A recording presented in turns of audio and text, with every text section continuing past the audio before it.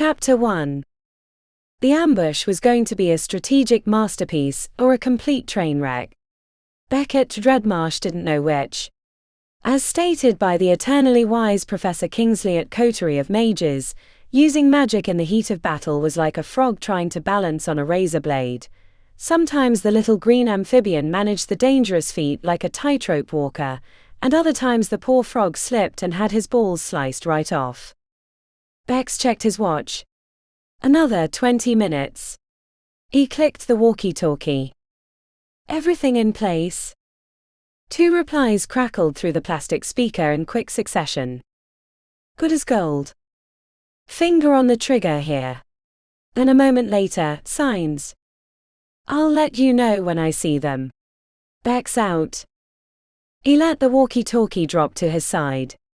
The cheap plastic communicators made him feel like he was playing a game and not planning a deadly ambush, but he hadn't wanted to use more magic than necessary. Hiding the enchantments for the trap had been his biggest worry. The targets might be some of the best mages to graduate from the 100 halls in the last 50 years, and as far as he understood, they'd survived some pretty heinous stuff during their time in school. Caution was warranted. The roof of the refurbished warehouse in the 11th ward had a good sightline of the 2 cross streets. The area had seen something of a revival in the last 5 years. Bex could see a silver and black Rolls-Royce Archmage and a cherry-red Maserati Fireball sitting in front of Lilith's, a trendy restaurant that served delicacies from other realms. Bex had heard the speckled Lokanath was a culinary delight. There were a few other restaurants, high-end shops and late-night dance clubs that wouldn't open until after midnight. He would have preferred to set the ambush in an area that was completely uninhabited, but none of the buildings he'd scouted had the reinforced walls or mage-hardened floors necessary. The warehouse was normally a logistical transfer point for alchemical elixirs with dangerous natures, exothermic, pathogen-carrying, or organically transformational. The features of the warehouse that helped protect the surrounding area from leaks would also mute the noise from the ambush. Bex turned his head to the west. The sun was due to set soon. A low bank of clouds had been blocking it, but the orange-red glow burst through the gap, reflecting off the windows in the area, making them look like burning embers or demon eyes. A strange light at the center of the city had Bex looking to the northeast. The city of Invictus was a huge metropolis of 3 million people living in 13 wards. At the center was an enormous tower called the Spire that was twice as tall as any other building in the world. It was the administrative center for the 100 halls, as well as the home of the school's head patron, Invictus, for whom the city was named. The lower 2/3 of the windows on the spire reflected the setting sun, while the upper third was jet black. Moments before, the upper section had been pulsing with an eldritch light that his mind thought was a deep blue, but he'd read that everyone saw the colors differently. The strange lights had been going on for the last year a couple times a week, sometimes twice in the same day. No one knew why the lights were happening, or for what purpose. The head patron had always been an enigmatic figure, even more so after his long absence, and those unknowable lights reflected his personality. Most thought he was performing experiments based on what he'd learned while he was missing. Bex thought Invictus was purely a showman who liked to keep people guessing, reminding them why he was the most famous person in the world, making them believe he was important. The whole thing smacked of bullshit.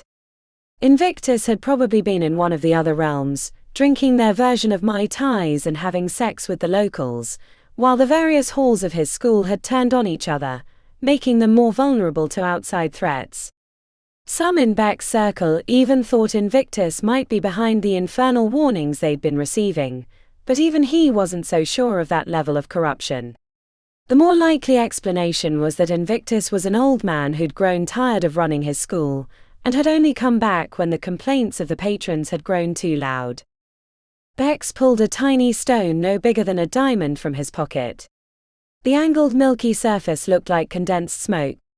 No one knew what it was or why it had come out of Byron's mouth during the ritual, only that the words that had followed had struck fear in everyone at the ceremony. He squeezed his fist around the stone. If they were successful in the ambush, the threat that had been revealed during the convergence might be safely squelched before it could grow from embers to flame. The sun slipped behind the clouds, and the blinding orange-red reflections on the windows turned black like obsidian. A dark blue Toyota Charmer turned the corner with its lights on. Beck's heart jumped in his chest. They were here. Target acquired, he said into the walkie-talkie before jogging away from the edge. He threw the device onto the roof before heading to the stairs that would take him to the main floor of the warehouse. Bex rubbed his sweaty hands on his pants, reminding himself that the two women about to enter the warehouse were going to cause, whether knowingly or unknowingly, the destruction of the city and possibly their entire world from an infernal invasion. As head of Chroma and Key, and in a way all the secret societies, it was his charge to protect the 100 Halls from this threat. If he didn't stand up, then no one would. Bex just wished it hadn't happened on his watch. The smooth floor of the empty warehouse echoed his footsteps. Bex found his mark at the halfway point and checked to make sure the bracelet was clasped around his wrist. If everything went as planned, he'd be safe as long as he stayed on that mark. Then once the initial barrage was over, the bracelet would allow him to retreat to the back rooms, where they could be finished off from a safe location. Assuming they weren't dead already, but given their reputations, Bex wasn't going to take them lightly. He inhaled deeply through his nose. It smelled like cleaning chemicals. No sign of phase, the raw stuff of magic that would give away the ambush. Nothing that suggested the entire area was blanketed in wards and enchantments, ready to trigger at the right moment. He knocked his dark brown hair out of his face and prepared the kind of smile that had always charmed his professors and dates, letting them know that he was just a regular guy. Not a member of the famous Dreadmarsh family. Nor the mage that had scored highest on the Merlins in the last 30 years, earning him a spot in Coterie of Mages, the only school that mattered in the 100 Halls. Smile, damn it, he told himself. You're only here to kill them and save the world. Chapter 2. Aurelia Ori Silverthorn turned the corner in her Toyota Charmer, heading into the 11th ward at the moment her sister Pythia let out a chainsaw snore. She glanced over to see her curled in her seat, mouth open and tongue hanging out, hair shorn except for a pointed ridge in front. The position reminded Ori of when they were kids, traveling with their parents, usually to take their mother to the airport for a research trip. Back when she was alive. When they both were. There'd been a time when she wanted the pain of missing her parents to go away. She thought that grief was something to be choked down like a bitter drink, washed away into the rivers of the past, but now she wore it as a mantle of legacy. As long as she carried on their name and their positions within the Order, they were never truly dead. Pi, she said, pushing her sister's shoulder. Wake up. We're almost here. The 10 marks the eye of the hurricane, said Pi in a voice that was not her own. Ori punched her sister in the shoulder as they passed the Enochian district. She could see the huge dragon statue at the center of the square. If they'd had more time, she might have stopped for a trip down memory lane, but she didn't want to make them late for their meeting with the head of Chroma and Key. Pi, wake up. Seeing that her sister was deep in slumber, she added, Invictus wants you in the Eternal City, pronto. What? Asked Pi, startling awake, hands in fists as if she were going to throw punches. Tell that bastard I'm all out of shits to give. Her sister wrinkled her forehead as she checked her surroundings. Oh, that was cruel. I thought I was back at his place. Ori turned the wheel, heading into the newer area of the 11th ward. You were talking in your sleep again. Pi knuckled away the sleep in the corner of her eyes, yawning as she said, Which one? Don't know, said Ori, lifting a single shoulder. Sounded like mumbo-jumbo. The 10 marks the eye of the hurricane. Pi slapped her own cheeks lightly. Doesn't ring a bell. She pressed her face to the window. Where in the realms are we? None of this looks familiar. 11th ward. It's seen some changes, I guess. A juju juice. You've got to be kidding me. There's no soul left here. This place has clearly gone to shit. Look at that Maserati over there, probably a bunch of stick-up-the-butt coterie, bought up the cheap real estate and drove up the prices. Pi threw herself back into her seat. This is all your fault, you know. You were a member of coterie, said Ori as she pulled into an empty spot further up the street, across from a restaurant called Lilith's.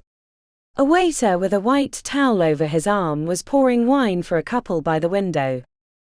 Pi tapped on her temple. Still am. You know what I mean. They climbed out of the sedan. A chill wind breezed through the area, leaving Ori rubbing her arms.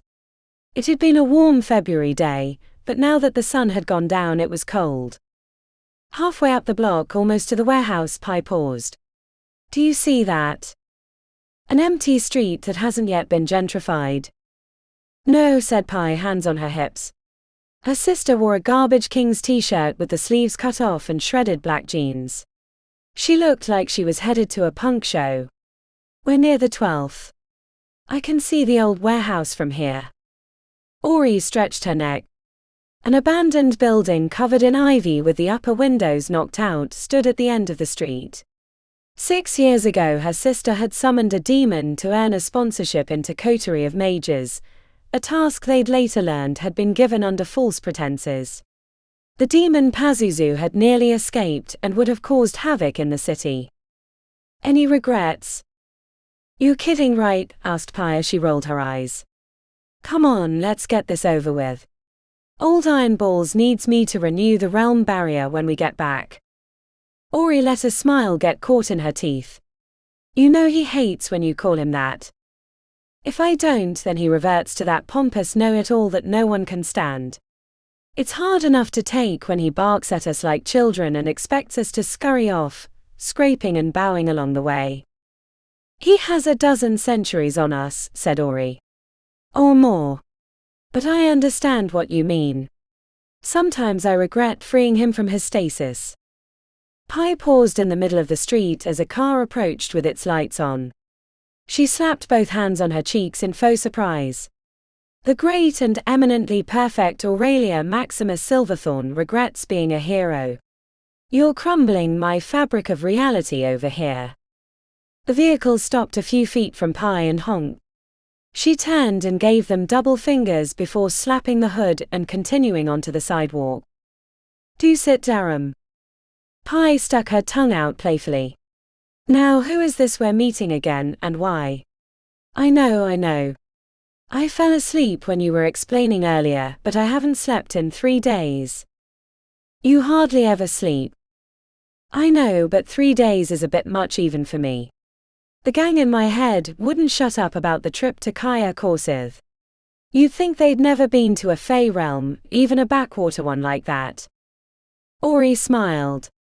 In the nearly 2 years since they'd freed Invictus from his failed trip into the demonic realm, the head patron had been sending them to the other realms for information that might help them prevent an invasion. He told them he was too busy with his research to take the trip himself, but Ori suspected it was because he'd alienated a lot of people over the centuries. Appearing as his representative often came with a lot of baggage, and more than once being greeted with weapons drawn. Beckett Dreadmarsh, 5th year Coterie of Mages and head of Chroma and Key, the secret society charged with protecting the realms from demons.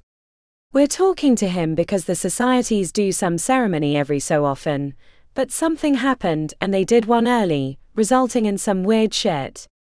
Old Ironballs thinks it might be important. Secret societies. Why weren't we invited to join one? Asked Pi. Ori didn't bother answering. Their time had been rife with intrigue between the original halls.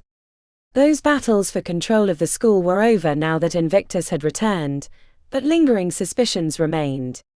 Ori opened the door for her sister. Weird place for a meeting, muttered Pi as she eyed their surroundings. Didn't want anyone to know we were here, said Ori. Still. Yeah, stay on your toes. The interior of the warehouse was entirely empty, except for the occasional steel girder holding up the high roof. Faint runes could be seen on the smooth concrete slab walls. The enchantments appeared to be for a loss of containment of the dangerous chemicals and elixirs normally stored in the warehouse, but given the lack of materials, the runes weren't a current danger. Ori spotted Beckett near the center with his hands behind his back. He looked like every member of coterie she'd met in the past, like he should have been lounging on a yacht with a drink in his hand, musing about the ups and downs of the stock market. "Do you ever wonder if they give you that perfect hair when you get into coterie, or you can't be invited without it?" asked Pi. Ori shushed her sister, chuckling, before smoothing away her mirth and putting on a more formal expression as they neared Beckett. "Ori, Pi, it's nice to finally meet you," said Beckett, stepping forward and offering his hand. "Finally?" asked Pi. "Come on now, you're both legends," he said. "It's nice to meet you, Beckett," said Ori. "Please call me Bex." He was handsome and had a nice smile. She detected a hint of nervousness in the way he held his shoulders, but it was to be expected, since he might be giving them information that he was supposed to protect. "A Dreadmarsh?" asked Pi after shaking his hand. "Shouldn't you have a butler here or something?" Bex cleared his throat. "I'm a second cousin off the main branch. Not to say that we aren't wealthy, but there are levels." He clearly didn't know what to make of Pi, screwing up his face as he studied her clothing and her youthful expression. He glanced between them. More than one person had underestimated her based on looks, or hadn't realized they were sisters. Ori was darker complected like their Iranian mother, Nahid, while Pi tended more towards their father, Kieran, and his pale Irish roots. "Yeah, sure," said Pi, seemingly distracted by something on the floor. "Thank you for meeting with us," said Ori, getting Beck's attention. "Of course," he said, smiling. "Anything for the sisters that brought back Invictus. Though I have to admit that I'm disappointed that you never revealed how that came about." "We weren't interested in glory," said Ori, trying not to be distracted by her sister's ambivalence. "And there were a lot of others that made it happen. We didn't want to take credit for something that required a team." She cleared her throat. "I'm sure you're busy just like we are, so can we get right to the point? We heard there was an interesting development at the Convergence ceremony. We weren't in the societies, but we understand that it's used to gauge the danger that the demonic realm poses to ours, and this time, the warning was both severe and immediate." "Yeah," said Beck, swallowing while staring at Pi. His boyish smile had disappeared beneath a pale exterior. A bead of sweat had formed on his forehead, which seemed strange to Ori given how chilly the empty warehouse was. The Shaitan Esra brought grave news. Pi was muttering to herself as she stared at Beck's feet. Ori couldn't tell what she was saying until she looked over. The 10 marks the eye of the hurricane. Ori looked to where Pi had been staring. There was a tiny X in paint marker on the floor between Beck's feet. The answer hit her like a smack to the forehead. 10. An X. They were both lifting their hands for spells when Beckett yelled, "Dimitis." Ori managed to place a shield over them, expecting her sister to go after Beckett, only to hear the same spell repeated. A double shimmering dome formed over their heads at the moment an explosion of fiery pellets rained down. At the same time the flaming projectiles ricocheted off their shield, she heard the overwhelming hiss of 1,000 steam vents, and the air filled with a faint webbing of mist. Ori had been in the middle of forming a new spell, one that would knock Beckett off his feet as he fled, but her movements were slowed by the enchantment field and she lost the rhythm of her magic. "Phoo!" cried Pi, the curse coming out at half speed. The slow field was interfering with their spell casting, which required precise movements, sounds and the proper application of phase, the raw stuff of magic, to achieve the desired effect. The runes on the walls were glowing with ever more intensity. She sensed they were not unlike the protections of a kill room where dangerous magics could be practiced, because the runes would annihilate anything in the space should something go terribly wrong. But given the more commercial nature of the warehouse, the runes were set to go off after a delay, giving them a chance to escape, which was why Beckett had created the slow field to keep them from moving too fast. A secondary explosion blew a greenish gas into the warehouse from the southern wall. The billowing cloud crackled with electricity as it moved towards them like an oncoming storm. 3 more explosions followed, each from the other 3 walls, trapping them at the center of the warehouse. Another complication to keep them occupied so they couldn't escape before the runes went off, destroying everything in the room, including them. Chapter 3. The soul fragments in Pi's head shouted ideas on how to escape in a cacophony of information, the messages coming through in a garbled mess as 4 dark clouds striated with electricity roiled towards their location at the center of the warehouse. Shut up. Pi hadn't meant to say it out loud. Ori gave her a strange look, but they were in too great a danger to stop and talk about her personal problems. When Pi had to ingest the soul fragments many years ago, she'd done so to save them, only to find out they'd given her the knowledge that those students had acquired during their time in the 100 halls.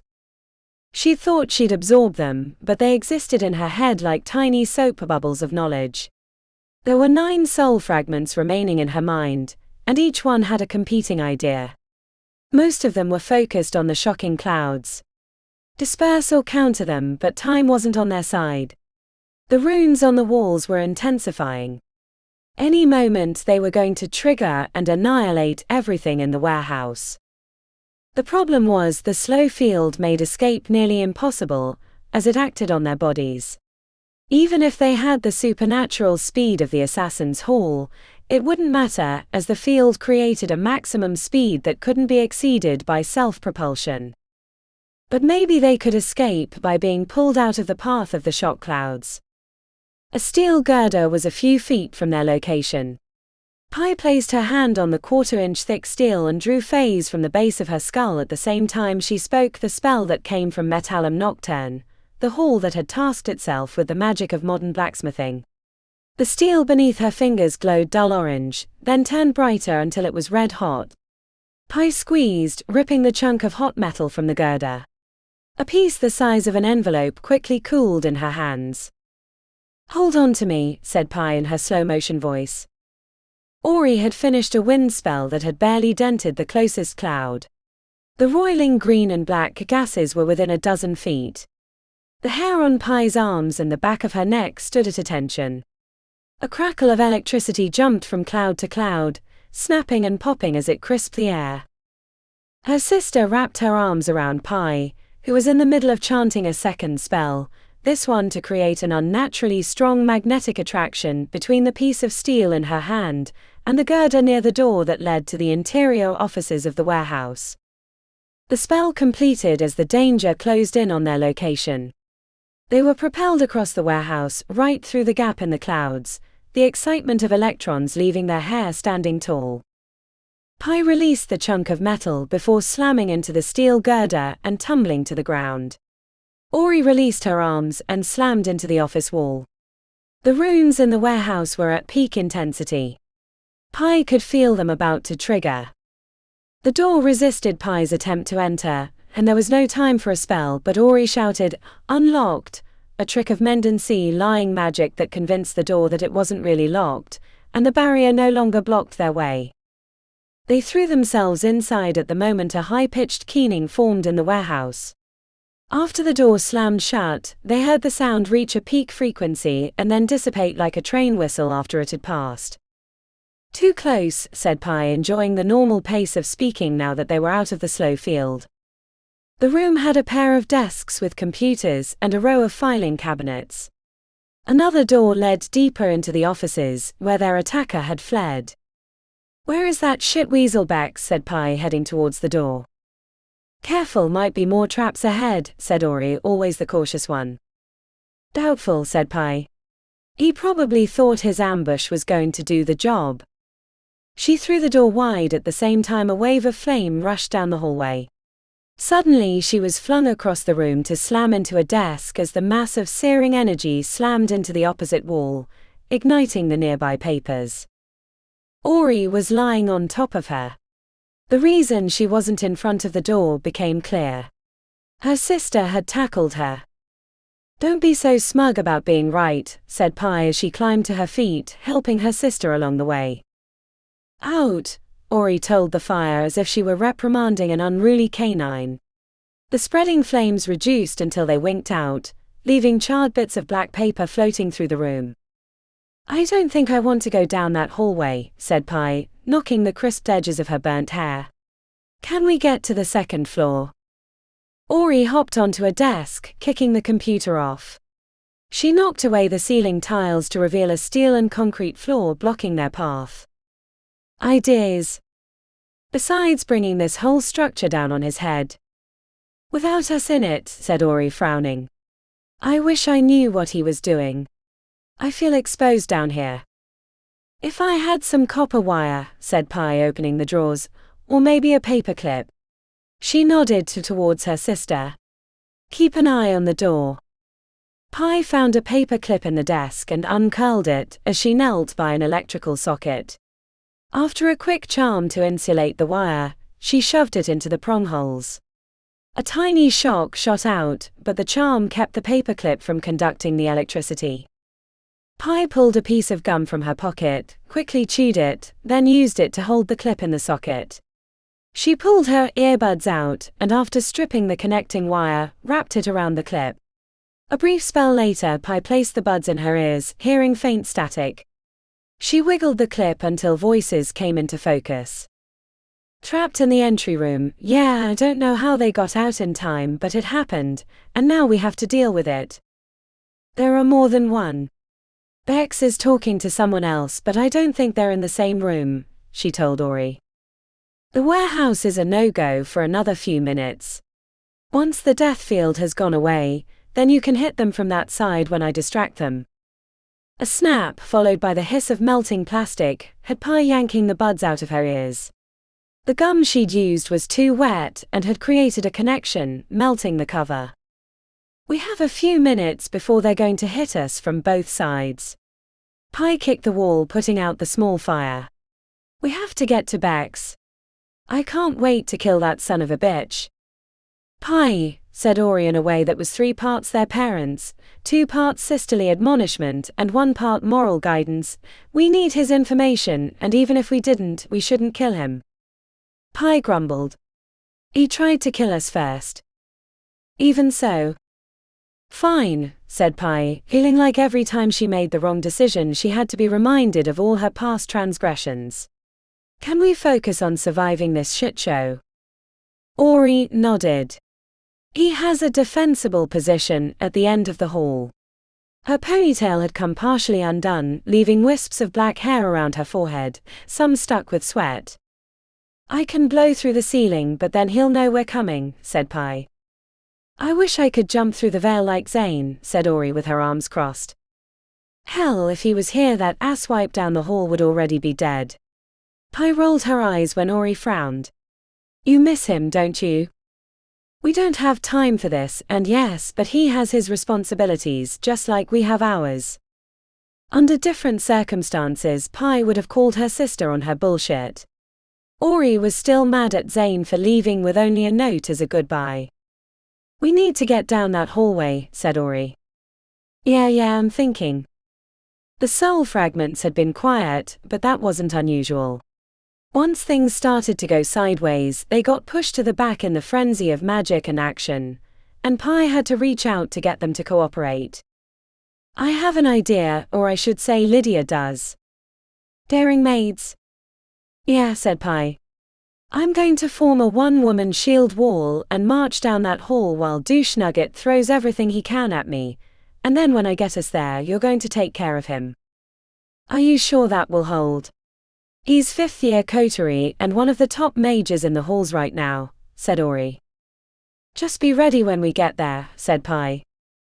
Pi formed the ghostly shield before she stepped into the hallway. The translucent barrier protected her from head to toe, but it wouldn't be enough against a powerful coterie mage. She tapped into the soul fragments, repeating the shield spell, but tying the anchor to each one of them rather than herself. The daring maids tasked themselves with protecting the innocent, which meant heading into war-torn areas. Their spell worked best in concert with others, forming a shield wall like the Viking shield maidens of old. Pi was only one person, but using the soul fragments she could make a facsimile of the shield wall. When the overlapping shimmering ovals were complete, Pi stepped into the doorway. A wave of flame roiled down at her like fire from the throat of a dragon. She girded herself for the impact, which hit the shield wall, energy exploding outward. She'd survived the first impact, but Bex would double his efforts. The next spell wouldn't be as easy. At its core, all magic was made up of the 5 elements: fire, water, earth, wind, and force. Her force shields were a good counter for fire, but she knew he'd likely switch to air, which would make her shields less effective. As expected, a hurricane whipped down the hallway, but Pi infused the shields with a twist of earth. The ghostly overlapping ovals intensified with grit and rocks. The impact slammed into the shields, increasing the air pressure and making her ears pop, but the barrier held. Pi smirked to herself as she hurried down the hallway. Bex might be a powerful mage in his own right, but she'd survived countless dangers and learned new tricks along the way. 2 more blasts, water and earth followed, but Pi was ready for both. When the coterie mage went for a last strike full on force, Pi tuned her shields to deflect the impact. Like 2 speeding trains slamming into each other, the force waves exploded outward, ripping through the walls and shattering the glass of the nearby offices. Pi was knocked off her feet and the wind blasted from her lungs. As she struggled to sit up, Ori leapt over to stop Bex from further spellcasting, but she slowed to a walk, her footsteps crunching on broken glass. Pi found she could breathe again, and she saw why her sister no longer moved with urgency. The blowback had exploded the surrounding windows. Beck's body was littered with shards, blood leaking from countless wounds. He was gasping for air like a fish out of water, his breath coming slower. "Why did you try to kill us?" asked Ori. His gaze darted between them. You'll be the death of us all." It hurt to speak, but Pi managed. "Bullshit. We've done more for the city than anyone else. Why? Why did you try?" Bex reached out his hand, which was shaking like a leaf. "Please. Can you do anything for him?" asked Ori. Pi shook her head. "I know a few aura healer tricks, but nothing that would fix this. Come on." She threw her hands up. "I'm serious. He's way beyond my knowledge. I'm not trying to get my revenge. Really." Pi looked to Bex, whose breath was coming both rapidly and shallowly. "You need to make him talk before he passes." It was hard to look at him. The fear was in his eyes. Naked raw fear. The reflection of death went right through Pi. "Pi, you know it'll make it go quicker." "Ori, now." Her sister nodded, understanding the need. As a member of Arcanium, the hall that dedicated itself to the pursuit of knowledge and truth, Ori could perform minor miracles with only a few words. "Beckett Dreadmarsh, tell us why you tried to kill us and what was said at the convergence." Ori's words were imbued with a singular force. Even standing next to her, Pi felt the reverberation, as if a divine being had spoken, not her older sister. It was a warning, his breath was getting slower and his eyes were fluttering, to stop you before you could bring about the invasion. The newest of the connected 8, fallen now, must end them before they ensure his return, or the city will die. His voice trailed off and his eyes unfocused. "Merlin's tits, he thought he was doing something good by coming after us," said Pi. Beck's body shuddered quietly, and then a nimbus formed around him like a cocoon of light before condensing into a bead and whooshing out of the room. "What was that?" asked Pi, following the light with her eyes until it was gone. Ori made a few gestures, phase detection spells. "It was a tattletale charm. It'll tell whoever it's linked to that we killed him." "But we didn't," said Pi. "The fool did it to himself trying to break through my shield." "Doesn't matter," said Ori with lips bunched. "They'll blame us, whoever they are. We have to leave." They found a staircase leading to the roof. Pi worried they'd have to jump to get off, but there was emergency scaffolding that led down to the street. As they made their way to their car, a host of sirens grew louder, probably drawn by the triggering of the runes in the warehouse. Chapter 4. Ori entered the spire with her sister, through the hidden entrance in the lowest levels. An elevator took them 3/4 the height of the building. The ride lasted 4 minutes, nearly all of it in silence. She didn't know what her sister had been thinking about, but Ori had been trying to figure out how the encounter in the warehouse might have gone different. Even though Beckett had tried to kill them, he'd thought he was performing a good deed. Or at least it seemed that way to her. "Do you have any idea of what?" "No," said Pi, who'd been frowning with her arms crossed the entire way up. "I'll worry about what it means after I reapply the barrier." "You could let me try. I might be able to." "No," said Pi, cutting her off, voice threaded with frustration. "As much as I wish you could, you can't help. I can barely manage the stupid spell. It's like trying to hold up a mountain. I'm just hoping old Iron Balls isn't around so I don't have to listen to his crap. He'll want an explanation of what we learned." Pi kicked the silvery interior of the elevator. "No, he won't. You know how he gets, that arrogant ass. He'll want to know what Beckett meant. Connected 8, what does that even mean?" Ori had halfway mustered a word of encouragement when the doors opened and Pi stormed out, heading through the entrance area and through the portal that led to Invictus quarters. Ori followed, but at a slower pace. They'd spent the last 6 months bouncing around dozens of realms chasing leads and support, but had come back virtually empty-handed. The worst part was that Invictus had barely cared that they hadn't been successful, which had only infuriated her sister. Invictus' personal quarters at least reminded her of Arcanium, with its long shelves filled with books and historical curiosities, like the fearsome Crimson Tengu mask or the worn bronze beads from the 3rd millennium BCE. An enormous crystalline ball hovered over the central area, its interior quivering with the energy that powered his rooms. Ori knew she should be trying to figure out what Beckett had said before he died, but she was relishing the idea of not traveling, or being in danger for a brief moment in time. They'd barely gotten back from their trip when Invictus had sent them right back out. Her duffel bag was near the elevator, still unpacked and covered in mud from their trip to Kaya Korsith. The windows drew her like a magnet. She pressed her forehead against the glass.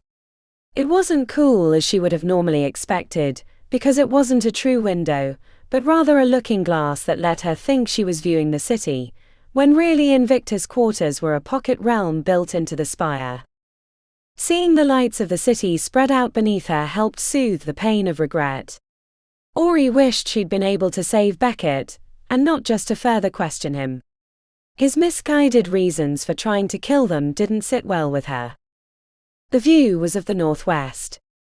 A little to her left in the first ward was the obsidian structure called the Obelisk that was the home to Coterie of Mages.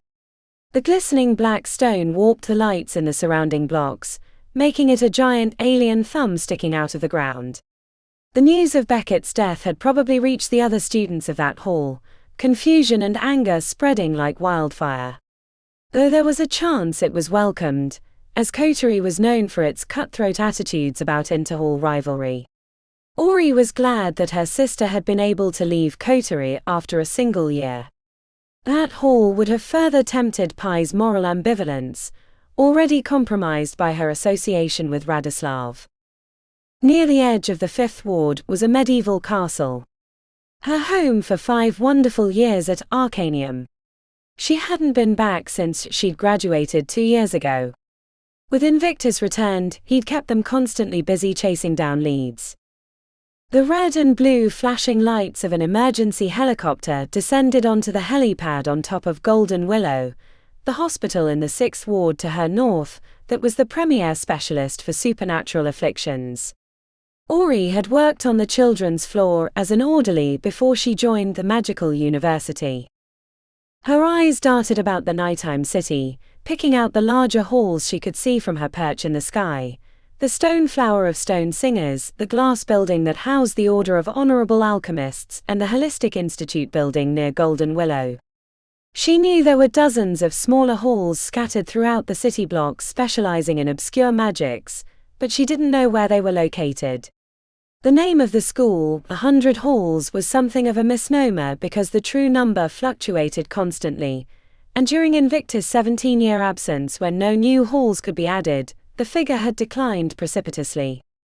The city was the most important place in the world, and not only because it was the home of the 100 Halls, the only magical university in the world, but because unbeknownst to most outside its storied halls, it was a nexus point for interrealm travel.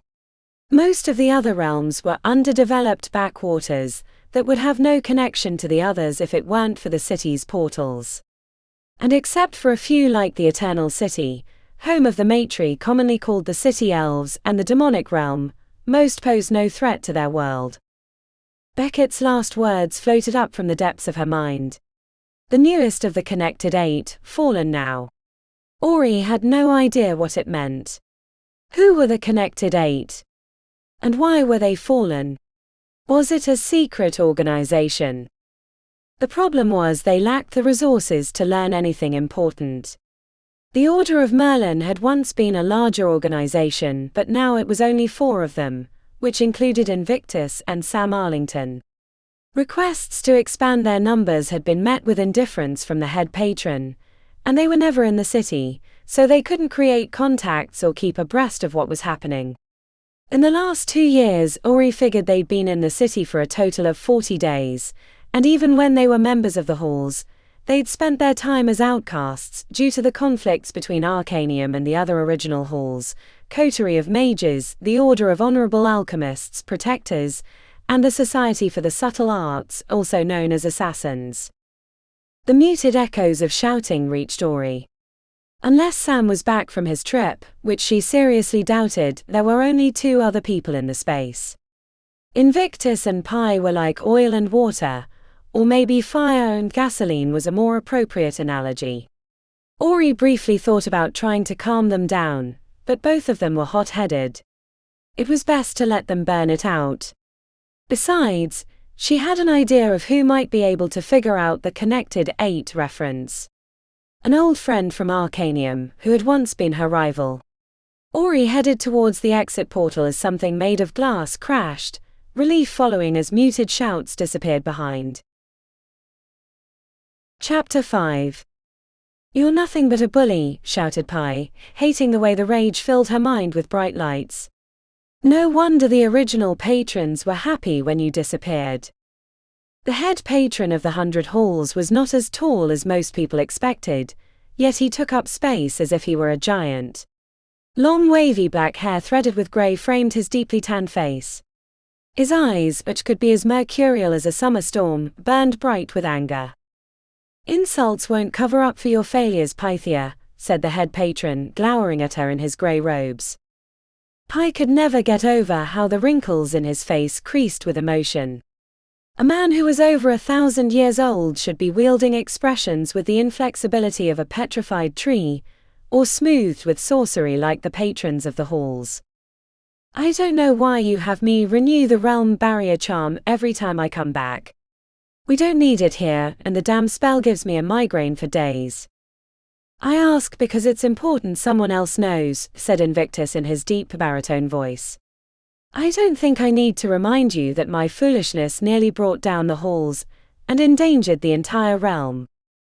"The spell is too hard even for me," said Pi. "Your mother, Nahid, managed the spell and without all this whining." Pi's hands clenched into fists. "My mother is dead, and as I recall you explaining on more than one occasion, you spent decades training them, while you've done nothing more than send us on errands that feel more like you're trying to get us out of your hair while you play with your toys after being absent for so long," said Pi. Invictus growled under his breath and turned away. "I've had more cordial conversations with a pack of demons than you, girl. You argue too much and listen too little." He picked up the brass cylinder that he'd been fussing with before she entered his room, and ran his fingertips across the smooth surface as he muttered an incantation that woke hidden runes. With the spell finished, he turned back to her. "Why are you still here? You have work to do." Arguing with him was like running into a brick wall. She knew she wasn't going to get anywhere new, but she kept doing it just the same. Pi headed into the portal room. A blank stone wall beneath an archway was directly across from a panel of gears and knobs, with a giant lever on the side. The helmsmen of the planes provided their easy and private travel through the realms, rather than having to use the regular portal system. She faced the wall, tracing her fingers across the smooth surface. The soul fragments in her head were quiet at least. The events at the warehouse had worn everyone out, including her. She knew she should take a break, eat something or rest her eyes for a moment before attempting the spell, but if Invictus found her lounging around, he'd never let her hear the end of it. The finger mechanics of the barrier spell weren't difficult, nor were the few phrases required, but the phase load on her mind was staggering. Every time she cast the spell, she thought she was ready to carry the weight, but it was like having a car dropped on her shoulders from a second-story window. Her right knee buckled slightly even though the impact wasn't physical. Recharging the barrier was like diving deep underwater and holding one's breath. The longer she held it, the more the strain on her mind. Sometimes she smelled burning, as if her mind was crisping under the pressure like overloaded circuits. The urge to give up and let the spell release and wash over her like a flood was strong, but she could hear Invictus' earlier comment like a ball of constricting barbed wire around her heart. Your mother, Nahid, managed the spell and without all this whining. Her parents had died when she was just 10, leaving her and Ori to the mercy of the orphanage system. Pi knew part of the reason she always clashed with Invictus was because she was mad at him for not being around. Nahid and Kieran would be alive if Invictus hadn't gotten caught in emergency stasis, trying to escape the demonic realm. A bolt of pain shot through her mind, leaving dark spots across her vision. Pi leaned against the wall as the spell's blowback crushed her thoughts. A whimper slipped out her lips as first darkness then a bright vision flashed into her mind. The image of Invictus standing on a high rock, the air sparkling with golden light, a creature the size of a commercial aircraft winging through sky while he spoke to a man that looked like 1,000 living swords, was as clear as if she were standing right there. They stood in a place ringed with jagged impossible mountains, too steep and angled, like crystals growing from the earth. The place seemed important, though she didn't know why. Other features caught her eye, something high in the mountains, a connection between two places, but she felt like she was seeing something she wasn't meant to. As soon as that thought intruded, vertigo ripped her from her spot, throwing her back into the void. The vision ended, and Pi found herself lying on her back covered in a patina of sweat. The barrier spell that she'd labored so hard to maintain had evaporated like mist on a desert highway. Pi worked her way into a sitting position. Every muscle in her body felt like she'd been through a 10-round fight, and her temples throbbed with the threat of an oncoming migraine. She didn't know what to make of the vision, except that it might have been something left over from when Invictus had been trapped between this realm and the demonic one, locked in a protective stasis of his own making. Being stuck in one place for 17 years might have left psychic imprints, or, she reminded herself, the strain of casting the spell might have knocked her out, and the vision had merely been an anxiety-filled nightmare. After all, they'd heard Invictus' story about entering the demonic realm a dozen times, and at no point had he been conversing with the locals. "Why are you sitting on your ass and not refreshing the barrier?" asked Invictus from the edge of the room. Pi almost told him about her vision, but decided he'd only deride it as the delusions of someone trying to get out of work. "I thought I'd take a break first. You know, on account of nearly getting killed at the warehouse. Great tip, by the way.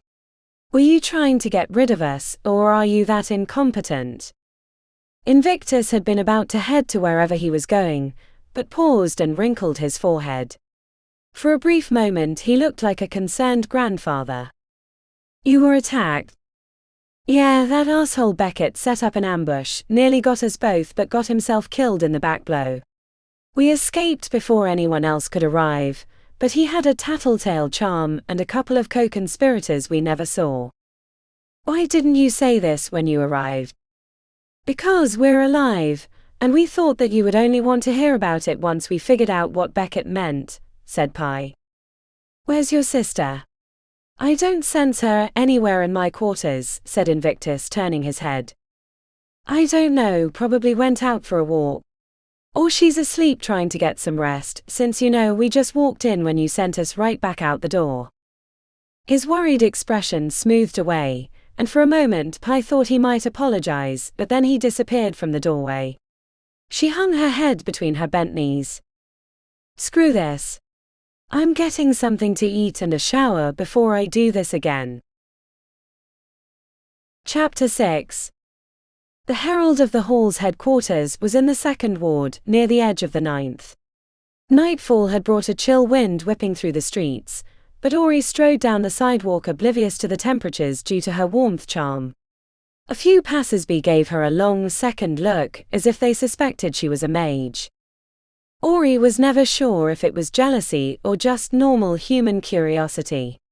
From the earliest days of her life she'd known she had magical ability, but had to resist the urge to use her magic frequently, or risk phase madness because her young mind couldn't handle the raw energies coursing through it.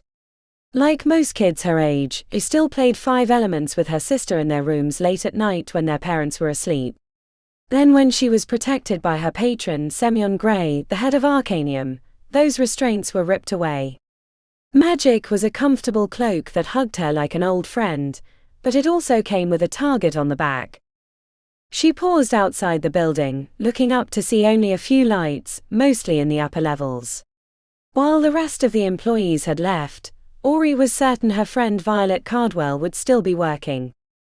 The security guard at the front desk hesitated to let her into the building until she told the man her name, and then he was hurrying to the elevator and typing in his code so she could ascend. On the way up, regrets crept into Ori's mind. What if Violet had changed? What if she wasn't her friend anymore? Those thoughts were obliterated when Violet Cardwell greeted her at the top of the elevator. Her fellow Arcanium alumni looked nothing like the privileged rich girl that had made her first few years in the hall a living hell. Ori. They embraced in a long hug. A little wetness formed at the corner of her eyes at the renewal of their friendship. Violet held her at arm's length. Broken hells, you've been through some shit, said Violet, giving her a once-over. Is that blood on your sleeve? And you have mud caked on your shoes. Invictus keeps us busy, said Ori, reaching out to touch the side of Violet's head, but not as much as you. Aren't you a little young for grey hair? Violet's bottle blonde hair had been allowed to turn a darker shade. I think I'd rather fight a battle to the death than deal with the board of the Herald, said Violet, hooking her arm and leading her towards the back of the floor. A half-dozen employees were still at their desks. A few looked up from their computers and smiled before returning to their work. Not only do they hate working for someone half their age, but you'd think they'd been born in the 1800s based on their ideas. I'm trying to drag the paper into this new age, but all they want the paper to cover are fluff pieces on how the patrons are making the world a better place. I wouldn't be surprised if half of them are getting kickbacks from Celeste, the way our paper fawns over her alchemical corporation. The office at the end of the floor wasn't much bigger than the others Ori had seen. She plopped into a chair across from Violet, who dug into a drawer for a bottle of amber liquid. Care to share? Drinking on the job. Benefits of working late, said Violet with a heavy sigh. We had to make a late update to a big exposé we were writing about your boss, on how he's barely been seen since his return. Care to add anything? Off the record, since we're already printing in the basement. If I knew what the old bastard was doing, I'd be happy to tell you, but he keeps us running around the realms on errands. Ori plucked a piece of mud from her boot and flicked it into the wastebasket. Last one was a swamp, a beautiful one as swamps go, but still a swamp. 2 glasses were poured. Ori grabbed hers and clinked it against Violet's when offered. The amber liquid burned going down, making her screw up her face. Oh, I forgot I don't like whiskey, said Ori, sticking out her tongue. Violet swirled her glass and threw the rest down her throat as if this was a regular occurrence. It grows on you. She leaned forward. Any truth to the rumblings about a problem with the demonic realm? I've got reports from all over the city about increased activity from supernatural creatures, strange spikes of fays, other weird events like an ice cream maker in the fifth who found his bin of Rocky Road had turned to blood. I'd have to be in the city to know these things, said Ori, tapping on the glass with a fingernail. But I can tell you that it's what Invictus was investigating when he disappeared. He keeps things close to the vest, even from us, but it would be hard not to be worried. Violet leaned back, nodding. We're running a front-page story next month about it. We've got copies of Faye's readings in the Undercity that show something's going on down there, plus sightings of creatures that could only come from the demonic realm. If you have information that would help clarify, I would really appreciate it. We have a duty to the city, to let them know they'll be safe. Or if not, how best to protect themselves. I'll see what I can come up with, said Ori. As much as she wanted to help her friend, the things she knew would only make people more afraid, or get them killed if they went looking in the Undercity. Most people thought of the caverns and passages beneath the city as a curiosity, not realizing how extensive and dangerous they were. The barrier between their world and the demonic one was thinnest below, and especially around the wells of power. And those weren't the only dangers. There were whole communities that lived below because they weren't welcome in the light, non-humans or those who had been changed by magic, as well as dangerous gangs who used the place to hide their illicit activities. You didn't come to visit because you wanted to provide background for my paper, said Violet, reaching towards the bottle of whiskey before staying her hand. What did you need? I'm looking for someone, said Ori. I'm hardly the missing persons department, said Violet. No, said Ori, but you know everyone and everything about this city. What's the name? That's the problem, I don't have a name, said Ori. Any idea who the Connected Eight is? The Connected Eight? That's vague, said Violet, biting her lower lip. But not out of character for you. Anything else that might help me narrow down who that might be? Technically, I'm looking for the newest of the Connected Eight, and they're fallen now, whatever that means, said Ori, gesturing randomly. Violet drummed her fingers on the desk as she looked out the side window. Sounds familiar for some reason, but I can't place it. Connected. Like an influencer. Maybe. She opened up her laptop and started typing furiously, occasionally muttering no or not them. Do you think they're specific to the city? Asked Violet. Probably. After a few more rounds of furious typing, the focus on Violet's face smoothed away to recognition. She spun the laptop around and leaned back in her chair. Ori was looking at a newspaper article that looked a decade old. It showed a well-dressed family of 8 standing before a mantel. The parents both had dark hair, though the father looked considerably older than the mother. There was something in the man's eyes that bothered Ori, but she couldn't place it. She expanded the picture to get a better look at the kids. The 6 children were arrayed before the parents as if they were show horses. The headline read, "Charming the World, How the Charmer Family Conquered the Business of Connection." Charmers? Never heard of them, said Ori. Not surprised. They're the elite of the elite. Or were. Then a bunch of tragedies befell them. All the kids are members of the halls and the societies too. Not just the run-of-the-mill ones but top tier. Coterie of mages. Alchemists. Assassins. Chroma and key. Snake and tome and so on, said Violet, making a rotating motion with her hand. Then? You said tragedy. The eldest Solstice died under suspicious circumstances, maybe about 10 years ago. I remember reading about it at the time. Later, it turned into an inter-family combat over control of the company. The father won out initially, but there was a lot of stuff that came up. Really nasty things about his kids that had opposed him. Murder. Blackmail. Drugs. A disaster at the plant they acquired in some far-off realm. Montana's, I think. Then the father disappeared and the company dissolved. Fallen would be a good label for the Charmer family. They used to be top dogs and now no one has heard from them since. Ori tapped on the screen. The smallest girl didn't wear the same smile as the others, as if she hadn't been happy to be included. The youngest is named Andromeda. That must be who the newest Connected 8 is. Any idea where she's at? Another round of typing and Violet said, she joined a traveling festival. She was in the weird circus. Eastermancers. I thought you said the kids were all in the top halls. All of them except Andromeda. I guess she was the rebel of the group. Traveling festival, said Ori, grumbling. You're in luck, said Violet. The Mystique is returning to Invictus next week. I only know because they bought a lot of ads from the paper. They sent me some tickets but I had no plan to attend. She reached into a drawer and produced an envelope. 4 VIP tickets. All yours. Thanks. There's 4. Wanna join us? Violet chuckled. I would, Ori. It would be fun to catch up, it really would. I'd love to hear more about your adventures in the other realms. Truth be told, I'm a little jealous of you and your sister.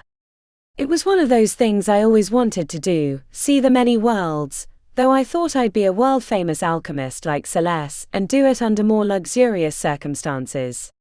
She chuckled, smoothing the front of her desk with a flat hand. But I have a paper to run, and as much I would like to catch up, you and your sister attract problems like a coterie mage attracts venereal diseases. I only have to look at the blood on your sleeve to know that hasn't changed. You're welcome to come back here anytime, especially if you can illuminate those earlier topics, but I'm afraid you're too dangerous to spend time with outside these guarded walls. She paused, bunching up her mouth. I hope you understand. The rest of the conversation moved to safer topics, reminiscing about their favorite professors in Arcanium, the new little halls that were popping up with Invictus back, and news about old friends. When Ori sensed that Violet wanted to get back to work, she excused herself and headed back to the elevator after a long hug and a promise to keep in touch. Ori examined the tickets for the Mystique on the way down. When she pulled them out of the envelope, a miniature illusionary tightrope walker carrying a hellhound on their shoulders appeared above the surface of the thick, colorful paper. The image morphed into a group of Renaissance clowns doing backflips and sending tiny fireballs into the air, where they exploded like fireworks. The final example was a young woman with a rainbow mohawk with short blades stuck through her limbs. She pulled a dagger from her forearm, licked the blood off, then threw the weapon high in the air. The illusion winked out the moment before the blade was going to land on her upturned face, leaving Ori to jump in anticipation of the impact. The miniature version of the Mystique was quite realistic, and after spending a fair amount of time staring at the newspaper article in Violet's office, Ori was certain that the final performer, the one with the blades sticking out of their body, was the youngest charmer, Andromeda. What did your family do to you that you joined the circus? She asked aloud, shoving the tickets into her shoulder bag. And more importantly, why does Beckett Dreadmarsh think you're a danger to the city of Invictus and the entire world? Chapter 7. The lines outside the Glitterdome snaked around the building. Pi climbed out of their vehicle as Ori tossed the keys to the valet attendant. Cars honked their horns at the busy crowds crossing the street, which stank of exhaust. Kids rode on their parents' shoulders, their faces artfully painted with bright colors, some wearing cheap versions of the Mystique performers' costumes. A young girl no older than 10 ran in front of Pi wearing black and white striped leggings, with an aquamarine top covered in sequins. A floppy witch's hat nearly fell off her head as she hurried to get in line, while her parents pushed a stroller and struggled to keep up. That's her, said Pi as they headed to the VIP lines, which were much shorter. A cheap kid version. Ori turned her head and screwed up her face. Huh? Who? Andromeda. or Bonnie Bedlam, her stage name. It's a clever play on words.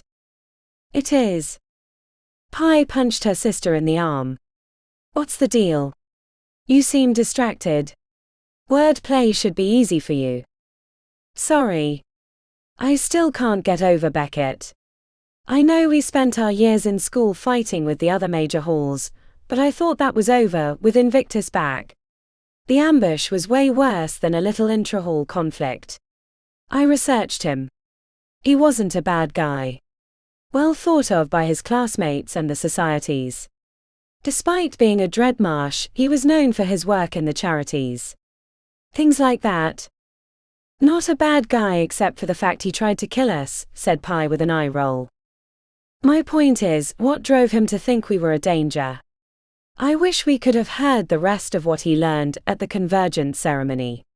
I feel like whatever he had to say wasn't the whole picture. The VIP line moved quickly. Black-clad bouncers waved enchantment detection wands over the people entering the Glitterdome. The information about the show said that personal magics were not allowed, as they might interfere with the performances. What makes you say that? Other than he died before getting it all out, said Pi, catching a horrified look from an older woman wearing a shimmering gold dress in front of them. They'd been traveling in strange places for the last few years, and Pi'd forgotten to be circumspect in public. This, said Ori, gesturing around them.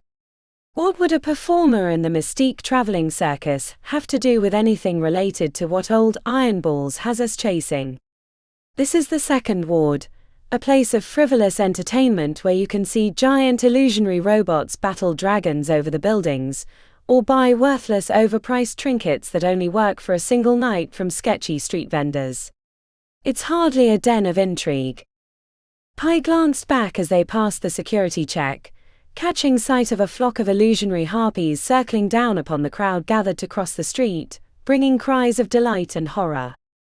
Not everything has to be so serious, said Pi as she handed over her ticket.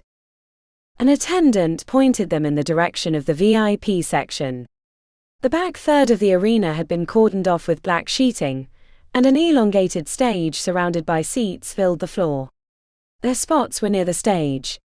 An attendant brought them drinks and gave them a menu for food, all complimentary.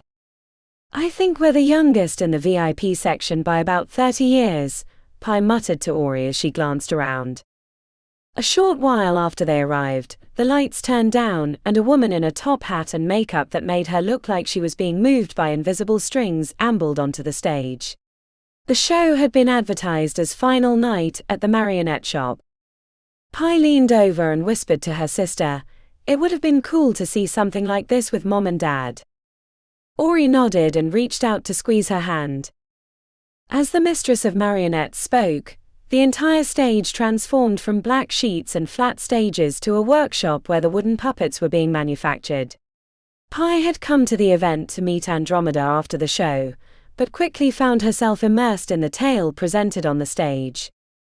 The story followed the maker of marionettes, a gentle-looking old tinkerer with wavy grey hair who loved his wooden puppets and imbued them with his special magic to make them more lifelike, but the cutter of strings whispered lies to the wooden creatures and convinced them to rebel against their master. The defiance, unbeknownst to the marionettes, came at great cost as the cutter took the maker's place once he'd been murdered by his favorite puppet, Laughing Lisa. All this played out with much pomp and theatrics. Tightrope walkers scurried across lines set at strange angles that no regular human performer should be able to stay on, but they moved across them like spiders on a web. The marionettes, some not completely finished by the maker when they were turned, put on amusing little side stories, like Maltee, who'd been built from parts of old broken puppets. Her limbs took on the personalities of their original owners, to great comic effect. At the beginning of the performances, Pi found herself picking out which halls might have lent their expertise to the show. The basilisk handler was clearly from Animalians, though she had no idea how they were going to return the puppet that was turned to stone back to flesh afterwards. The bullet catcher was most likely the daring maids, or possibly protectors. Any one of the acrobats could have learned their craft in the Assassin's Guild or in Explorers, but there were other ways to learn such impressive physical arts. As she became immersed in the story, she forgot why she was inside the Glitterdome. The performance took her back to when she was trying to get into the 100 Halls. Back to when they lived in a shitty 12th Ward apartment, and only had each other for practicing the skills necessary to pass the Merlin trials, the dangerous tests that allowed entrance into the magical university. Pi felt like those puppets who never really knew who was in charge or what their motives were. Even after 2 years of working for Invictus, and knowing that she was distantly related to him, she never really trusted the head patron. These thoughts were obliterated the moment Bonnie Bedlam, aka Andromeda Charmer, came flying into the stadium, standing on a levitating carpet, hollering like an Old West cowboy. Her character was an agent of chaos, a voice from outside the marionette shop that convinced the puppets to question their new master, the cutter of strings. Her performance elicited the largest reactions from the crowd, especially when an old box that had once housed Jacqueline the casket maker exploded, sending shards of wood into Bonnie Bedlam. The long shards stuck through Bonnie's body, piercing her like a pincushion. A few of the older viewers in the VIP section hurried out of the arena, disgusted by the display, while Pi found herself amused by the body horror. To the delight of the crowd, Bonnie Bedlam, a favorite of the younger audience members, helped Maltee, Laughing Lisa, and the other marionettes overthrow the cutter of strings. When the lights came up and the show was over, the crowd applauded for 10 minutes straight. Pi followed her sister backstage. They'd put in a request to interview Andromeda as representatives of the Herald of the Halls. The security around the performers wasn't as tight as getting into the Glitterdome, though they were scanned for enchantments and magical trinkets again. After a knock on the door from a backstage production assistant in black clothing, a muted "come in" had them stepping inside a dressing room. Bonnie Bedlam sat before a lighted mirror, removing the makeup from her face with an alcohol pad, while 2 women that were some of the background marionettes spoke with her in French. "Reporters from the Herald," said the production assistant before disappearing into the flow of people moving around backstage. Andromeda glanced at them through the mirror. The meeting of their gazes brought Pi a little shock in her midsection. "You don't look like reporters." The 2 performers on the couch stared ambivalently. Ori stepped into the room. "Might we speak with you in private?" asked her sister. "You don't work for the Herald," said Andromeda as she cleaned her jutted chin with the wipe. "I've already told those other assholes I'm not interested in your conspiracy theories. Please remove yourselves from my dressing room." The ladies on the couch smirked. Pi felt like she should say something, but there was something magnetic that drew her to Andromeda and made her mouth go dry. It was only when her sister started speaking that Pi was able to shake off the feeling and recognize the message that Andromeda had just delivered. "Violet Caldwell, owner of the Herald, gave us these tickets herself, and while we may not be regular reporters, we are here on her behalf," said Ori, her tone growing harsher as she spoke.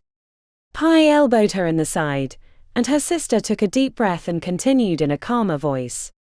"As for those other assholes, we don't know what you're talking about. We're not with anyone else." "Except the Herald," said Andromeda dryly. The 2 ladies on the couch chuckled and then spoke in French, bringing laughter from Andromeda and making Pi wish she spoke that language. "I'm not interested in whatever you're selling," said Andromeda. Ori was about to launch into an angry retort when Pi grabbed her arm. "Our parents were similar," said Pi, stepping into the room and hating the way her voice cracked. "What?" "I doubt it," said Andromeda as she took out a new pad and started cleaning off her forehead. As she lifted her arm, Pi caught the crusted blood on her shoulder where the wood shard had gone through. During the performance, Pi had thought the injuries an illusion, but no longer. Maybe not in most things, but they liked weird names. "I'm Pythia or Pi, and this is Aurelia or Ori. I know your brothers and sisters' names. Aries, Ivan, Catherine, Morriganna, and Solstice. My condolences about your eldest sister. It had seemed like a good idea when she started speaking, but the way Andromeda was looking at her made Pi feel like she wanted to crawl into a hole. Aurelia and Pythia, said Andromeda as if she were tasting their names. She turned her head towards the performers on the couch and tilted her head towards the door as she spoke in French. The ladies seemed surprised but stood up and headed out. The taller girl, who had short auburn hair, leaned in and gave Andromeda a kiss on the corner of her mouth before brushing past them, which made Pi unexpectedly jealous. When it was just the three of them, she closed the door. You were the ones that brought back Invictus, said Andromeda. I read about that. Amongst other things. Where you two go, trouble follows. Or maybe we go where trouble is, said Ori, crossing her arms. Andromeda turned her chair towards them, and Pi caught a flash of letters streaming across her knuckles as if they were a theatre marquee. Eastermancers were skilled at body modification, including using the flesh as a living canvas. Pi only saw the CK, but had a pretty good idea what the message was. Which suggests you think that I'm going to be trouble, Andromeda said, hooking her arm over the back of the chair. Someone thinks you'll be, said Ori. Someone tried to kill us last week, and one of the last things they said pointed us to you. The fact that others have already talked to you suggests that we were right to come here. What did they want? None of your business, said Andromeda, leaning down and opening a small refrigerator below the counter. She pulled out a stout milk bottle, but the liquid inside looked chalky green. With a preemptive grimace, Andromeda choked the liquid back, shivering with distaste when it was gone. Speeds the healing. You're in danger, said Ori. From who? We don't know yet, but if they were willing to kill us, then who knows what they'll do to you. We can protect you, said Ori. I can protect myself, said Andromeda, oozing confidence. The arrogance was familiar.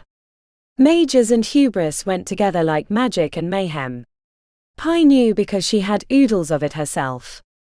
So did her sister, but Ori also had a blind spot for her own faults. Young arrogant mages thought themselves immune to problems, because they could solve so many of them with the wave of a few fingers.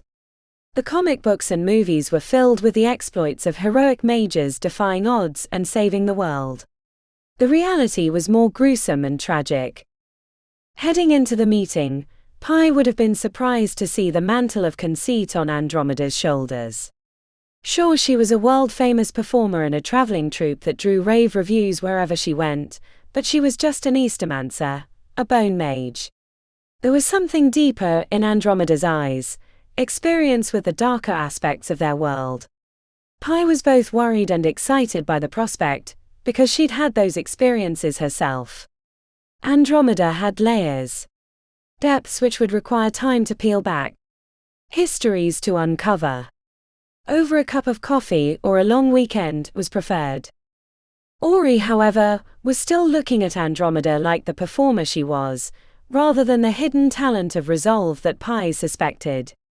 A chuckle, the recognition of mismatched expectations, wrought a searing look from her sister. Do you know why you might be in danger? Asked Pi, containing her grin.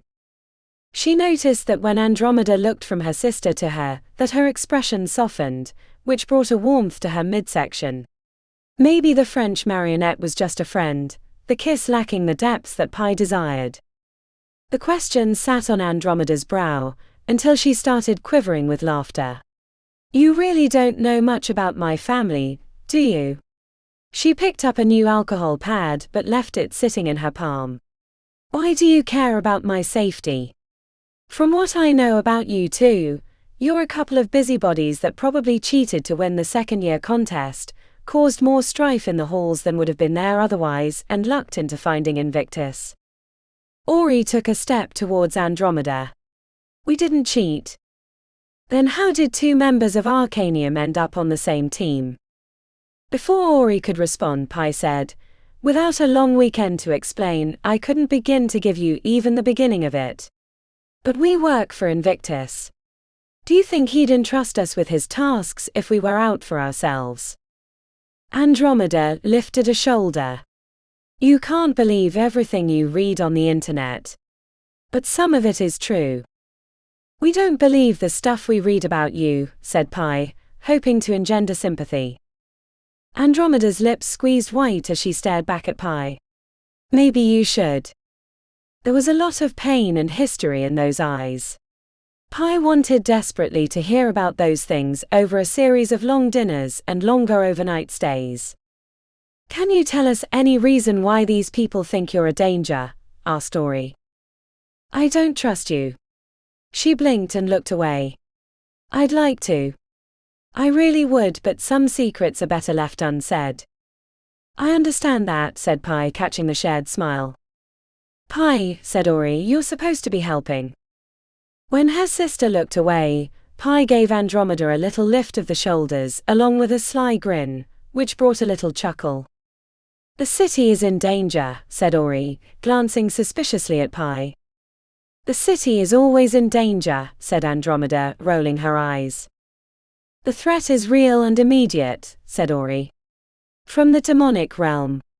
That's why Invictus was gone for so long, and why he hasn't been seen in the last 2 years.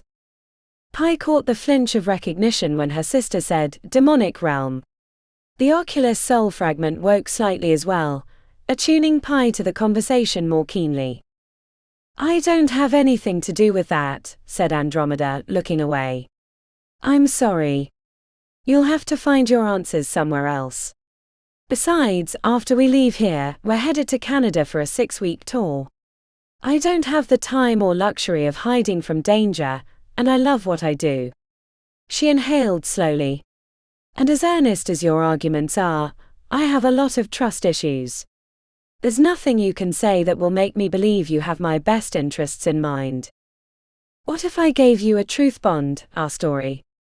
The comment was like a slap across Pi's cheek. She turned on her sister.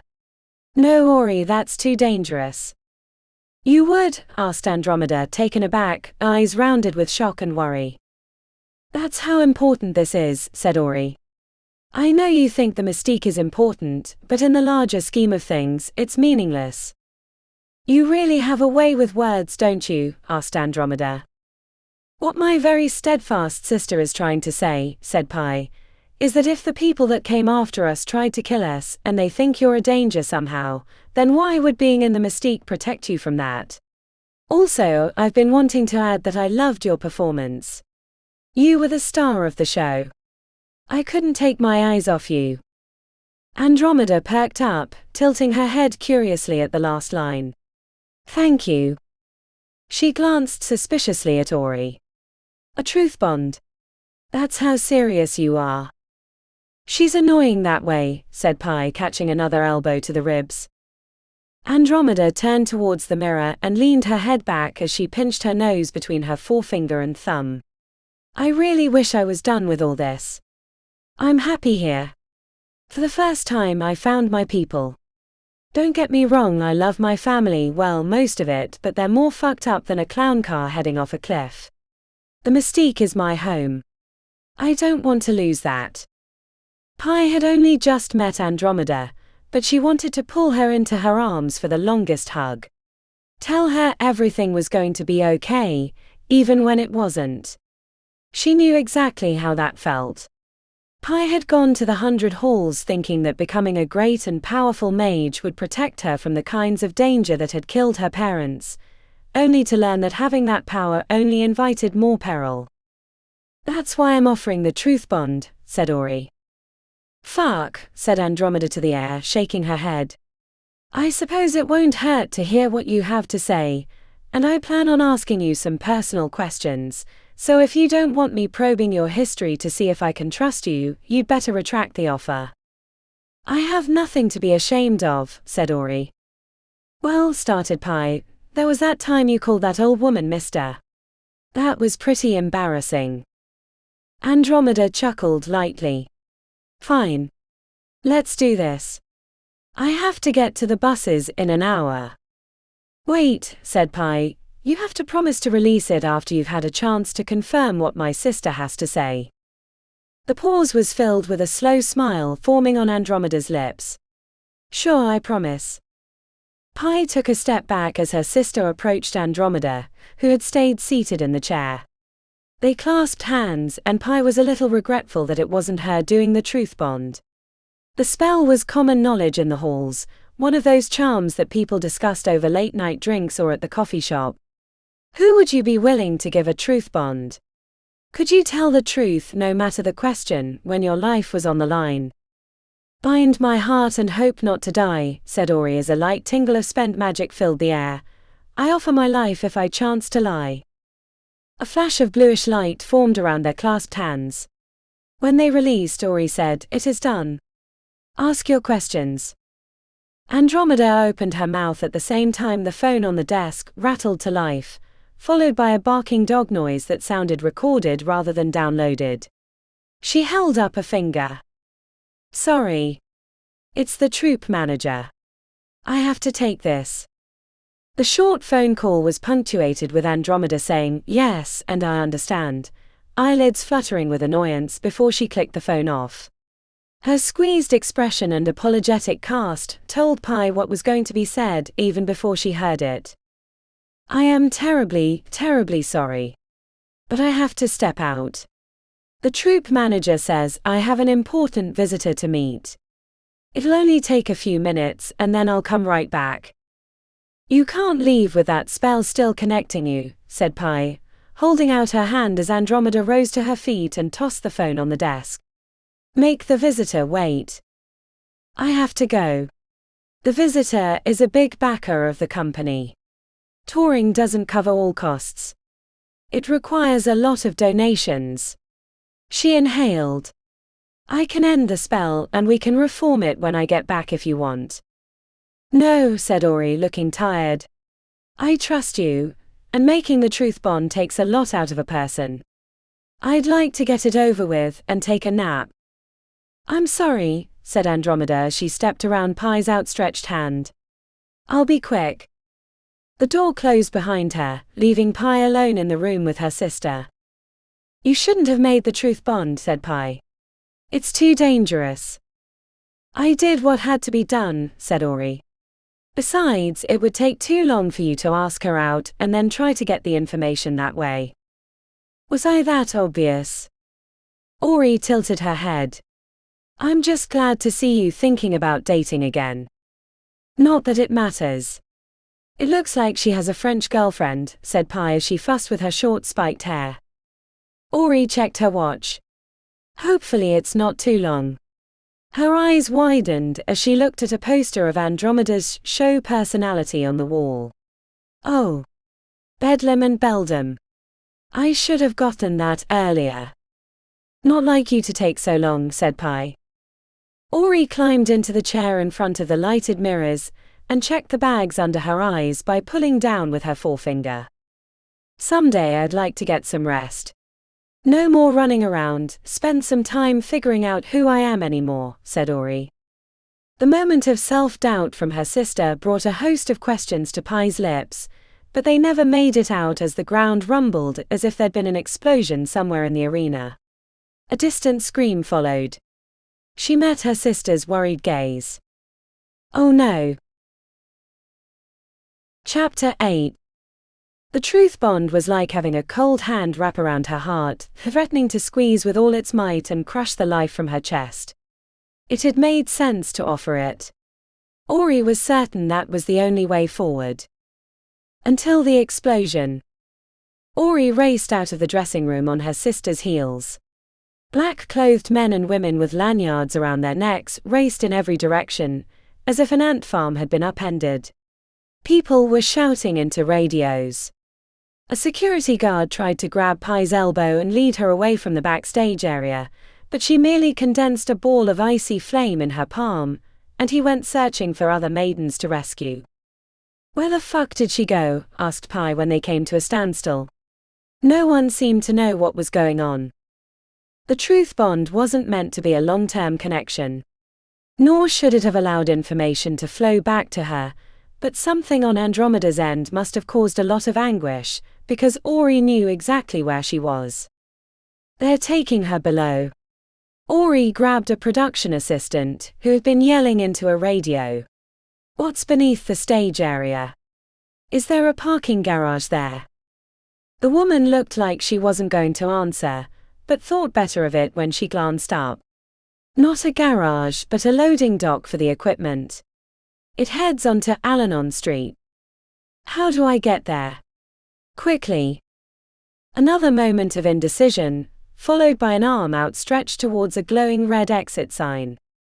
Tell anyone you can that someone's kidnapped Andromeda. They need to close the loading docks or whatever they can do to stop them. Pi had burst towards the door before Ori was moving. They hit the stairs like a stampede, knocking the few people using them out of their way.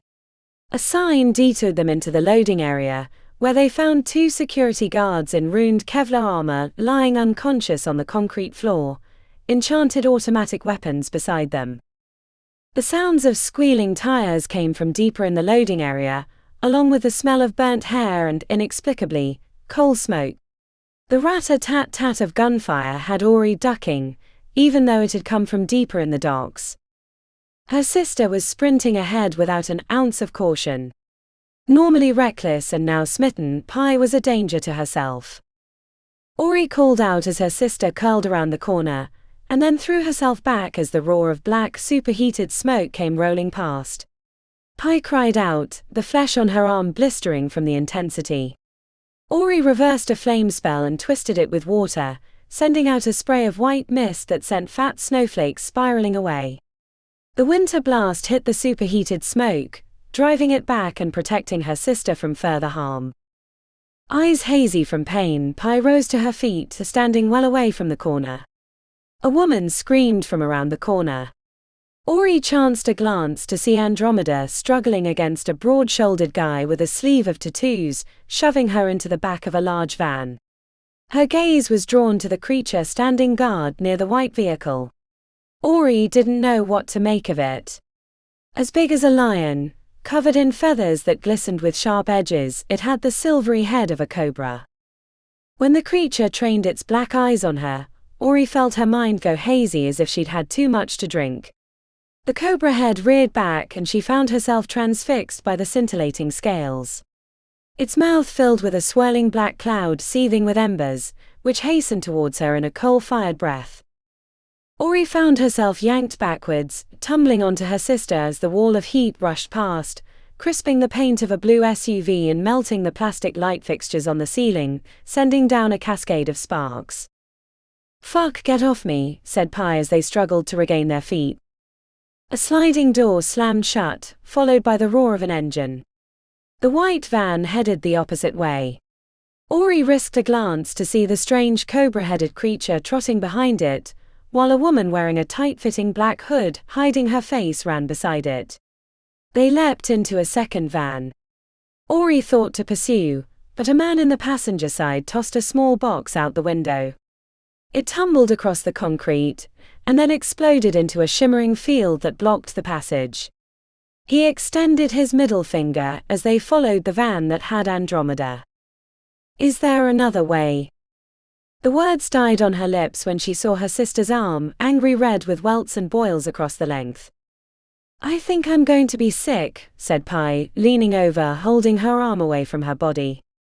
A group of security personnel came rushing around the corner in Kevlar armor, runes across the front glowing from the attunement to danger. A half-dozen automatic weapons were trained on them. "Hands up! On your knees!" screamed the woman in the lead. Hearing the urgency and anger in her voice, Ori threw herself onto the concrete while shouting and nodding her head towards the shimmering barrier. They took her in a van that way. 4 guards tackled them. Someone grabbed her arms and curled them behind her back. An eye-watering scream from her sister as they grabbed her burned arm echoed in the underground garage. "She's hurt!" Ori screamed, but someone kicked her in the back and shoved her face against the cold concrete. Pi continued to scream as they wrangled her arms into the bindings. The restraints lasted a single second, then her sister flexed and the 2 guards flew away, landing on their backs. Pi looked like a caged animal, eyes wide and terror-filled, as a host of automatic weapons were trained on her. The intent to fire was clear in the guards' eyes. With half her mouth getting smashed into the concrete, Ori focused her entire being into a single word of mendency. Jammed. 2 of the guards pulled their triggers. The weapons clicked impotently. As someone put their hand over Ori's mouth, the woman who had led the security team into the loading dock screamed at the others. Hold your fire. Hold your fire. These aren't the kidnappers. There was a moment of standoff, then the pressure from the side of her head was released. Ori was allowed to sit up, though the restraints weren't removed from her wrists. You okay? Ori asked her sister, who was shivering but nodded rapidly. In the tussle, her burnt arm had gotten mangled, and it was a bloody and black mess. Can you get my sister some medical help? Whatever creature they had nearly roasted her alive. The woman in charge of the security team leaned into Ori's face. What were you doing down here? Trying to get Andromeda back. They shoved her in a white van and the creature hopped in another. Ori wanted to scream. Can you please call for medical attention? She's going into shock over there. 5 of the security team are lying dead in this loading dock. The woman squinted. What did you do to their weapons? Can we not do this right now? My sister's hurt and I don't know what happened except we got here just as they were taking Andromeda, said Ori. The woman blinked and stood up, talking into a radio. You said 2 white vans. Ori nodded. Send out an alert. Be on the lookout for 2 white vans. One of them has the victim, the other has a powerful supernatural creature. They're not going to catch them, said Pi, holding her wounded arm to her chest as her teeth chattered. Those were all academy-trained mages. They probably have obfuscation enchantments, or have transformed the vans into something else already. I know. Ori swallowed as she saw how bloodshot and hazy her sister's eyes were. She was barely staying conscious. The pain had to be horrific. A short time later, an older gentleman in a white coat that had the swirling galaxy badge of the Mystique on the front appeared with a bag. He immediately started tending Pi, giving her an elixir for the pain, and then muttering incantations over her arm as he gestured. When Pi slumped against the wall unconscious, he said to Ori, She'll need better medical attention at Golden Willow, but I made sure that she wasn't in pain anymore and that the wound won't get infected. He glanced back. I honestly can't believe she was conscious when I arrived. Those were 3rd-degree burns. She should have been screaming. The restraints were eventually removed from Ori's wrists, but only after another round of questioning from the head of the security team. An emergency vehicle was brought round for Pi, and together they rode to the hospital, where they spent a long and uncomfortable night. Ori sat in a chair, watching her sister sleep, asking herself a million questions, none of which she could answer. The worst part wasn't even her sister's injuries, or the rough treatment they'd endured at the hands of the security team. It was that she'd given Andromeda a truth bond, and now she was in the hands of people who had probably been working with Beckett Dreadmarsh. If they found that enchantment on her, or if Andromeda disclosed it, then there were a lot of awful ways they could manipulate it to hurt Ori. Chapter 9. The healing flesh beneath the hardened case around her forearm itched as if she'd run it through a field of nettles. Pi banged on the black casing, flexing her hand to relieve the pressure. The flesh injured by the strange creature they'd encountered beneath the glitterdome had resisted normal methods of healing. Is there a coat hanger in this place? If I don't scratch my arm soon, I'm going to start killing people, she said to Ori, who was near the open refrigerator. After 2 days at Golden Willow, they'd returned to Invictus living space. Technically, there were areas where they ate and slept when they weren't traveling around the various realms, but it never felt like home to Pi. Especially when they were living with the most ill-mannered roommate in all of creation. You okay up there? Normally that kind of outburst gets a motherly response from you, said Pi as she struggled to eat a bowl of yogurt and granola with her offhand. Huh? Oh yeah, sorry, said Ori, frowning and closing the refrigerator that she'd been standing in front of for the last 3 minutes. The bond. Yeah, said Ori, it's like the sword of Damocles above my head. I keep waiting for it to fall. If they figure out that I linked myself to her, there's nothing I can do. We'll find her, said Pi. Her sister looked up, more pained and worried than she'd ever seen her. Thanks for not saying I told you so.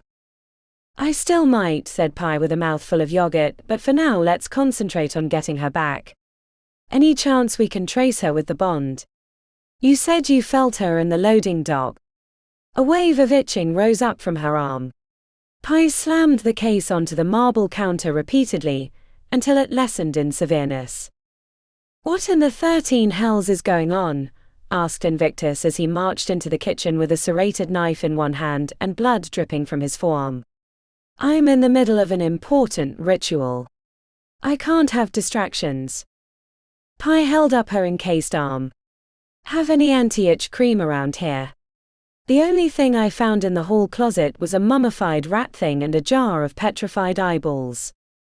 Invictus started to answer, until he realized she was messing with him. He growled under his breath. Pythia Silverthorn, you are a pest beyond all pests. And you're a cantankerous old know-it-all that has had us running around like hydras with our heads cut off. Pi threw the spoon in the bowl. We need help. The two of us can't keep up with everything you want us to do. And now with the truth bond, Ori's compromised. We need help. Can you at least bring Sam back from wherever he's been? Or let us bring in more members for your so-called order. Invictus glanced at the bleeding wound on his arm. He grunted, and the cut closed of its own volition. She shouldn't have offered the truth bond. That's a dangerous magic that can't be bandied about lightly. The two of you are all the help I need. Speaking of which, I have an errand for you both. Something that needs to be accomplished with due haste. Yes, we might be all the help you need, said Pi, but we need the help. Neither of us have had a chance to catch our breath in 2 years. Sometimes I forget when I've had a bath or shower or a good night's sleep. You shouldn't have become mages if you didn't want a challenge, said Invictus, waving his ritual knife around.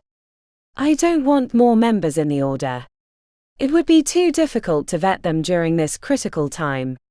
Trust me when I say that we do not need them either, or to be running around chasing lost circus performers. The Charmer girl is of no concern. She has no bearing on the greater issues. No bearing, exclaimed Pi. The arsehole who tried to kill us thought she was important. And so did those people that kidnapped her. Ori's in danger because of that bond. We have to find and rescue her. Not only for the sake of my sister's life, but Andromeda's clearly a key to this whole thing. I seriously doubt it, Invictus said dismissively. Like I said, a circus performer, a bone witch. Talented, sure, but ultimately useless to our cause. Let them have her. They've made a terrible mistake. At the rear of the counter, Ori cautioned Pi, but the white-hot rage that she'd wanted to unleash on the kidnappers came out in its own fiery breath of words. You mean, old goat? You don't care a lick about anyone. Not even us, who you say you're related to. But I guess it's just like you did with our parents, use them up and then let them die while you were playing your little games. This is serious. Invictus had been standing in the entryway of the kitchen, holding his serrated knife, and talking with them as if they were having a Sunday morning conversation. But when Pi finished barking at him, he seemed to double in size, towering above her in both height and fury. If the casual way he'd fixed the slice in his arm wasn't proof enough of his power, the way the entire kitchen shook when he yelled left Pi regretting her words. You ungrateful, arrogant, mouthy peasant. Yes, I called you a peasant. You think because the two of you have survived so many trials in your short time alive, half of which were created by your own hubris, rushing from one make-believe problem to the next, that you understand how things work. You don't yet understand this world, this realm, or even an inkling of any of the others. You know nothing, Pythia Silverthorn. You are an ant trying to understand the mechanics of portal translocation. And while I would like to teach you, for one, time is of the essence, and for two, you'd never shut your cursed mouth long enough for me to explain. The reprimand left Pi numb. The will to bark back had been sucked dry, and even the itching on her arm had disappeared. Invictus seemed to sense her reduction and reduced his tenor, speaking softer on his follow-up. I know the two of you are quite exhausted. I understand your pain, but I must ask you to trust me. I need your services once again. As soon as you are capable of leaving. What do you need? Asked Ori. There is a realm called Montanas. 5 years ago it was overrun by demons when the Lifestone Company delved too deep and shattered the barrier between the realms. Invictus frowned, which was like saying a catastrophic earthquake was only the ground shaking. Pi understood his reluctance as he continued speaking. The Charmer family bought Lifestone right before the Montanas plant's unfortunate end. Your performer friend had no part in it. Nor is this coincidence consequential. You can't seriously expect us not to make those links. Was there something that happened in Montanas that made them suspect Andromeda? Asked Pi. His weighty gaze fell upon her, and the urge to speak was squashed. A coincidence. Leave it, said Invictus, his tone making her bristle. I'm not a dog, she muttered quietly. No, but you're impulsive and prone to act without thinking. Might I remind you that you summoned a dangerous demon before you'd even joined the halls because you were manipulated by Professor Trebleton, and only escaped with your life because of your sister's intervention. Pi hung her head as the itching returned beneath her casing. She drummed her fingers on the hard plastic. Invictus sighed and spoke in a calmer voice. Pythia Silverthorn. I cannot do this without you. I know you don't understand my methods, but I assure you that I am doing what I can to stop this invasion. Please respect my experience on this matter. We don't need anyone else, we don't need to find Andromeda Charmer, and we need to scout Montanas to understand how the barrier collapsed. The ancient mage reached out and touched her arm. The maddening desire to scrub her healing flesh with sandpaper evaporated. What about the bond? Asked Ori. Is there any way to get rid of it without Andromeda's consent? Not that I'm aware of, said Invictus, which is the point of a truth bond. If there's a way, Priyanka would know, but even then I have my strong doubts. I'll leave my instructions in the portal room, along with the coordinates for the helm. He turned away but leaned back for one last comment. I'll brew up an elixir for the itching.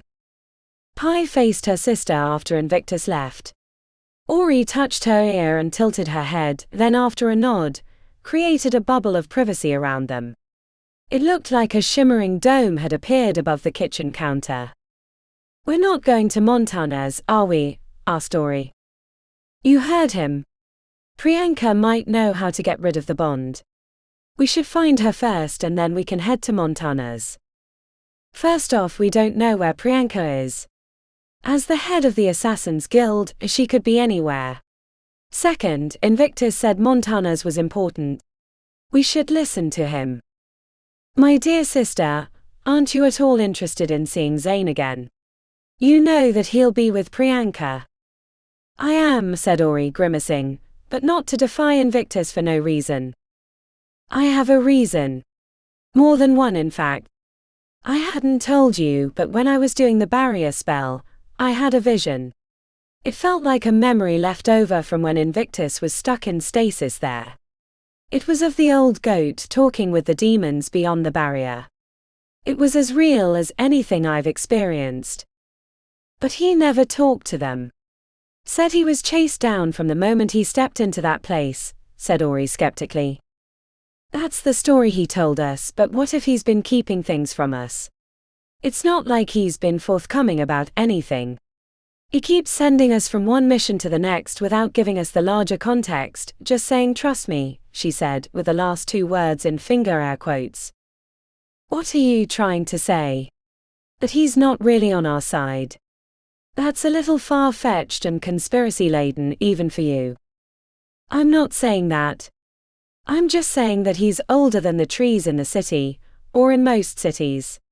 He has the tact of a sledgehammer, the arrogance of a young mage, and keeps things so close to the vest that he should get them tattooed on his skin. He's said himself many times that his foray into the demonic realm was a mistake. He's not perfect, and I know, oh no, neither are we. I'm not saying we disobey him, but that we make a short detour to find out if the truth bond can be removed, and then head to Montana's. She raised her encased arm. I'm not fully healed anyway. The last thing I want to do is get into a scrap and not be able to fight. Ori put her fingertips against her temples and started massaging them. I don't know, Pi. Why do you get me into these situations? This sounds like a mistake. Come on, sis. Think about it. Zane. More healing. Removing the sword from your neck. It's a win-win-win. There's practically no downside. Even if I said yes, which I haven't yet, you don't even know where Priyanka is at, said Ori, her cheeks growing rosy with embarrassment. How about this? You go study the information old Ironballs left us about Montana's. Prepare us for the journey. If I can't find out where Priyanka, Pi winked, is at by the time we're ready to leave, then we'll go to Montana's as requested. But if I do find the answer and it's in a place we can reach and return from quickly, then we're going. Think how much easier it will be to get his work done without the truth bond on your soul. This is why I keep finding grey hairs, said Ori. Fine. I'll agree. But you'd better be back here by midnight. Any later, even if you have her location and we're sticking to Montana's. Great, said Pi, jumping to her feet. I'll be back long before midnight. The realization of where she was headed slowly dawned on Ori. Wait. No more deals. It took you 5 years to work off your last one. Pi smirked as she left the kitchen. Her sister, outstanding citizen of the city, had a friendship with the owner of the Herald of the Halls. A great place to find information about the reputable denizens of their fair town. But not everything important that happened was in the light. The Academy of the Subtle Arts, or Assassin's Guild as it was commonly called, had tasked itself with protecting the city from the dangers of the other realms, minus the demonic one. But most other places weren't as civilized as their world, with legal protections, and a general code of conduct expected of its citizens. Criminal elements, or at least rampant corruption, ruled many of the other realms, which meant to understand the threats one had to be deep within their circles. To find out where Priyanka Sai was located, Pi would have to visit an old friend. A purveyor of information and fixer of unusual problems.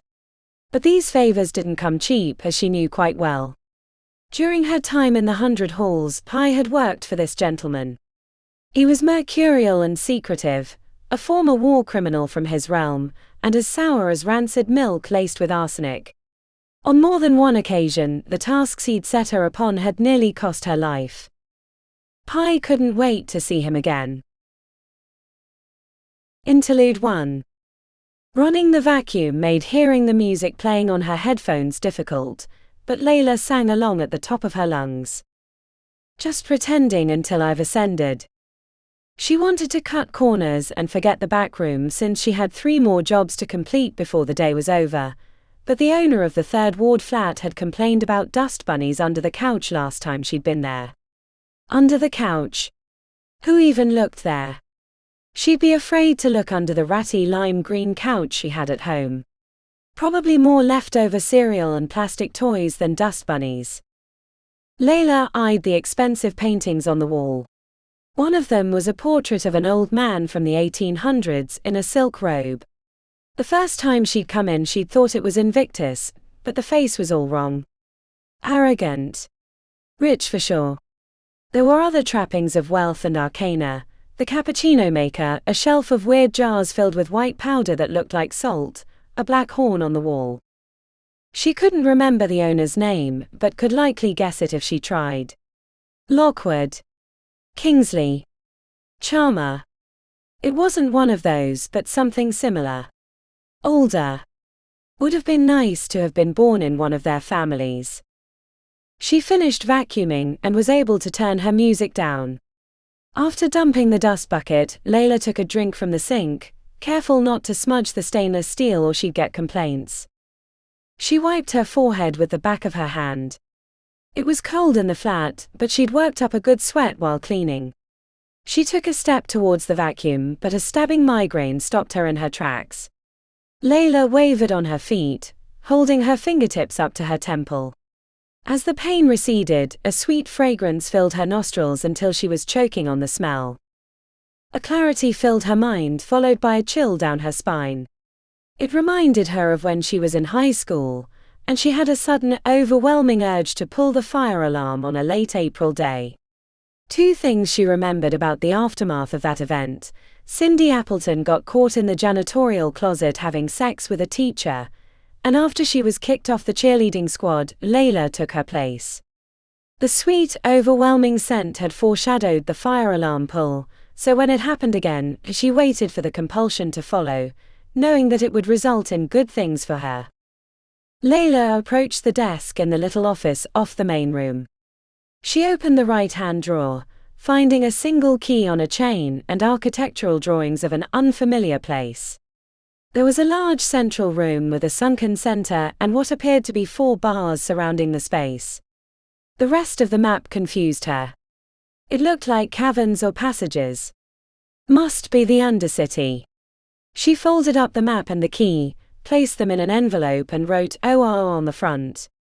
She had no idea why she did it, but didn't really care when she knew good tidings were headed her way. After cleaning up her supplies, Layla left the flat half-finished. Something in her gut told her it wouldn't matter, that whoever lived there wasn't coming back. She threw her gear in the back of her little hatchback, and drove to a seedy area in the 8th Ward. A bar called the Goblin's Rump thumped with speed metal. The bartender eyed her work clothes while he cleaned the bar top with a rag. Without saying a word, he tossed the envelope next to his hand.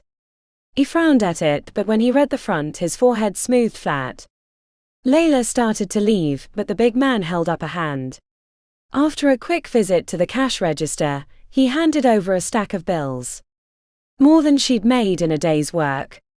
With the money clutched to her chest, Layla left the Goblin's Rump and returned to her hatchback, filled with the warmth of purpose.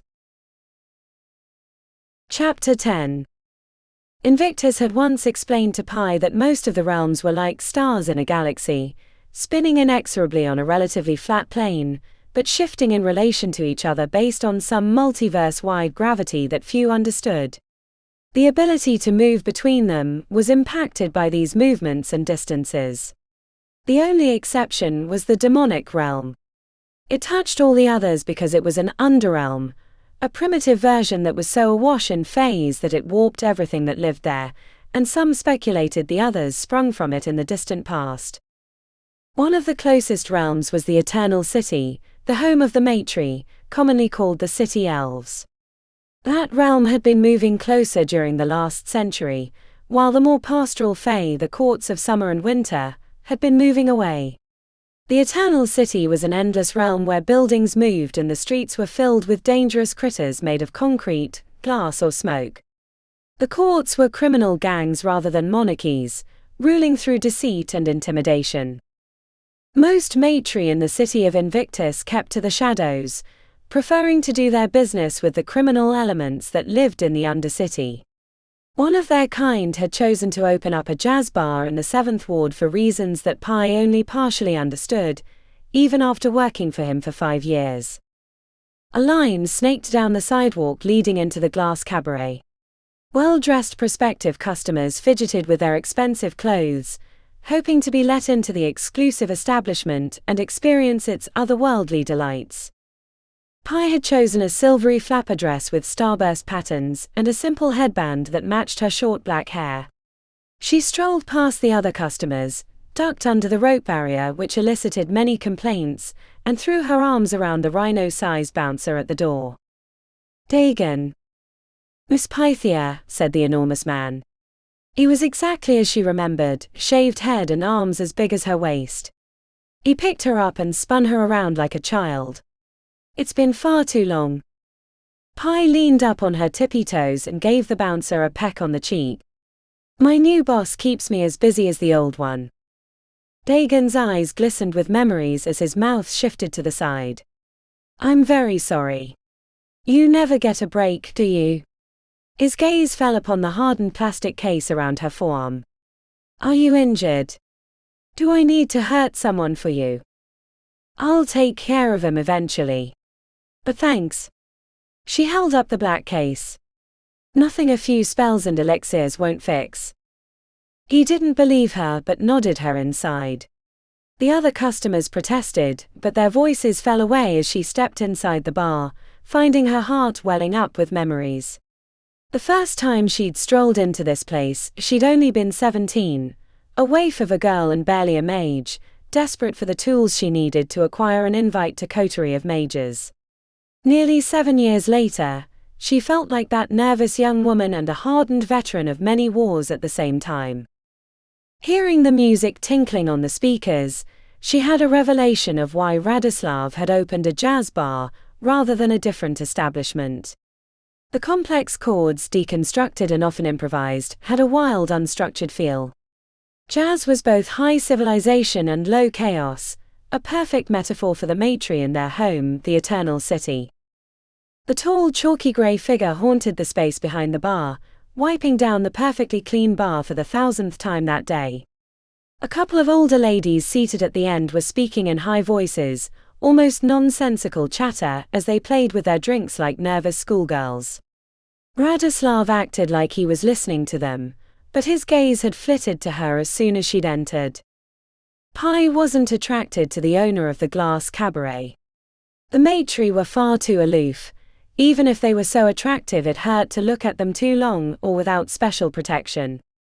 Almost like an eclipse. Most had high cheekbones and deep-set eyes that were pulled with eternal sadness.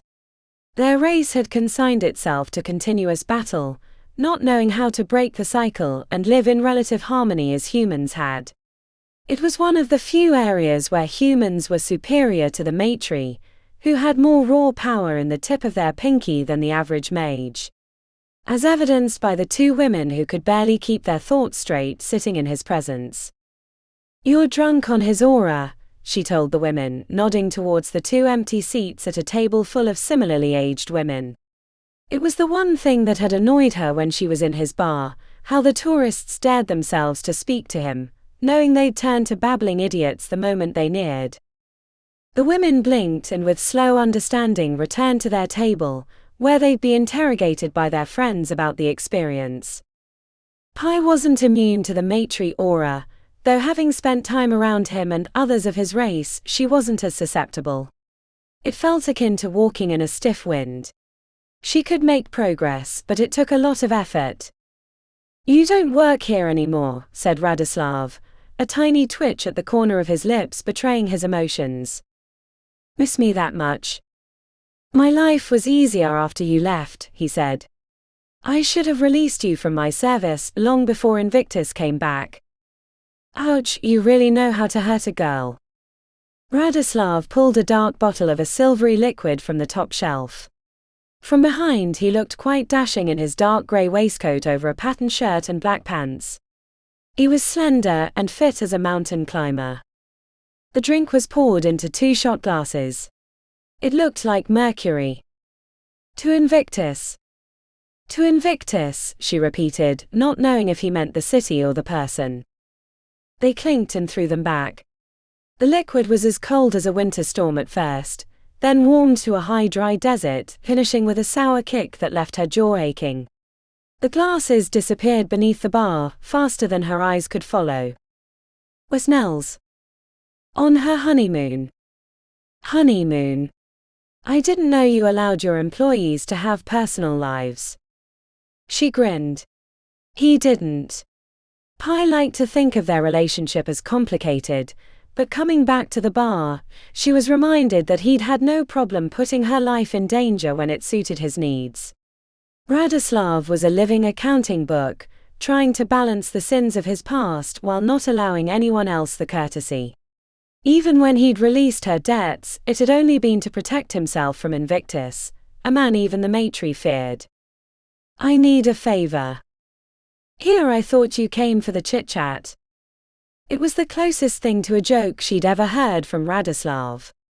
In shock, she almost forgot what she was going to say. He wasn't the same as when she'd first met him, but she didn't want to delude herself into thinking their relationship was altruistic. "Priyanka. I need to find her." "That's an unusual request. You can contact her hall and they might tell you or set up an appointment." "I'm on a tight schedule and would prefer not to let anyone know I'm looking for her." "You're telling me?" "You're not anyone," said Pi. "Look, I know you can find out. If I'd asked for what the president of Moldova ate for breakfast this morning, you'd probably already have that information in your little book." "She likes prunes, I hear." "Can you get the information?" Radoslav blinked. His eyes were as black as the veils of night. He left the bar, heading into his office. He wasn't there long. Barely enough for a phone call. When he returned, he slid a folded piece of paper across the table. "What'll this cost?" He held out a fist, then slowly turned it over, revealing a black beetle the size of a coin. The insect reminded her of the scarabs in the Egyptian tomb from her first year. She'd acquired a powerful curse from one that had required an ancient artifact to fix. "Keep this with you at all times." She inhaled slowly. Volunteering to carry a beetle, even if it wouldn't give her a curse, made her hesitate. This wasn't the kind of favor she was imagining, but there was no negotiating. Take it or leave it. That was how he operated. "What does it do?" "It won't hurt you, or compromise what you and your new boss are working on. Nor will it spy on you." He kept his palm out. The little insect cooled its yellowish-brown hind wings. "Wonderful." She held out her hand, bumping her fingertips against his, which brought his eyes up. It took every effort not to flinch. She wanted to show him that she was a force to be reckoned with, not the young woman who'd come into his bar so many years ago. The beetle strolled across the bridge of hands. Its tiny legs marched up her forearm, crawling under the sleeve of her dress. She felt it move across her shoulder and settle against a spot near her heart, then she could feel its presence no longer. She held her hand above the fabric of her silver dress, near the beetle's last location. "Going to be quite a surprise if I bring a date back to my room for a little horizontal fun." Radoslav stared back ambivalently. "The beetle will stay camouflaged until the appropriate time. Do not worry. You cannot hurt it." Pi risked a peek down the neck of her dress to see the soft swell of her chest, no glistening black beetle in sight. "Not creepy at all." She met his gaze. "Thanks, Raddy." The nickname brought a creasing of the eyes as he reached into an interior pocket, producing a gemstone the size of a marble. The opaque stone had swirls of gold, crimson, jade and black. "You'll need this to get where you need to go." She accepted the item. It was cold to the touch and made her stomach twist because she knew where it had come from. The Eternal City. Pi knew there was a good chance that Priyanka was there, which explained how quickly Radoslav was able to find the information. "What is it?" "A Viclick. You'll need it at the appropriate time," he said sourly. The beetle against her heart brought back memories of her previous visit to the Eternal City, when she was used in an assassination attempt against Lady Kakala, the Queen of the Jade Court. "Wait a second," she said. "I'm not another Trojan horse, am I?" "You wanted to find Priyanka." Quickly. "This is the method by which it might happen if you are clever." "You're making me regret coming here." "You knew what you were asking," he said. She had no further comment because he was right. Radoslav traded in favors. The kinds of people that came to him were either unsavory, compromised, or desperate. Sometimes all three. "Try not to die," he said. There was nothing she could say that seemed appropriate, so she lifted the folded paper as a sign of thanks and left the glass cabaret, knowing Radislav's eyes would be upon her. Dagon was busy with an annoying bachelorette party that was demanding entry, so she didn't have to say goodbye. Leaving Radislav's bar brought a mix of emotions. Part of her missed working for him. His sigil could get her into a lot of places that she wasn't welcome now, and despite never truly knowing his motives, she had a pretty good idea that he cared about her in his own strange, matey way. Radislav was her adopted father, she realized. She wondered if he saw their relationship in the same way. And if he did, what did that make her, given his role as the Black Butcher? On the other hand, he'd sent her into the Eternal City with an agenda she wasn't completely aware of, nor was sure she wanted to participate in. Conflict and deceit were like breathing air to the city elves. Maybe she was right that Radislav saw her as a pseudo-daughter, but that didn't mean he wouldn't use her to get his way. Away from the long lines and honking cars, Pi flipped the paper open. A symbol had been meticulously drawn in neat lines, which made her want to immediately crumple it up in disgust. Chapter 11. Ori had finished packing their equipment for the journey when her sister came storming into the portal room with a piece of half-crumpled paper in her fist. The silvery starburst flapper dress and headband looked quite fashionable on her sister, but also completely out of place in Invictus quarters. A good part of her had hoped that her sister would fail in her quest to find Priyanka's location. Better not to antagonize Invictus, whose temper was prone to fits, especially as he worked endless sleepless nights on projects that he kept to himself. But the unresolved truth bond was like a cold hand around her heart. She could never quite rest. "Read it," said Pi, shaking the paper as she squeezed her lips white. "There's nothing to read," said Ori, turning over the paper. "Just a drawing of a diamond." "I don't understand." "The Diamond Court," said Pi. "Oh," said Ori, understanding her sister's apprehension. "We don't have to go, or did you make a deal with Radislav?" "The deal stands whether or not we use his information," said Pi. The Eternal City. Her sister's stories from her brief trip in her second year, combined with the few things that Zane had let slip during their time together, did not tickle her desire to visit the home of the matri. Why couldn't Priyanka be on Bora Bora, or someplace a little more inviting? I don't know, the center of the earth or something. She leaned on her fingertips. We don't have to do this. Maybe they won't find the truth bond on Andromeda. Pi turned her head towards the entrance to the portal room and raised an eyebrow. Don't worry, he went through the portal an hour ago on some errand that he didn't want to explain. The coordinates are unfamiliar. He could be anywhere. We need Priyanka and we need Andromeda, despite what old Ironball says. Is it really worth going into the Eternal City? Even after everything we've been through, I don't feel comfortable on a trip like that, especially to the Diamond Court. Well, any of the courts. We don't know their rules or where Priyanka might be. We don't even know if we'd be allowed to come back. Pi touched a spot above her heart. A strange muted smile formed on her lips. Her relationship with the matri bar owner had always mystified Ori. He was a dangerous criminal. But her sister was always looking for new father figures. I'm willing to take the risk, said Pi. Come on. We've access to some of Invictus' toys and we've survived worse. What did Radislav ask you to do? Is that why you want to go? Or have to go? Pi lifted a single shoulder. His request was a bit cryptic, even for him. I'd tell you, but it wouldn't help. I want to go because I think it's important. I have a good feeling about it.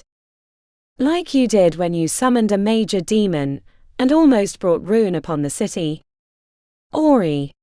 We should grab our things and go before he returns. Ori knew her sister wasn't telling the whole truth about her meeting with Radislav and the request, but interrogating her wouldn't reveal it. She sighed.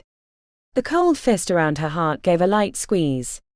It could have been her imagination, or the connection between her and Andromeda.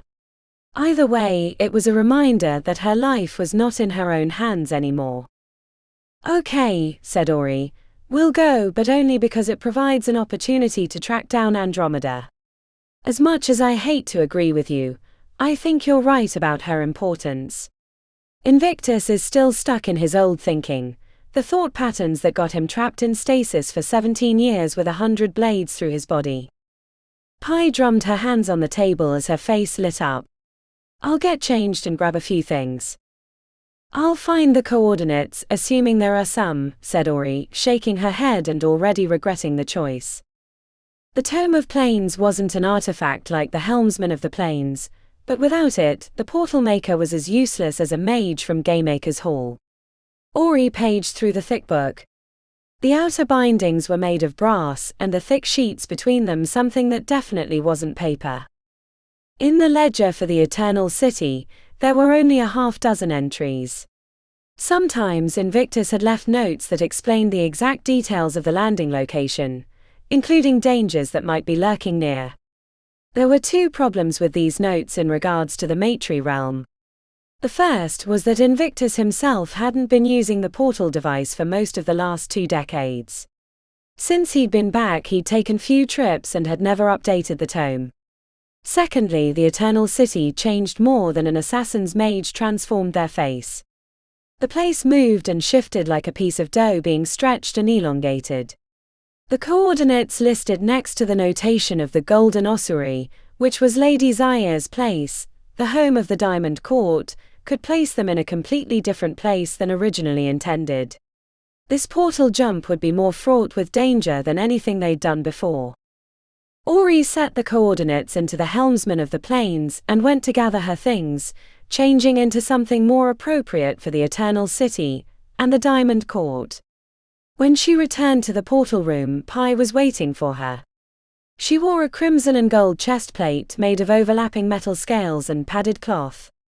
A lion was stamped into the front. The armor fit surprisingly well, and with her sister's black ensemble beneath, she looked like an ancient warrior come back to life. "Where did you get that?" asked Ori. "It was on a statue in one of the back areas. I've been eyeing it for a while, thought it might be appropriate. It has some interesting enchantments on it." Ori fit the return bracelet on her wrist. The item would allow a return trip to the portal realm when they were finished. "Ready?" "No," said Pi with a heavy exhale, "but let's go anyway." A thrown lever brought a hum into the chamber. The regular portals that the patrons used to move around the city were made from obsidian, and except for a few exceptions, only allowed travel from one specific location to another. The helmsman could open a portal to almost any point in the realms, though there were no guarantees of safety. The flat stone wall beneath the archway turned to a hazy grey, then silver run through with lines, which eventually formed into gritty streets with a city landscape in the background. A few bits of trash swirled near a stone wall, but otherwise there was no sign of anything living or dead beyond the portal. "This doesn't look like Invictus notes, but it doesn't look terrible either," said Pi, tilting her head as she stared through the archway. "Do we know where we're going?" "No, but that's not a problem in the Eternal City." They clasped hands and walked through. Contact wasn't necessary for traversing the realms, but if something went wrong during the transition, they didn't want to lose each other. A tingle traveled over Ori's body as if she'd been dipped in mint, but without the vertigo of the stationary obsidian portals. The archway leading into Invictus' quarters remained for 2 heartbeats after they stepped through, and then winked out of existence, leaving them in the middle of the Eternal City. The smell of industry was pervasive. An oily puddle reflected the muted grey skies, and the buildings and streets looked like they'd been sucked dry of colour. Ori shivered even though she wasn't cold. "Where to?" Her sister shrugged and started walking forward. "Try to think about finding Priyanka. And that's supposed to help. There are no directions in the Eternal City. You get from one place to another through intention. I'm surprised Zane didn't tell you that." "We didn't spend a lot of our time talking about that," said Ori. The truth was both of them were deep in their own problems, and the few times they got to spend together using their mouths for speaking really hadn't come up. Ori hadn't thought much about seeing Zane, as there was no guarantee he was with Priyanka, but her cheeks and midsection warmed at the thought of reunion. For someone who was a member of the Academy of the Subtle Arts, a trained assassin and skilled practitioner of magic, Zane had a kind heart and kinder eyes. His rich brown skin was cool with jewel undertones, as if he was blushing constantly. But she reminded herself that as strong as their attraction had been, she knew little about him, except that he performed an important role for Priyanka and had become her assistant in the ways of her hall. At first the Eternal City made Ori miss the bright colors of her world, but as her eyes adjusted, she realized its colors were more subtle, like looking at the oil glistening in a puddle and seeing the kaleidoscope of colors swirling like faraway galaxies. In the distance, neon signs with strange pictographs buzzed their message into the world. A few times dark things moved high in the sky, but never came lower for a look even though she knew they'd been spotted. About 15 minutes after they walked through the portal, Pi clucked her tongue and nodded behind them. The message was clear, they were being followed. Ori risked a glance backwards to see a group of bulky humanoids with powerful bodies, olive-green skin and ridged foreheads. They wore dark clothing smudged with grease and dirt and marched with the intent of violence. Dolgans. The worker class of the Eternal City. "We should deal with this," she told her sister. They faced off as the 5 Dolgans approached, talking amongst themselves in a language that sounded like growling dogs. 2 of them wore what looked like brass knuckles dipped in broken glass. Before they could close the distance, Ori said, "Watch your step, your shoes are coated with industrial-grade grease."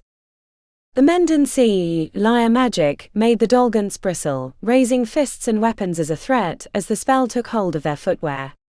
A lunge from the lead Dolgant ended ungracefully as his foot went out from under, spilling him onto his back and nearly toppling the one next to him. Further movements were hampered by the slick shoes, but if the hulking creatures grabbed a hold, then a little wobbling wouldn't keep them from getting their heads smashed in. A Dolgant with a truncheon took mincing comical steps forward, raising his weapon high. Pi countered his approach with a force blast that knocked them over like bowling pins. The 5 Dolgants interfered with each other as they struggled to regain their feet. "Aren't you worried we'll attract attention?" asked Ori, who had used the minimum phase she thought necessary for the Mendency. "I'm counting on it." They continued their stroll, finding the Dolgants had lost interest in assaulting them. Shortly after, the character of the streets changed from rundown noir to gangster chic. Neon signs, which were distant before, dotted the street they'd entered. There were more Dolgants as well as grey-skinned matri milling about like disaffected teenagers. Ori's experience with the matri was mostly limited to the owner of the glass cabaret. She'd thought them all slender and elegant, but with a persuasive darkness that haunted their souls. The city elves on the street looked like common criminals, faces marred with scars, the ambivalent gazes turned mean. A body that looked like a matri lay prone near an alleyway, glittering bugs that looked like broken glass crawling over his flesh, while other matri played games only a few feet away. At first, Ori thought the sudden reaction that rippled down the street was meant for them, but as the matri disappeared into the buildings or faded deeper into the alleyways, she realized they were afraid of someone or something approaching from the opposite direction. "We should get off the street," said Ori, but her sister was already moving towards the alley where the dead body lay. She stepped over the corpse, noting the little glass bugs taking tiny bites out of the grey-skinned matri's body. She heard the hoofbeats first. They sounded like a hammer driving a nail into someone's palm, and her heart reacted appropriately. Ori was going to slide deeper into the alleyway, but Pi grabbed her upper arm. "I want to see who this is. We might not be far." "Far from where?" "I don't know, that's why I want to see," said Pi. Ori trusted her sister's judgment normally, but her experience with the matri was limited. When a carriage turned onto the street, Ori didn't know what she was looking at. The carriage looked like an ebony skull, and it moved on its own without horses or other draft animals that she could see anyway, pulling it. As it grew closer, she saw a black cloud hovering around the yoke and sensed hunger in it. The carriage slowed as it passed their location. They hadn't bothered to hide. Dark green curtains in the skull's eyes rustled slightly but never opened. The vehicle returned to its previous pace, leaving them behind. What was that? Dunno, but I'm pretty sure we're headed the right direction, said Pi. The skyscrapers that had been in the distance seemed much closer after the carriage had passed, as if the streets had adjusted themselves for its passenger, and they were getting to follow in the wake. A few blocks later, a knot of matri near a glowing neon sign brought Ori's heart rate up.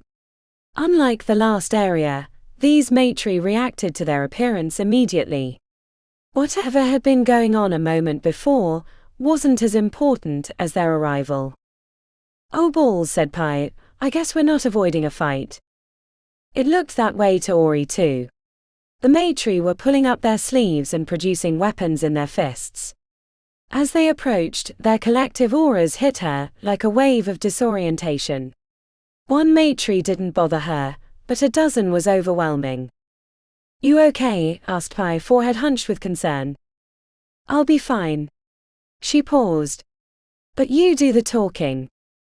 The matri surrounded them, violence in their eyes. We're headed to the Golden Ossuary, said Pi, turning slowly in a circle. Ori was having trouble concentrating. Being around so many of them was like sucking up a big hit of nitrous at the dentist. Her head throbbed and the world was distant. Vision narrowed. A few of them spoke, but Ori didn't understand a word. Pi repeated her comment, eliciting no more reaction than if she'd told them their grocery list. I think we're going to have to fight, Pi said under her breath. Can you manage? I will. Ori prepared to use her true name to knock a path through the circle. But the matri aura was making it hard to think. She'd mustered the will to act when Pi touched her shoulder. The matri were no longer focused on them. Ori expected to see another carriage, but instead a group of riders sauntered down the street. Pi leaned over and shoved the Viclick into her hand, which seemed to dispel the lingering effects that the matri aura had on her. Ori was able to concentrate on the approaching group. The matri riding the mounts seemed like performers of some kind. They wore little. A few scraps of colorful clothing that covered up their chests and groins. Some wore half masks, homages to creatures that Ori didn't have the shared history to understand. The matri weren't the strangest part. Their horse-like mounts were nothing like the fleshy creatures from her realm. They seemed to have more in common with the glass insects that had been feasting on the dead body a ways back. They looked like stained glass windows that had been ground up and reformed into a horse shape. Not all their surface was angled and sharp. A few places were bulbous and round, glowing with an inner light as if they carried lava lamps in their bellies. Ori could imagine them haunting misty swamps, their glows looking like forgotten apparitions at a distance. The matri that rode the beast sat on dark mats, which seemed sensible because Ori was certain if she tried to pet one she'd come away with a bloody hand from the shards of glass.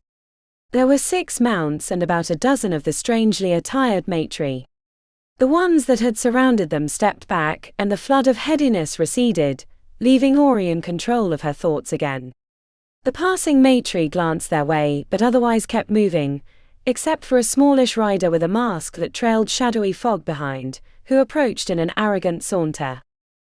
This isn't a place for mages, said the matri sourly. The others that had surrounded them previously faded back to the buildings. We're headed to the Golden Ossuary, said Ori, finding herself more in control of her thoughts than before. Why? No one is there. Before she could answer, the other riders spoke to the matri woman, who responded with a nod. They seemed to accept her answer and continued on without her. We have business with the Diamond Court, said Pi. You are fools, said the matri. They see humans as playthings. You won't be allowed to leave. Pi produced the multicolored gemstone, which brought an in-breath of surprise from the rider. How did you come by a Viclick? Where is the court if not at the ossuary? Asked Pi. Is that where you're headed? The Rasakupol. It is not far. There you will find your court and many others. What is that place? Asked Ori. The matri flattened her lips. Go back to your realm. Forget whatever it is you think you're doing. It is not for the likes of you. Tell us what it is, said Pi. So we might be prepared. It is not the what that matters but the why, said the matri as she slowly gained speed, forcing them to catch up. Why? Asked Ori. Do you know the matri word oxyvan? No. It means to win by all means necessary. That is what you will find in that cursed place. Then why are you going? Asked Ori, yelling as she was falling behind. The flat look of disappointment was unmistakable. The rider kicked her mount and sped forward, catching up to the others, who were hazy in the distance. Black smoke trailed behind her mask, and the quick-moving mount sounded like broken glass being ground to sand in a barrel. Oxyvan, said her sister as if she were tasting the word. If you're not cheating, you're not trying. If they'd been in a normal realm, reaching the end of the block should have brought more worn stone streets, as they could see nothing taller than a 5-story building for a long ways. But as they reached the spot where they'd last seen the riders and their strange mounts, an enormous building was found blocking their way. The structure reminded Ori of the glitter dome with its dome-like shape, but only if it had been made of the bones of giants and the rib cages of dragons. Golden light trickled through the gaps in the building, as if a hoard of treasure lay within. Further along the curve, carriages deposited well-dressed matri to stroll into the building. The vehicles varied in outlandishness, the ebony skull that had passed them earlier serving as the midpoint of strange, with one made of pulsating hearts stretching the willingness to believe and the ironness of her stomach. I guess this is the Rasakupol, said Ori. Do you really think we'll find Priyanka? I trust Radoslav, but on the other hand, I don't think we should tell anyone what we're doing. Be as vague as possible, said Pi. Shouldn't be a problem since I barely know what we're doing, said Ori. The entrance where the carriages stopped to let their passengers out looked like the golden throat of a dead dragon. A hulking matri the size of a small mountain with golden lines running down the side of his neck stood guard at the entrance. He held out his hand as they approached, bristling with menace, until Pi produced the Viclick. The long bony throat led them deeper into the structure. Pressure built up in Ori's ears, then popped as the golden light at the end faded, leaving the interior visible as they stepped out. Oh shit, said Pi, it's a racetrack. Chapter 12. The interior of the Rasakupol looked like a cross between a horse racing and motocross track, except the surfaces were made of slick and curved bone. The oval depression at the center of the dome was ringed with seats, holding the kinds of matri that had nearly assaulted them, but Pi knew that wasn't where they needed to be. High above the seats and track, because height meant status no matter the race, there was a platform where the well-dressed matri that had been seen getting out of the carriages were headed. Pi found her legs didn't want to move at first. Whatever purpose the beetle over her heart had, it would probably come to fruition up there with the nobility of the courts, and leave her with a new round of complications. A glance to her sister's upturned face, lips squeezed with apprehension, was the salve she needed to continue. Without Priyanka's help, they were unlikely to be able to free Ori from the truth bond or track down Andromeda. I'm feeling underdressed, said Ori, as a couple of matri in glittering gold gowns sauntered up the ramp to the exclusive area. I think they're the version of wearing the band t-shirt at the concert, said Pi. Besides, I like that outfit. Her sister was wearing a dark brown ensemble with voluminous sleeves and an overlapping front that looked like a martial arts GI. Ori tended more towards their mother, with almond-shaped eyes, strong cheekbones, and a prominent nose. She had a regal manner even when she wasn't trying to act condescending, which she could wield like a hammer if necessary, but her arrogance was nothing like the matri's. As they ascended the ramp, the Viclick stone provided their introduction, and Pi realized that she did not like the matri, even though she'd worked for Radoslav for many years. They were a harsh race, keen on endless conflict. Radoslav had been born for that purpose, a matchless warrior who had escaped to the city of Sorcery to keep from being used further. And that was all the difference. Choice. He had made his choice, choosing exile over further genocide. It was why Pi trusted Radoslav enough to carry the beetle into the depths of the Matri world for him. The others, highborn Matri who ruled over each other in the Eternal City, they had made their choice too. Pi saw them for that decision. When they reached the platform, many eyes turned their direction. Pi felt like the country bumpkin who'd mistakenly wandered into Buckingham Palace. She saw members of the three courts, Ruby, Jade and of course Diamond, since it was their party. Pythia Silverthorn, said a Matri off to her right in a jet-black three-piece suit with a black tie. Here I was, thinking this event would be a dull affair, and here we have the fucking traitors maggling in our midst. When she first saw who was speaking, she had a brief worry that the beetle was meant for him, but remembered Radoslav's feelings for his family. Sliven. I'm surprised they let you show your face here after what happened, said Pi, but I guess they need something to scare the younglings into behaving. The last time Pi had seen Sliven, it had been at the Jade Court, after an attempted assassination of Lady Kakala to draw Radoslav back to the Matri realm. Lady Amethyte, the Ruby Queen, failed in her attempt to eliminate a rival and former lover, but clearly that kind of intrigue was expected. Pi thought his appearance normal, as if this were the great houses of the old empires of Earth. Sliven stood before Ori in a wide stance, his gaze flitting between them. He was all angles. Cheekbones like daggers, hips narrow as the center of an hourglass. The only thing he was missing in her eyes was a lit cigarette dangling from his lower lip. Why'd Raddy send a babysitter with his maggling? I don't work for him. Ori shot her a covert glance. She sensed the animosity. Pi made a hold gesture. A light of understanding filled Sliven's black eyes. Oh, that's right. Your little headmaster came back, not that it'll do the lot of you any good. You're a doomed race. I'm just sorry ol' Raddy ain't gonna survive much longer.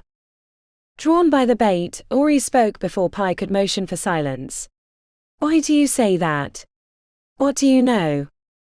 Sliven chuckled and left them to speak to a heavy-set Matri wearing a pinstriped suit and a top hat made of black glass that was holding court across the platform.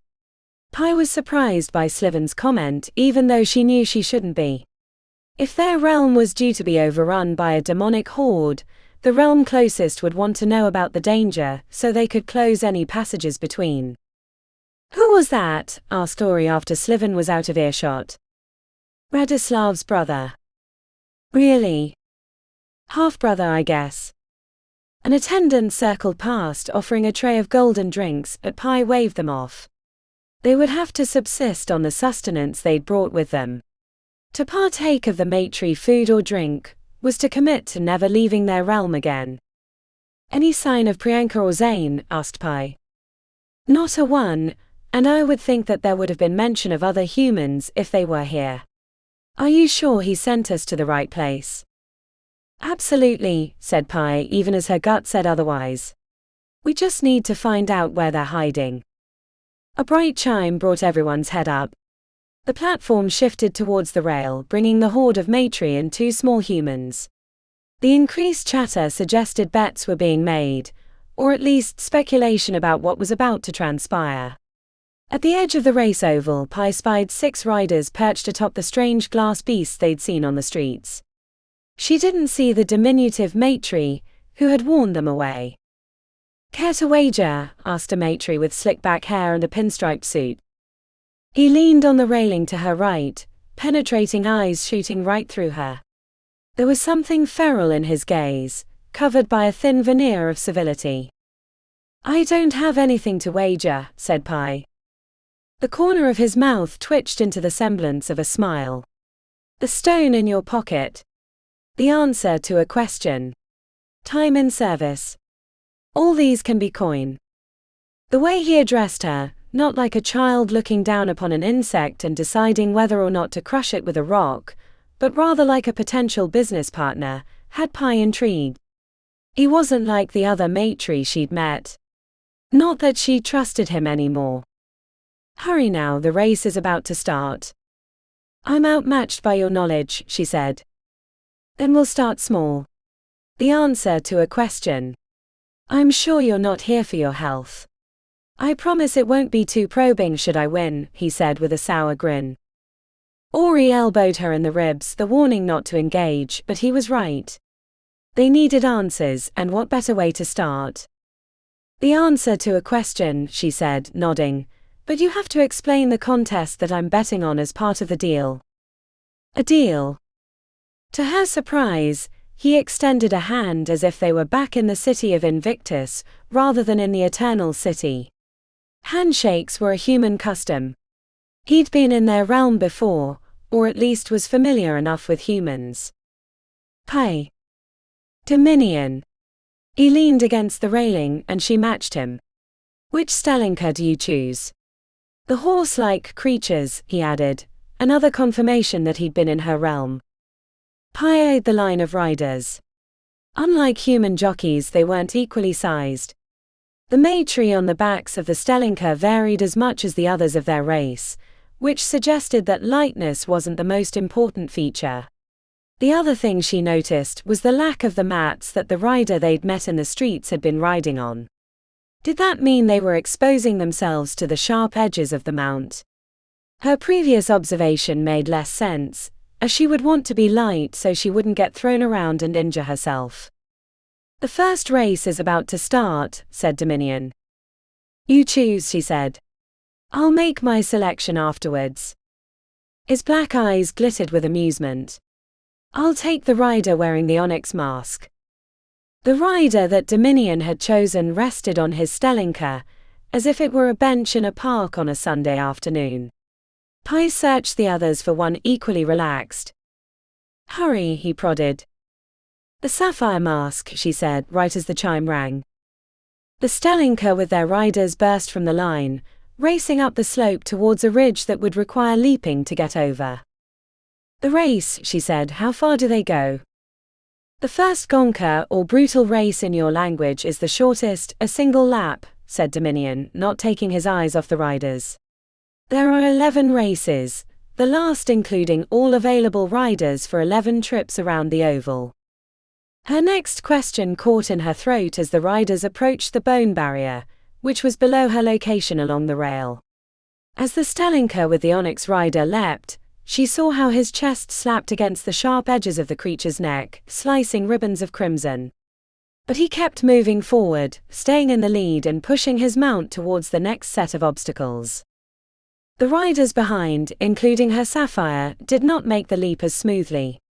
A rider with a mask that reminded her of the Dolgant workers that had tried to assault them landed hard, sliding partially off the mount before climbing back on, arm dripping with blood.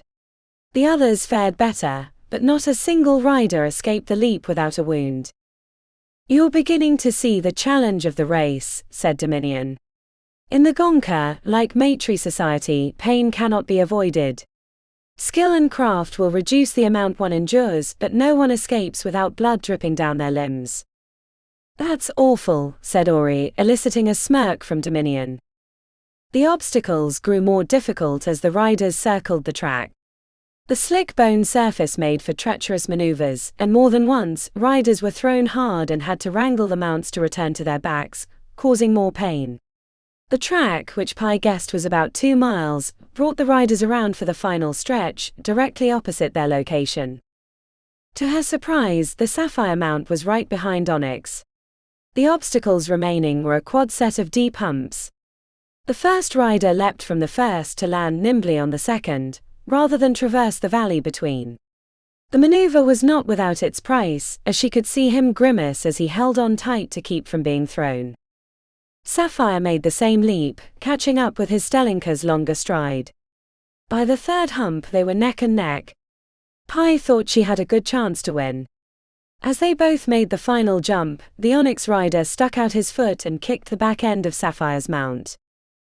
Onyx landed awkwardly, due to the unusual maneuver, but recovered quickly for the final length. Sapphire, however, fared much worse. The impact to the Stellinker's haunches created a difficult landing. The Stellinker hit the final hump off kilter. The rider could have leapt from its back, saving himself, but he tried to keep his mount on course. The snap of the front leg was like a gunshot. No one except Pi and her sister flinched. Stellinker and rider tumbled over. The quick, violent rotations ended with the mount atop. In a human race, Pi would have expected a hushed silence to fall upon the crowd, solidarity with the injured. But the Maitri, cruel and capricious as they were, applauded. She wasn't sure if it was the kick or the landing that brought their agreement, but either made Pi sick to her stomach. Dominion added his applause as the Onyx rider passed the finish line. The other 4 riders, minus Sapphire, followed him over. Attendants with the same gold lines streaking down their neck as the bouncer at the front walked to the fallen rider as if they already knew the result. After a brief check, the attendant held his thumb down, which brought rapturous cheering. "A fortuitous event," said Dominion with an in-breath that sounded like a hiss. "He's dead." "The Stellinker too," said Dominion, eyes alight with excitement. "That means there are only 11 competitors." He turned on her. "And you have lost."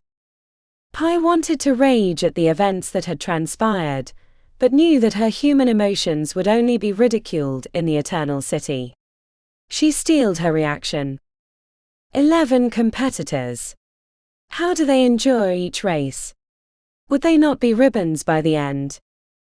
Dominion nodded towards the end of the oval, where the 5 riders accepted golden chalices and then promptly threw them back. "That is Udoval. It heals the flesh and provides pleasure equal to the pain endured. The more brutal the ride, the higher the ecstasy at the end." The construction of the event shouldn't have surprised Pi. It was a microcosm of Maitri society.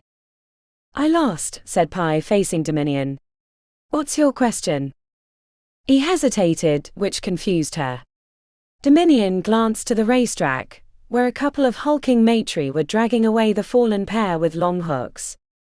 "I cede my victory," said Dominion, who looked like he was trying to smile but it came out like a grimace. "Out of respect to the fallen. You may ask me questions of your desire. Nothing personal, but I can pull away the veil of your ignorance." Pi could hear the mocking of her human customs in his voice, but didn't want to give up the opportunity to learn more. She didn't know why he'd decided not to hold her to the bet, but something about the first race had changed it. Her first desire was to ask questions that would lead them to Priyanka, but she didn't want to give away the purpose of their visit. "Tell me why representatives of the courts gather here, even as they conspire against each other." Dominion made dismissive noises. "Come now, you can do better than that. What is combat without a field of battle? They come here for the game and to ensure their advantages are not ceded in their absence. Which court is ascended?" He creased his eyes. "A difficult calculation as much occurs beneath the surface. Ruby was diminished by its failed attempt on Jade some years ago." His lips curled at the corners, suggesting he knew her role in those events. "While Diamond failed its attempt to infiltrate your city of sorcery, losing its favored son Prince Athalstar in the process. One could say that Jade is rising, but that would be false too. The battle is stagnant, possibly because the combatants have grown too cautious in recent years." His gaze flitted to the bone racetrack, where Sapphire had fallen. "But to overreach is to invite disaster. Tell me about the Diamond Court. If Queen Zaire lost her favored son, then who is her favorite now?" asked Pi. Dominion licked his lips. Under normal circumstances, Prince Orania would have taken his brother's place, but he has a soft heart and consorts with outsiders. He nodded towards the section of the platform where the nobility were clustered tightly. A smallish Maitri wearing the regal clothing of the Diamond Court stood alone. To allow him to ascend the throne would be the end of the court. "There is another. Princess Elassa," said Dominion with a sigh. She is young, not yet a century old, and while she is as cunning as her mother, she is often absent, refusing to participate in the machinations of the court. Do not look for her. She is not here. Some say she is on her Liebereisen, which is a journey of discovery. You seem quite different than the other matri, said Pi. Have you spent time in our realm? Or are there other humans here that have previously made your acquaintance? To come here would be foolish, he said. No one else would dare, but I suppose you have the protection of your head patron, though even he has limits. A warning chime had her looking to the racetrack, where 6 new riders including the matri who had spoken to them in the streets had lined up. Care to bet again? She asked, hoping to learn more. Dominion clucked his tongue. Better to leave our conversation on a good note. He inclined his head. I have business with Duke Charon. May we speak again in the future, when it would be profitable to both. Her companion at the rail headed towards a knot of matri, including the heavy-set one with the glass top hat. Their affiliations were unknown, but Pi quickly lost interest as the chime sounded for the start of the race. Ori tugged on her arm. We should check out the Diamond Court area. Maybe someone can clue us to where Priyanka is. Wait, said Pi, staying her sister's hand, I want to watch. We need to find her. Ori glanced to the track. This race is an abomination. It is, but if we're going to find them, we need to understand the matri better. Her sister but took her position at the rail right as the riders approached the first obstacle. Pi watched in earnest, her gut tightening as the matri with the smoky mask made the leap, a few steps behind the others. Her passage was graceful, but the other riders were pushing their limits, risking pain and being rewarded by gaining distance. Before this visit, Pi had thought herself an expert on the matri. Working for Radoslav had taught her much, but now that she was seeing them in their element, she recognized that there were many facets of behavior she didn't understand. Oxyvan. The rider had warned them. It wasn't a what but a why. The same was true for the matri. Pi checked back to the nobles, who were chatting as if they were at a Sunday brunch, while the riders fought for position in a race that had claimed one of their own already. The riders did not hold back. She saw more kicks when Stelinka drew too close. To win by all means necessary. Oxyvan made the capitalism of her world into a child's game. They came here to compete, whether it was on the track or on the platform. The second race wasn't as exciting as the first, as the lead rider crossed well before the others, and the rider she was rooting for came in last by a good margin. Pi didn't know if she was holding back, since they'd be racing many times this day, or if it was her caution that was to blame. While the riders drank from their golden chalices, a diminutive matri, Prince Oronya, approached. He was everything the other matri were not, short, cherub-faced to sickly. Yet he carried a strength in his gaze that was unlike the others, not a challenge but a sense of self-knowledge. We rarely receive visitors in our realm, said Prince Oronya, clasping his hands in front. Rarely, but not never, asked Pi as the beetle made a tiny flutter against her heart. She resisted the urge to put her hand there, fearful that the insect was meant for the prince. It's lovely to meet you, Prince Oronya, said Ori, stepping to her side. Your kind words are strange to hear, said Prince Oronya. Like climbing into an active volcano to find a field of spring flowers. You have been to our realm, said Pi. I have, he said wistfully. I enjoyed it. But you should not be here. This is not a place for humans, even the prodigies of Invictus. Thank you for your warning, said Ori. How do you like the Gonka? He asked sourly. It is unusual and frightening, said Ori, frowning. I can't say I like it. What is the mask of that rider? The one who came in last, asked Pi. Prince Oronya stared down to the track, near the finish line. That is the Wraithhawk. A fearsome predator that lives in the more uninhabited regions of the Eternal City. They suck the victims dry of energy, leaving them defenseless while they're eaten alive. He shifted his mouth to the side. A poor choice of mask for that rider who is too timid for the Gonkers. The sapphire was too bold and lost his life, said Pi. The riders reap no rewards unless they are victorious, said Prince Oranya. For the lower classes, the only way to climb out of their station is through violence and pain. If Wraithhawk cannot win a single race, then she will not be allowed to return, and there are always more clamoring to join the Gonkers. His gaze was filled with unusual sadness. Why did you come to the Eternal City? Ori started to speak, but Pi placed her hand on her sister's arm to stop her. We have our reasons. Prince Oranya frowned. Not at them but for them, she realized. Before the Gonker is over, you must present yourself to my mother, Queen Zaire. She will wish to interrogate you. Be warned, she does not suffer fools and is in a foul mood because she misses her daughter, who's been absent for too long. My mother wonders why you are here and assumes the worst. If you are careful, you might yet still survive this day. The blessings of Elevens may yet presage your success. Why do you help us? She asked. He smiled, a twinkle in his eyes relaying an unspoken history, before he inclined his head and left them for other parties. Shall we ask Pi? I have a strong feeling that Priyanka is not here, said Ori. Radoslav sent us here for his own purposes. The ashy feeling rotted her insides. She didn't muster a disagreement, because she was beginning to worry that her sister was right. If Priyanka or Zane were present, they would have shown their faces to them, or given a signal. Their appearance at the Diamond Court was much too unusual not to draw notice. As she headed up the ramp towards the upper platform, Pi's gut tightened further, like a great machine was cinching it until she would bend in half from the tension. In her time in the halls, she'd met both the other queens, each as different from each other as they were to the one before her. When she'd met Lady Kakala, she'd been nervous, but the Jade Queen had been disarming in her conversation. Of course, Pi had attended the reaping ceremony as a representative of the Jade Queen's son, which had made their introduction easier.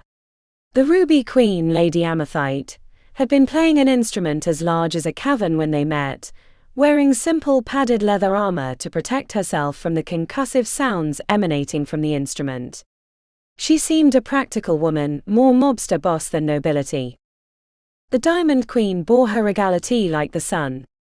She rested on a bone divan, speaking softly to a pair of ladies sitting with her. Lady Zaire was like a knife unsheathed. She wore a pale gown edged with golden glitter that hung on her thin frame. Black hair wrapped into a braided crown rested across her brow. Her piercing gaze swept across the crowd of nobles, derision in every glance. Pi hovered near the divan as the third race finished to the whistles of the crowd. The Queen's sharp gaze sliced through Pi's armor before a single word was spoken. Don't lurk in the presence of a queen, said Lady Zaire with chin lifted. I'm already annoyed by the stench of your flesh, and now you flit about the edges of my vision like a disoriented failer. Pi hurried forward, keeping her head bowed. Words of greeting stuck in her throat, but Ori filled in the silence. Greetings, Queen Zaire, we are. I know who you are, spat the Queen. Meddlers and nuisance makers. I should send you both to mines where you won't last but a few days and rid the realms of your middling influence, just like I should have done to your master before he grew in power. Lady Zaire had a hawkish nose and her chalky grey skin seemed powdered. Pi could see her ribs protruding along her side through the slices in her gown. We mean no trouble, said Ori. Yet, trouble you are, stirring up questions on why you are here. The bold Silverthorn sisters gracing the Rasaku pole. Maybe we should have you join the Gonka, and if you win you get to leave with your lives. Her smile curdled upon itself. Of course your weak flesh wouldn't make it past the first rise, and the Udoval would burn you alive from the inside. Lady Zaire spoke quietly to a matry woman next to her, who then spirited away on an errand. The other matry woman to the Queen's left stared without remorse. Why have you chosen to taint my event? Spite? Arrogance? Or are you too stupid to understand why you should not have come here? The Queen's words left Pi shaken. Having old iron balls dress her down over minor mistakes was nothing compared to Lady Zaya's fiery invectives, which came with the real threat of immediate death. "We apologize, but..." Lady Zaya cut Ori off with an angled swipe of her hand, like a sword strike, slicing the words off in midair. "I refuse your apology. Tell me why you are here this instant before I call my guards." The tension on the platform had grown tenfold. The other matri watched the races with feigned interest, while their true focus was on the Queen's visitors. Out of the corner of Pai's eyes, she spotted guards in golden breastplates approaching. "Invictus extends his invitation to Lady Zaya for a visit to the city of Sorcery," said Pai, hating the way her voice wavered as she spoke. Lady Zaya's expression erupted in revulsion. "Why would I want to subject myself to the disgusting airs of your realm? Would you crawl into a pen with a pig and root around in the mud with them? No. I think not. Invictus would never offer such an invite, which means you are lying about your reasons for being here." The circle tightened further around them. Both the nobles and the guards came closer. Pai felt the beetle above her heart flutter with interest, which only increased her anxiety. She felt like she'd been shoved on stage and asked to speak her lines, but she didn't know what play it was. Ori took a half step forward. "You might be aware that our realm is under threat from the demonic one." "A problem of your own making," said Lady Zaya dismissively. "Magic is not a toy, yet your kind wield it like one, using it blindly and without regard to the consequences. It's your own fault that your barrier is breaking down, and I will not lend a single finger to help." The Queen was prepared to continue, but the other matri on the divan touched her wrist. They spoke quietly together. The guard nearest the divan stared through her with gold-flecked eyes and a sneer that felt like a slap. Somewhere behind them a chime sounded, but most of the platform was paying attention to their conversation rather than the race. Pai glanced to the portal bracelet on her sister's wrist, but they were too far from their point of entry to use it. Until they could leave the Rasakupol and journey back to within a few blocks of where they'd arrived, they were stuck in the matri realm. The Queen finished taking her counsel and turned to them. "Lady Sabella suggests that you are here on behalf of one of the other queens, and I should not allow you to be so near my royal personage. The events that transpired at the reaping ceremony with Lady Kakala would not have happened without you, Pythia Silverthorn, and your consorting with the Black Butcher is well known. The only thing staying my hand at this point is the Viclic Stone, and the promise of 11s from the first Gonka. Tell me again, Pythia, why are you here?" The words that Pai summoned to use were quickly lost as the beetle fluttered against her heart again, making her breath catch in her throat. She glanced surreptitiously at those nearby, seeing Prince Orornya, Dominion, and the other matri that had been milling about the platform. The beetle was meant for one of them, but who?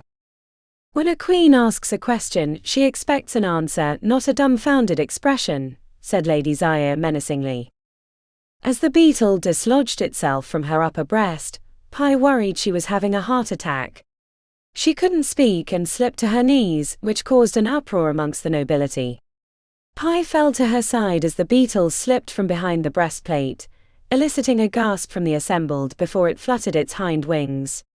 A rush of fear filled Pai as the horrified gazes of the sharp-eyed matri focused on her. "It's happening" was followed by "Radoslav used me." Her worst fears were confirmed when, splayed on her back, limbs stiff with pain, Pai watched the glistening black insect rise into the air and shoot towards Prince Orornya. Chapter 13. Ori didn't know what to do when her sister collapsed onto her side. Had she been poisoned? Had someone shot her with a needle or used another covert method of assassination? She glanced to the guards, but saw their shock and confusion matching the nobility's. The world dialed in around them. High above, Ori heard the sound of a chime, but no one was watching the race. The only contest that mattered was the one on the platform, and it would end in death, that much Ori knew.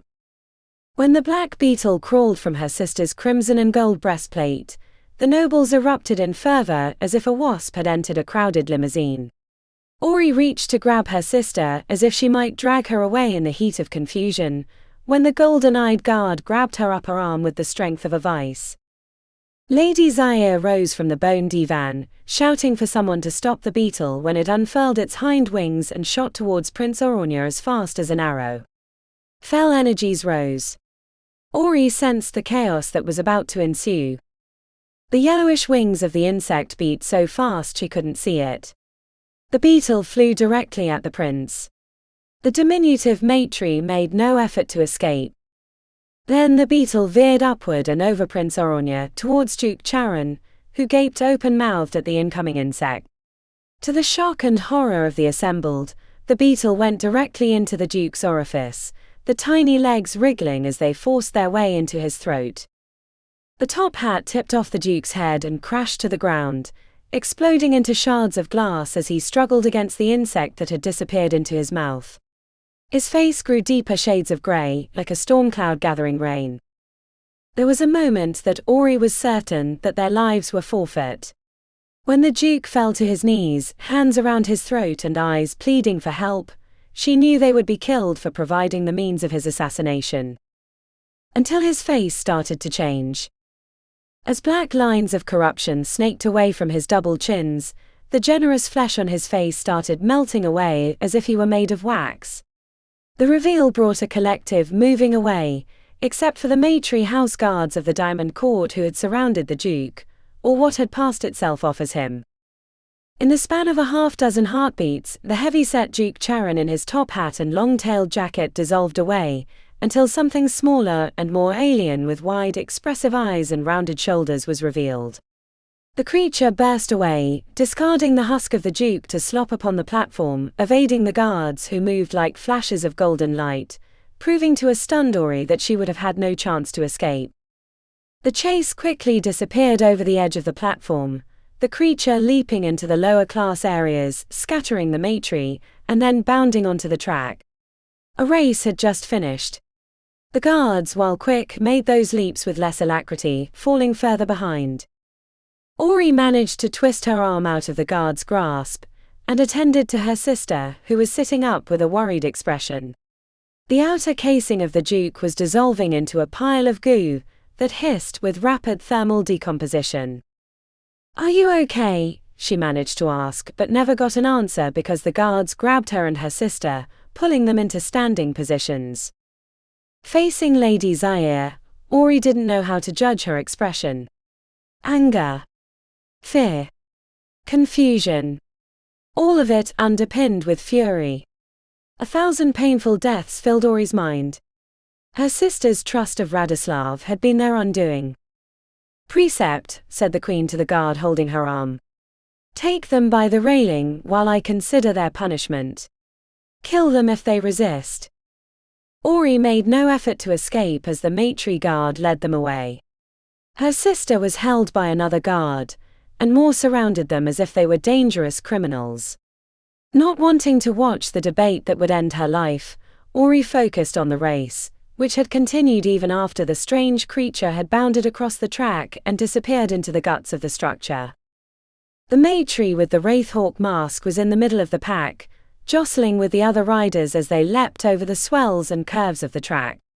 As they came around the bend, a fist knocked Wraithhawk from her Stellinka, and she tumbled hard and slid beneath the thundering hooves of the other riders, narrowly escaping being trampled through an impressive number of rapid contortions. The rider returned to her mount, well behind the others, with little chance to catch up. Ori felt like the Wraithhawk rider, thinking she was progressing, but having just been knocked in the head by a fist. The shock still reverberated through her mind. The Gonka continued for 2 more laps, the riders slowly stretching out with the Onyx rider taking a comfortable lead. By the time Wraithhawk finished the race in dead last, the Diamond Queen called for their return. The naked fury had been contained, but barely.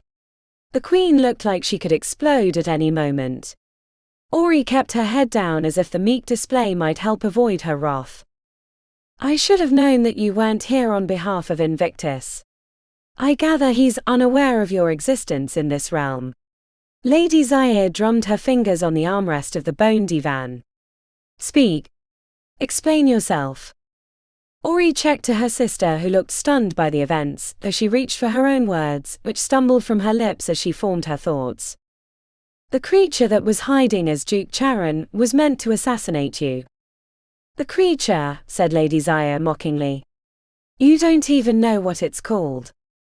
Pokeesh, muttered Pi as she averted her eyes. A changeling.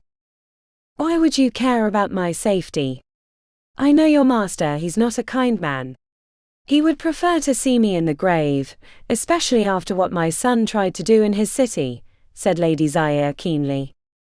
He would prefer to see the balance of power remain in the Eternal City, said Ori, not knowing if it were true or not. How did he discover this plot? We would prefer not to reveal, said Ori. The Queen leaned back, seeming to accept their story as fact. She continued to drum her fingers, staring into the distance. I thought these kinds of plots were the purview of Priyanka. Has Invictus lost faith in her? Asked the Queen. Priyanka is a busy woman with many responsibilities, said Ori, and we do as Invictus instructs. I seriously doubt that, said Lady Zaya. The pair of you look far too enamored with yourselves to follow blindly, and now I am presented with a problem. Had you informed me of the impostor, I would have dealt with him on my terms, but you took it upon yourself to attack him, and despite the benefits to my court, you have overstepped your bounds. A slight that cannot go unpunished if I am to remain in control. She'd been staring into the distance, but brought the full weight of her royal gaze upon them. To merely strike a royal person is to lose one's hand. Do you know what the punishment for an attempted killing at one of our gatherings is? No matter that he was an impostor. If we let anyone act with impunity, then our gatherings will turn to chaos. Even one as justified as what happened. The punishment is death. Ori glanced at her sister, who hung her head in shame for trusting Radoslav. She didn't blame Pi, but wished she'd done a better job of figuring out his motives before entering the Eternal City. There is the matter of the 11s, said Lady Zaya, her expression softening. A good omen that cannot be ignored. In her studies at Arcanium, the concept of truth was a major source of power. She was a skilled user of Vimancy and Mendancy, truth and liar magic, because she had a good grasp on those realities for herself. As magic was an instruction for the mind, that unvarnished belief made her magics more powerful. But faith was a tricky concept that included culture and the expectations of society. Lady Zaya was caught in a conflict of cultural truths. On one hand, they defied her edict and attacked a guest, even one there under false pretenses and with possible intent to cause their own havoc. To allow a pair of outsiders to act with impunity would undermine her. A queen was not an individual, but the embodiment of the state. Letting it go would be worse than if the Duke had actually attempted an assassination. But the truth of her power was in conflict with a societal norm. Ori had heard the mention of 11s from the other guests enough to piece together the superstitious number. When the Sapphire Rider had died during the first race, it had changed their number from 12 to 11, which made the final and 11th race a contest between that perfect number. The Matri saw this as a good sign, and given the outcome of the Duke's reveal, to punish them would be seen as an affront to the expectations of luck in Matri society. Ori saw a narrow path that might allow the Queen to save face while letting them leave the Eternal City with their lives. Though her sister was more of an expert on the Matri, the time spent watching the Gonkers and meeting the various characters attending the gathering had instructed Ori in ways that her sister was blind. There were truths hidden within the court and contest that even the Queen had not seen. May I offer a suggestion? Asked Ori. The only others near the Queen's divan were her guards and Lady Sabella, who stood off to the side, watching with muted interest. You may, said Lady Zaya carefully. Today is a day of fortune, announced on the backs of the 11s, said Ori. The corners of Lady Zaya's eyes creased. Continue. The 11th and final race is almost upon us, said Ori, during which 11 riders will compete. Shouldn't that be the race that decides our fate? The Queen reacted with a slow, spreading smile, while Lady Sabella strangely frowned. Was there something she was missing about the Queen's consort? Ori pushed the thought out of her mind, as she concentrated on the head of the court. "It would," said Lady Zaya with a keen smile. "What do you suggest?" "My sister and I choose a rider, while you choose another. If our rider wins, we walk free.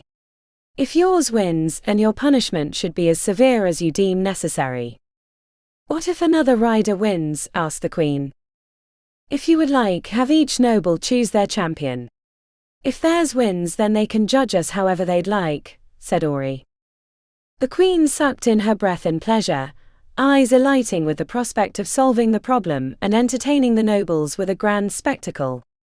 This would be an event that would be talked about for ages. While the Queen was considering the idea, Pi put her hand on Ori's arm, but she shook it off. Her sister was worried about the contest, but Ori couldn't explain her reasoning in front of the others. She had no intention of playing fairly. The prospect of Oxyvan meant that anything was on the table when it came to winning in Matri society. "I accept this proposal," said Lady Zaya. She looked to a set of lights above the racetrack. "The 11th race is upon us. Gather the riders on the platform for the choosing." Pi leaned into her ear while they waited for the riders to be brought and the nobles to return. "What are you doing? 1 in 11 chance. Are you crazy? Even if we pick the best one, the others are going to try to take them down for the sake of cruelty. Whoever we choose, it'll be a death sentence for them. And us." The anguish in her sister's eyes made the event more fraught. "Trust me," whispered Ori, then under her breath and mostly to herself she added, "I hope." While they waited, Ori caught a strange look from the guard, Precept. His stoic expression was replaced by a pinched frown. She sensed disappointment, even though she didn't understand why, but there was no further time to consider as the riders were set in a line opposite the Queen's divan. After a brief explanation by the Queen about the events that would transpire around the 11th and final race, which brought a giddy excitement from the nobles, she added, "The Silverthorn sisters may choose first." Pi leaned into her ear. "We're choosing Onyx, right? He's won most of the races he's been in." "No," said Ori, frowning as she realized a problem. "Do the common Matri speak our language?" "Some but not all," said Pi. Ori approached the first rider. Emerald Mask. She didn't particularly remember how well he'd fared in the Gonkers, but it didn't matter. She stood before him as if she were evaluating him, and if she were going on human terms, he would be a likely candidate, as he was lithe and fit with a hungry cast to eyes that peeked from beneath his jewel-encrusted mask. She leaned on her tippy toes and spoke quietly in his ear. He reacted as if he'd received a small shock, but to his credit kept facing forward towards the Queen rather than looking down the line at his fellow competitors. After the first, the nobles tittered with questions, chattering amongst themselves about what she might be telling the riders. "You cannot bribe them," said the Queen, "not that you have anything of value that they would accept." "I offer no bribes, only truth." The Queen seemed suspicious but allowed it to continue. Ori guessed that her royalness couldn't fathom how she might taint the race when so much was on the line. Ori continued to address each rider in turn, giving the same message to all but one. The ones that heard the common message reacted similarly, except for the few that couldn't understand her speech, but she assumed the others would explain once they hit the starting line. "Have you made your decision?" asked Lady Zaya with chin raised. Ori returned to her sister's side, squeezed her hand, and spoke in a loud voice so all could hear. "We choose Wraithhawk." Gasps were quickly swallowed by laughter. The nobles had been watching the same races, and they knew that Wraithhawk was the worst of the riders. A timid racer who was outmatched in physicality and willingness to accept pain. Pi turned towards her. "Wraithhawk. I was rooting for her but not with our lives on the line."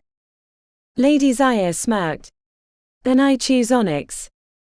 The other 9 selections were given to nobles of prominent stations, but Ori wasn't listening anymore. Hers was the only choice that mattered, and she was reviewing her decision to make sure she hadn't missed anything that would upset her strategy. Before the riders were released for the final race, the Queen spoke to them in both the Matri language and English.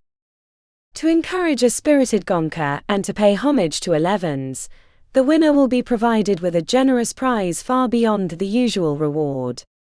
As Lady Zaire turned away, she smiled knowingly at Ori.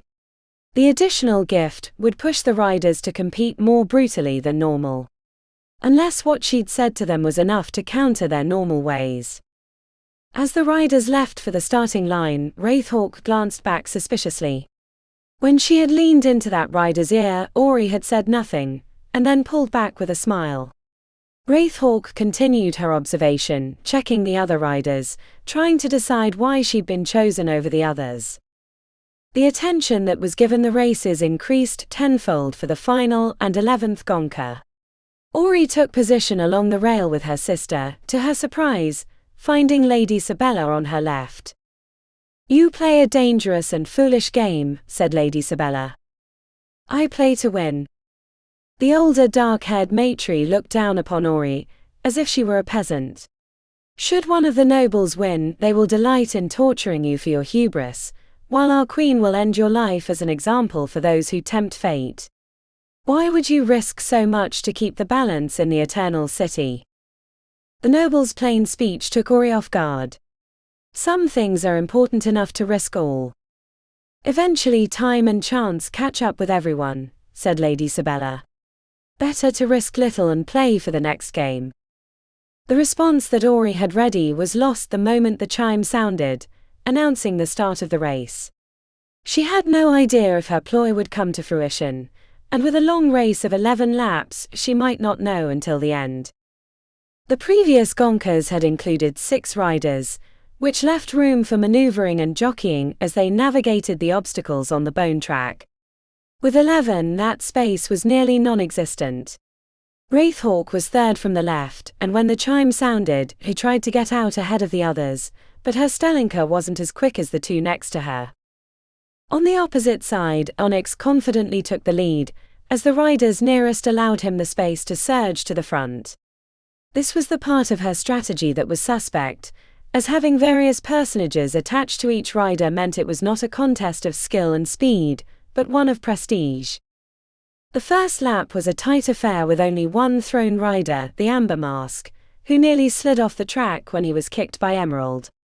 The other riders kept their machinations to a minimum, sensing the long race would give ample opportunity for Oxyvan without jeopardizing their own positions. During the second lap, Onyx stayed in the lead, followed by Dolgant and Pearl. Wraithhawk was stuck in a pack that always seemed to stay around her. She kicked out at Amber, who had caught up during their slow pace, but he avoided it rather than engage back. During the third lap, Wraithhawk rammed another rider to break free of the pack that had been keeping her hemmed in. The others tried to catch up and limit her room to run, but she made a few skillful leaps over the swales and moved out ahead. Lady Sabella sucked in a breath and turned to stare at Ori. Wraithhawk was still half a length behind the group of 4 at the front where Onyx kept his lead. The riders in front had mostly kept to themselves, focusing on speed and navigating the obstacles rather than interfering with each other, leaving them less bloodied than in some of the previous races. Ori supposed this made sense. In a short race, there was little time to affect your opponents. A longer gonka allowed for strategies to play out over time. She hoped that would be the case for hers. "Come on, Wraithhawk," said her sister, leaning against the railing as if she could will the rider faster. Laps 3 through 8 were almost like a horse race from their realm as the riders pushed their mounts. Wraithhawk managed to catch up as they came around for the 9th lap, leaving 5 competitors in front with a chance to win. The coordination from the other riders that had hemmed in Wraithhawk at the beginning was absent down the stretch. Wraithhawk proved she was an able rider, navigating the obstacles with grace. At first the crowd reacted to each jump and swerve as if it might be her last, because they expected her opponents to veer into her or kick out with a leg to throw her from the Stellinka as they had in previous races. But as the blows did not come, the crowd began to jeer and whistle. If it were a human race, Ori would have expected bottles and cans to be thrown onto the track. The commoners were the first to sense something was amiss, but the nobles saw the difference in the race slightly after. Lady Sabella chuckled softly with understanding, as the riders came around for the last lap. A bold ploy. You might just win. The realization of why the others weren't attacking Wraithhawk rippled through the nobility. They were seeing what Ori had recognized earlier in the races. The rider that had spoken to them on the street was none other than Princess Elassa. The Queen's daughter was on her Liebereisen, which was a journey of self-discovery, and had chosen to disguise herself as a common rider for reasons only she understood. The law that prevented commoners from striking nobility was keeping the other riders from interfering with Princess Elassa. In the earlier races, she'd been knocked from her Stellinker numerous times, not because she was unskilled at riding, but because she seemed to lack the brutality of the commoners who had everything to lose. After meeting Prince Oronia and watching the races, Ori had realized that his sister was similar, an unusual matri who was looking for a different path. This did not ensure victory, as Wraithhawk still had to be the fastest and most skilled rider, but at least it kept the others from interfering with her during the race. Her sister noticed a few moments later with a muttered curse as the pack rounded the last curve towards the finish line. Ori's heart was in her throat. She looked to the Queen, who for a brief second had an expression of relief, but it quickly disappeared beneath the mask of authority. But the result was not assured. Onyx and Wraithhawk were striving together, having outpaced the other competitors in the upper pack. Ori had hoped that Onyx was merely a brute whose success came from his cutthroat tactics, but his skill on the Stellinker matched the princess. The two riders were covered in a patina of blood from the long race, as even their relatively calm efforts came with pain. They hit the quad swales on the final stretch, leaping from peak to peak to keep up their speed. At the last obstacle, Wraithhawk took the lead. She looked like a vision of horror, arms kissed with crimson streaks, little droplets of blood rising behind her at each stride. Her Stellinker arced through the air gracefully, and given the pace that had allowed her to catch up, Ori was confident Wraithhawk could cross the line first. Ori's entire body was covered in goosebumps. Beside her, Pi sucked in a breath of anticipation. The excitement of victory. "We're going to win," said her sister as she reached out and squeezed her hand in solidarity. As the two Stellinker landed, Wraithhawk slightly ahead of Onyx, the Queen's rider shot out his leg in an awkward maneuver that would have sliced the inside of his thigh. His foot caught the hind leg of Princess Elassa's mount. In the span of a single heartbeat, she went from thundering down the final stretch for victory, to the agony of betrayal. Her mount hit the bone track clumsily, barely keeping its hooves. Princess Elassa was knocked from its back, but not so far that she fell, and she clung to the Stellinker's broken glass neck as it thundered towards the finish line. "No," said Pi emptily. Onyx fared little better on the landing. His kick-out had caused him to hit hard, but he recovered faster, as he'd been expecting the interference, unlike Princess Elassa. Onyx quickly righted himself and strode towards the finish line, and Wraithhawk, clinging to the neck of her Stellinker, passed half a second afterwards. She'd lost. They'd lost. "Fools," said Lady Sabella, marching away, shaking her head inexplicably.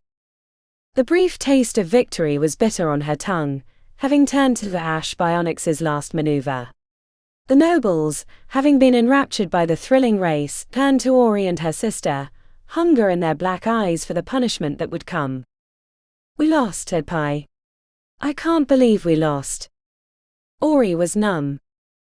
"I lost." Chapter 14. The crash of emotions left Pi empty and confused. For a brief moment she'd thought they'd won. Her sister's stratagem had been nearly perfect, except that it failed to anticipate the greed that would overcome the rule against striking a princess. Golden armored guards hauled them towards the Queen. It wasn't supposed to end like this. Pi thought briefly of trying to make a run for it. The many souls in her head would provide the lubrication that might help them escape, but she knew it was an ill-considered thought. The Matry guards alone were formidable enough to make escape impossible, let alone the opportunistic nobles who might want to earn favor with the Queen through their capture. But their failure wasn't at the top of Lady Zaya's interest. As they were presented to the head of the Diamond Court, her daughter Princess Elassa appeared at their side without the Wraithhawk mask. The resemblance to both the Queen and her brother Prince Orania was unmistakable, though each in different ways. The princess had the hawkish nose of her mother, lithe and sharp like a folded knife, but they differed in the eyes.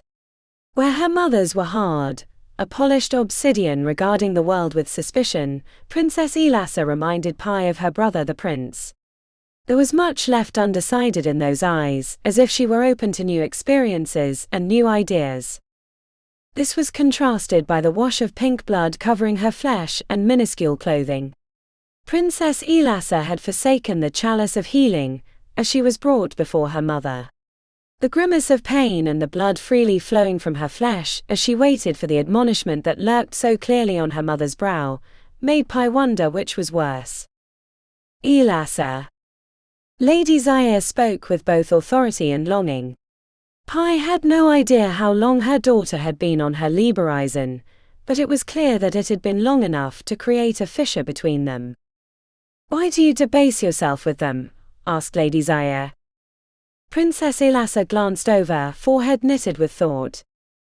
"Not all lessons can be learned in a palace," she said, examining her flayed hands idly as they dripped blood on the slick-bone platform. Their conversation halted when the onyx rider was brought before them, surrounded by the Queen's guards. His encrusted mask hung idly in his hand, arrogance on his brow as he stood amongst the nobles. The ecstasy of the chalice haunted his eyes as he smirked at nothing in particular. He was covered in the same patina of blood as Princess Elassa, but his wounds were closing as they watched. The onyx rider looked formidable, a specimen of brutality cruelly honed by the Matry systems. Lady Zaya looked annoyed by the appearance of the rider, as if she'd forgotten her previous choice. His actions at the final stretch created new conflicts. "Congratulations on your victory," said Lady Zaya flatly. "You will receive all the rewards that you deserve. Bury his body with a fortune of gold, and if he has any descendants, provide for their rise in station." The onyx rider's expression fell, even as the pleasurable effects of the chalice roiled through his body. His smile was both blissful and perverse.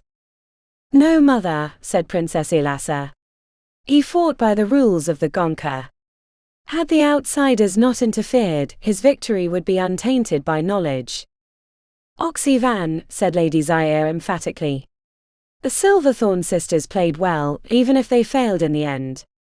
She gestured towards them. "And if he is dead, then one might be able to say that you were the true winner." Hope bloomed in Pi's chest. A narrow avenue for escape was opening. "We cannot continue this way, mother," said Princess Elassa. "We are the most powerful race in all the realms, yet we squander our skills on eternal combat that has no end. We are consumed by competition. Our city falls to ruin at the edges, and only in the beating heart does the blood flow and spill." She gestured towards them. "Better we learn from the humans, who have set aside their conflicts to grow together." The choice hit Pi in the breastbone. Their lives were balanced against the onyx rider, a commoner Matry, who had fought by the rules of the Gonka and lost. If they were judged by the standards of the Matry, they would escape with their lives, but if it were by their own human ideals, they would lose. The Queen turned, spearing them in her sights. "What say you? Are you the idealist humans that my starry-eyed daughter thinks exist? Or are you willing to do what it takes to survive?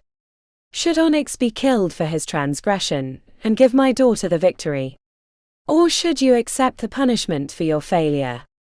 Lady Zaya licked her lips as she looked between the two of them. "Pythia Silverthorn. You've worked for the Black Butcher. Show my daughter how the humans are not so different than us.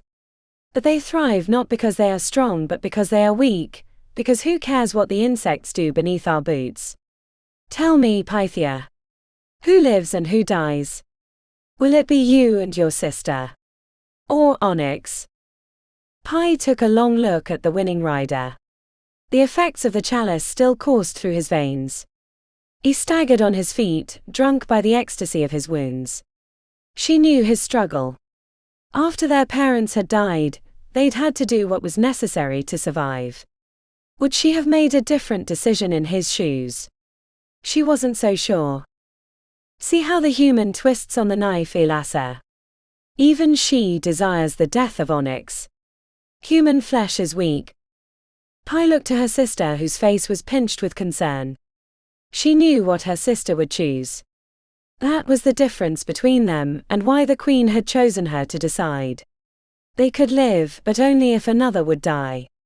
In absence of her sister, the choice would have been simple. A calculation of survival. But that was the way of the Matri. It was too easy. Place everything on the balance, and if it tilted one way, that was the choice. The Queen was proving a point to her long-absent daughter. Make your decision, said Lady Zaire. Or all lives will be forfeit. The words seemed to come from someone else, even though she knew they were her lips. Onyx should be spared. He did not create this system. Pi hung her head. We accept our fate. A hissing laughter reverberated through the nobles. They couldn't believe themselves. For them, a choice would have been easy, and most of them would have been happy to slit Onyx's throat themselves. Ori gave her hand a second squeeze, a measure of support. The Onyx rider stared suspiciously at them, clearly trying to piece together how they would profit from the decision, not understanding it had been a moral choice, not a calculation of survival. And now it was up to the Queen to decide their fate. Pi had to hope that the Matri might know mercy. Lady Zaire stared at the floor as if stunned by the choice. After a few seconds of inner conflict, she lifted her chin, lips squeezed tight. Sequester them in my chambers while I decide their punishment. As they were led away, the blood-soaked Princess Elassa watched. The Matri were a difficult race to read. A contingent of guards brought them into the Queen's quarters, a resplendent gilded palace that would have made the pharaohs of their world jealous. Under other circumstances, the tinkling of fountains would have provided a relaxing backdrop. I'm sorry, said Pi, shaking her head. I shouldn't have accepted the beetle. I thought I could trust Radoslav. And I'm sorry I chose Onyx. I'm proud of you, sis, said Ori. It was the right decision. I feel sick about having to make it. Shouldn't making the right decision give me some feel-good chemicals or something? I could throw up, said Pi, sitting on the edge of a bone column and leaning forward on her knees. A ripple of surprise passed through the guards. A trio of Matri appeared in the entryway, Princess Elassa, Lady Sabella, and the head of the guards, Precept. The latter spoke to his charges and they slipped back out to the main platform. The reason for the three visitors didn't make sense to Pi, unless this was the beginning of their sentencing. I should let my mother have you killed for outing me, said Princess Elassa, who had taken the time to clean the blood from her flesh. The wounds were closing, but she didn't have the same hazy gaze as Onyx had after the chalice, suggesting her healing had come by other means. My apologies, said Ori. It was the only way I saw to win the race. Princess Elassa wiped a spot of blood from her jaw, and looked at it momentarily before flicking it against a bone wall. I heard about the changeling.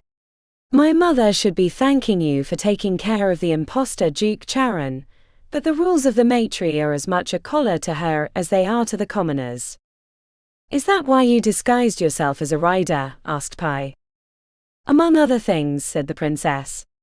My brother's Libereisen brought him much wisdom and doubt. She glanced to Precept with a frown. The last few decades have begotten nothing but death.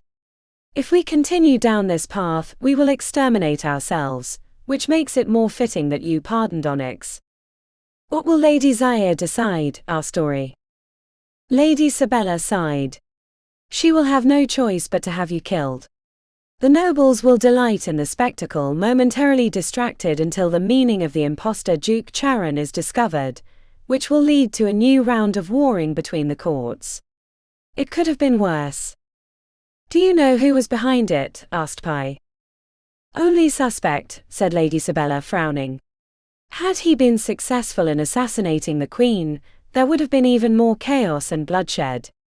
I assume that beetle was given to you by Radoslav. Pi hesitated, feeling like there was much she was missing. You need not worry, said Lady Sabella. You and I have met before. I know the trouble that the Silverthorn sisters can create firsthand. You should show them, said Princess Elassa. I am blocking all methods of scrying. We are safe here. Lady Sabella waved her hand across her face, dissolving the image away as if she were washing away a watercolor. The angled cheekbones of the matri noble were replaced with the rich brown skin of Priyanka Sai, the head of the Academy of the Subtle Arts. Now you understand, said Priyanka grimly. I hope you have a good reason for this disturbance. You're causing me to risk much on your behalf. I should let the Queen have you to keep the peace. Neither the princess or the guard precept seemed surprised by the reveal. When Pi looked to her sister, who was staring at the matri guard as if she knew him, she understood. Priyanka nodded, then gestured to Precept. The head of the guard waved his hand before his face. Beneath the matri exterior was Zane Carter, who only had eyes for her sister. He was slim, with a handsome russet-brown face that always looked on the verge of a smile. Zane and her sister had a brief relationship during the year that their time in the halls overlapped, before Zane disappeared on tasks for his hall. Zane. Ori. The longing in their voices made Pi ache for them. Priyanka cleared her throat, bringing the attention back to her. She appeared annoyed by their reunion.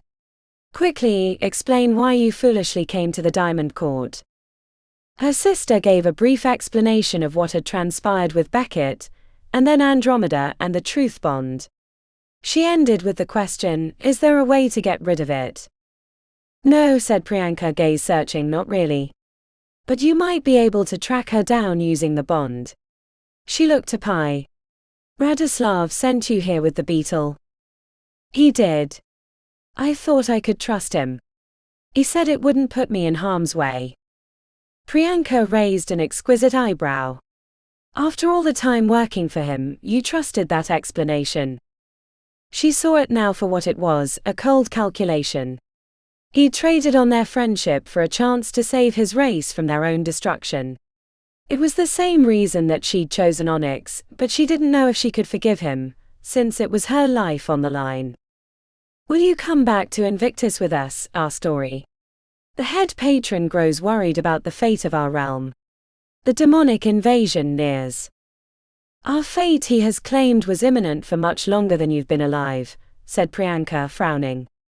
Not that I don't believe he will be right eventually, but we each have our own tasks. I must stay here. The Eternal City is its own threat, both to itself and our realm. Are we to be sacrificed then for your silence? Asked Pi. So quick with wit but never stopping to think before you open your mouth, girl, said Priyanka. The reason you see the three of us is because we're getting you out of here. There will be many questions, but the Queen will overlook them. She does not wish your demise either, even as she would be forced to take your heads. The choice you made was not the one she expected. The head of assassins smirked. Maybe someday she might yet change her mind. Relief that they wouldn't be sent back to the Queen for punishment flooded up from Pi's gut. The whirlwind day left her exhausted. We should go if we're taking them out of here, said Zane. Not we. But you. We will return to the platform, during which they will overcome Precept and escape. The punishment for losing them will be severe, but not as final, as Lady Zaire has no real interest in your deaths. The nobles will suspect they've been played, but no one will understand the real story beneath the action. They trade in conspiracies like children. This will provide them entertainment, not answers, said Priyanka. Zane glanced to Ori and back to Priyanka. The pain was evident on his brow. Not the potential punishment, but the ending of their brief reunion. "I owe you a debt," said Princess Elassa. "Had you encouraged Onyx's death, it would have undermined all that I hoped to change about our race. Your sacrifice gives me hope, which is why I wanted to ensure that you were not punished for it." She inclined her head. "Go. Zane will take you through the hidden passages where you can return to your portal." The false face returned to Priyanka, and then it was 2 Matri and 3 humans. The other 2 loitered while Zane took them to a hidden passage behind a statue of Lady Zaire. They traveled through the center of a huge bone, which brought them onto the streets outside the Rasakupol. "Thank you, Zane," said Ori, reaching her hand towards him but pulling back as if she were afraid what that touch might mean for them. "I'm sorry you're having to take the punishment for us." "There's no need to apologize," said Zane, glancing up the empty street. "I'm coming with you." "What?" Ori and Pai exclaimed at the same time. "Priyanka is blind to the problems of our realm. She's been so worried about the Matri that she can't see the danger that's already there." He paused. "This isn't the first time I've been warned about the invasion. I tried to pass it along to Pri, but she refused to listen, stating we're the only ones that could deal with the threats from the Eternal City." "Are you sure? Won't she be furious?" asked Pai. "Absolutely, but it's a sacrifice I'm willing to make, just like you were back there. Besides, we have to find Andromeda so you can get rid of the truth bond. I'd hate myself if I didn't help you." He checked behind him. "Come on, we should hurry before they realize we're gone." Switching back to the guise of Precept, Zane led them through the streets. The journey back to their portal took less than the other way around. The whole time, Ori stared at Zane's back, so Pai had to smack her in the shoulder to remind her that they were still in danger. When they reached the area, Ori held up her arm. The bracelet pulsed softly, signaling they were in range of a return trip. Ori held out her hands, and the 3 of them formed a triangle. Zane's hands were softer than she would have expected. Her sister's cheeks blushed at the touch, which Pai hoped wouldn't become a problem. "Hey Zane," said Pai, forcing him to look away from her sister. "Yeah. Glad to have you with us. It's been getting pretty annoying just hanging out with my sister all the time." Ori had barely registered what she'd said because she was too busy triggering the bracelet, opening up the archway that led to Invictus' private demi-realm. As the 3 of them walked through the shimmering field that separated the 2 worlds, her sister's exclamation was cut off during the transfer. "Hey you!" Interlude 2. Mary Sader sat at her beige kitchen table surrounded by a sea of bills and receipts. The little pieces of paper were curled and crumpled in piles that wouldn't stay neat no matter how many times she fixed them. The urge to sweep them into the trash bin was constant, but it wouldn't make the problem go away. The television was playing in the other room. Her husband Jack had been watching Deadly Deceptions, a show about the crimes that students of the halls had committed that had been covered up by the patrons. He loved the series, watched it religiously, and then complained to everyone who would listen about how these mages couldn't be trusted, that power like that shouldn't be given a free pass. While Mary knew that mistakes had been made, she worked with a few mages at the alchemical research facility in the 9th Ward, and didn't want to think they might not be good people. They were from the smaller halls, the ones rarely in the paper, but mages were mages. She was jealous of the little charms they used to make everyday life easier, and once a month she visited an Oculus mage who had a fortune reading shop in the 10th. He promised them they were about to come into a lot of money, but he wouldn't say where.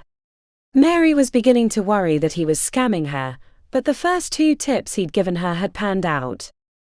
Pinching her nose between forefinger and thumb, she inhaled deeply, trying not to let the frustration of tax season get to her.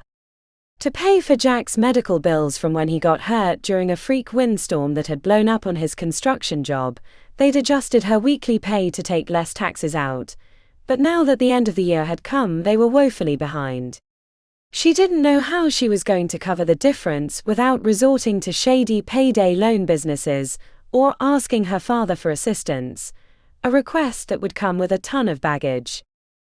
Mary opened her eyes only to grow strangely and intensely dizzy, slapping her hands flat on the table for stability. A stabbing migraine hit right between the eyes. The pain was followed by nausea, and then there was that smell. Sweet and cloying. She knew it instantly. Lilacs. Her neighbors had lilac bushes, and she inhaled deeply every time she passed the fragrant flowers. When she could open her eyes again, the lime green refrigerator was too bright. She squinted until her eyes adjusted. The migraine was fading. She used to have terrible bouts of them when she was younger, but hadn't had one in years. Mary stared at the bills, knowing they were likely the trigger. There was something else. A thought that lingered along with the lilacs. She pinched her nose, trying to rid herself of the smell, but it was stuck in her head, along with the idea. A mad idea that at first didn't make sense, but the more she thought about it, the more the pieces fit. It had never sat right with her that she hadn't a speck of magical ability, while so many others, awful people even, had more than they could handle. Her Merlin score had been nearly non-existent. The test had been flawed. She was sure of it because sometimes she'd had these compulsions that when she'd followed through had brought her a bit of luck. It was one of the reasons she liked going to the fortune teller. The interaction might one day awaken her inner eye, help her harness the phase she knew she had. She snapped her fingers. That's what the lilac smell was, the synapses in her brain firing from the phase. It was like stroke victims smelling burnt toast, except this was a good thing. Mary's concerns about the compulsion disappeared as she realized this was her ability awakening. A chance to prove that she could wield magic, a boon that would help drag them out of their debts, get them out of the 11th Ward apartment. She threw on a bright blue jumpsuit with the Degastine symbol on the front, and grabbed the largest purse she had in the closet.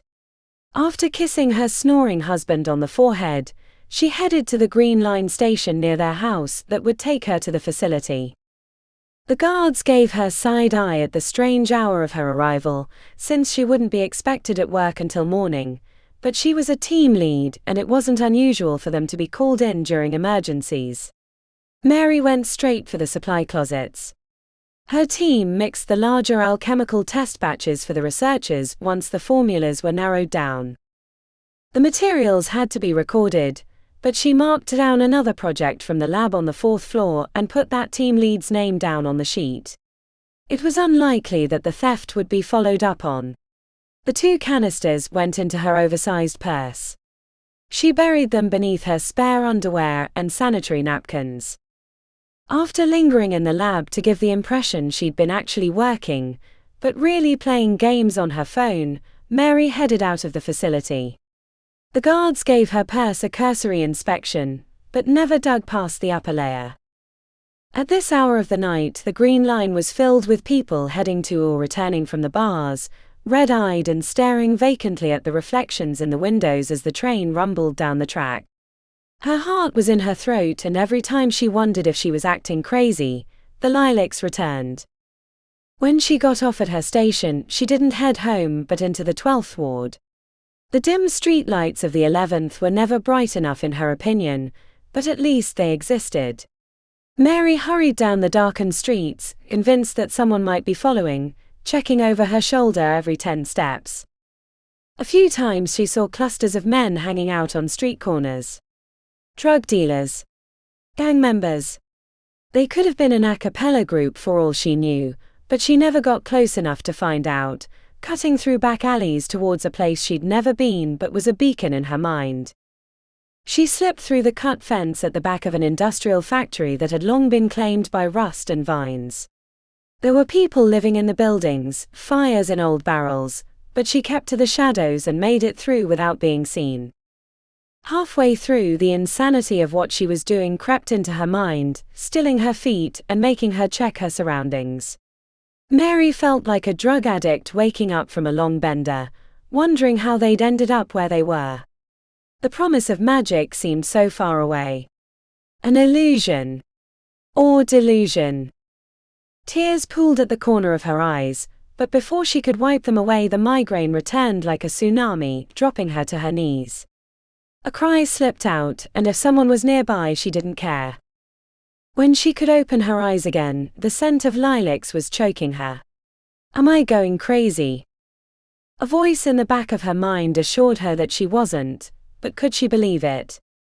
A little bit further, it coaxed. It's almost over. To gain power, one had to do odd things. The mages of the halls were proof of that. Wiping her cheeks with the back of her hand, she hoisted the heavy purse and continued through the darkness. On the other side, the vision in her head came to fruition, leaving her breathless. The brick 3-story building looked like a solitary tower, as it was the only structure within a block. The rest of the old neighborhood had been knocked down. It was a sure sign that she wasn't hallucinating, that the compulsion was proof of her magical ability. It had worked when she was younger, like the time she'd mixed tin into a batch of warding salt and gotten promoted a week later to team lead, even though she was the newest member of the group. The tension around her chest released, allowing her to breathe normally again. A third-floor light was on in the building, but the blinds were closed, so she couldn't see who the owner was. She crept to the back of the fence line, where a metal shed was located. Something inside rattled against the wall like nails scratching steel, making the hair on the back of her neck stand tall. Whoever the owner was, they were keeping something dangerous on the property. Fear brought a metallic taste into her mouth, but she persisted, taking out the 2 containers and using the screwdriver she'd liberated from the lab to pop the lids. The first one contained a silvery liquid that moved with lazy grace as she shifted it. Mercury. Labels warning not to touch weren't necessary. She tipped the liquid out to spill into a crack at the back of the fence by the shed. The silvery fluid ran under the barrier, and the creature in the shed, which had been banging against the metal walls, grew silent. The second container had a pungent smell. Turpentine. She wrinkled her nose and held it away from her. Lobbing it over the fence without getting any on her wasn't going to be easy. Mary measured the arc, then tossed the liquid, being careful not to lose the container. The corrosive fluid splashed against the side of the shed. A direct hit. There was a little left in the container, so she threw the rest, but this time mostly hit the fence. Mary left the way she came, tossing the 2 containers against a rusty dumpster that smelled of old garbage. She made it home after 1 in the morning, changing out of her work clothes, even though she'd have to put them back on in a few hours. The piles of bills on the table seemed less imposing than they were before. She found Jack still asleep on the couch. Turned off the television and kissed his forehead. Bleary-eyed, he followed her to the bedroom and collapsed on his side of the bed. Naked and beneath the covers, she tried to sleep, but the excitement of the night kept her wide-eyed for another few hours as she wondered how her reward would come. Magic was strange and mystical. The arcane worked in unfathomable ways. She held her hand above the covers and imagined burning flame rippling off her fingertips. I can do magic, she whispered to herself in the dark of the night. I'm a secret mage. Chapter 15. Zane was relieved to be back in the human world. His eyes adjusted to the bright lights of the new room, a place of great magics, after a long time in the Eternal City. The Matri realm had a muted, washed-out feeling as if the true colors had been sucked away by constant conflict. Some saw the streets as a dangerous haven for gang wars between the lesser Matri, but Zane saw them for what they were, the leftover scraps of survival in a city torn apart by constant Cold War. He unhooked the clasps that held the armor to his chest, stretching his lungs, which had been confined by the tight chest plate, and rubbed the spot under his arm where the buckles bit into his ribs. The false face charms didn't adjust for the minor differences in body shape, and while Precept was similarly sized, his personally made armor rubbed in a few awkward places. With the chest plate clattering to the floor, he looked up to see Ori taking a long drink from a bottle, water spilling around her generous lips. A heat formed in his belly, quickly spreading to his cheeks. He'd spent the last few years purposely not thinking about her, and now that she was only a few steps away, his mind was making up for the lost time, sending a barrage of images to his hungry libido. His thoughts only made him blush deeper. What was he thinking? They'd only been together a few times. 2 trains passing at great speeds on their journeys through the halls. The truth was they barely knew each other, and how could he think that in the middle of the great threat to the city, that she would have time for rekindling the relationship? No, it hadn't even been that much, the brief fling they'd had. As strong as the feeling in his gut was, they'd been 2 puzzle pieces not quite matching. But that was the way of things for mages. Worse for them. At least the majority graduated, and went on to relatively normal lives in academia or corporate life. Some abandoned their studies altogether and branched out into mundane careers, having found that the world of the arcane brought too much drama. Not so for the 3 of them, who had only gone deeper into this world. A sharp pinch on his arm had him spinning around to find Pi frowning at him. She'd seen the longing on his brow and knew it for what it was, trouble. The younger Silverthorn had much in common with her older sister, but she tended towards shorter, spikier hairstyles, while Ori went for softer, longer locks. Ori had a welcoming smile while Pi looked like she was always on the verge of a biting comment. "Could you help me undo this?" asked Pi with an eyebrow raised as she was reaching back to unhook the buckle on her crimson and gold scale armor. She turned her back, giving him access to the buckle which he unhooked. She slid out of the armor while his eyes fell upon a strange brass and gemstone panel with levers and dials. "What is that?" he asked, reaching towards a brass knob that looked like it had been made in a far-off realm. Pi slapped his hand. "A dangerous artifact. No touching, unless you want to find yourself flinging through space in some empty realm that long ago blew itself up." "The helmsman of the plains," said Ori with a hungry light in her eyes as she wiped the wetness from her lips with the back of her hand. Staring straight at her was like gazing at the sun. He had to look away or find himself blinded. An enormous open tome filled with numbers and symbols was by the helmsman, while a painting of an alien landscape of reddish rock with 3 moons hanging over the horizon adorned the far wall. "Where are we?" When they'd stepped through the portal, he'd assumed it was part of the garden network, which was how the patrons moved around the city. "Invictus private demi-realm," said Ori. "Technically, everyone thinks we're in the top of the spire, but that's not really where we're at. He made this private little bubble of reality. He will be very disappointed to find we've brought a visitor," said Pi. "We should grab our gear and get moving before he gets back." "Wait," said Zane. "If this isn't in the top of the spire, then what is? I haven't been back in the city very often these last few years, but even I'm aware of the strange lights that have been coming from it since he's been back." Ori lifted a single shoulder. "Wish we knew, but Invictus is pretty tight-lipped about everything except what he wants us to know. Which isn't much." A cold realization crept into his bones. "So he didn't send you to the Eternal City?" Ori bit her lower lip and looked away while Pi said, "Yeah, about that. We're supposed to be in Montana's taking phase samples. Old Ironballs told us not to worry about Andromeda or the Truth Bond." "Old Ironballs? You're calling the most famous and probably oldest mage in the world Old Ironballs?" asked Zane incredulously. "Spend a little time around him and you'd understand. He can be a bit of a prima donna," said Pi with a smirk. Zane leaned against the table. "I thought when I was coming with you that I'd at least have old Invictus support." He leaned his head back. "Aubrey's gonna kill me."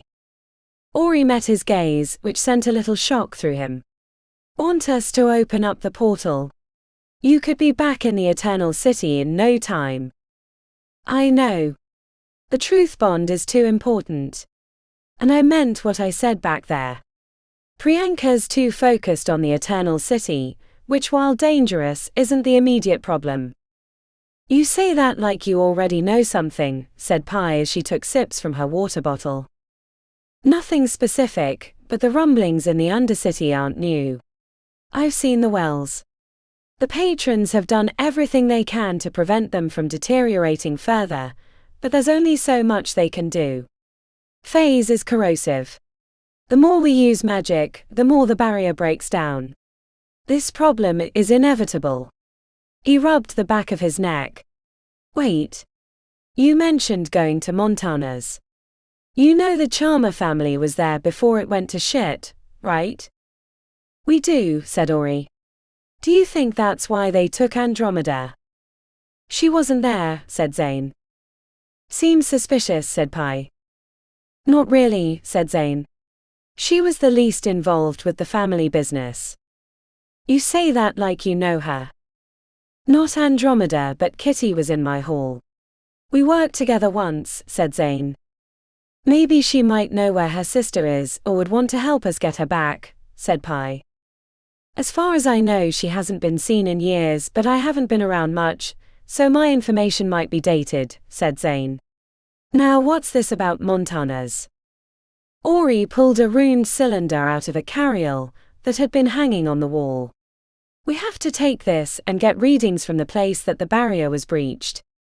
Invictus left us a set of coordinates. A supposedly safe place where we can land and scout from. I found some maps of the Lifestone plant and the nearby town from some old company websites. That's it. That's all he gave you? The Silverthorn sisters shared flat glances. He's been sending us throughout the realms with little more than a few comments, or notes on a scrap of paper. This feels like a formal invitation in comparison, said Ori. It's not like there's much else. The town was wiped out years ago, said Pi.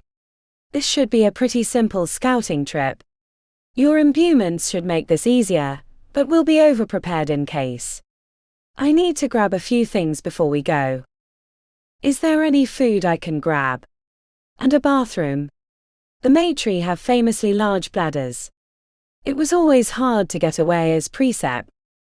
Ori grinned and looked at her shoes. The kitchen's through here. There are a couple of bathrooms down the hall.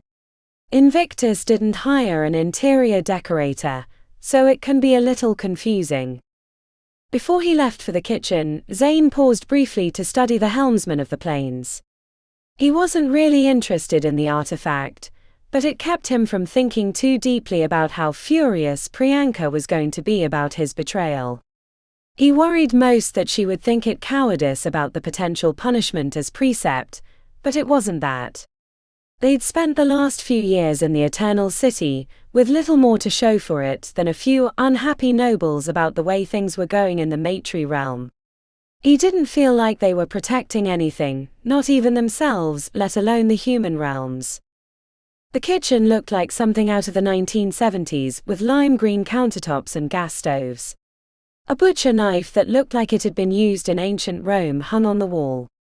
A cast iron pot with a dark red liquid sat on the central island. The smell reminded him of cranberries. Zane dug into the refrigerator, grabbing a handful of carrots and ripping off a hunk from a baguette.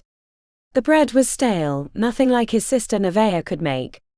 He got excited when he found a box of mint cookies, but a big red eye had been scrawled onto the side in handwriting that looked like an ancient rune.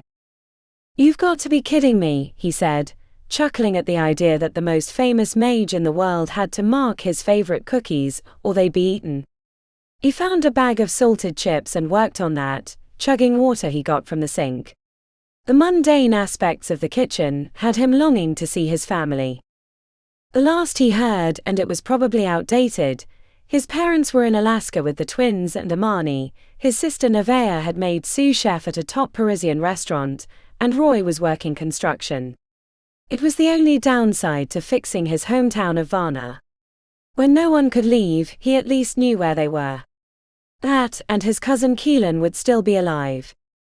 An ache in his breastbone had him wanting to abandon helping the Silverthorn sisters and catch a plane to Paris. Priyanka had promised him that working for her, he'd get to see the world, many worlds, but sometimes he just wanted to see his family. Lost in thought with half a hunk of bread in his hand, he wasn't really thinking when he pushed through the bathroom door to find Ori washing her hands in the sink. "Oh crap, sorry," said Zane, feeling heat rise to his cheeks. "It's a little confusing around here," said Ori. "Nothing like moving in with the world's oldest bachelor. Be careful touching anything. That oblong stone in the corner has a minor curse on it. Nothing bad, but you'll have the worst itching for a few hours." He let her pass, feeling the warmth from her body, inhaling her sweet scent. She grinned and closed the door behind him, leaving him alone. The red and black stone in the corner looked like a giant paint-splattered bean. He resisted the urge to touch it just to see if Ori was messing with him. He used the facilities and then, after washing up, splashed water on his face and used a towel to rub his pits and freshen up. Pulling up his shirt, he was reminded of the spiderweb of tattoos across his chest, the imbuements from his haul that gave him his strength, speed, and a few other useful abilities. Having to transform his body in the Eternal City meant he hadn't seen his real flesh in ages. He lifted the shirt up higher. His brown skin was more washed out around his chest, since it hadn't seen the sun since he couldn't remember when. Zane rubbed the scar over his right breast, where the blade had gone in. A tattoo of KW was etched beneath the knotted flesh. Zane could never forget the sacrifice his cousin made. None of them would be free from Varna if it weren't for him. He finished in the bathroom, tucking in his shirt and giving his pits one last sniff before returning to the portal room. When Ori and Pi returned, they had stuffed packs around their shoulders filled with items and materials that might help them against infernal creatures. They had a third one for him. If the rumors were true, and the Montana's realm had been breached by the demonic one, then they would need every advantage they could get. Ori adjusted the helmsman, turning dials and knobs to the set of coordinates that Invictus had left them. When she threw the lever, a hum filled the air and reverberated in his breastbone, as the space beneath the archway shimmered into existence. Dim, grainy light made seeing much further than a dozen feet beyond the portal difficult. They each applied dark vision enchantments on their eyes and approached the archway. The landing location looked like it came out behind an abandoned building. He couldn't see the surrounding landscape, but knew the realm had mostly impassable mountains, with a few inhabitable valleys between. "Ready?" asked Ori, holding out her hands. Zane took hers, feeling the warmth of her palm against his, wrapping his fingers tightly around hers. When he'd accepted Priyanka's offer to work directly for her, she'd warned him that he wouldn't get a personal life, that protecting their realm from threats outside of it was more important. She'd promised that as mages who had the potential of living a long life, once the threat was past, there'd be time for reconnecting with old friends. But the moment he'd seen Ori at Rasakupol, he knew that he couldn't stand being apart for a moment longer. As they stepped through the archway, the barrier tickled his flesh, bringing goosebumps across his body. Zane immediately inhaled the cool mountain air, catching the distant scent of burning and rotting trash. His vision adjusted to the strange light of the new realm in time to see a figure dart out of a gap in a wall and head directly towards them. Chapter 16. The crush of palms. Zane's musky scent. The sudden sharp tickle of burning air. Preoccupied by sudden change, Ori barely had time to register the shape darting into a large crack in the crumbling building, let alone the much larger one ambling after. The shout to her left, followed by the shimmering wave of force throwing up a cloud of dust, barely left her time to register their travel through the portal. Dim, shadow-filled corners in the street swallowed the pursuing creature. The burning grit in the air made seeing difficult. "What was that?" she asked. Zane surged ahead, but she grabbed his arm. "Not until we know what's going on." He started to pull away, but she said, "Zane." He frowned but made no motion to move. Pi leapt onto a piece of concrete that had broken free from a wall sometime in the past. Swirling black smoke drifted over the buildings, making her eyes ache. Someone was burning tires or trash. They stood behind a cluster of buildings. Through the smoke, the outlines of mountains soared overhead. A gap in the fumes revealed the glittering starry sky. "I hear something," whispered Zane, who'd fallen into a crouch and slipped out of her grasp. A moment later, they were surrounded by figures on either end of the street, wielding rifles and crossbows. Ori hadn't expected this development. As far as she knew, the entire settlement had been wiped out when the barrier between realms broke down. The figures, humans by their shapes, stepped into view but kept their weapons trained on them. They spoke angrily in a vaguely familiar language. Ori had the sense that something was wrong and they were being blamed for it. "Hello," said Ori, holding her hands up. "We're from Invictus." A few of the figures spoke to each other until one of them shifted into English. "Invictus?" "Yes," said Ori, relieved that they shared a common language, but before she could continue, a thunderous roar filled the air, bouncing off the mountains and sending a spike of unrelenting primal fear through her gut. The people ducked away, hurrying towards the rocky slope behind the buildings. A woman paused at the back of the group and waved them on while glancing nervously at the sky. The enormity of the sound, as if a piece of the mountain had broken free, had Ori scurrying after them. They scrambled over rocks and bushes. She cut her hand on a rocky protrusion. After a 200-meter dash up the rocky hill, dodging around gnarled trees and upthrust rocks, the group stopped in a natural hollow at the center of a protrusion along the cliff. Their appearance seemed less important than watching the skies. The group of 3 men, 2 women, and a final figure that seemed larger than the others, crouched in the sandy soil, scanning the sky for danger. Ori knelt by the woman who had waved them on. Her soot-covered face was haunted and emaciated. Filthy clothes hung loosely on her frame. As far as Ori could remember, the disaster in Montana's had happened around 5 years ago. It had been assumed that all lives had been lost, but clearly that had been incorrect. When she opened her mouth to speak, the woman shook her head, eyes searching the night sky nervously. Ori followed the woman's gaze. They were near the base of foothills that led higher into the snow-kissed mountains. She couldn't see a moon, but the peaks glowed, suggesting it hadn't risen yet. Scattered across the valley beneath them was a settlement, but no lights flickered. The town was empty. Dead. Swirling black smoke rose from an unknown source at the center of a large building. Even in the hills, the acrid smoke burned her nostrils and made her eyes water. Whatever had made the awful noise in the sky was nowhere to be seen. She checked to Zane, who shook his head. If his superior senses couldn't detect the airborne creature, then it wasn't there. What? She'd barely whispered the word when she was shushed. The larger figure in a heavy coat motioned for them to follow. They traveled along a hidden trail through the rocks and trees for an hour, slowly gaining in altitude until the path brought them into a narrow canyon. The awareness of the sky never left the group, as someone was always glancing back into the valley, but whatever danger had been present was gone.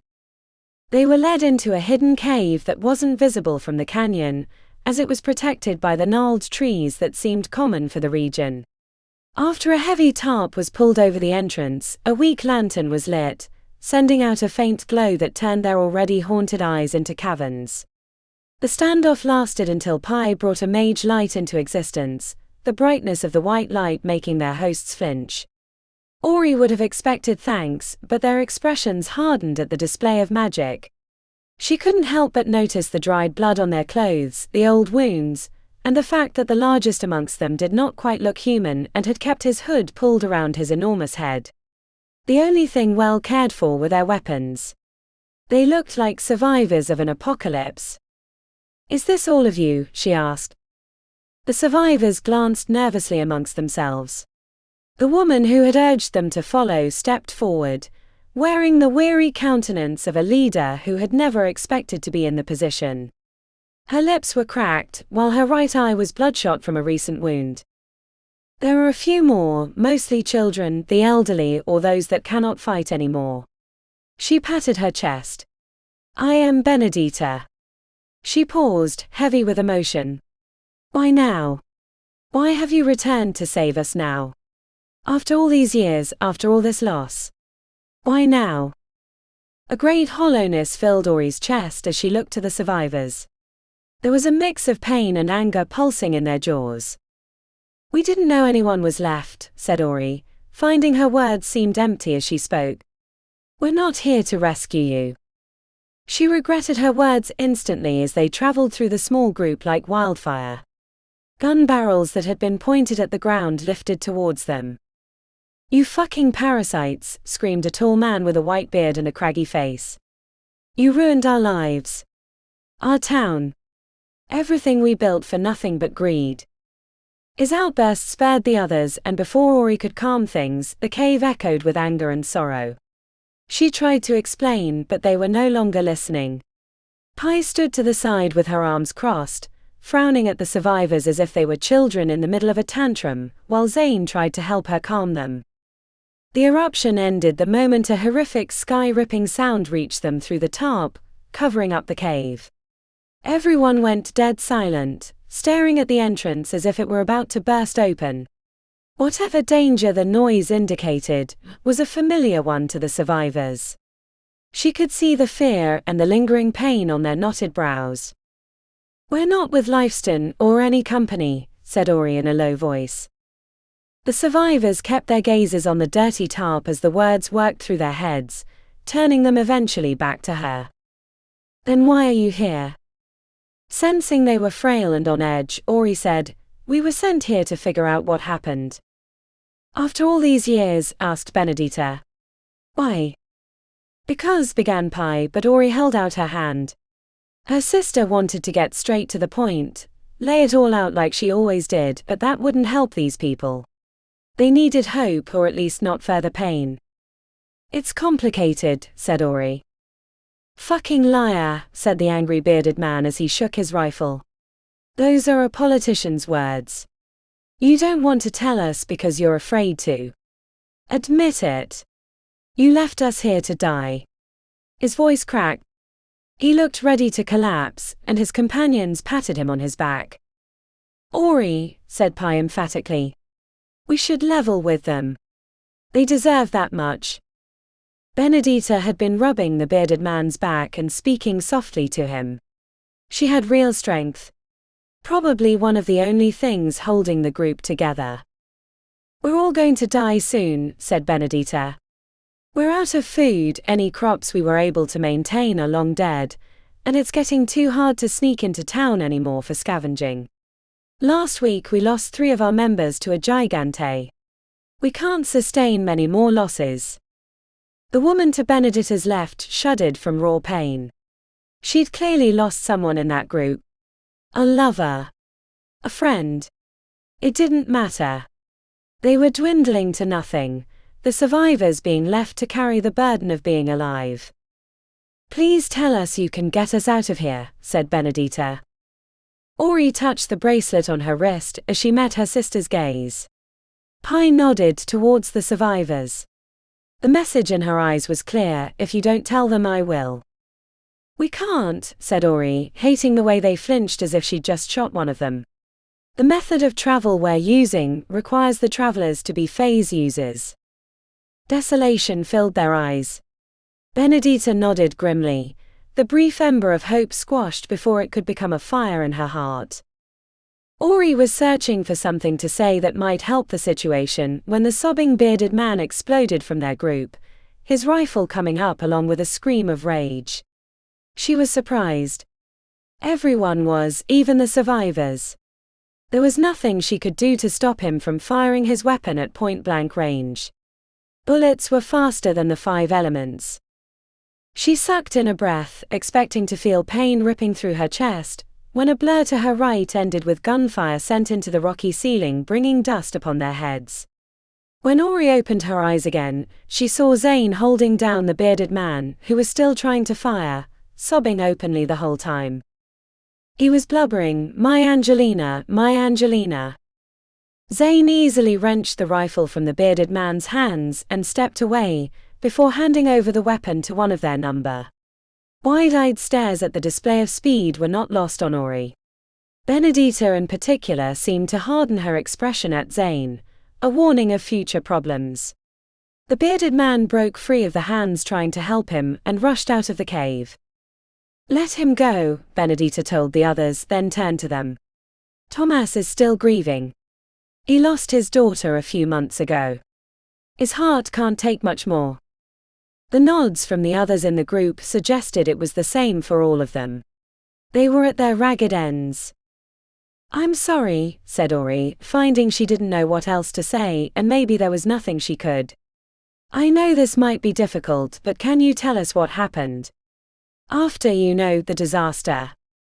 Benedita stared straight ahead but nodded. "We shouldn't be traveling now anyway." "Not with we shouldn't be traveling. Daytime is soon.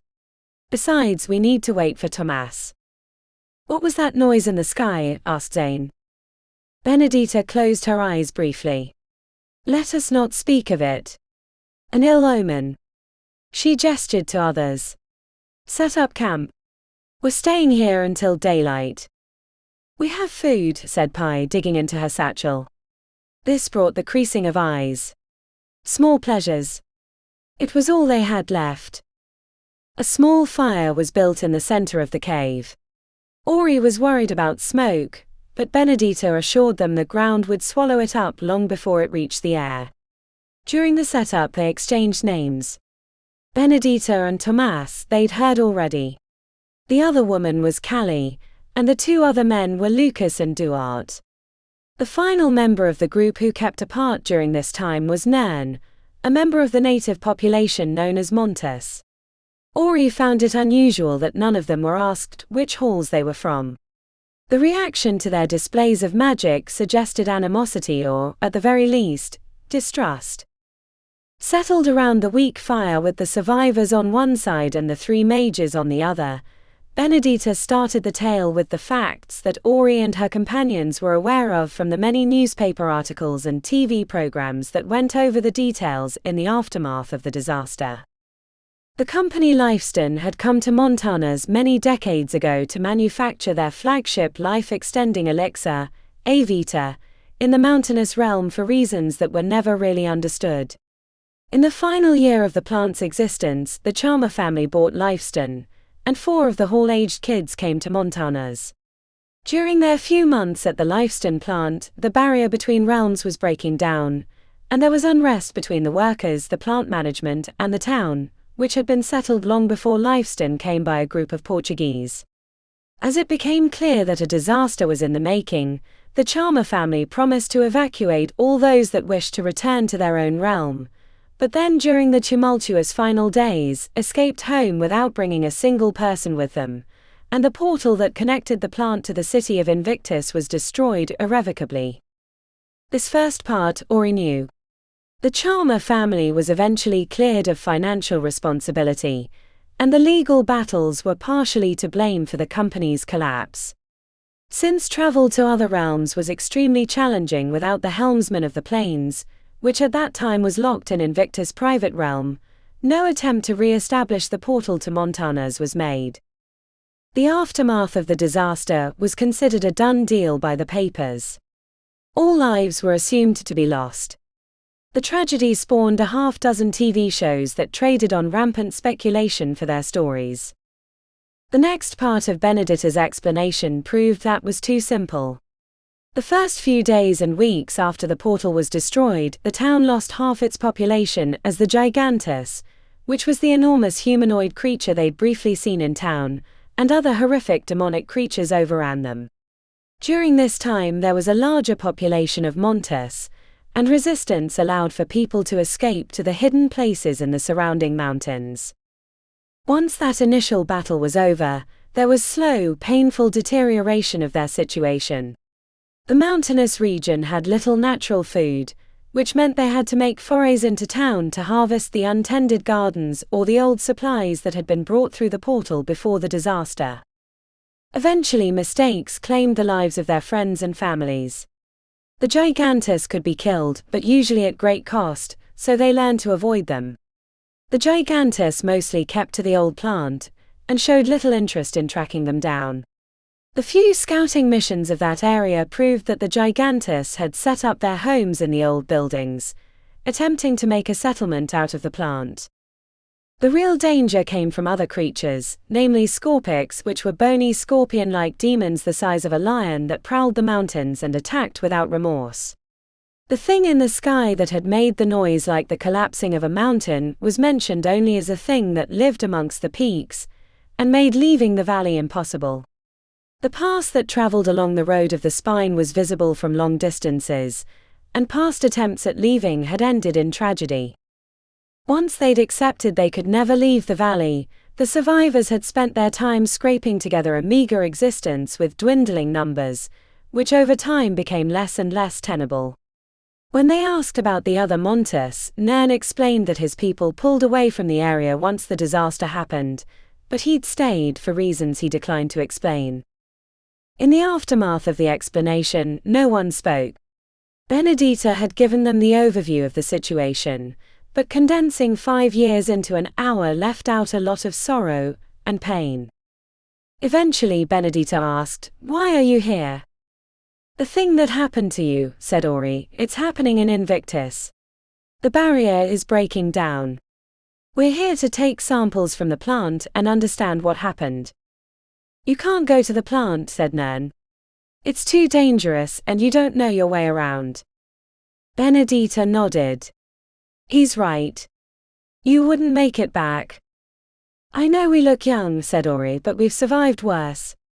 The samples we need to take are important. If we can understand the conditions that led to the collapse here, we might be able to predict it back home." "Is there something we could do to help you?" asked Zane. "It's not much, but we can leave our food. Or could we help you escape the valley?" "Not possible," said Benedita, shaking her head. "Nothing in the open survives long." "We might surprise you," said Zane. "Wouldn't you want to try, rather than starve to death eventually?" Benedita and Nairn shared a glance. The Monte spoke when she nodded towards him. "We have to talk to our elders first. When night falls again, come with us to our hidden place. We can decide there." "That's good," said Zane, smiling. After a meal of lean rations, Tomas returned as daylight was breaking. The bright light had everyone squinting until the tarp returned over the cave entrance. "Is this going to be a problem?" asked Pi, nodding towards the older man. "We'll keep an eye on him," said Benedita. The two groups split up in the cave, with the hall mages taking a spot in the corner, and the locals taking a spot near the entrance. "I don't trust them," said Pi, glancing covertly as she threw pebbles against the wall.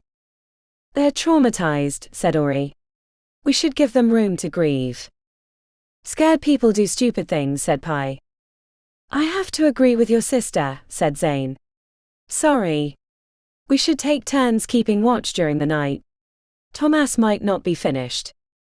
As much as she hated the idea of having to keep an eye on their fellow humans, people that had been subjected to the horrors of civilization collapse, and the murders of their friends and family, the idea was prudent. She agreed to take the first watch as she wasn't yet tired.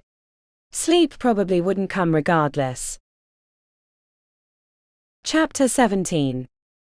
Zane had honed the art of sleeping with his eyes open in the Eternal City, when he was on guard duty as precept for the Queen. He sat against the rocky wall, facing the survivors, but trying not to look like he was watching them. It was bad enough there was distrust amongst the two groups, but he could understand how that might be, given the way they'd been abandoned. Benedita, in particular, observed him whenever she thought he wouldn't notice. He suspected it had to do with the hall powers he'd displayed, when he'd moved faster than they could see to subdue Tomas before he could fire his weapon. Had she interacted with Kitty Charmer while she was here in Montana's?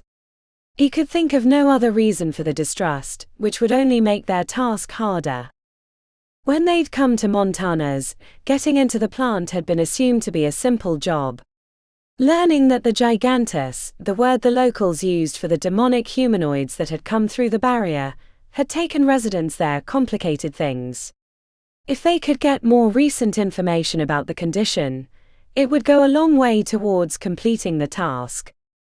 After night fell, the locals gathered their equipment for the journey to their hidden place. The rifle that Tomas had been using was given back before they left the cave, but Zane wasn't worried about a reprisal. It took a couple hours to reach their destination, which was higher along the slope. They moved slowly, constantly checking the sightlines for danger. The greenery was sparser at the higher elevations, but the rockfalls more frequent, providing ample places to twist an ankle. Zane didn't know what to expect when they reached the hidden place.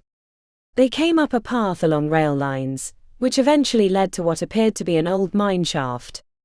The entrance wasn't in the deteriorated wood building, but in what looked like a dead end around a rocky outcropping. He smelled their human waste. It appeared they buried it in the sandy soil outside the mine, but his imbuement-aided senses picked it up. He hoped the creatures that stalked the valley weren't as sensitive. A crack in the earth led to a lighted chamber about 100 feet across. Around 24 people milled about or sat upon pallets of old blankets, staring blankly at the wall or mending clothes with needle and thread. Many of them had bandaged wounds.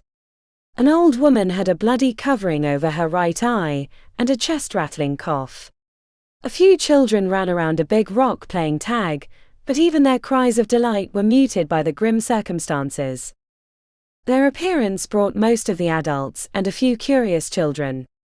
Zane's heart broke as he heard the whispers, saw the hope in their eyes, which was quickly dashed as Benedita gave the explanation of who they were and why they'd come.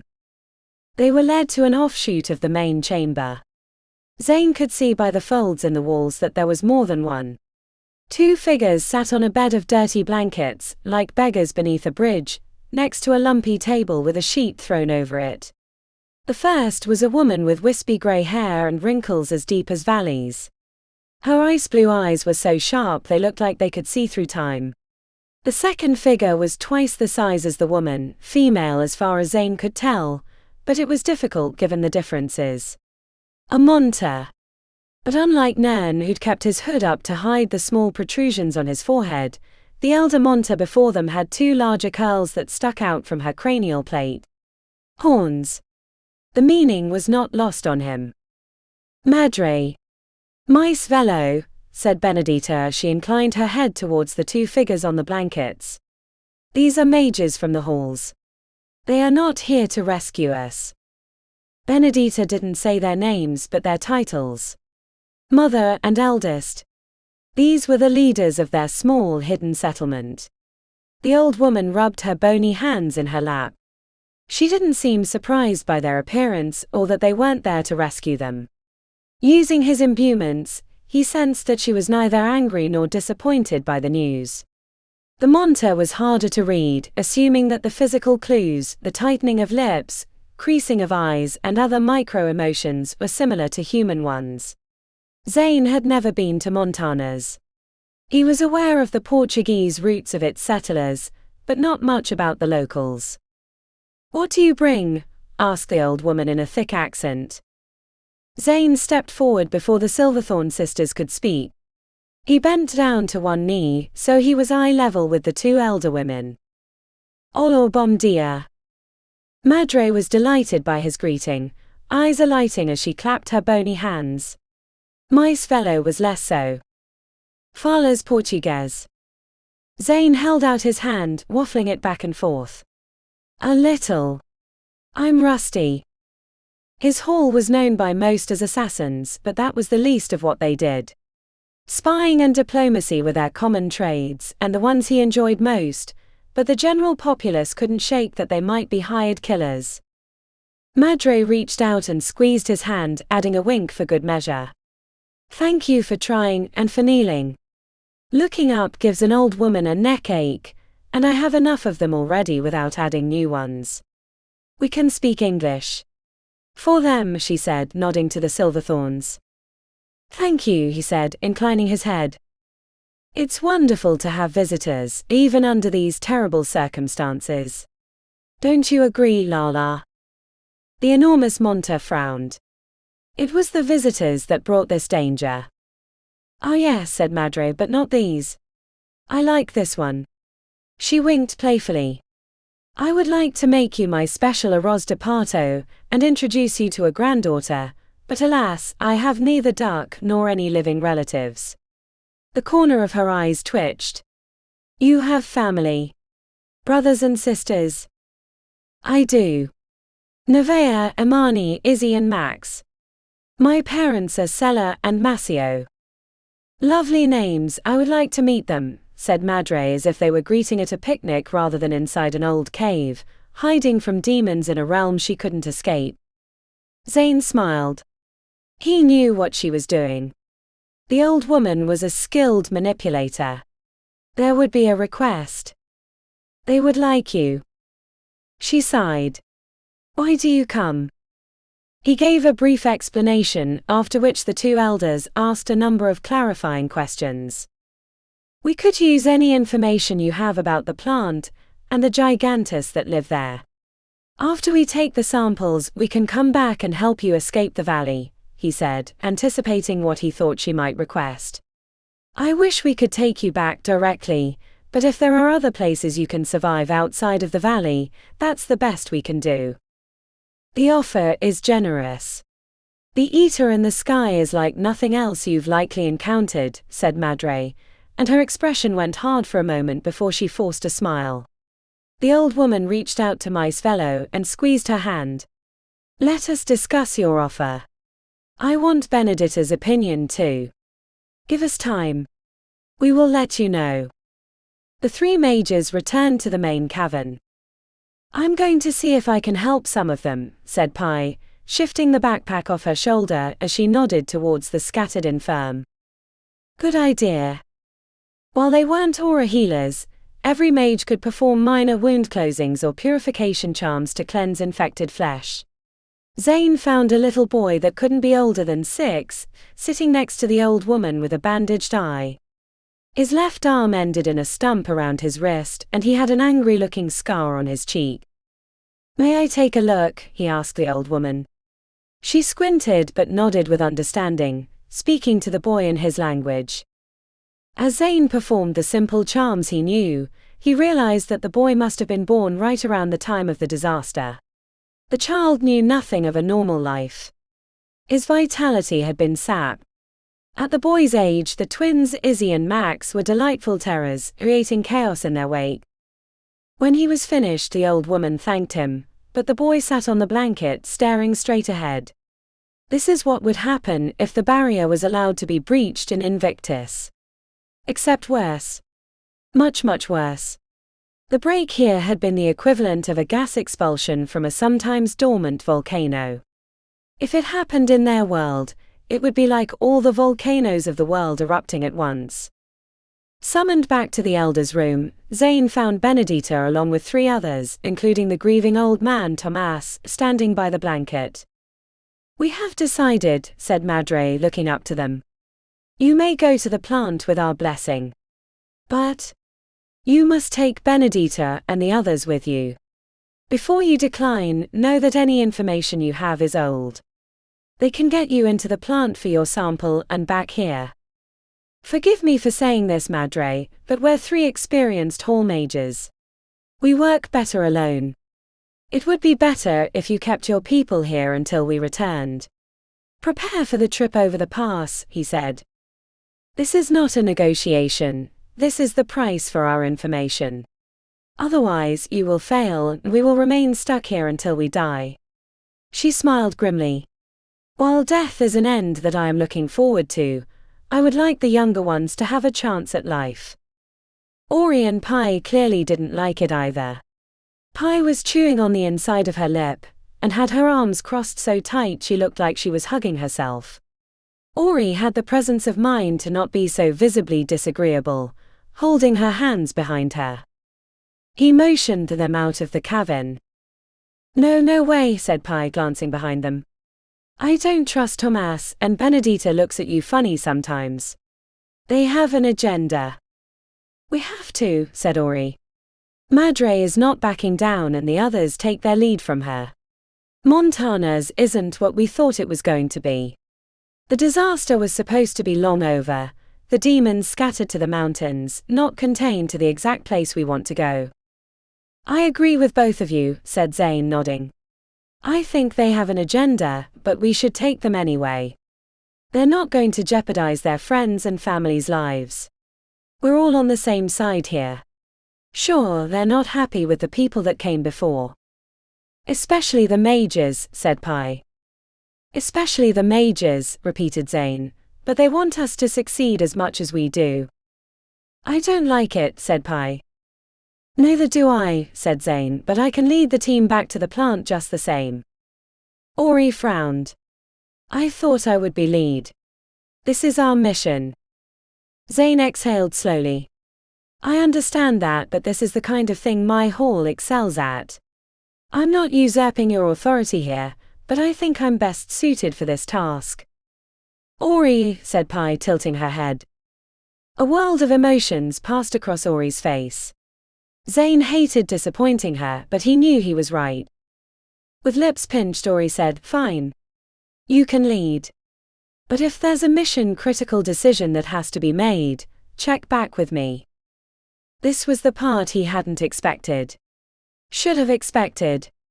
Here he was, getting his emotions tied into a knot about being around her, when she was focused on the mission. He was being stupid. Their entire realm was at stake, and he was mooning over an old fling with a person who clearly didn't have the same feelings. He nodded as they went back into the cavern. We'll accept your help, said Ori to Madre, who glanced between them. But we lead the mission. You take direction from us. Madre's heavy-lidded gaze was less friendly than before. It is agreed. You should leave within the half hour. Half hour? Asked Ori. The other side of the valley is hours away. We'll be pushing towards daylight if we leave then. Better to wait for tomorrow for a full night of movement. Benedita lifted her chin. A storm is moving in. The clouds usually get trapped on the peaks and drop their snow there, but this one looks bigger than normal. If it breaks over, and we think it will, then it'll provide a better opportunity to get into the plant. I assume the Eater doesn't care about visibility, said Pi. No, said Benedita. That was one of the first things we tried to move during a storm, but it saw us. We lost a lot of people that first attempt over the pass. She gestured towards her group. Tomas. Kelly. Nern. Gather your things. We leave soon. Be ready to move quickly. The three of them gathered near the exit of the cavern system. Pi pulled out a container of elixirs, but Zane waved them off. Save them for when we're closer. The others won't be able to keep up if we take them. I thought we might need them earlier, in case things go wrong. Pi covertly watched Tomas picking up his weapon and a bag of ammo. We're in this together, said Ori. Is this gonna be worth it? Asked Zane. Ori's head snapped around. Huh. Worth it. The phase samples, said Zane, lifting his shoulders. Seems a lot of trouble for a small thing. I don't know. Bothers me, I guess, but you would know Invictus better. The look the sisters gave each other suggested they hadn't considered it, but then again, they'd been running around the realms on tasks for the head patron. Eventually they'd gotten tired and forgotten to ask why. He hoped it wasn't a question that would prove to be important. He really did. Chapter 18. Ori ducked behind the rocky outcropping, next to a cliff striated with darker shades of ochre. A few snowflakes swirled past her face. Zane stood at the front of the line, fist held by his head, signaling to hold. The team held position while he disappeared onto the path. It shouldn't have bothered Ori to let Zane take the lead of the small group. They'd been bouncing around the realms for 2 years, just her and Pi. It was nice to have others to help. After all, it had been what they'd been complaining about to Invictus, the old goat. But now that they had the help, Ori found herself weighing the pros and cons of the team lead when it had already been decided. It was stupid, wasted mental energy. Pi punched her in the shoulder, leaned into her ear. What's going on? You're barely paying attention. Do I need to get you an elixir? No, said Ori a little too loudly, getting angry looks from the others. They hugged their rifles to their chests, keeping their heads on a swivel. They'd survived because they hadn't let their guards down. Like she was. She lowered her voice. I'll get it together. Not used to, others. Before Pi could answer, Zane appeared at the head of the group, motioning to resume their march across the hills. They'd split into two halves, mages in front, people with guns in back, mostly to keep the two groups from accidentally shooting or torching someone should the need for combat arise. That was what she should be focused on. She'd wanted a team and now she had one. How the hell did one keep 7 people organized should things go wrong? She and Pi had worked together for so long, they tended to anticipate each other's moves, like in the warehouse when Beckett had ambushed them. The hand signals were good. Zane had taught them before they'd moved out. The locals already knew them, but with slight variations. They'd traveled the length of the valley in a short amount of time, due to the dark vision enchantments that allowed them to move, without worrying about tripping over tree roots or chunks of fallen rock. Massive bone-white clouds had pushed over the other mountain chain, blotting out that side of the valley. It hadn't quite moved into the shallow pass that separated the old Portuguese settlement from the lifestone plant, but it swirled nearby. Benedita had them detour into a shattered house on the ridge, to wait for the clouds to finish their slow advance across the valley. The snow was coming down in thicker swirls and the trees were kissed with white. As they ducked into the destroyed building, half of it having collapsed sometime in the recent past, plumes of breath shot from their lips. The temperature had dropped again. "I will check ahead to see if the hidden path that goes over the pass is open," said Benedita. "If I don't come back, you know why." "I'll come with you," said Zane. Benedita stared back before nodding. "Okay, we go." The pair of them left, leaving Ori to feel a little useless. Pi had taken off her pack and was readjusting the load inside, pulling out ruined bars and a jar of high-quality salt. The other 3 clustered together in the corner. Tomas still bristled "stay away," but Ori wanted to connect with the team and understand them better, or at least what to expect. As she neared, Tomas flared his nostrils and said, "I have to piss." He disappeared outside. Callie went to keep watch for him. Nearer the plant, the scorpics were more active. Ori hadn't seen one yet, but the brief description sounded like something out of a nightmare. "How are the dark vision enchantments?" she asked Nern, touching her eye. The Monter had a larger head with tiny nubs on the front of his forehead. "Good, thank you. Little things make this better." "Why are you here?" she asked, hating her words as soon as they came out, then shaking her head. "I mean, why were you with the humans? My understanding is the Montes live deep in the mountains, and there wasn't a lot of mixing." His inky black eyes were more ambiguous in the dim light of her enchantment-aided vision. He sucked on his teeth before answering. "Debts must be paid." Further inquiries were left unsaid as Zane and Benedita reappeared, motioning to leave right away. The clouds had shifted and the pass was covered. After a quick reshouldering of gear, they hurried back into the night. Wind gusts battered them as they scooted along the ridge. The bite of cold was distant for Ori as her weather enchantment kept her warm. A wall of white had pushed across the valley.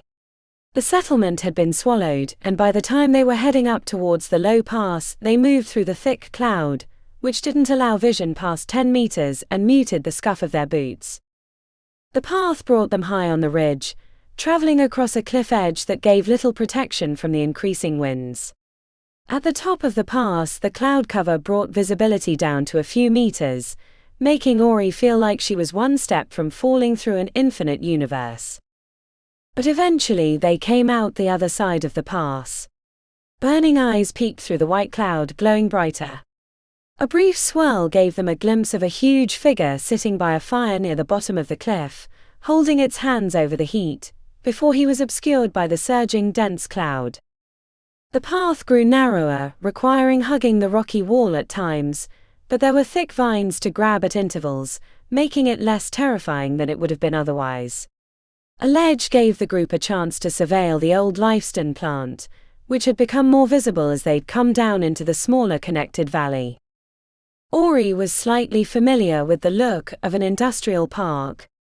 After their parents' death, they'd lived in the outer wards of Invictus, where the old plants that had been active in the 70s and 80s had fallen into disrepair. Half the facility looked like those, with grimy HVAC units hunkered down on the roof. Fires were more common across the front half of the facility. The Gigantus had built their homes in the old buildings, picking the ones still standing after the disaster. The back half of the facility looked like a giant fist had demolished it. Mangled girders and broken concrete stuck up at odd angles. From the shattered buildings, it appeared it had first collapsed on itself and then exploded back outward.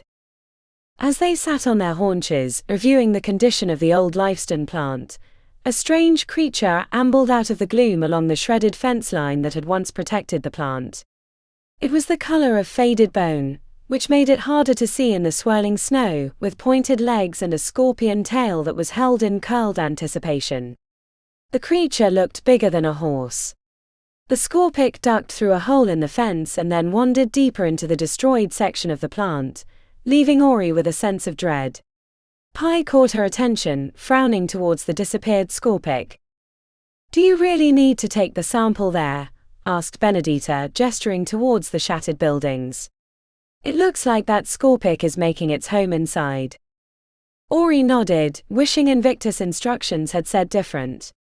He said he needed the phase samples from the source of the break, otherwise the contamination from the air of Montana's would make it unrecognizable.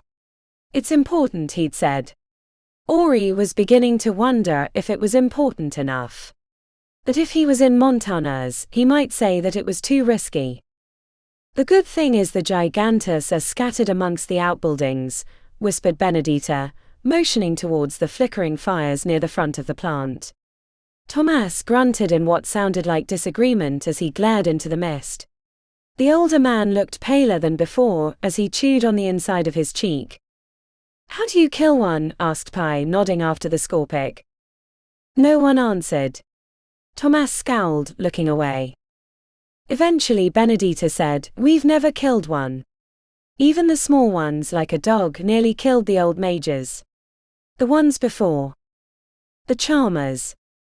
Benedita held up a small plastic bottle filled with silvery liquid. "Mercury. The scorpions are drawn to it. Drink it down as if it were melted ice cream. Sometimes we can use it to distract them." "What happened back here?" asked Zane, nodding towards the mangled section of the plant. "Someone set off a lot of explosives," Nern said grimly. "It didn't do what they expected it to do." Zane checked over the edge of the cliff.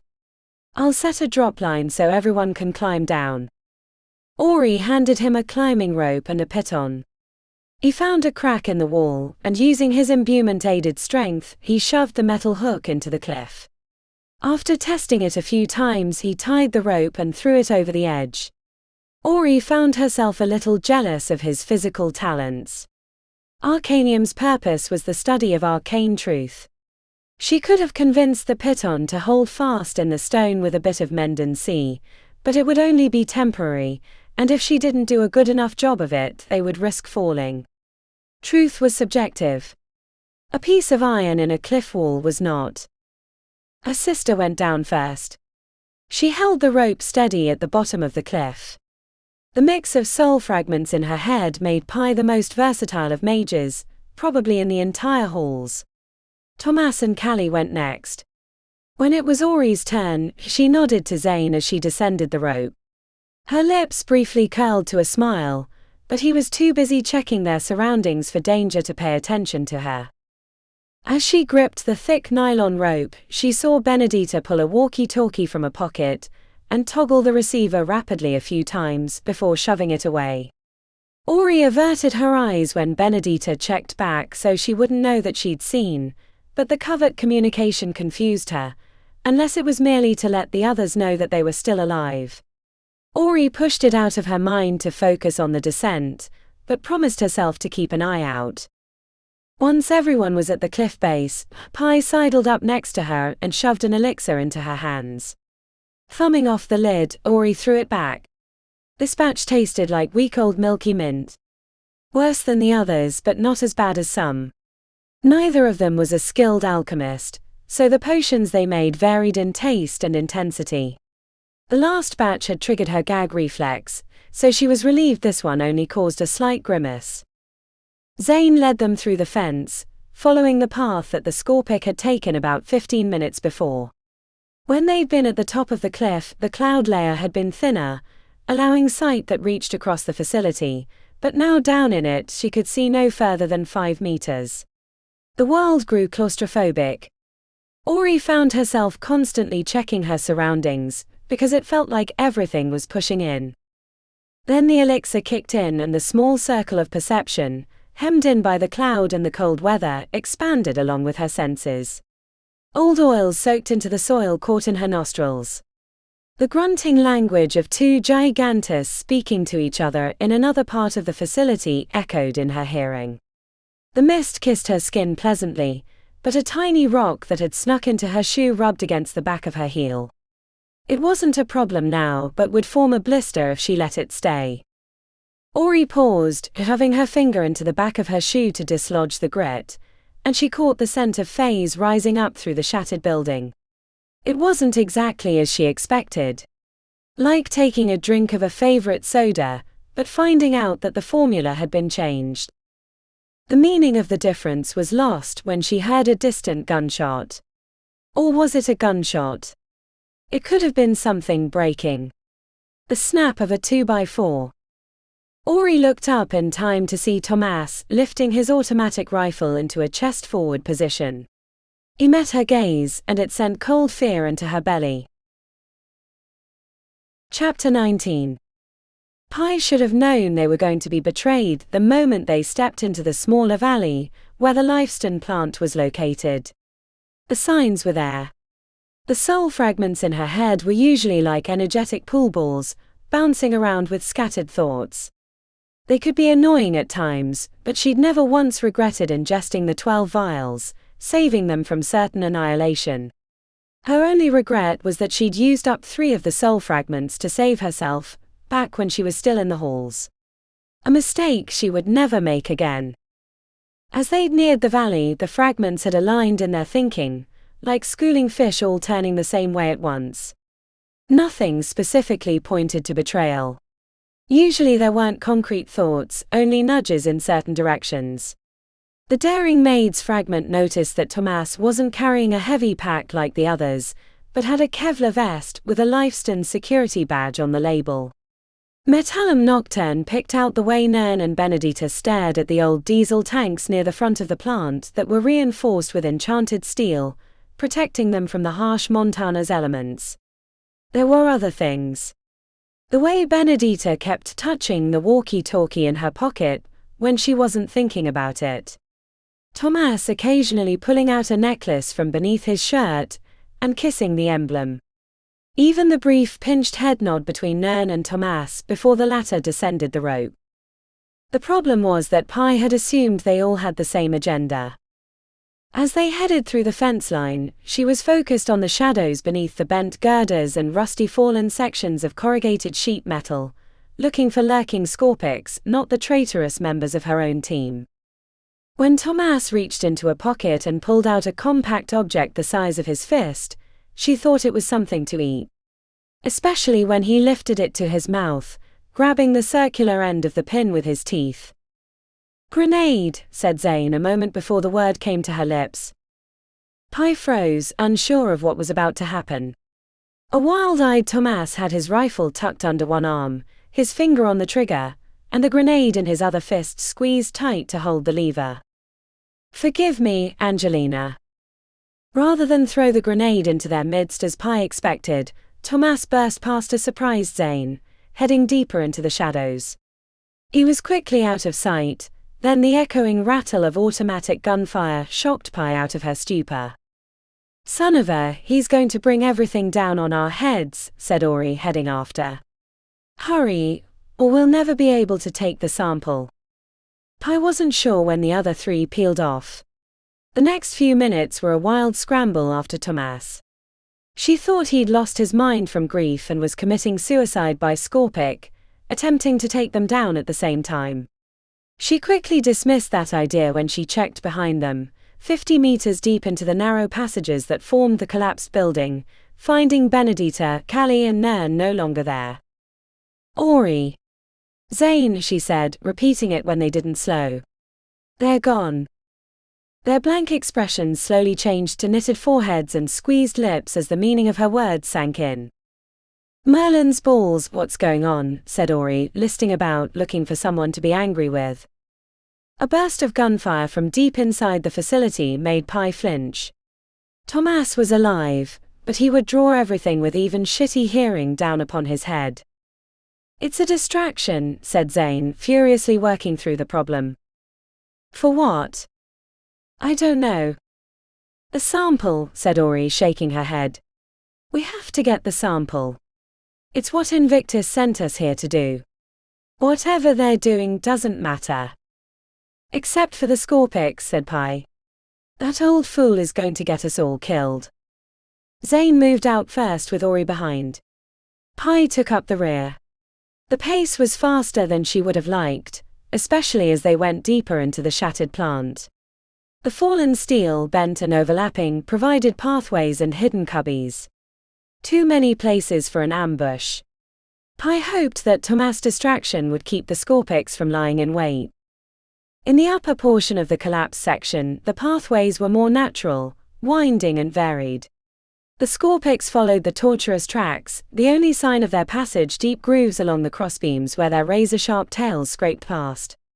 Lower in the plant, the compacted metal and concrete required the Scorpix to dig their way through. They traveled through tunnels hewn out of a wreck.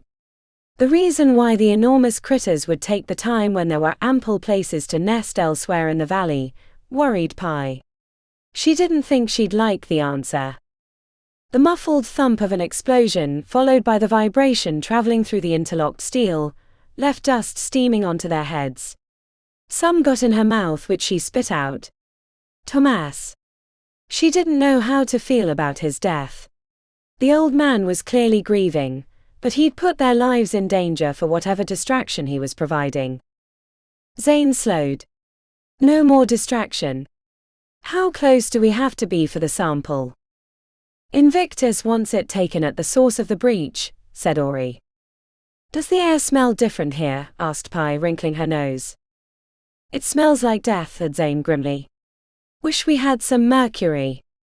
The pace slowed. They came to a crossway. The Scorpix clearly thought they needed more than one passage through the collapsed plant, but she didn't understand why until a minute later. They came to a bubble beneath the steel, a place that had naturally formed during the explosion. Old rusty tanks connected by pipes were bisected by a mangled wall. Pi was drawn to the faded writings across the bent surface. These are wards, she whispered. But I don't recognize these. Different symbols, but I'm no expert. Would explain why they're not hanging out in here, said Ori. Otherwise this looks like a nice spot. Zane was peeking through a hole that led deeper when Ori cleared her throat, gesturing towards two sets of bones that had been picked clean. One set, still wearing a Kevlar vest, looked human, while the other, much larger bones could only be a gigante. Tomas went through here, whispered Zane, tapping near a droplet of blood where he'd cut his arm, sliding through the gap. The pressure on her shoulders as she followed Zane through the narrow passage made Pi sick to her stomach. The elixir ramped up her senses, but that worked double for the emotions that were keyed to them. Her mind was screaming for her to get out, that it was too dangerous, but the task Invictus had set them on required her to keep her feet moving forward. Zane paused at the bend, holding his hand beside his head in a fist, and motioned to move up slowly. Pi felt cooler air on her skin. The mountain weather was reaching this place somehow. The scene below their vantage point made her skin crawl. A natural cavern lay beneath a dome of interlocking steel and old concrete. In the old explosion, the structure had fallen in and then been pushed outward, leaving a livable space beneath. At least for the Scorpix. Nests were scattered throughout the region. Pi saw at least a half-dozen of the horse-sized creatures, lying in huge depressions they'd made in the stone. Are we close enough? Mouthed Zane. Ori pulled the runed cylinder out of her backpack. The runes glowed faintly. She shook her head and gestured toward the back of the cavern, which their dark vision didn't reveal. Zane took the runed cylinder and pointed to the ground, then to himself. Before either of them could say anything, he stepped into the cavern full of Scorpics and disappeared. Chapter 20. The Academy of the Subtle Arts, Zane's home for 5 years, had given him the abilities that he'd come to rely on to survive. During his time there, he was given magical imbuements, tattoos etched into his skin that provided powers he could access whenever he wanted. The first 2 provided strength and speed, along with a hardening of the body to handle the impact of those abilities. These were the most commonly used imbuements, as being able to move faster than anyone else solved a lot of sticky problems. The third imbuement, the ability to move through the veil, which was the region between life and death, was both a help and a hindrance. As Zane flooded his third imbuement with phase, triggering the passage into the Netherrealm, the world took on a greenish cast, like the sky before a Midwestern storm. It wouldn't allow him to move through physical objects, but the creatures of this realm wouldn't be able to see him. Entering the veil came with danger. As a member of the living, he was not welcome in the veil, even though he'd made friends with some of the beings that made it their home. As soon as he stepped into this world, the hair on the back of his neck stood up. Traveling through the veil had to be done sparingly, or one wouldn't come back at all. Zane leapt from the top of the mangled stairs, landing a few feet from a nesting Scorpic that lifted its bony, grotesque head as if it sensed him. He ran as if his hair were on fire, a countdown in his head. Already he sensed things moving towards him. Like the demonic realm, the veil was connected to all realms, which meant it housed a lot of dead. None of them wanted him in their home. When he reached the back of the cavern, he almost dropped out of the veil in surprise. It looked like a crystalline garden. The ground had buckled in places, white stones sticking to the sides like tiny teeth ready to bite into his limbs. Even in the veil he sensed the difference. It was much worse when he dropped out, shoving himself into a corner. The Scorpic nests were nowhere near the back of the cavern, as if even they didn't want to be too close. He felt like he was standing at the spot of a nuclear disaster. The rune cylinder glowed bright when he pulled it out, making him turn his body to shield the light. Zane triggered the cylinder, which gave off an even brighter bluish light and a high-pitched whine that made his teeth itch. The scrape of claws on stone sent a quiver of fear through him. The Scorpics were alerted to his presence. He tried to block the increasing illumination, but it was like trying to hold back the sun. Mercifully, the bright bluish light went out and the runes faded to cold, dark. A Scorpic stood at the opposite end of the cracked stone, tilting its alien head towards the space he was hiding in. Zane shifted into the veil before the Scorpic came to investigate. He shifted right back out when he found something waiting for him. The veil was a place of brief refuge, but there was no way to survive against even the most minor of beings there. That one had found him so quickly was bad luck. He wouldn't be able to return through the veil, and now the Scorpics were alerted. 4 of them had left their nests and ambled toward the back of the cavern, where he was hidden behind a fold in the wall. Their mandibles clacked as they tapped on the stone in what he hoped wasn't communication. It was bad enough they were so big, and reportedly extremely dangerous, but if they were intelligent too, that was not going to work out for him. The only thing keeping them away was the strange shattered stone filled with crystals. The air smelled different where he was standing. A quick inhale through the nose provided a sharp stab of phase, but it was mellower where he was, as if it had been watered down. When the first Scorpic started climbing across the broken stone, he knew he couldn't stay in his location much longer. His first 3 imbuements weren't the only tools he had available. Zane reached for his 4th. The imbuement had been specially designed for him. It allowed him to influence non-humans through their pheromones. He hoped it worked on creatures from the demonic realm. Using the tattoos on his right ribs, Zane sucked in the air. The intake slammed into him like a drug overdose. He fell to his knees as the world wavered around him. It felt like taking a hit of pure phase. He was drunk on power, yet staggered by its overwhelming nature. With the right spell he could blow a hole through the moon, he thought. That narcissistic sense of power was tempered by the approach of the Scorpic, picking its way across the shattered stone. Using the left side of the imbuement, he pushed back on the Scorpic.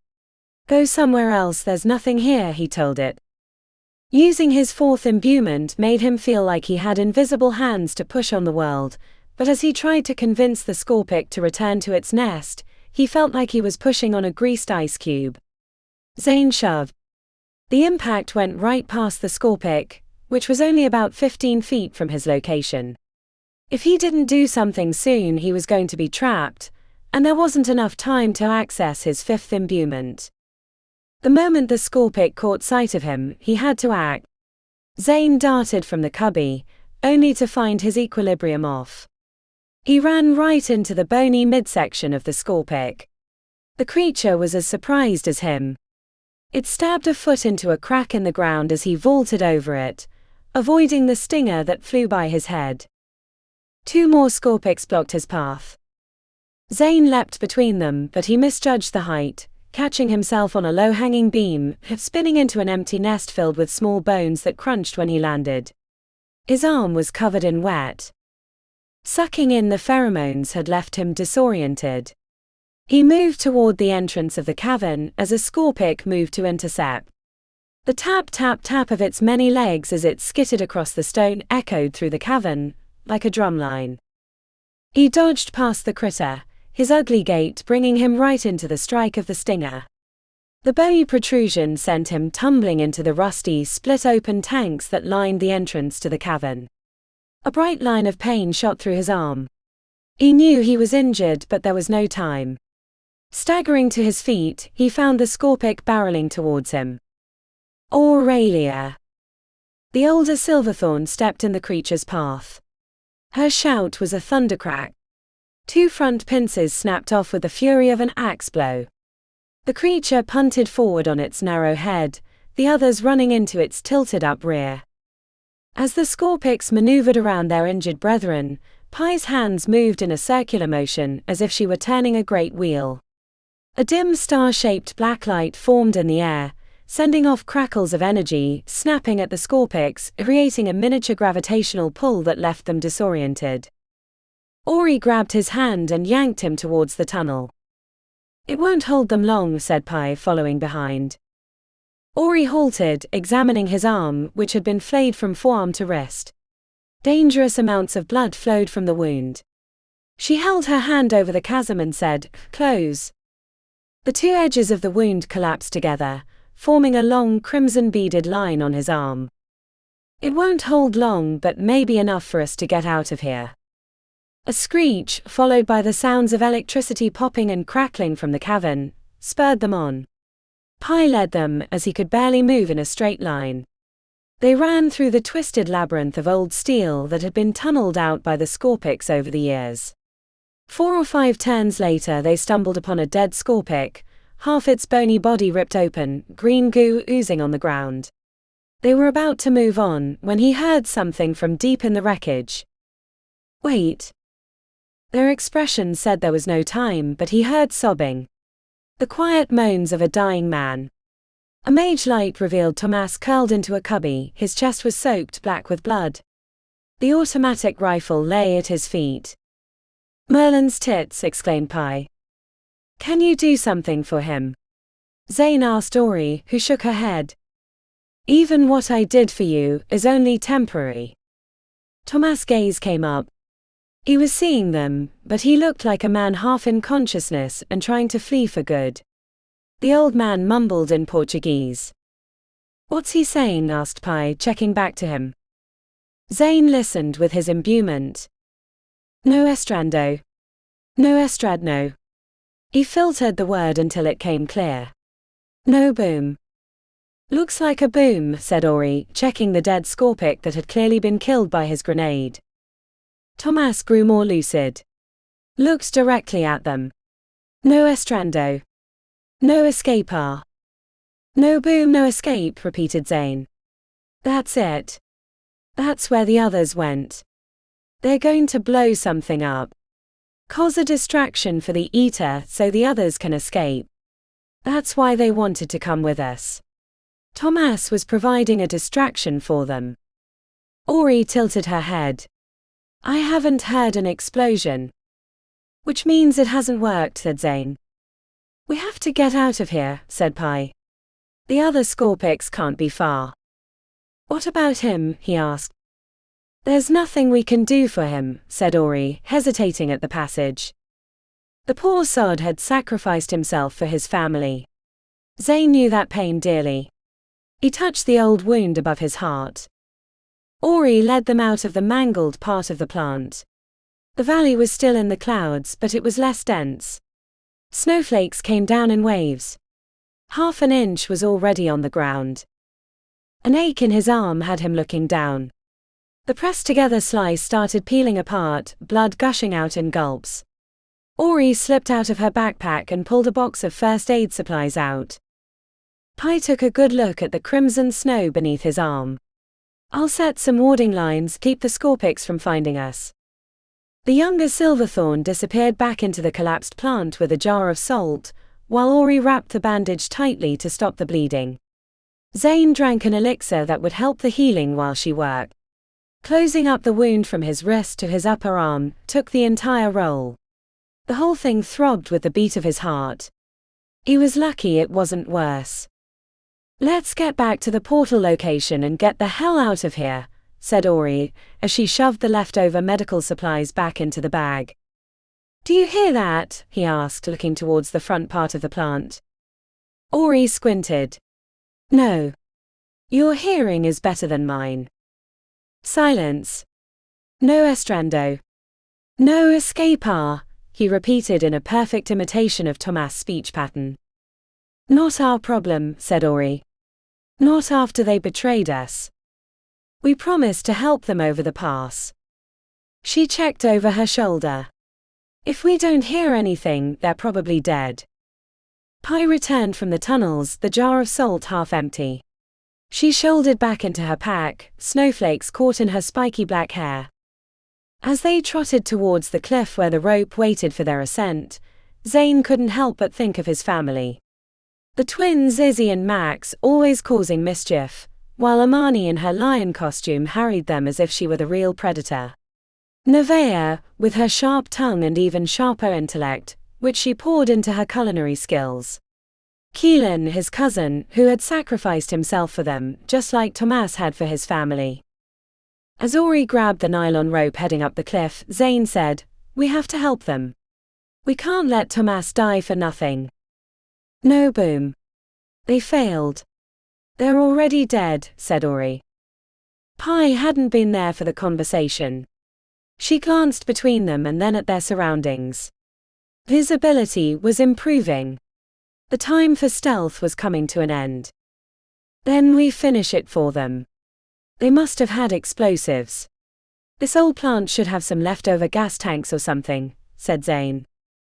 We have to go, said Ori. I agree with my sister. Tomas could have gotten us killed. Maybe if they would have asked. Sometimes you can't ask, said Zane. I'm going. I'll meet you at the portal location.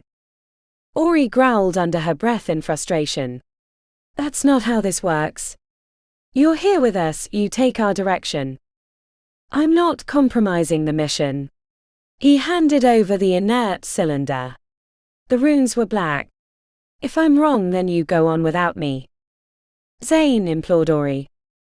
Pi cracked her neck. Maybe we should just go help.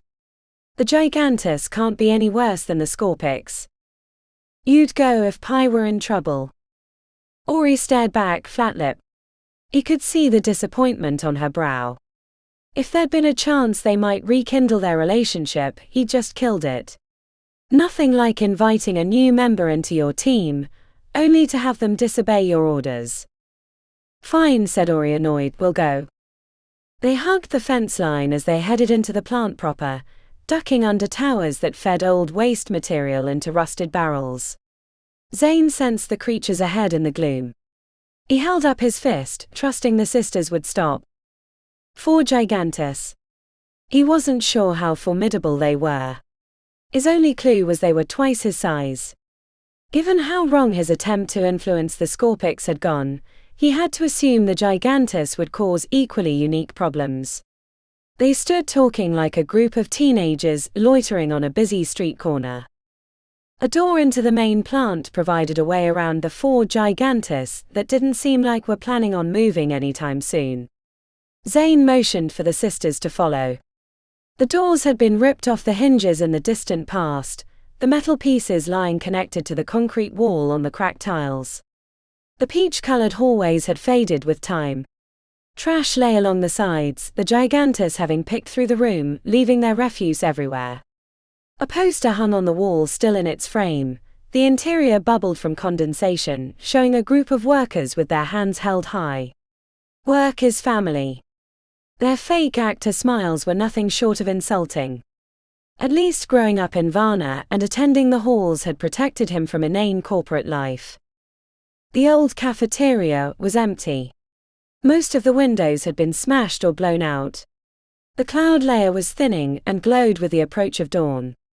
If they didn't leave soon, they would be trapped. Ori's expression said as much as she frowned at the light. "If we can't find them, we're leaving," said Ori. Using the veil was out of the question. Zane stepped through a broken window, creeping out to get a better view of the front part of the facility. Fires flickered in the mist, thick shapes moving around them. He counted at least a half-dozen Gigantus, more than he cared to tangle with. Eventually he found what he was looking for. 2 enormous diesel tanks with ladders heading up the sides of each. Reaching them would mean traversing the open area, and risking being spotted. A Gigantus fire was set between the 2 tanks, probably to block the winds that came from that side of the valley. It was interesting that the Gigantus, after coming from the demonic realm, had hunkered down to survive, rather than head into the valley on some murderous rampage. Made him wonder what it was like beyond the barrier. Maybe they were just happy to have a place to call home. There are 2 big diesel tanks around the corner.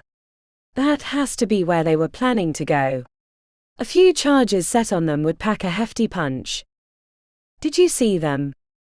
No, but there's nowhere else to go that's going to cause the kind of distraction they need. There's a camp of Gigantus near them, but I think if we're careful we can avoid them, said Zane. I hope you're right, said Ori. He led them outside the cafeteria and along the building line. The camp near the tanks looked like it had been made with old wooden shipping pallets.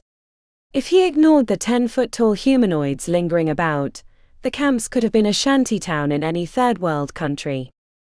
They made it to the far side of the tanks. That was where Zane saw the problem. Callie was lying behind a pallet, a few feet away from a pair of Gigantus. A black bag was sitting on the top of the pallets, where she'd dropped it. It appeared Callie had been climbing the metal ladder when a rung had snapped. He could see the broken metal about halfway up. She'd taken a tumble and couldn't move to reclaim the bag, which probably held the explosives, without being spotted. Zane didn't remember the black bag, which meant it had been hidden in the area. This was a plan long in the making. Now that he had identified her, he spotted the other 2, crouched on the roof of the tank, peering over. Benedita gave them a curt wave. The clouds are breaking up and it's going to be morning soon, said Ori. 3 Gigantus. Rather not fight them, said Zane. I'll lure them away, said Pi. Careful, said Zane. My imbuement didn't work on the Scorpix as expected. Pi winked, heading back towards the cafeteria. She's cocky. Ori rolled her eyes. At least she didn't run directly into a Scorpic. You saw that? You looked like a drunk trying to weave to the bar for another round, said Ori, mirth on her lips. I did it to confuse them, said Zane, which I might add worked because I didn't get stung. Ori gestured towards his arm. 'Tis but a scratch. A haunting song brought both their heads around. The Gigantus near the tanks noticed too. After a few back-and-forth grunts, 2 of them headed in the direction of the noise. Zane motioned for Ori to follow. They curled around to the backside of the pallets where Callie was lying. She looked both embarrassed and apologetic. Ori helped Callie to her feet, but it was clear she'd injured her ankle. She couldn't put weight on it. The single gigante was on the other side of the makeshift pallet house. Zane wasn't sure he could take it out in one blow, and they had to act soon before they might be discovered. The cloud layer was dissipating fast. Other buildings were appearing out of the gloom. Zane pulled a dagger from a hidden pocket.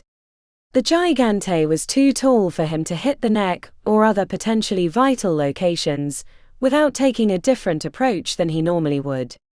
He picked up a pebble and threw it to a spot away from the tanks.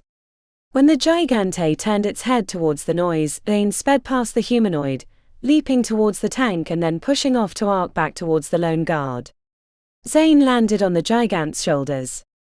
The blade found the flesh at the front of its neck. He had to keep the gigante from crying out. The blade went in 4 times before the creature realized it. Zane backflipped from its shoulders, landing on his feet, then sliced the lower section of its calves in one blow.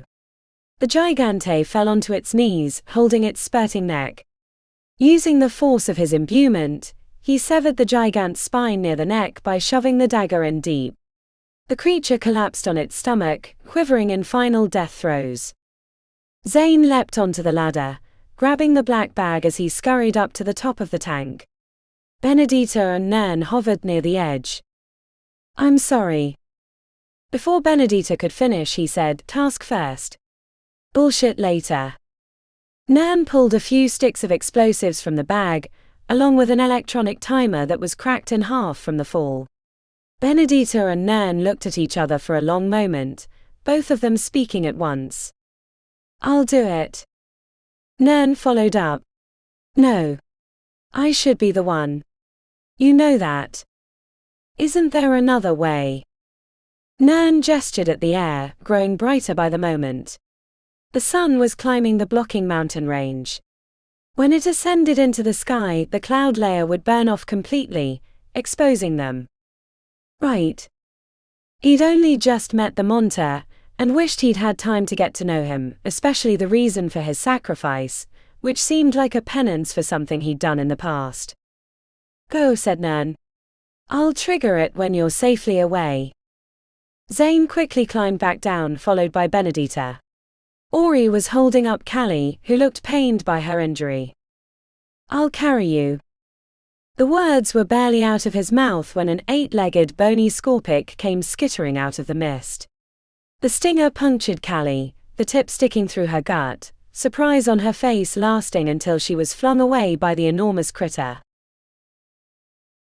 Chapter 21. Any hope of escaping from the old lifestone plant without getting into a pitched battle ended the moment Callie's body was flung into the dirt by the scorpic.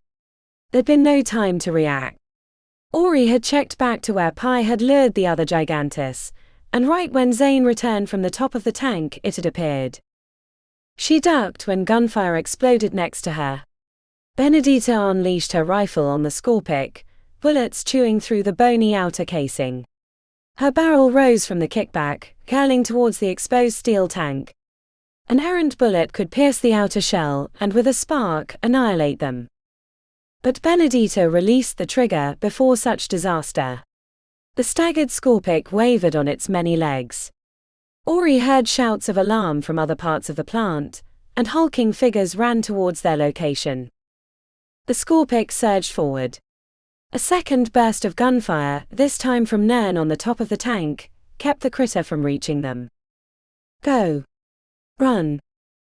Benedita ran towards a building behind the cafeteria. Ori followed, but shouted to her left where Pi had disappeared. "This way."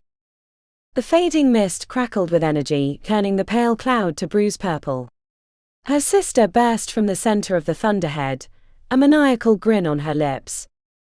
The outbuilding was about 100 meters from the tanks. Ori checked over her shoulder at the pursuing gigantus. 2 of them were only a dozen feet behind. She was considering hitting them with a force wave when a hand shoved her in the back hard. She tumbled head over heels, landing in a heap as a concussive wave roiled out from the exploded tank. Lying on her back, ears ringing from the blast, she watched the second tank blow. The bright light made her close her eyes, but she could still see the outlines of the buildings through her lids. The ground rumbled. When she could open her eyes again, she found that one of the pursuing gigantes was lying next to her. The resemblance to Nairn wasn't lost on her. The big demon grabbed her by the neck before she could use magic. As flames erupted from the tank husks, hair-crisping heat making breathing difficult, the gigante squeezed her neck, crushing her windpipe. Ori beat at the enormous arm, but she may as well have been trying to bend a titanium rod. As the dots in her eyes began to connect, she saw something move next to the gigante. The next thing she knew, Pi was shaking her arm and she was flat on her back. Ori tried to speak, but it hurt. Without her voice, she was useless as a mage. Most of her arcanium-given magics relied on the ability to speak. Her sister yanked her to her feet. A gigante with a dagger in its skull lay in the dirt, eyes unfocused. Benedita led them into the building, and they entered a shaft leading into the maintenance tunnels. Ori had trouble keeping up. She was dizzy from being strangled. Pi leaned into her face and tried speaking to her, but the blast had left bells in her ears. She was happy enough to put one foot in front of the other, as the ringing interfered with her sense of balance. After a long traverse through tunnels filled with old pipes, they came out in a different part of the facility. Benedita led them up a ladder into a building that wasn't too far from the fence line. The sun was behind the mountains, but it was daylight and the mist had burned away, revealing rolling black smoke from the double tank detonation. The ground rattled again from a secondary explosion as they made their way to the rope on the cliff. "Hurry," said Benedita, "we need to get up there before the eater arrives." Ori didn't really hear the words, but she read Benedita's lips enough to get the idea. Sliding down the rope had been easy, but hand-over-hand climbing took time, and Ori wasn't feeling great after getting thrown and choked by a creature that outweighed her by 3 or 4 times. She made it up the rope, even though she barely remembered. Pi was already there, hugging the cliff wall. Her sister touched the side of her head, gesturing towards Ori. When she copied the gesture, she came away with fingers wet with blood. Zane made it up the rope last. They moved along the path as thick black diesel smoke burned their eyes. When they reached the wider section of the trail, a horrific noise reverberated through the valley. Ori found herself cowering against the rocks. Naked fear had pinned her to the spot. She wasn't the only one. The 4 of them were kneeling on the path. It wasn't until she saw the shadow in the sky that she understood. The Eater. The terror in her heart made it impossible to look directly at it, but she had the impression of something dark and big with wings the size of a field. It carried shadows with it, defying the rising sun. A screech sounded like 1,000 nails on 1,000 chalkboards. The urge to lie down and let whatever it was come and dine on her soul was strong. The others felt it too. Staggering to her feet, she grabbed her sister by the shoulder and hauled her forward. They had to keep moving. Ori hardly remembered stumbling from the smaller valley, climbing over the pass on the rocky trail surrounded by gnarled bushes. The only thing that probably saved them was the cloud of black smoke from the diesel fires. The Eater circled the facility, but never caught sight of them. When they reached the valley where the old settlement was, the pressure on their minds melted away. Ori could think again. She was relieved to find that the 4 of them made it. Not Nairn. Not Callie. Not Tomas. But at least someone had gotten out. The journey back to the portal location took a half hour. It wasn't until they were looking down at the old buildings that Ori realized what Benedita had done. Without any magical ability, they couldn't bring her back using the tether. "You can't go over," she said, the ringing in her ears down to a dull buzz. "You're trapped in the valley." Benedita leaned against a rock. There was smeared blood and diesel soot on her face. The ache of the day haunted her gaze. She had her arms crossed, lips squeezed white. "Maybe. She leaned her head back and glanced at the high mountains behind them. The peaks rose like daggers against the sky. I will wait for a snowy day, climb through those, hope for no avalanches. It is enough. The weight of Benedikta's sacrifice pushed down Ori's shoulders, erasing the betrayal. The four of you joined us, knowing you probably wouldn't come back, said Ori. Benedikta nodded. Thank you for helping, even when you did not have to.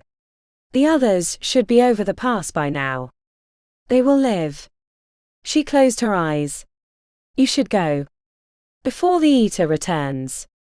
Being out here in the day is bad. I'm going to hide until night. No one knew what to say. They each reached out, gripped her hand. Not so much a greeting or farewell, but the acknowledgement of pain. Before, the idea that they couldn't take anyone back with them was an immutable fact. Now, after Benedikta had given up her chance at freedom, nearly dying in the process, Ori wanted more than ever to be able to take her with them. It couldn't be. They picked their way down to the settlement. Benedikta watched them for a while. When Ori looked up a last time, she wasn't there. Headed to a safe place for the day. A screech echoed across the valley. The Eater was restless. Hunting. It was good they were leaving, but Ori hated that they couldn't help the woman reach her friends. For all they knew, she would die in the snow trying to summit the treacherous mountains. Sometimes there was nothing she could do. Ori gathered together with Pi and Zane. No one spoke. There was nothing to say. She activated the tether, yanking them back into the spire, feeling heartsick and empty even though they'd been successful. They appeared in the portal room. The relief that flooded into her veins at escaping Montanas lasted about 2 seconds, until she heard the grumbling baritone of the head patron. What in the broken hells is he doing here? Chapter 22. The grim reality facing Benedikta was the only thing on Pi's mind when she stepped through the portal. Benedikta was a survivor, fighting a war she'd never wanted a part of, and she would keep on battling, long after they'd left her in Montanas. So when the gruff tone of Invictus intruded into her solemn meditation on Benedikta's sacrifice, Pi couldn't help the ball of flame that climbed out of her throat and formed itself as a collection of fiery words, directed at the head patron. You ancient wrinkly ballsack, said Pi. She took a step forward, but felt a little dizziness from the portal travel, and getting her head knocked around by twin explosions. We wouldn't have survived that shitshow without Zane. Might I add that your notes were complete bullshit? There were survivors on Montanas, demons too. We barely got out with our lives. Look at my sister. The old man glowered from across the table. Fury condensed itself in his black eyes, and if he opened his mouth and hot gases blew out, turning them to ashes, Pi wouldn't have been surprised. You don't know what you're messing with, said Invictus. You're children with great powers. Nothing more. If we don't know, then tell us, exclaimed Pi. You're asking us to trust you, yet you've done nothing but ship us around the realms with little more than a few phrases to keep us on the right path. Invictus lifted his chin. If I told you, then you'd want to know more, and that knowledge would drag you deeper and deeper into ruination. People died in Montanas, said Pi. It was awful. They sacrificed themselves. The ancient mage snarled. Then you understand what might become of you. I make no apologies for my actions. This realm is at great risk. I will spare no effort to save it from the demonic one, and that includes sacrificing the lot of you. Especially when you're being foolish, and bringing others into the order without my permission. Ori took a step forward, stumbled and grabbed the table for balance. Everyone in the room stared at her. A twitch of sympathy passed across Invictus' expression. Only a twitch. Why? Why do you keep us in the dark as if ignorance is a virtue? In this case it is, said Invictus. The beings that we're dealing with have power over thought itself. To know is to risk. Ori pinched the bridge of her nose between forefinger and thumb. She wavered, and Pi went to hold her up, but she waved her off. They shared a brief smile. I just watched a group of people head into a place they knew they would probably never return from. They didn't do it because they were ordered, they did it because they were family, said Ori. I'm your family, said Invictus with booming gravitas. It sure doesn't feel like it, said Ori. Up to this point, Zane had been standing to the side, trying to look as small as possible. The mention of family brought his eyebrows up. Outside the room, no one else besides Sam Arlington knew they were distantly related to the head patron of Invictus.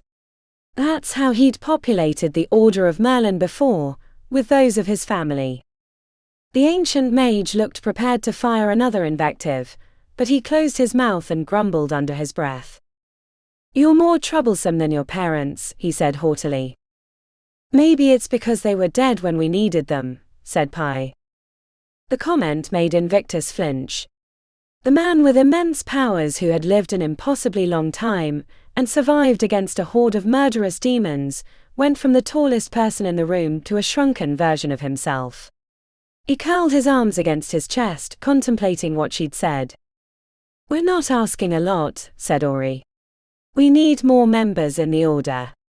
We can't do this alone, just Pi and I. We wouldn't have survived Montana's without his help. She reached into the backpack, pulled out the cylinder, and set it on the table. We got your sample. I hope it was worth it. She took a step forward and almost fell again before righting herself. I need to lie down.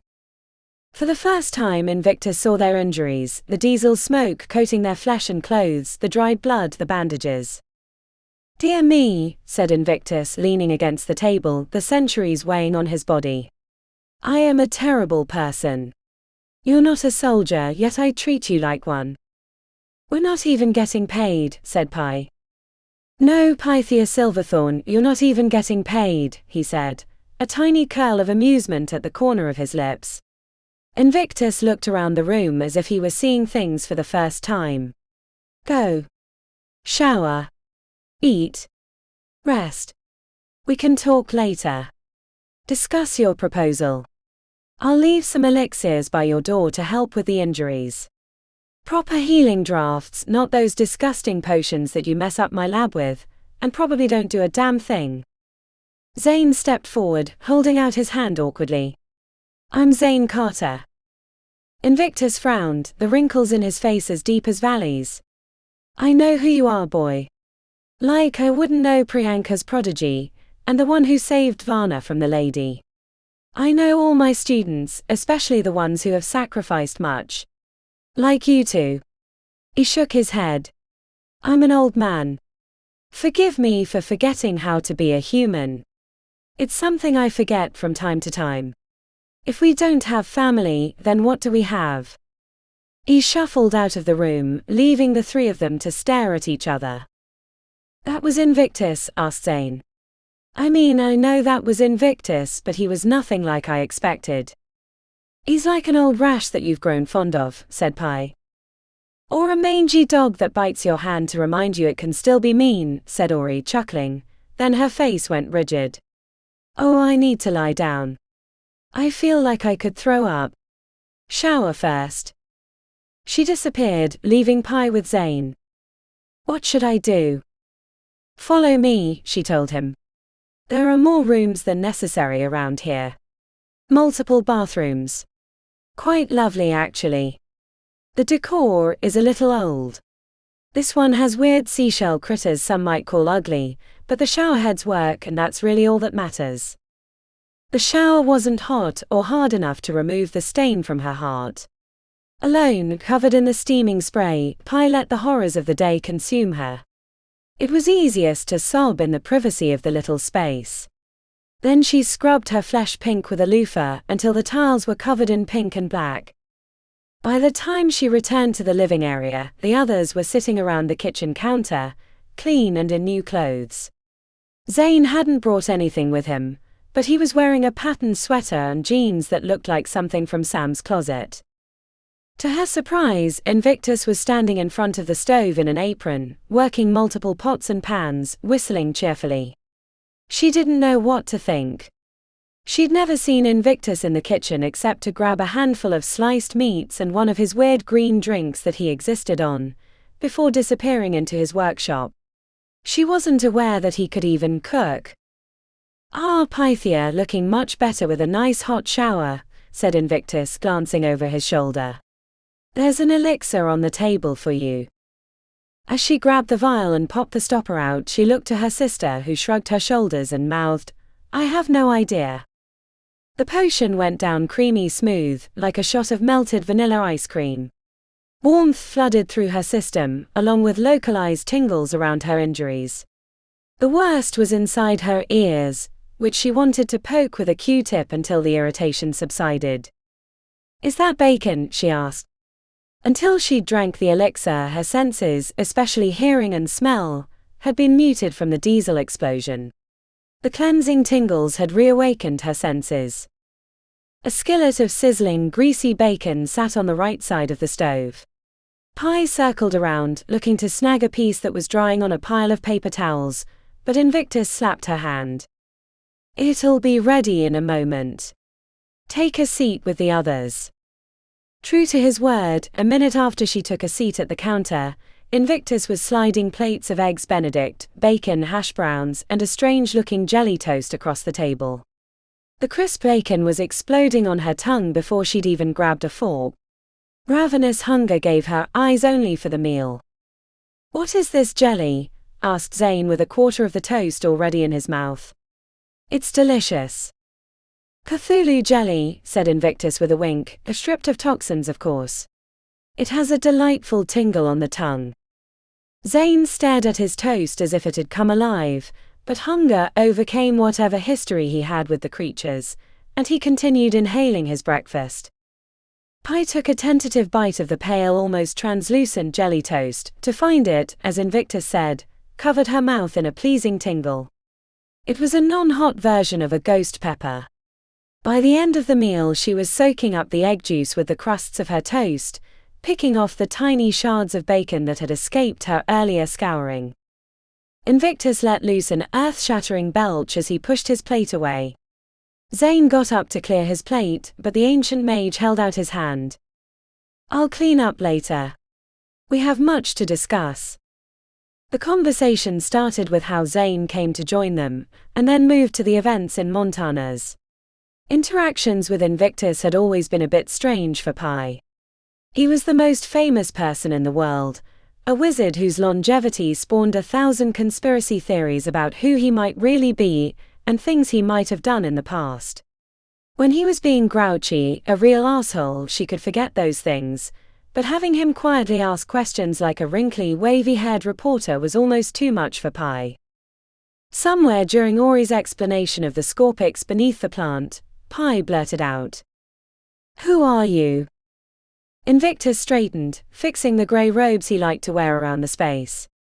They weren't the formal ones he was most known for, with patterns suggesting runes along the hems and a light sheen to the fabric that made one think that it was otherworldly, but they gave him an unknowable cast. "What do you mean, Pythia?" His penchant for saying her full name was grating on her, and she didn't know why. "Why being all nicey nice? You've been a complete ass to us for the past 2 years, and now you're suddenly being a sweetheart. Making us breakfast and elixirs, something you've never bothered to do before, no matter how beat up we came back.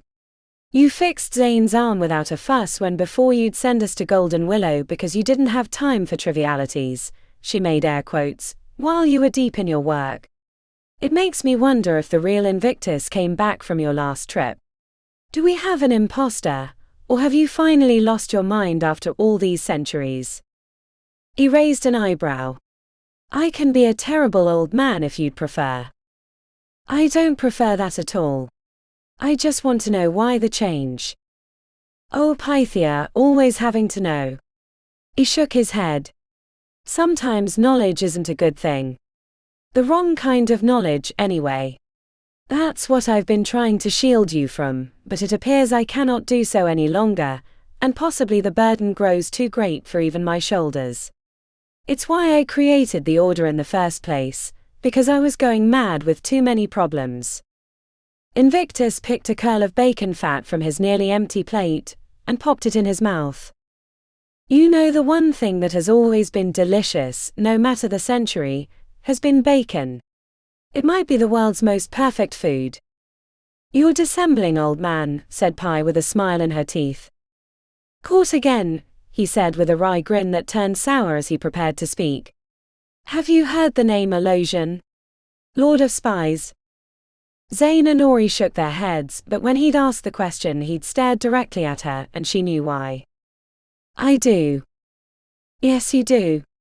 Pythia Silverthorn nearly summoned a major demon before she was even a member of the halls.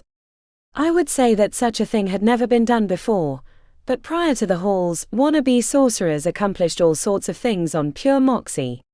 Few survived. You summoned Pazuzu, but that wasn't who you initially considered, was it? The memories were old. 7 years ago. A lot of events from that time were lost to the trials that came after. But not that. No, said Pi, how do you know this? When he lifted his chin, a smirk forming on his lips, she understood. Patron Malden. You spent a year in his hall, invited at the time by a mysterious party that you eventually learned was Professor Trebleton. What you didn't know was that the professor had not learned about the rod or the tome that provided the summoning spell on his own.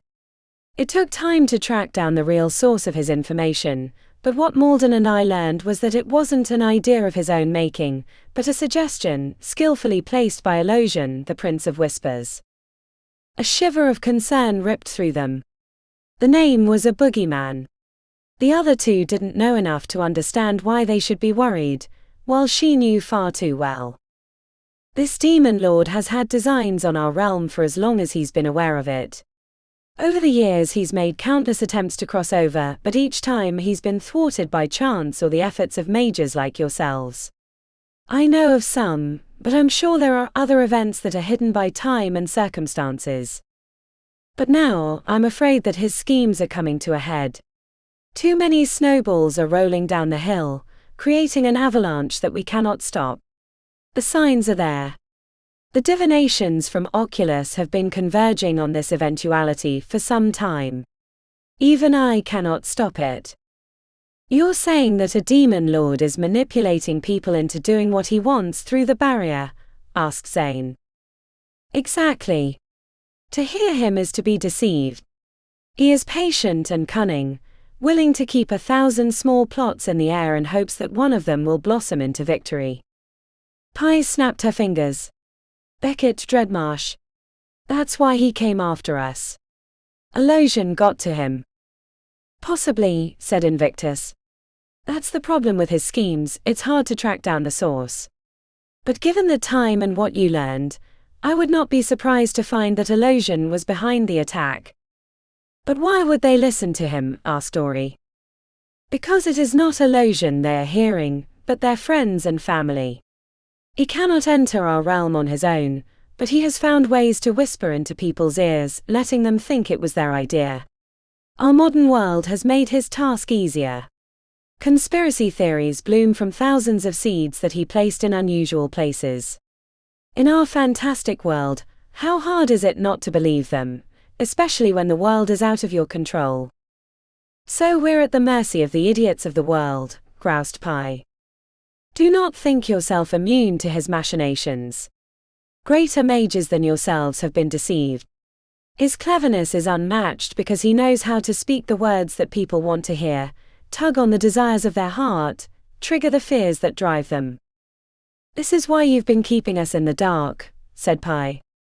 You're afraid that we're being manipulated. But how do you know you're not the one that's getting nudged in the wrong direction? Maybe Illusion doesn't want us to find help. Maybe he knows that if it's just a few of us, we cannot stop him. Invictus raised an eyebrow. An astute observation that I have had myself many times. Then why a change of heart? Asked Ori. A smile formed, mostly in his eyes. The dark edges of his lids made it look like he wore eyeliner. In all the trials and tribulations that you have experienced, Aurelia and Pythia Silverthorn, what was it that carried you through? Pi didn't have to think. She looked right to her sister, who was looking back at her. Family. We wouldn't have survived without each other, said Pi, reaching out and squeezing her sister's hand. Invictus nodded. Turned to Zane. What about you, Zane Carter? He touched a spot over his heart, eyes wistful and wet with memories. I wouldn't be here today without family. My cousin Keelan, my sister Nevaeh, they each played their part. Broken hells, I wouldn't have even gone through with all of it if it weren't for my family. They got me through the dark times when it seemed the entire world was against me. Exactly, said Invictus. Illusion has his lies, his schemes, his cunning. But he doesn't have family. Family can be manipulated, said Pi. You just said so. True, but it's harder. He might be able to co-opt your desires, but in the end, family will see through the lies. I've been so bent on protecting you from illusion, I forgot the most important thing. Your foul-mouthed outburst reminded me of that. All three of you survived horrific events because of family. If we're going to get through this, I need to stop thinking about what the enemy is going to do, and focus on what makes us stronger. So we can recruit more members of the Order? Asked Ori hopefully. A few, said Invictus, rapping his knuckles on the counter, with my permission. Illusion's methods were a burr in Pi's mind. It kept her thoughts on a Ferris wheel. But how do we avoid falling into his traps? Asked Pi. Beckett believed he was doing a good thing in trying to kill us. How do we know that we're not the ones being manipulated? That's always been the struggle with illusion and part of his methods. Once you're worried about motives, expecting a hidden knife in every fist, it's hard to trust, it's hard to bond. That's how he wins, by creating strife and division. Great, said Pi, you're saying we can't know? Invictus shook his head. No, you can't. He's clever. But it's like debating free will. You just have to examine all the information and trust yourself in the end.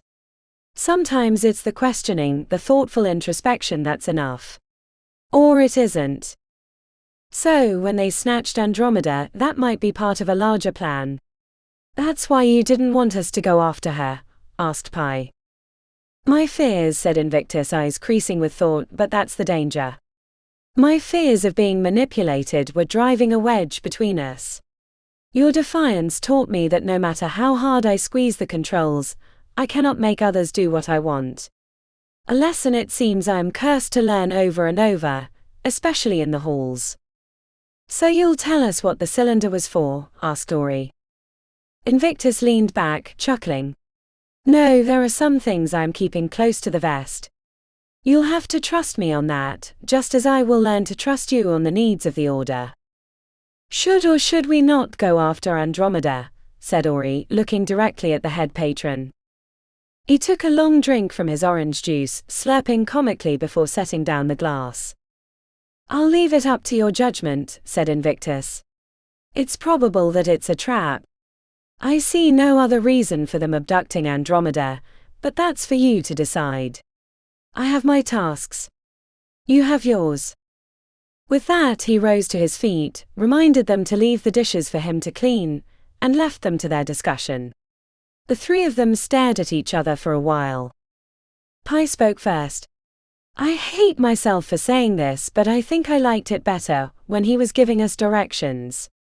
I could decide whether or not I was going to follow them. This is so open-ended, I'm already questioning everything. Maybe that's the point, said Zane with a shrug. He's trying to keep Illusion guessing. What do we do? Asked Pi. Whether or not she's important to Illusion, we need to find Andromeda. The truth bond is like a sword over my head. I keep expecting to keel over or find spiders crawling out of my skin from some remote curse, said Ori. 2 questions, said Zane. Where is she, and do we have enough firepower to get her back? You said a team kidnapped her. Pi searched her memory. Her haste had almost gotten her killed. 5 or 6 maybe. There was the big guy that shoved Andromeda into the van, the one that seemed to be handling the weird cobra-headed creature, And that asshole that threw the warding box out of the window and flipped me off. I didn't see the drivers, which is 2 more. Could have been others, said Pi. There were at least 2 more at the warehouse ambush, said Ori. Might be the same, could be different. We have an unknown number of mages, at least 5 but probably more, acting without their knowledge on Elosian's behalf, said Pi, and no way to find them. If we can figure out who they are, we might, said Zane. Anything you remember that might narrow it down? Defining physicality. Scars. Tattoos. Tattoos, said Pi right away. The guy that shoved her into the van had a sleeve of them. Too far away and too hectic for me to remember. I can help you there, said Ori. Right. Arcanium were masters of memory and truth, all things that Pi distrusted, even though she'd been a member for a few years. I guess we're making an alumni visit. I can ask around about the others. The creature you described is pretty distinct. Zane narrowed his gaze. Reminds me of something, but I can't place it.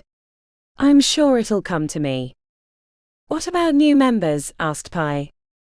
What about your old friends, the Misfits? Asked Ori. Pi shook her head. Love them to death, but this is way beyond them. They were never in a hall, remember? Had to ask, said Ori, shoulders heavy with guilt. No one from Arcanium springs to mind.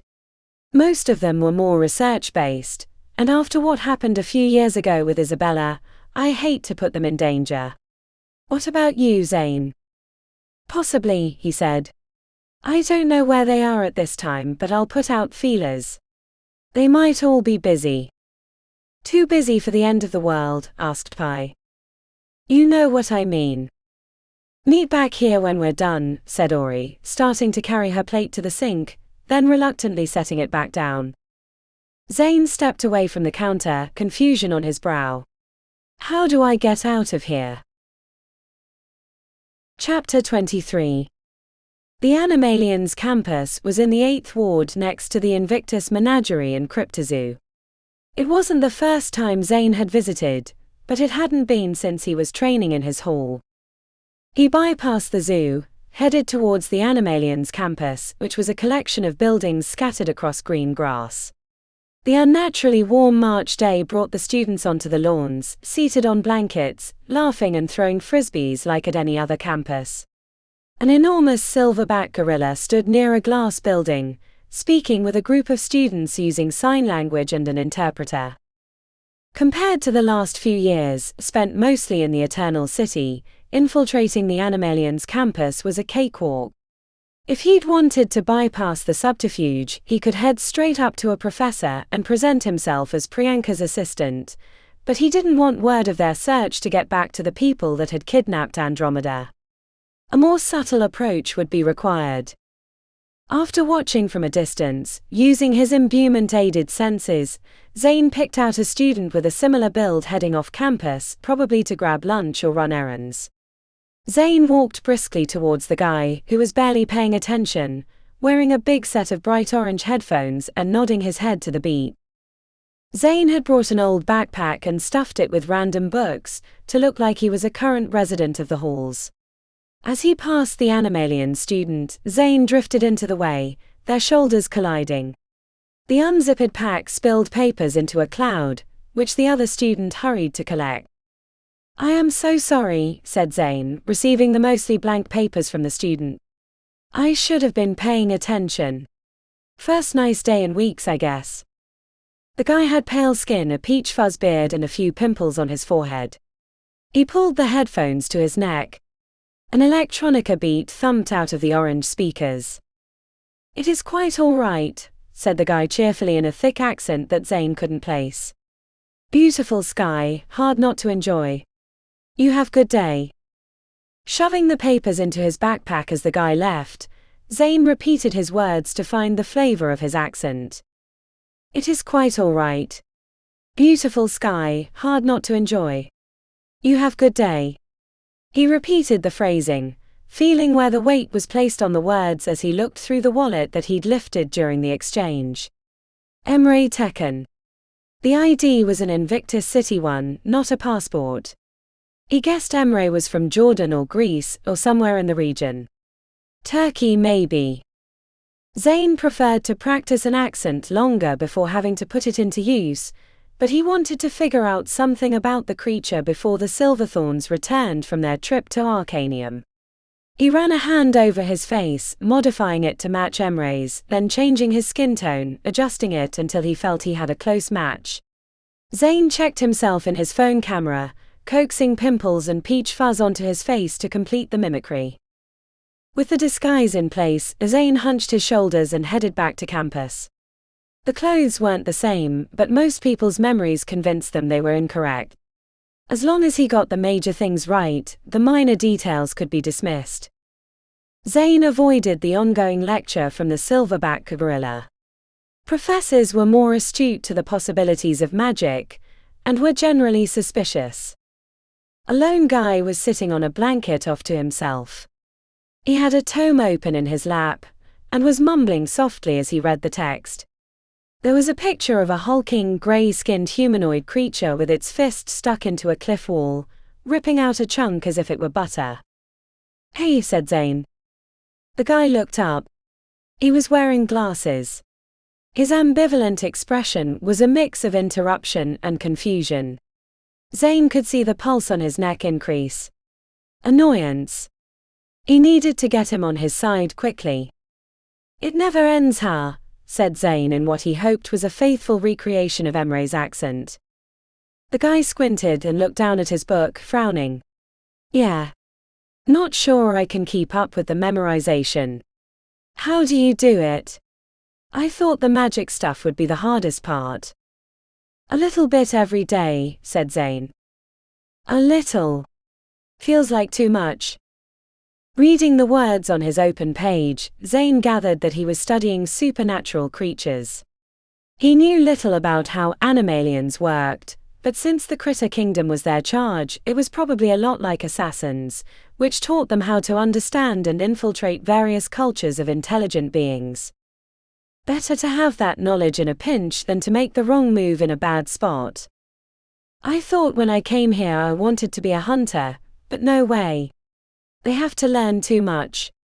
I think I'd rather be a shifter and specialize in some lazy species in a nice place." "It's tough being a first year," said Zayn, hoping he was correct about the student's placement in the school. "But it goes quickly." An appreciative nod told him he had pegged him appropriately, but that meant he probably wouldn't be knowledgeable about what Zayn wanted to know. "Here's one for you. Pop quiz." The kid sat tall, hands on the open tome as he looked up. "Sure, why not?" "What kind of creature is as big as a lion, has a cobra for a head that breathes coal smoke and brass feathers?" The kid blinked and shook his head with his mouth shifted to the side. "No idea. I think that's book 4 or something. Chimeratic Kingdom. I'm only on book 1. "That's okay. It's a fun one, not trying to mess with you." Zayn nodded towards the big glass building nearby. "Gotta go. See you around." The kid's expression brightened into a smile. He pushed his glasses back on his nose and returned to his memorization. Keeping to what he'd just said, Zayn headed into the building with the big glass front. An enormous swimming pool-sized saltwater tank was positioned on one side of the interior. It was filled with colorful fish and pink coral. He couldn't help but drift near it, drawn by the hundreds of species inside. An octopus with deep brown coloring accented with specks of ochre floated out of the gloom, its many legs undulating. As it neared, the octopus made distinct motions with its limbs that suggested communication. It seemed to make a fist and nod towards him, then tapped on its ochre body. It finished with its attention on Zayn, as if expecting a response. Delighted by the interaction, but also worried about being discovered, Zayn gave the octopus a little wave, and headed deeper into the facility. On the other side of the room, an open-air cage housed dozens of birds, including a few big ravens that squawked when he approached. A couple of students sat on a bench speaking quietly. "Hey," said Zane with a cocked smile, trying to appear both friendly and humble, "how's it going?" The girl and guy both frowned at his interruption. The wave of animosity radiating from the couple on the bench made his smile falter. Every hall had its rivalries. Zane knew that Animalians was broken up into different disciplines: tamers, hunters, keepers, and shifters. "Great view," he said, receiving no response. The pair hadn't turned themselves to him. He detected heat in their cheeks, a mix of lingering warmth and a new aversion that bristled with "go away." He reinterpreted his earlier assumption that they were annoyed because he was a member of another discipline in Animalians. He realized he'd interrupted a date, an early one based on the distance between them. They'd been speaking quietly, getting to know each other when he'd waltzed up. "Right. Sorry for the interruption." Zane backed away with his hands up. They resumed their conversation. He overheard their admonishment at his interruption, but didn't take offense.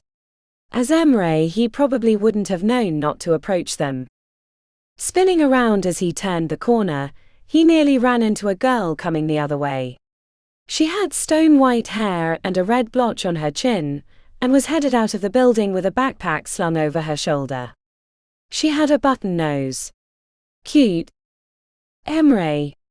Hey, I thought you were headed into town." Her forehead knitted. "Where are the cans?" She held her hands near her head, signifying the bright orange headphones Emre had been wearing when he saw him. "Broken," he said with a disappointed shrug. "Skateboarder ran into me, ripped the wire. Ruined." Her sympathetic expression warmed his heart, even though the reason was a lie. "I'm so sorry. You love those things." Her face went through a brief contortion. "Since you're not headed into town, you have time to help me with something. Nothing you can't handle." "Yeah, sure," he said.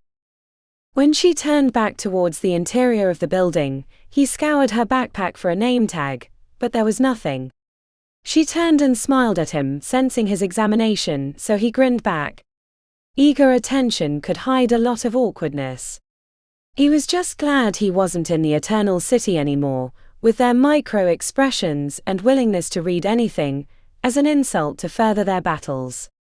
Just the way one held their hands when drinking from a goblet could be interpreted as a cultural slap akin to flipping someone off. The way she kept glancing back to him with a slight smile suggested that she had a crush on Emre.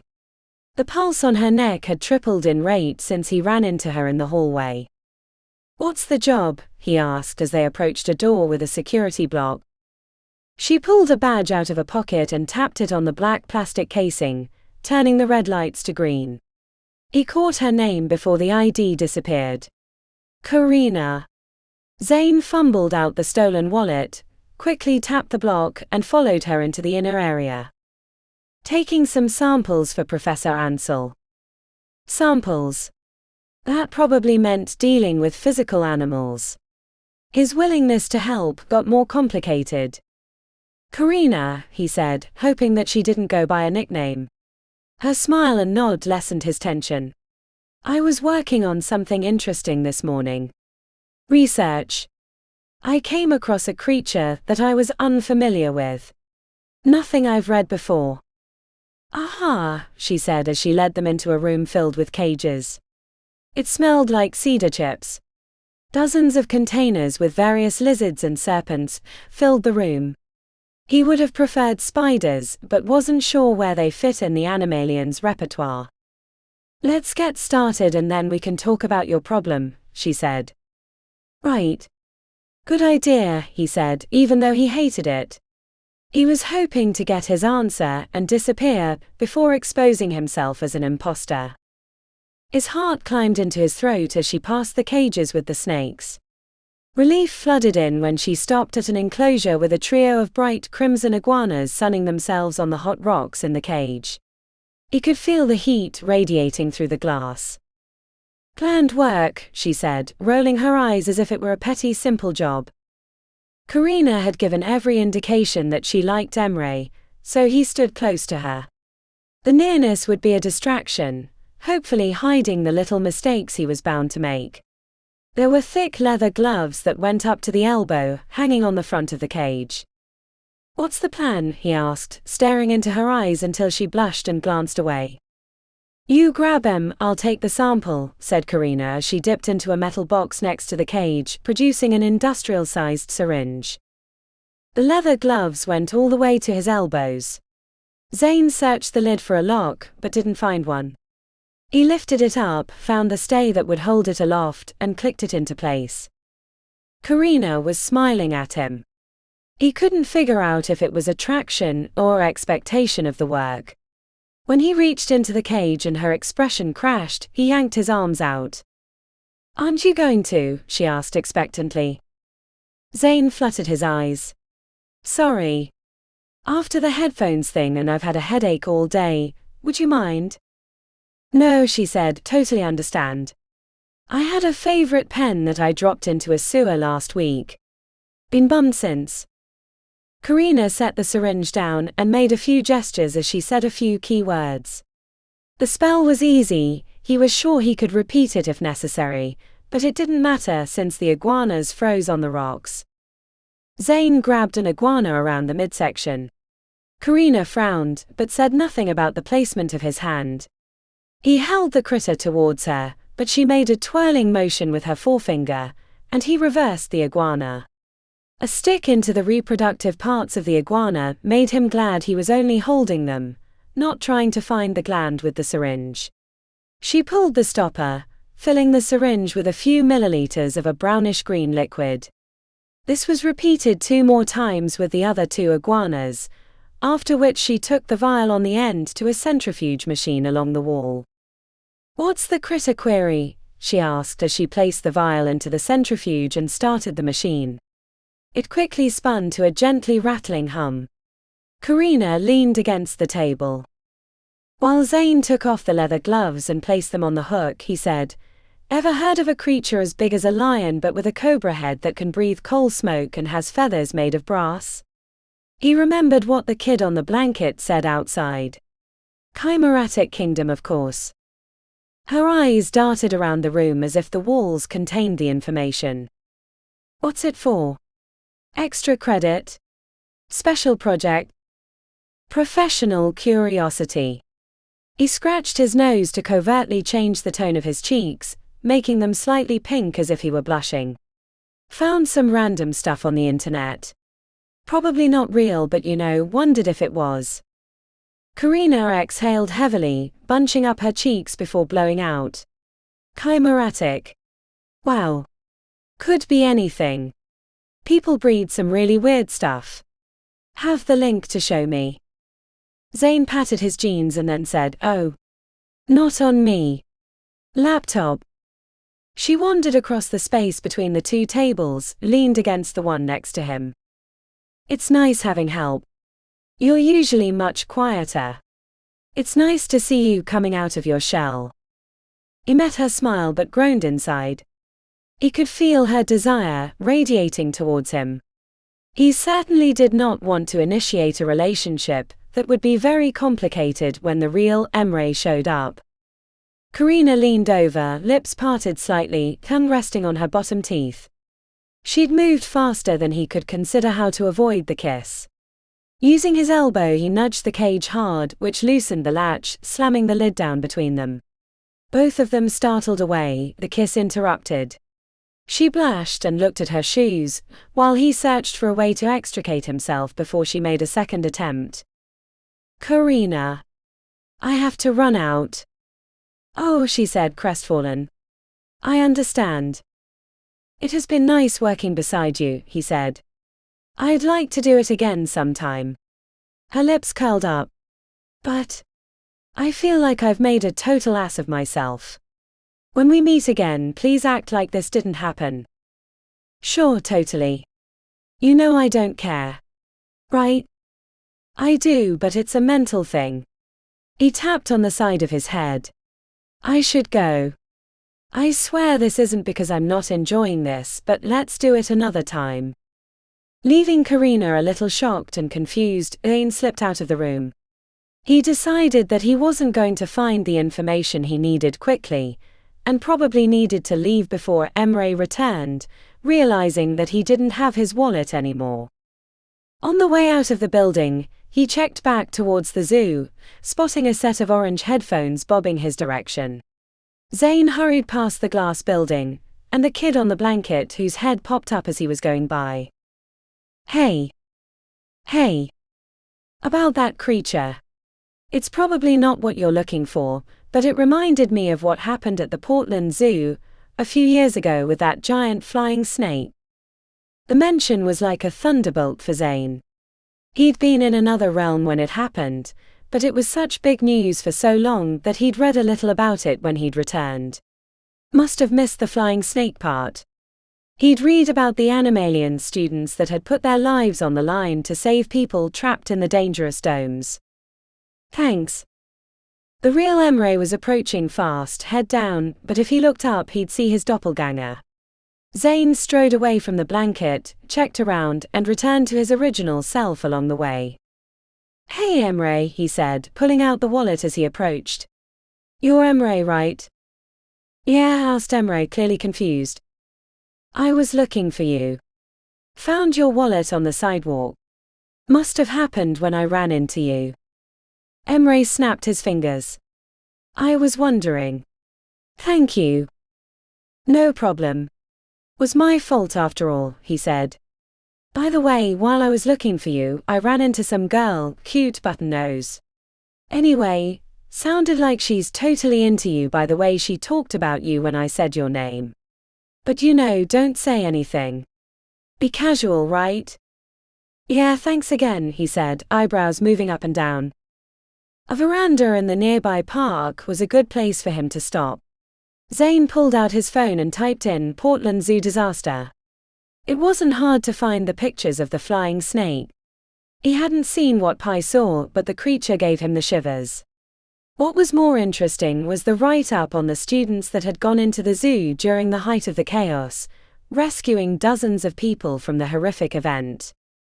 Liam Miller, Logan Lovelace, Janelle Morrison, Jaeyoung Kwan, Pax Nagard. The final picture showing the curly red-headed girl included a four-legged creature that looked like a fox, but was far too big to be one. Its name was Carly. There was something about the both of them. 2 candles burning bright. These 5 students had run into danger rather than away. Not only did they know something about the flying snake, but they knew something about bravery. Maybe one of them could join the Order. He dug back into his phone, typing in their names one at a time to learn more about them and where they might be. He had other more direct options for information, but this was the easiest place to start. What kind of creature are you, Carly? Chapter 24. The drawbridge leading into the medieval-style castle, at the center of the Fifth Ward, had always been a bit of a mistake in Pi's opinion. If Arcanium was supposed to contain the Guardians of Truth, delvers into arcane magics and the explorers of great knowledge, then having a big door that flipped up to block entrance like a giant middle finger wasn't the best of images. Or maybe that was just her. Next to her, Ori was as giddy as a little kid with a pocket full of cash at a scholastic book fair, as they strode across the heavy wooden timbers towards the stone barbican. A tingle across her entire body announced their passing through the wards. It wasn't typical for alumni to have access to Arcanium, but they weren't normal alumni. Ori had gotten permission to use the extensive libraries for pre-travel research. Pi had yet to use her access, content to leave Ori to the mind-numbing research. In truth, Arcanium had never really been a draw for Pi. The only reason she'd put that name down in the Tome of Record was as an appeasement to her sister. Coterie of Mages, the hall that prided itself on pushing the limits of the arcane, had always been the place for her. If it hadn't been for Professor Trebleton, she probably would have stayed. A woman with steel grey hair bound into a thick braid greeted them from her wheelchair beyond the front hallway. Professor Marley, said Ori, it's lovely to see you again. Hey Joanne, said Pi, catching a sour look from the professor. She wished it had been Professor Longaker's meeting them, But he was a popular teacher and probably had more classes than he could handle. Ori. Pi. More research? Asked the professor, hands resting on the blanket in her lap. When her sister opened her mouth, Pi knew there was going to be a long back and forth between her and the professor. The two had never really gotten along, and Pi wasn't in the mood for the social dancing that would slowly promenade them to the final answer. We need to use the verum locus, said Pi. Professor Marley's lips squeezed together in disappointment. Those aren't the facilities that Patron Semyon agreed you could use. Ori gave her a stern motherly look, which Pi responded to with an eye roll. Not all research is in a book, said Pi with a wink. What my sister is trying to say is that we need access to a recent memory in her head, and would very much appreciate using the facilities. We wouldn't ask if it weren't important. The look from the professor pulled a sigh from Pi's lips. She could see the intractable nature in her eyes. If there wasn't a rule or law about it, the professor didn't know how to deal with it. Look, said Pi, we could use some long and overly complicated spells to accomplish the same thing, but the verum locus is easy to access and doesn't require all the setup which we don't have time for. If you'd like, we can get our boss down here to smooth over the negotiations. You know how he loves interrupting his research for trivial points of order. The narrowing of Professor Marley's gaze brought a warmth of pride from Pi. They both knew that Invictus was a grade A arsehole, and that she'd just thrown the gauntlet in her lap. The professor checked her watch. There's a class down there at this moment, but you can use them when they're finished. Please try to stay out of the way, and avoid being seen as much as possible. We don't want our students to think this is a playground after they leave these hallowed walls. Thanks, Joanne, said Pi as they headed deeper into Arcanium. Away from the professor, Ori turned to her. Why do you torment her like that? She's not bad. You remember she was there for us when things got tight. She needs to unclench those butt cheeks a little. It's not good for you to hold a stick up there. I'm providing a valuable health service, said Pi, skipping as she walked. She should be thanking me. A couple of students clutching their books on the way to a class hurried the other way. Pi made sure to wave and tell them hello, which only received horrified, incredulous glances from them. You love pushing buttons, don't you? It's not so much that I love it, but that I see it as a necessary act, said Pi. Laws, rules, these are all well and good, but they can become a straitjacket too. At least not all the professors were like Joanne. She's brilliant and all, but stifling as a lead blanket. The room that contained the verum locus was along the outer wall of Arcanium. She could hear muted car noises beyond the thick stone. A group of students were sitting in the outer area, waiting patiently for the last of them to leave the inner space. Those waiting were talking quietly or playing games of 5 elements, and Professor Chopra was dozing in a chair along the wall with a book leaning against his chest. Only a few years separated Pi and her sister from the students in the room, but it felt like a gulf of decades. In the arcane world, time was not a shortcut for experience. Pi looked to the napping professor and was pretty sure she had more real-world knowledge to offer the kids than him. Not that he was a bad professor. He was a little stuffy like Joanne, but his heart was in the right place. Pi was watching from the entrance to the room when a girl with 2 black braids hanging over her shoulder stumbled out of the verum locus, a look of devastation in her gaze. Her eyeliner had smudged around the bottom of her eyes. She plopped into a chair away from the others, lost in the eddy of memories she'd experienced inside the room. When another student went through the door into the verum locus, Pi leaned out and spoke to her sister, who was thumbing through her phone. Were we ever that young and naive? Naive? No. Arrogant, yes, said Ori, meticulous eyebrow arched playfully. Especially you, dear sister. I'm not arrogant, said Pi. You're not? Okay, this is a new one to me. What are you then? Confident in my ability to survive and then learn from my mistakes, said Pi. Sounds like arrogance to me. They're different. Arrogance means you believe your own hype, said Pi. I'm not above a fuck-up, every now and then. Ori shoved the phone in her pocket.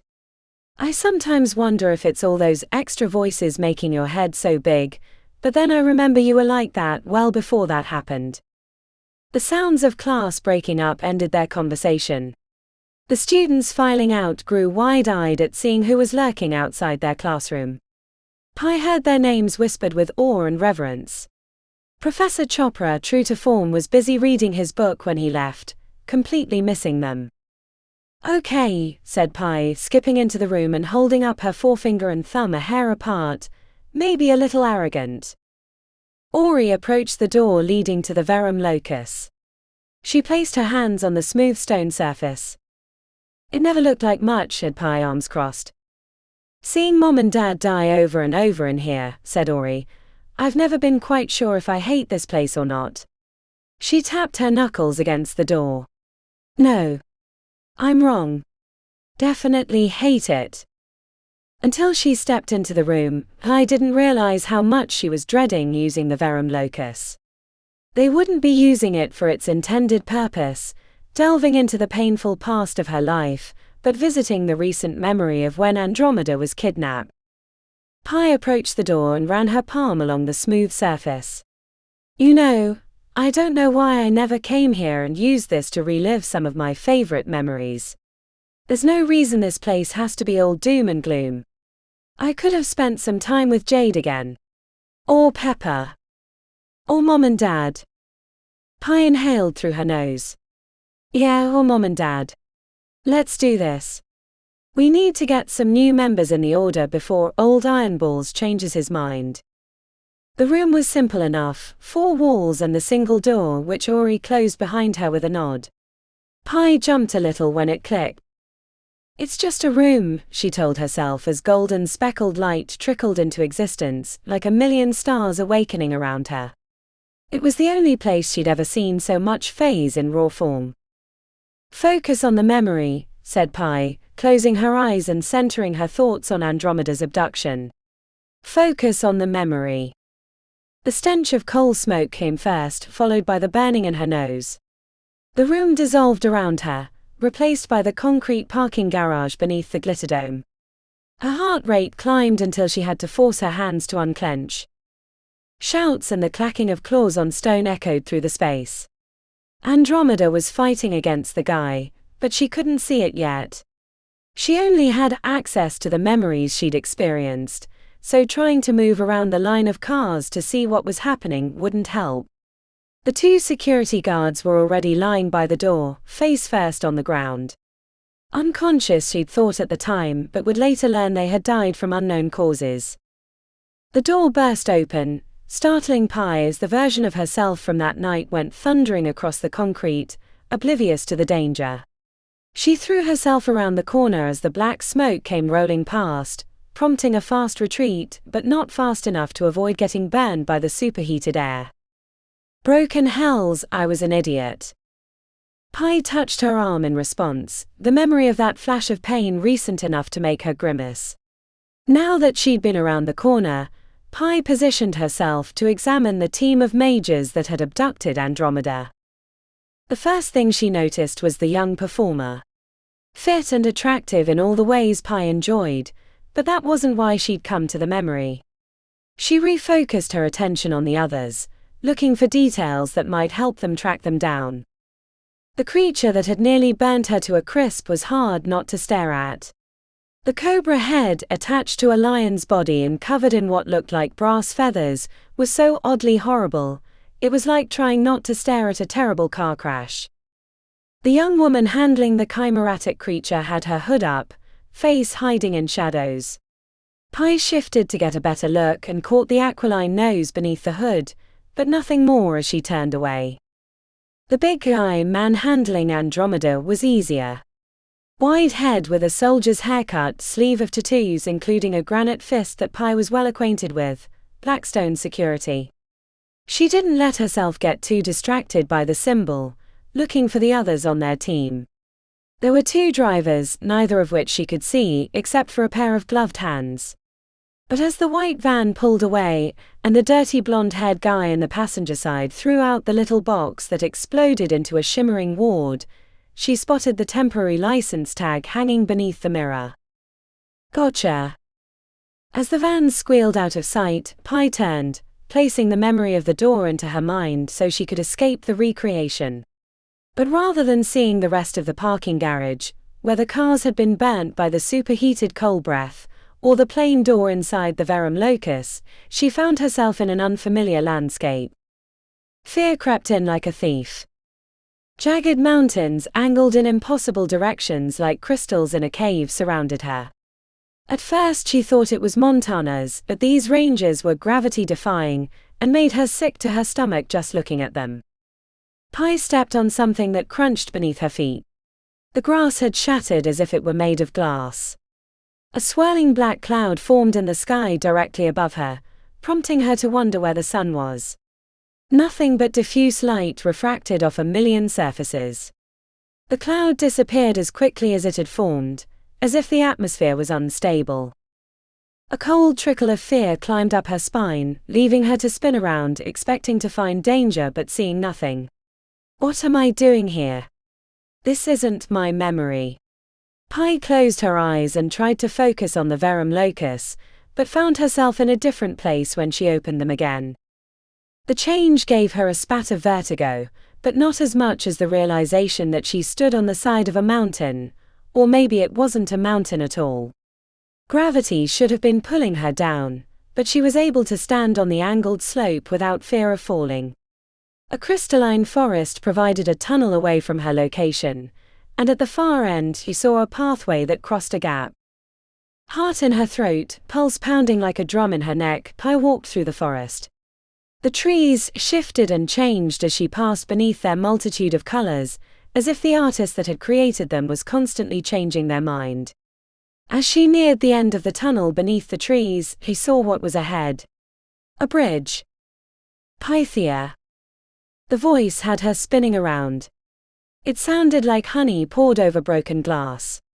She grabbed her gut as if a knife had been shoved there. But when she looked down, there was nothing. When she looked back through the tunnel beneath the crystalline trees, she saw a figure with backward-facing legs watching her. Dread filled her like hot lead. She turned to run across the bridge. Pythia. Only to find herself in the white room of the Verum Locus with Ori shaking her, eyes wide with fright, repeating her name over and over. I'm back. Stop shaking me. Ori was pale, eyes searching. You wouldn't wake up. The spell ended, but then you didn't come out. I gave it a minute and then came in, but you were staring at the wall as if you were seeing something, and I couldn't get you to move or wait.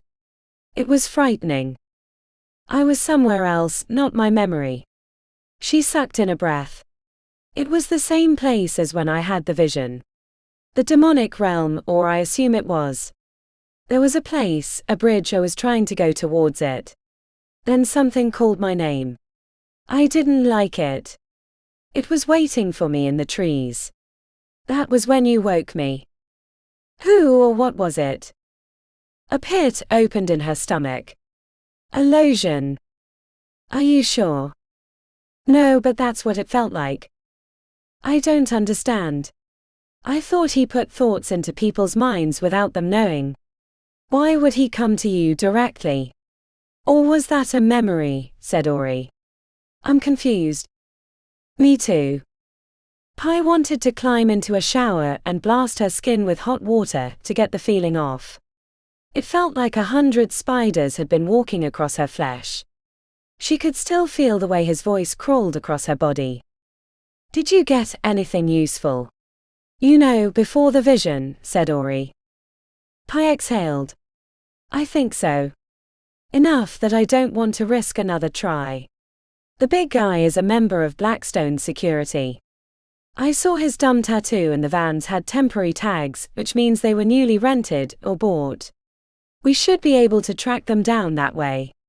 I'll research the guy's name, and maybe between those 2 points of data, we can narrow down where these assholes are. Her sister was nodding but seemed distracted. I'm fine, Ori. Really? She looked at her sideways, worry on her brow. You didn't see the way you wouldn't wake up. I almost slapped you, or burnt your arm to break you out of it. I'm here, said Pi. I never went anywhere. I can't lose you too, said Ori. You won't. Then you wouldn't have anyone to keep you from getting too righteous. Righteous? Asked Ori. Me arrogant, you righteous, she said, poking them each in the chest. Come on, let's get out of here before Joanne comes back and busts our balls for something trivial. Her sister went out of the Verum Locus first.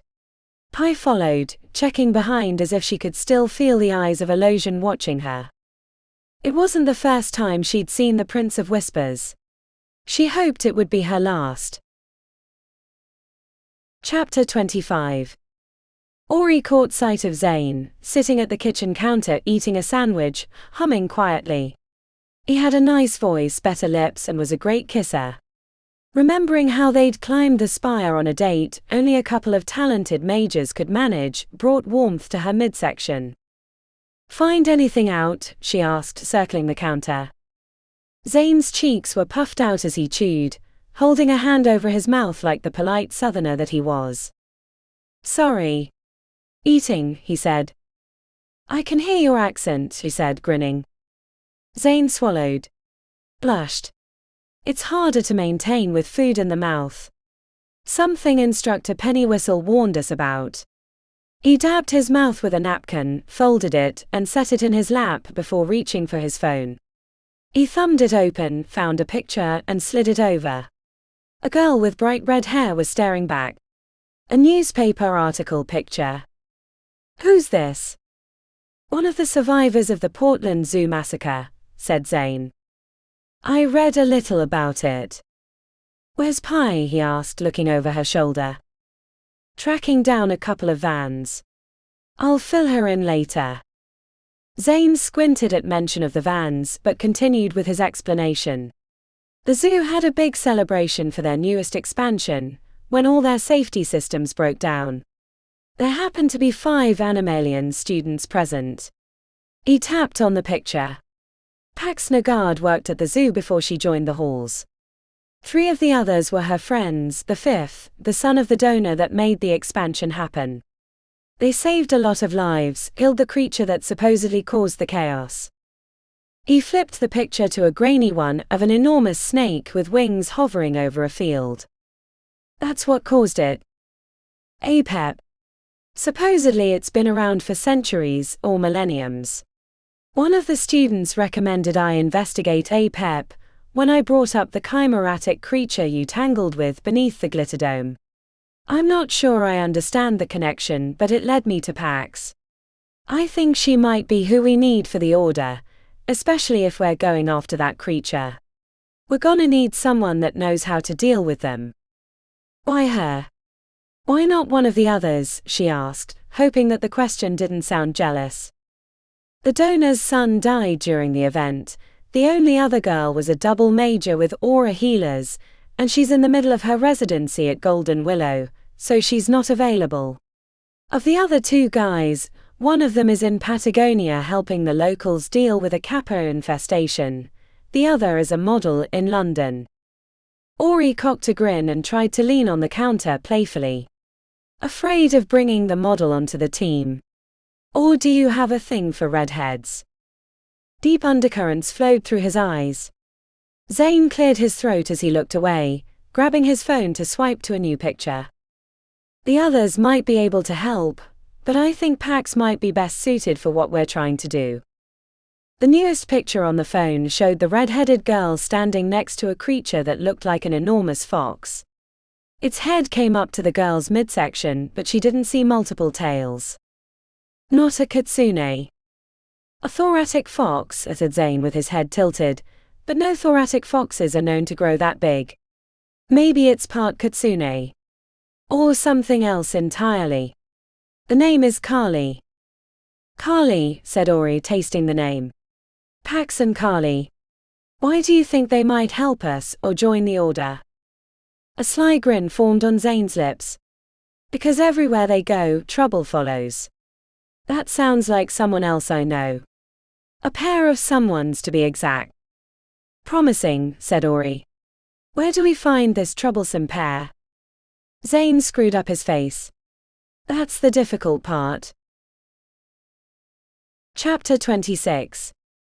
The Cessna Skylane dropped through the cloud layer, sending Pi's stomach into her throat. She dug her fingernails into the old rubber handle near the door, as the hum of the engine drowned out her moans of nausea. The mustached pilot next to her smirked as he leveled the plane out beneath the clouds, giving them a view of the Kamchatka Peninsula. Far off to her left, a column of smoke lifted from a conic volcano covered in snow, a view that would have been lovely had it not been for the knot in her throat as she fought to keep from yakking in the little bag the pilot had given her an hour ago when the turbulence started. Pi toggled the headset to talk to her sister and Zane, who were sitting in the back of the little plane. The seats barely had enough room for their legs, but they seemed to be getting along fine. Being cramped into a flying sardine can is miserable, said Pi, as she kept her gaze on the horizon to minimize the nausea. I'm not going anywhere that Invictus doesn't have coordinates for again. The headset crackled, providing a venue for communication in the noisy, bouncy plane. Pi would have preferred music, but she could barely look at her phone to pick a new song without feeling sick, and the earbuds she'd brought weren't tight enough to block out the bone-rattling engine noise. Landing soon, said the pilot in Russian-accented English. The final descent was a nightmare. By the time it was over, Pi was covered in a cold sweat. She poured herself out the door, sliding down the wing ladder to lie on the frozen concrete, letting the warmth of the sun calm her agitated stomach as snowflakes drifted onto her prone body. When she could move again, Zane appeared in a Jeep knockoff that looked like it had been through some battles. A gouge in the side could have been made by a sword. Ori handed her an elixir, which helped diminish the worst of the cotton-headed feeling of 30-something hours of non-stop travel. I'm driving, she said, yanking Zane out of the seat. Either that, or you're going to have to knock me out for the rest of the trip. Ori took the passenger side, leaving Zane to ride in back with their bags. The vehicle had extra canisters of gas strapped to the ceiling for a long overland trip. The road out of Yelezovo was paved for the first 4 hours, then as they veered onto bumpy gravel, Zane pulled out an old accordion map that was notated in Russian. The roads had taken them deeper into the peninsula to avoid the string of snow-covered mountains dotted with the occasional volcano, before heading towards the western coast, which wasn't covered in sea ice. The inner regions were thick with white, fields buried, but the roads were relatively clear. As they headed towards the coast, a warmer air meant less snow but more mud and potholes, making Pi's shoulders sore after a few hours of bumpy travel. It wasn't just the irritation of physical and exhausting travel that was bothering Pi. She'd grown used to portal jumping across the realms, using the helmsman of the planes or the network in the city. Life as a mage smoothed over the little annoying bumps of everyday existence. There were always elixirs or spells for just about any problem. So having to make the long journey using the travel methods of everyday citizens wore on her, and gave her far too much time to think about her visions from the infernal realm. The experience had given a tacit realness to a problem that had begun to feel like an exercise rather than a dangerous threat. If they're not there when we finally arrive, I'm going to murder someone, said Pi, rubbing the back of her neck with her free hand. I made a formal request through his company, Tundra Awakening, said Zane. I was told they'd be there on the Tundra Spear, his yacht.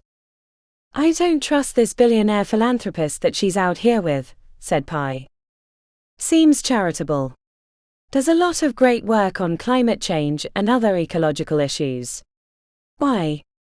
She shrugged. Dunno. Don't have a reason. My sister has an aversion to authority and rich people, said Ori from the back with her eyes closed and head jammed against a little pillow she'd bought at the New York airport. I have an aversion to spending 2 days traveling when a simple phone call would have sufficed.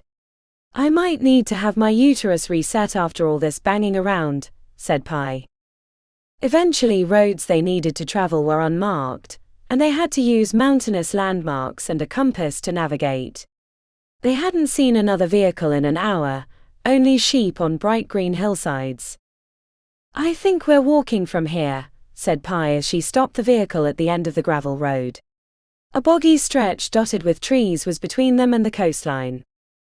They left most of their gear in the vehicle, opting for small day packs and rubber boots. The ground was wet and sucked at their footwear.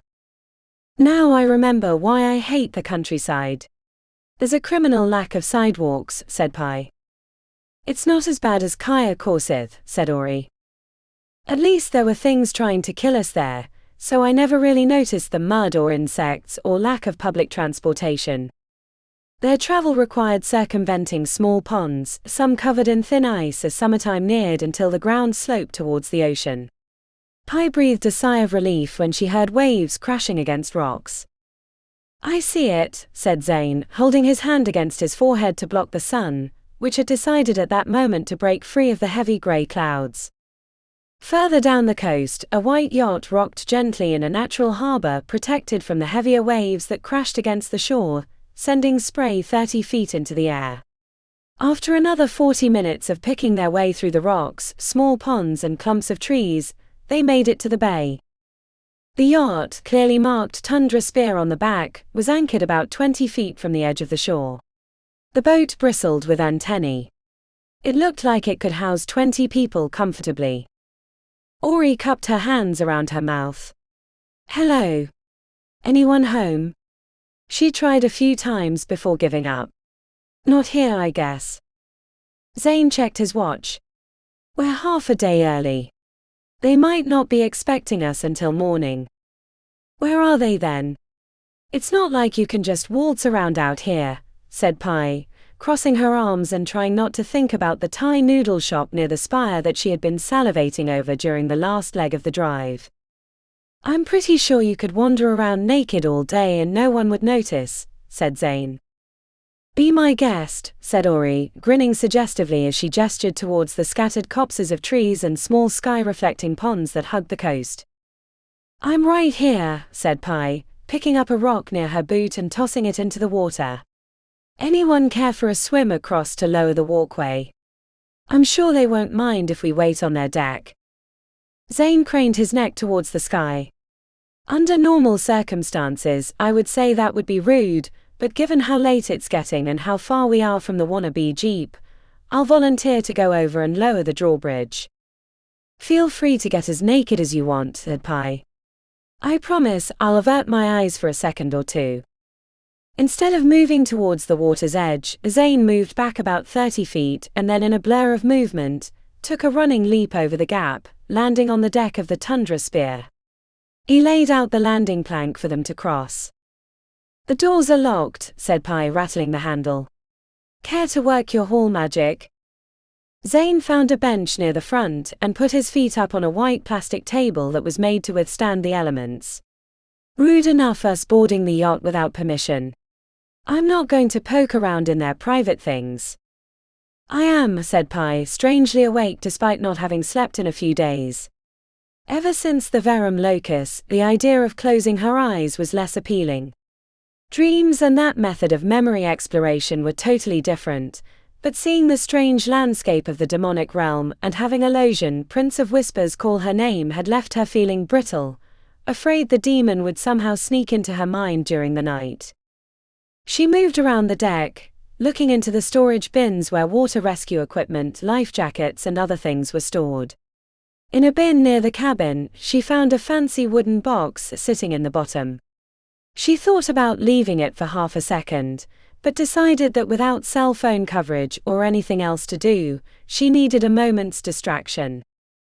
Carrying the box to the sitting area on the yacht brought raised eyebrows from Zane and Ori. "You sure you should be digging around in their stuff? If you don't want something picked through, then don't leave it out. Besides, it was in an outer bin, can't be that interesting. Probably a set of bocce balls or lawn darts." She flipped open the lid to find a pile of black leather straps and buckles coiled together like a sleeping snake. Pi lifted a section of the black leather out of the box. Two lengths dangled together into a V, It wasn't until she heard Zane's snort that she recognized it as a harness.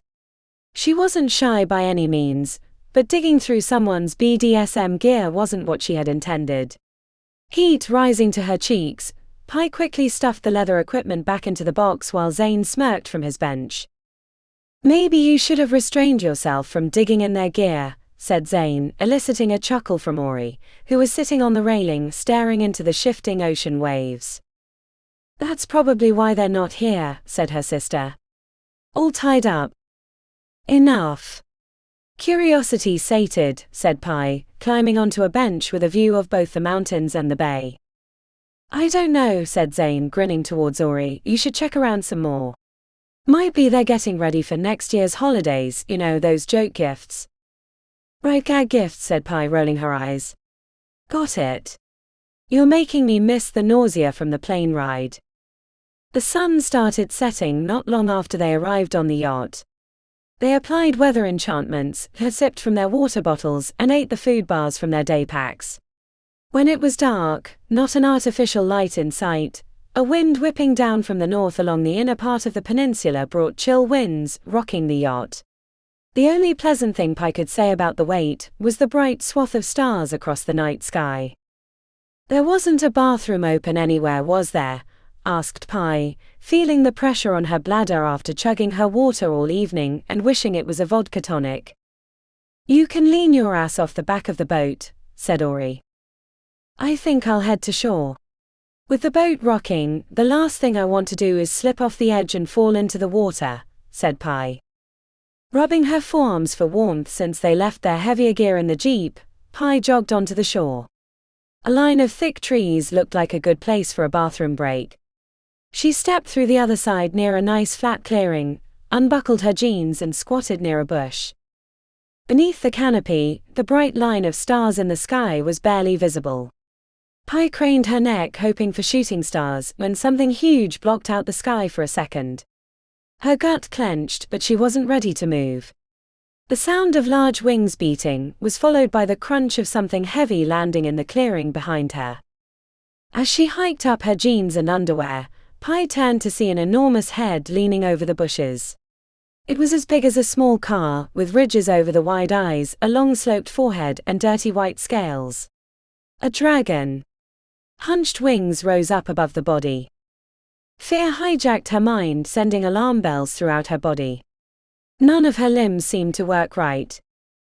"Oh fuck," said Pi, sprinting through the trees, falling into the spongy wet soil and splashing through puddles as she made her way back to the yacht. "Forget the toilet paper?" asked Zane as he pulled the headphones from his ears. Ori was curled onto the bench, using his thigh as a pillow. She looked up, bleary-eyed. Pi's mouth was full of marbles. She swallowed hard. "A dragon. I was in the trees and it landed right behind me. If you're trying to get back at us for our bondage puns, it's not a very good joke. There aren't any dragons known to live in this region," said Ori, sitting up. Curiously, Zane was looking to the sky, frowning. He seemed to be taking her comment more seriously. The sound of claws on the metal bridge that connected the yacht to the shore brought the three of them to their feet. Golden eyes peered out of the darkness at the edge of the yacht. They'd been sitting in the dark with only the stars and their enchantment aided vision for seeing. "Who's there?" called Zane. A confident male voice cut through the night. "I might ask the same. It's not polite to board someone's boat without permission." The mention of ownership let Pi take a breath, even if the encounter with the dragon had her body ramped up and ready for action. Already she was wondering if she'd imagined it, or some sorcery had been at work. Two figures crested the ramp onto the deck of the Tundra Spear. She recognized both of them from the newspaper articles. Okko was better looking than his pictures. Dark, messy hair and an intensity that had her connecting dots. He looked like the kind of guy that could fix an engine and do complex mathematics in his head. The girl, Pax, wore her hair differently than in the pictures. It was pulled back in an unruly ponytail, curls exploding from the wrap as if they were Medusa's snakes. She looked like she'd been caught in a windstorm, while he looked neat and pressed. Between them strode the fox-like creature named Carly. Pi glanced at her sister, who was seeing the similarities and yet differences from their friend, the Kitsune Inari.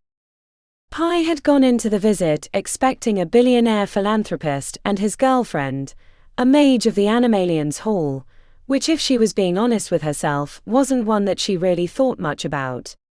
But this Pax and Carly, they seemed connected in ways that she could only instinctively sense, carried themselves with supreme confidence even as they found 3 strangers on their boat. She wasn't a run-of-the-mill mage who'd spent her 5 years at the 100 Halls passing the time. She could understand how they might have survived the horrific events at the Portland Zoo.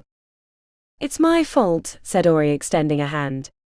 "We arrived earlier than planned, and when we found your yacht uninhabited, we thought it better to wait on deck than on the shore. We haven't gone inside." Pi followed her sister's lead, stepping forward for a greeting. When she shook Okko's hand, she felt a spark of recognition. Their visit just got a lot more complicated. She checked back to Zane, who seemed equally tense. While she could be completely off base about her experience, she was nearly certain that the dragon in the trees had been Okko. This was a development that she neither understood nor had expected. Okko smiled, gesturing inside. "No worries. Given the remoteness of the location, I accept your reasoning. And as you said, you stayed to the deck," he shot a glance at Pi, "but please come in. We're both famished from our journey today." The interior of the Tundra Spear was luxurious and large. Pax brought them drinks while Okko worked the stove in the kitchen, grilling up elk steaks while they chatted about mundane topics like their trip and the current state of the 100 Halls. When they moved to the dinner table, the conversation shifted to the goals of Tundra Awakening and what they were doing all the way out on the peninsula. Both Pax and Okko were vague about their efforts, mostly talking about tracking ocean creatures and sampling the ecosystem, which all seemed plausible to Pi, as she'd seen an extensive eco-lab in the lower deck when she used the bathroom. After dinner they helped their hosts clean up, and then Okko announced they were headed into the Sea of Oktosk. While he piloted the yacht out of the bay and into the choppy waves of the interior of the peninsula, Pax poured them shots of vodka while Carly lay on the bench, watching them interestedly with her golden eyes. "What brings you all the way out here?" "Long way to travel for a question about cryptids," said Pax as she threw the shot back. "Even for the sisters who saved Invictus from some unknown fate." She glanced to Zane. "I'm sorry I don't know much about your exploits, but I assume if you're with them, you're no slouch." "I like to think I'm a terrific slouch if the conditions require it," said Zane, leaning back on his bench with his arms hooked around the back, receiving a coy smile from Pax as she leaned against the bar. Pi threw down her shot, trying not to grimace as the alcohol went down. She coughed as she said, "Zane is Priyanka's right-hand man. Before he was with us, he was deep undercover in the Eternal City." Pax smiled sheepishly. "I'm sorry. I'll admit I don't know much about the Matri, but that sounds impressive." Pi couldn't quite decide if she was being condescending, or she was that narrowly focused. "Our cryptid question is a bit unusual," said Ori. "Given who you all are, I wouldn't expect anything less," said Pax. A set of intermittent beeping came from the front cabin where Okko was piloting the yacht. The noise had neither the steadiness of radar or the impatience of a warning, nor were the residents of the ship worried about it, so Pi put it out of her head. The reason that Invictus was missing for a long time was he was trying to stop an invasion from the infernal realm. He failed, and now we're helping him renew those efforts, but it appears there are those opposed to us. We were tracking down a lead when the girl we were talking to was kidnapped." Pax crossed her arms. "I'm still not seeing where I come in." Pi was playing with the empty shot glass between her hands. "My sister is dancing around the fact that I nearly got immolated by a creature that after investigation was suggested to be similar to the flying snake thingy that you killed at the zoo." The redhead had been casually leaning against the bar, but as soon as Pi finished speaking, she shot erect. Carly immediately rose to her feet on the bench, making Zane lean away. The fox-like creature had the aura of menace in its eyes. What was it? As Pax's lips squeezed white. It didn't take Zane's senses to see how her heart rate had increased, and she seemed extremely agitated by the mention. Okko leaned back from the helm, frowning at the change in mood. He seemed focused on Pax rather than their information, which gave Pi the impression that the encounter had left a lingering trauma. For the next hour, the three of them explained the events of the last few weeks, from the ambush in the warehouse to Andromeda's kidnapping, to the mountains of Montanas, but left out any mention of illusion. Pax and Okko occasionally asked questions, but mostly listened intently. The description of the cobra-headed creature received frequent questions from Pax. "Is it like your flying snake thing?" asked Pi. Pax went from listening intensively to leaning forward, angrily retorting, "It's not a flying snake thing. It was a god. A terrible being from the ancient world that fed on chaos and death." There was a lot more behind the outburst, but Pi wasn't going to press further since they barely knew the Animalian's mage. Pax stared at the ground for a moment. "But yes, it sounds like something that came from or was inspired by a pet. A chimeratic beast bred for a specific purpose." Pax's expression hardened. "I assume you didn't come all this way to ask a few questions." Ori leaned forward. "No. We need your help. The threat from the demonic realm is real and immediate.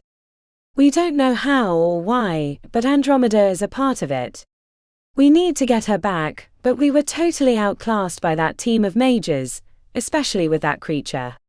We each have our specialties, but the cryptid world is beyond us." Pax stared out the darkened windows. "I have important work to do out here. The world of humans is entirely capable of fucking up their own spaces. Why should I step in to save them?" When Carly growled lightly under her breath, Pi realized that the pair were not just companions but probably psychically linked. Neither Ori nor Zane answered her. The angry retort had surprised them, but not Pi. The flying snake ape, the disaster at the zoo, these had impacted Pax in ways she probably hadn't resolved. That's why she'd come out to this far-flung place. A way to avoid the things that had hurt her most. Pi knew because she was aware that she'd been doing the same thing since her parents had died. If she ever had a chance to think too hard about what happened, she knew she'd probably be in trouble. It was one of reasons she'd allowed Invictus to send her all over the realms, because not being busy was a recipe for introspection, and she was afraid of the answers. "Your friend Janelle works at Aura Healers," said Pi, sensing the need for a good push. Pax screwed up her face, part question, part accusation. So, said Pi, taking on a casual tone, "when we say our realm is under threat of infernal invasion, that means that the city of Invictus is ground zero for the breach. The barrier between our world and theirs is rotten. The patrons have been doing what they can to shore up the wells, but the extent of their efforts is coming to an end. We're on the precipice of disaster. Possibly annihilation. That means Golden Willow, the Animalians campus, the zoo, anyone else you care for in the city, is going to be on the front line sooner rather than later. What we told you about Montanas, that was just a warm-up for the real thing. You can choose not to help, but the creatures that will come through the barrier won't care about humans or animals. They'll slaughter everything, starting with your friend at Golden Willow. She can handle herself. So can we, but I'll let you know right now that I'm terrified. The demon lord we're up against, Illusion, has only one goal, and that's the subjugation of our entire world," said Pi. The beeping from the front cabin had gone from passive to insistent. Even Pax couldn't completely pay attention to the conversation. She kept glancing towards Okko and the noisy equipment. "Illusion." Pi checked with her sister, who gave a nod to continue. "Illusion, Prince of Whispers, Lord of Lies. He's a demon lord intent on our realm. He feeds on chaos and lies. We think that other team is unknowingly working for him." Unknowingly. When Beckett Dreadmarsh was dying after the blowback from his spell, he claimed he was trying to save the city from us, said Pi.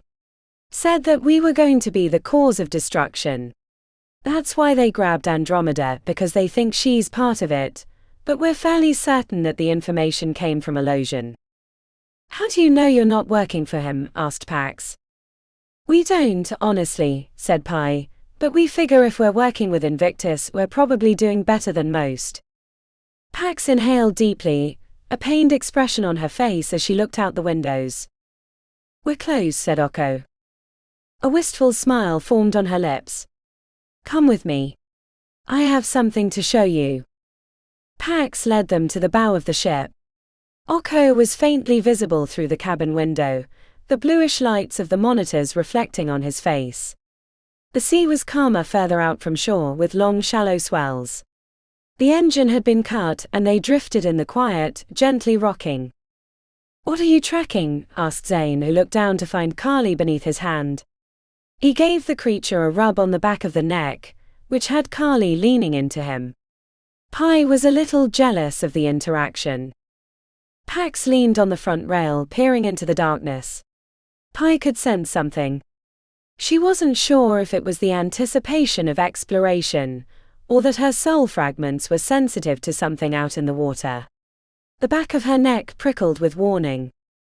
Eventually they were all pressed against the rail, even Carly, who put her enormous paws on the smooth brown surface, straining forward.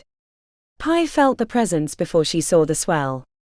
About 200 feet out, something massive crested the water. It looked smooth like a submarine but much larger and not metal. Merlin's tits, breathed Ori. An irrational fear stole into Pi. She found herself gripping the railing as if she were holding on for dear life. The creature broke the surface again, this time closer. It dwarfed the yacht by a factor of 100 to 1, and they were only seeing a small part of the creature, whatever it was. Nothing is that big, said Zane, jaw pulsing. Nothing natural. The creature passed beneath the tundra spear, swelling the waves to push them higher. Pi feared for a moment that they'd get sucked under, but the boat slid down the wave without issue. They moved to the back of the yacht and watched the creature undulate out of sight during the next 10 minutes. It felt like every time she thought the creature was gone, a new piece of it would surface briefly. What was that? Asked Ori as Oko joined them at the stern. The Jormungandr, said Pax. That's not a real creature. A myth, said Ori breathlessly. You're right and wrong, said Oko. It's not the world serpent of legend, but a creature recent to this world. Are you tracking it to kill it? Asked Pi. No, said Pax forcefully. It's not a danger except to those that wish to hurt it, or use it for their own sick purposes. It came from the cult of Apep, though I suppose it wasn't much of a cult at the end. More like a corporation, said Pax, staring into the dark waters. Same difference, said Zane. In ancient times, Apep fed on lies and chaos, driving its members to their own deaths as they attempted to prove their fealty. They believed they were going to gain great powers, but ended up dead on the creature's poison.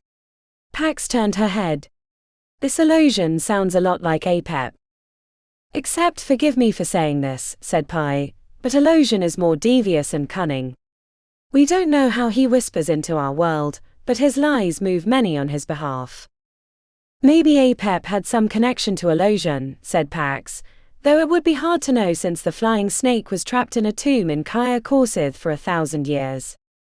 Pi shared a glance with her sister but said nothing.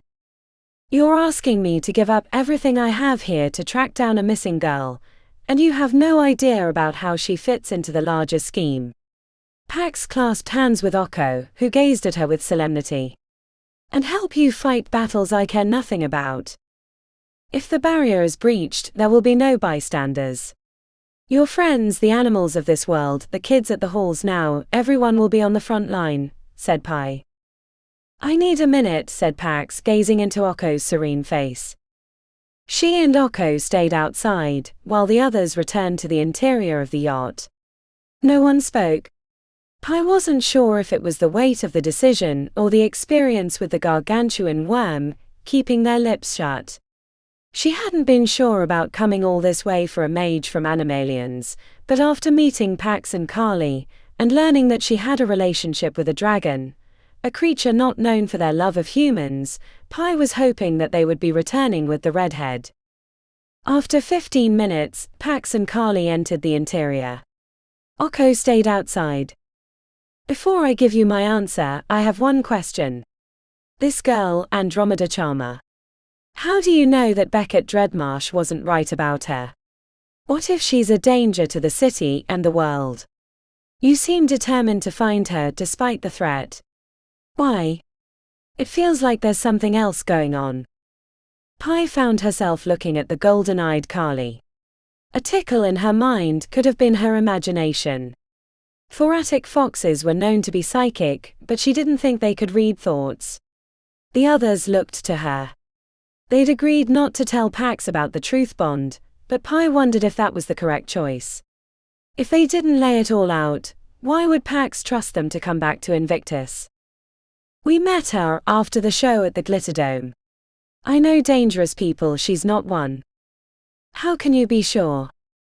Pi pictured the girl from the performance in her stage costume, taking painful blows in the faux quest to liberate the marionettes. There was something in her that was deeply wounded, an injury that drew Pi towards her. And maybe that was the thing. It wasn't that Andromeda was dangerous, but that she might cause others to act on her behalf. The things Pi would do for her sister, the things she had done. The danger could lie in other directions. We can't, said Pi, shaking her head. That's what I'm worried about, said Pax. I've been keeping touch with Janelle and reading about the goings-on in Invictus and the halls. The Charmer name comes with a lot of baggage, rumors of ritual sacrifice. Hell, they got funding from Magnus Dreadmarsh when their company was failing. Doesn't that worry you that Beckett is somehow connected? We've thought about that, said Ori. That's why we hope to talk to Andromeda, so we can understand what happened. Maybe we'll find the clues in what she knows. She was about to talk to us when she was kidnapped. Pax crossed her arms. Pi could tell that she hadn't decided to come with them yet. Might not. There was something holding her back. There is one other thing, said Pi, checking back to her sister. Ori looked like she was half out of her seat. Another reason we have to find Andromeda. Pi. We have to level with her about everything. The reaction from Pax suggested she'd already known. There was more to this pair than they were letting on. To convince Andromeda to tell us what she knew, Ori gave her a truth bond. A bond that's still active, and if the other mages figure out is there, they can use it to do just about anything they want to my sister. Thank you for being honest with me, Pi. I'll consider coming with you on one condition. That before you go after Andromeda, we exhaust the other leads. What other leads? Asked Zane. The other Charmers. Chapter 27. Pax stepped out of the SUV, regretting her decision to come back to the city the moment the heat and the voices pressed against her mind. The years of solitude, traveling the world on the tundra spear with only Carly and Okko as her companions, had reduced her mental defenses. Carly leaned against her leg in solidarity, a brief whimper slipping out. A man with a bushy moustache passed them on the sidewalk, fear radiating from him as he gave Carly a wide berth. Are you okay? Asked Pi, touching her upper arm. The contact made Pax feel like she was looking at the younger Silverthorn through a broken mirror. A dozen reflections looked back at her, creating an overwhelming sense of vertigo. She pulled her arm away from Pi's touch, creating a feedback loop of shame and distrust. Been a while since I've been around so many people, she said, as Zane and Ori came around the back of the vehicle, hauling their travel bags. They gave her a worried look. Wasn't as sensitive before. Sorry, said Pi. We would have gone through the underground access, but we need to get you the badges for getting in and out of the spire. It's okay. I'll manage. Pax didn't bother craning her neck back to see the top of the spire. They were too near the base to get a good look, and the sun's reflection would have only hurt her eyes. Many mines. Yes, Carly, many mines. We have to put up our walls again. A family of 5 passed them. The smallest child held out her chubby arms towards Carly. Puppy. The parents pulled the girl away, picking her up before she stumbled into Carly. Sorry, they said in unison as they circled around. No matter where they went, Carly elicited fear in adults. Even her new companions had eyed Carly suspiciously upon first seeing her on the yacht. Pax shouldered her bags, fighting to maintain the mental barrier that had been second nature when she was a member of the halls. They led her into the spire. The Silverthorns navigated the interior, while Zane followed along, quietly observing. He'd spoken the least during the 2-day journey, but she felt like she knew him best. He had a warm soul despite the nature of his haul. That Carly liked him told her a lot about his personality. The Silverthorns were a contradiction. Pax had read about them, and thought she knew what to expect from what had been in the Herald. The older sister took charge whenever there was a question of leadership, even when it seemed the other 2 might know better. Pax knew overcompensation when she saw it. They were orphans. Their parents had been killed in an explosion in the 7th Ward when they were kids, and Ori was trying to make sure nothing like that happened again. Brushing up against the younger Silverthorn mind was like being in a crowded elevator with a group of unwashed strangers. Pax couldn't get over how overwhelming Pi was. Being near her was exhausting mentally, even if she enjoyed speaking with her more than the others because of her lack of a filter. Acquiring the badge only took a few minutes. Pax had been sure there would be problems with Carly, but inside the spire she was treated differently. After 4 years outside the city, she'd forgotten how familiar most residents were with flashy displays of magic and the presence of supernatural creatures. They passed a tall guy with a ring-tailed sniken hanging onto his neck, and then later on the way the elevators a woman carrying a glass box glowing with bluish light that looked like a small apparition. The last and only time she'd been in the spire was for the Merlin trials, the tests that allowed her access to the halls once she'd passed. She didn't know which portion of the spire they were held in, but even thinking about them got her heart rate up. During the ride up, Pi said, "I sent a message to old Ironballs to let him know we were coming." She screwed up her face. Fair warning, he can be kind of a prick at times. You never know which version you're gonna get, so be ready. Old Ironballs. Respect for elders is something my sister has never really bought into, said Ori. Pi rolled her eyes and ran a hand through her short spiky hair. Congratulations, you managed to stay alive for an unusual length of time. Never been quite sure why that requires my kissing their ass. Some turtles live to be hundreds of years old, but we're not worshipping them. Giant tortoise. Asked Pi. It can live to be 200 or 300 years old. And they're probably not cantankerous. Pax didn't quite understand but said, probably not. Pi smirked. I need to tell old Ironballs about them, so he can understand that it's not a requirement to be an asshole once you reach a certain age. Pax was a little mortified at the way she was talking about the oldest and most famous mage in the world, but she figured there had to be a good reason. There was a short introduction to the staff that worked outside the portal, and then they approached the archway. Once you pass through here, you're not actually going higher in the spire, explained Ori. It's a little demi-realm, a place he carved out for himself. Then what's in the upper portion of the spire? I always thought that's where he lived, said Pax, craning her head as if she could see it. Ori lifted a shoulder. No one knows, and it's one of those secrets he's not willing to divulge. She turned, then turned back.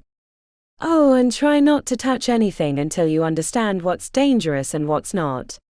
There's some rather unusual artifacts in his little domain. Some of them don't play nice with human flesh.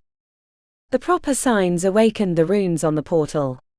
Until that point, Pax hadn't been nervous about meeting Invictus. The way the sisters talked about him made him seem normal. But then the images on the TV, the articles she'd read, and the documentaries about his life and disappearance all came back to her. Here was a man who'd lived over 1,000 years and had founded not only the city, but the 100 Halls, which had finally placed magical abilities in a place of reverence rather than suspicion. "Be respectful," she told Carly. "He's an old man." A wave of nervous emotion came back from her companion, as she looked up with her kind golden eyes. The portal transit was mercifully brief, and with none of the nausea that plagued their training trips to Kaya Korsith. She'd barely reoriented herself in the enormous space that went in multiple directions, before she was drawn to a man in silken robes standing a dozen paces from her, with a welcoming smile.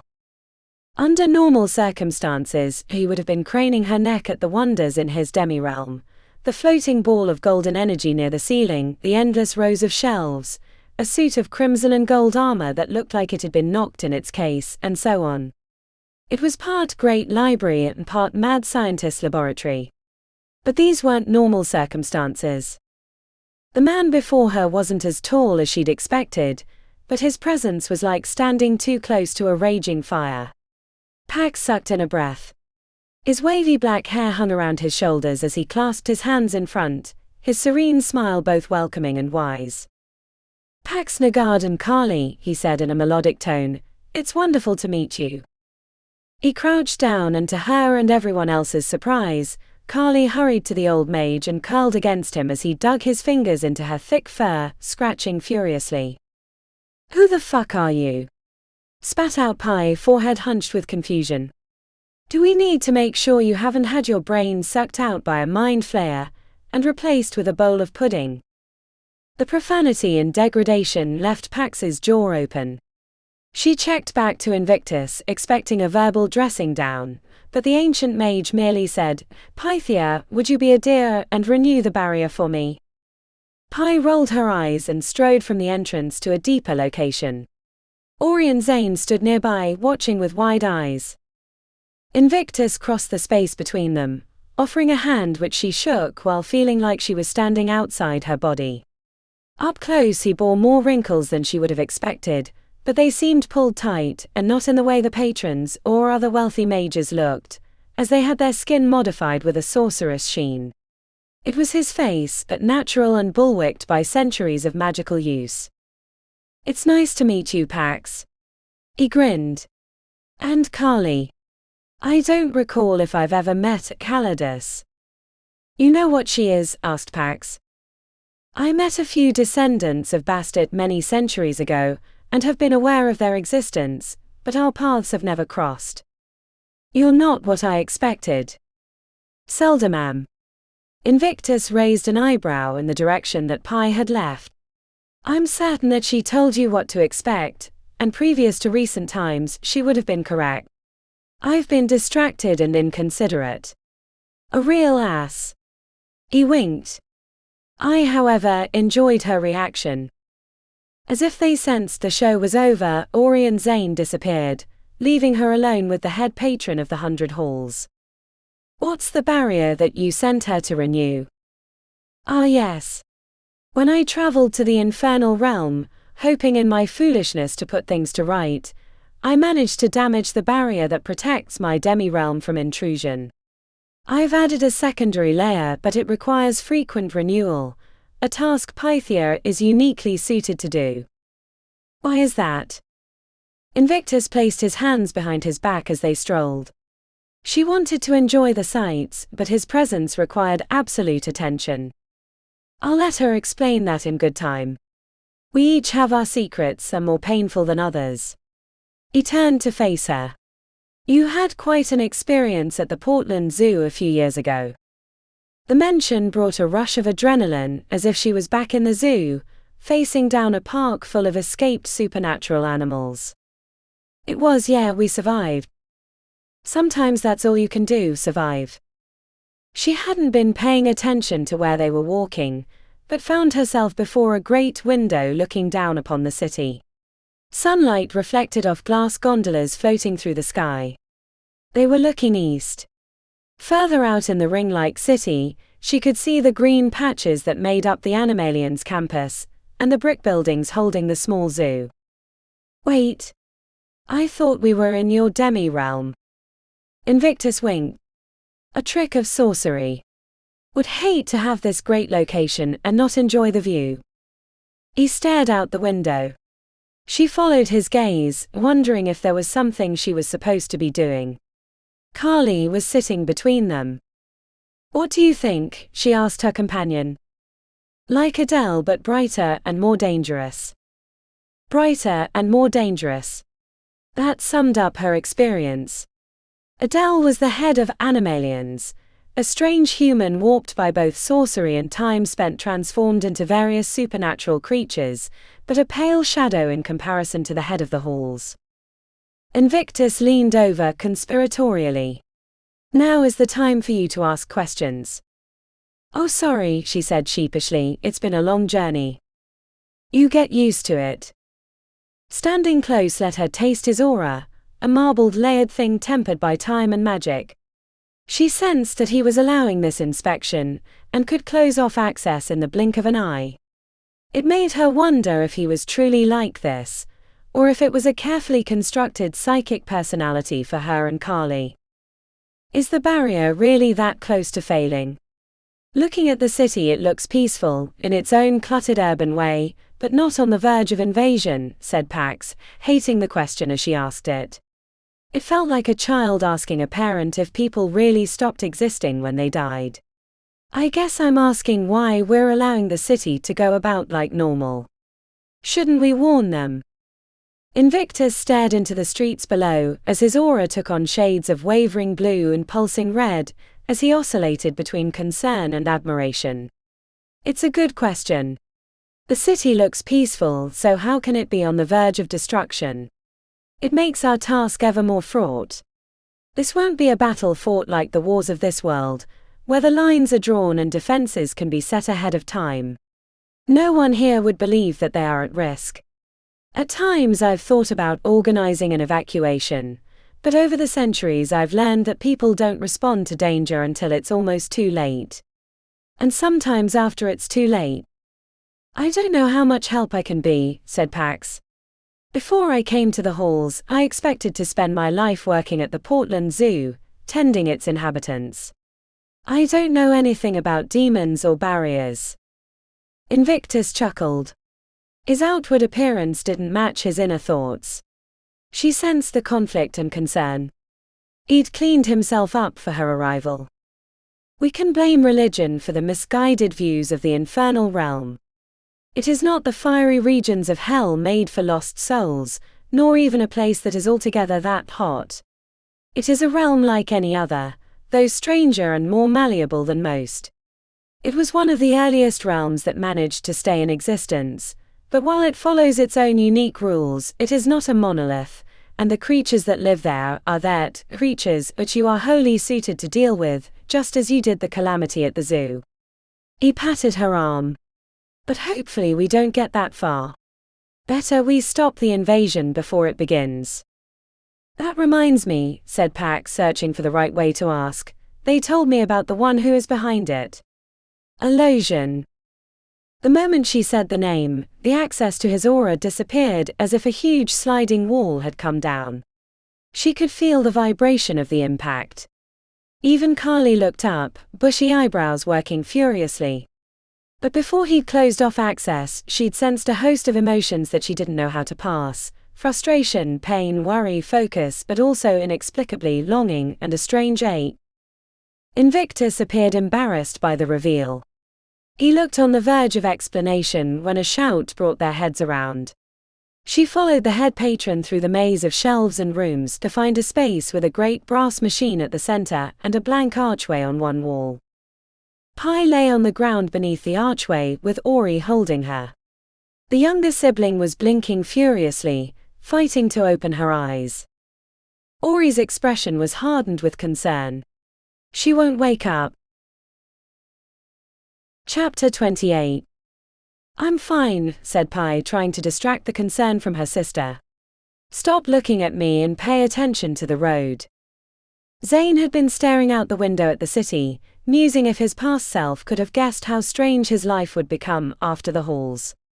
Working for Priyanka was one thing. She was the highly competent head of an unusual supernatural intelligence agency, but Invictus was an entirely different level of odd. "You are unconscious and wouldn't wake up," said Ori, frowning. "I'm still not sure you should have come." "We're still in the city," said Pi with a sigh, palming her forehead, "and from what I've read about this Ivan, we've nothing to worry about." The collapse had been worrying, but Pi had woken up not long after everyone ran into the room, complaining of a weird smell and refusing to admit that she remembered anything. Invictus had absolved her of her duties with the barrier, and when they left, Zane had the impression that something had happened that the younger Silverthorn wasn't willing to talk about. But it wasn't just Pi holding back. His imbuement allowed him to see the micro-emotions that revealed mental states. Ori was both worried about her sister and suspicious of her explanation. The same was true of Pax, who Zane suspected had psychic abilities gained from her relationship with Carly. The hyper-awareness of each member and their reticence to share wasn't helping the camaraderie in the group.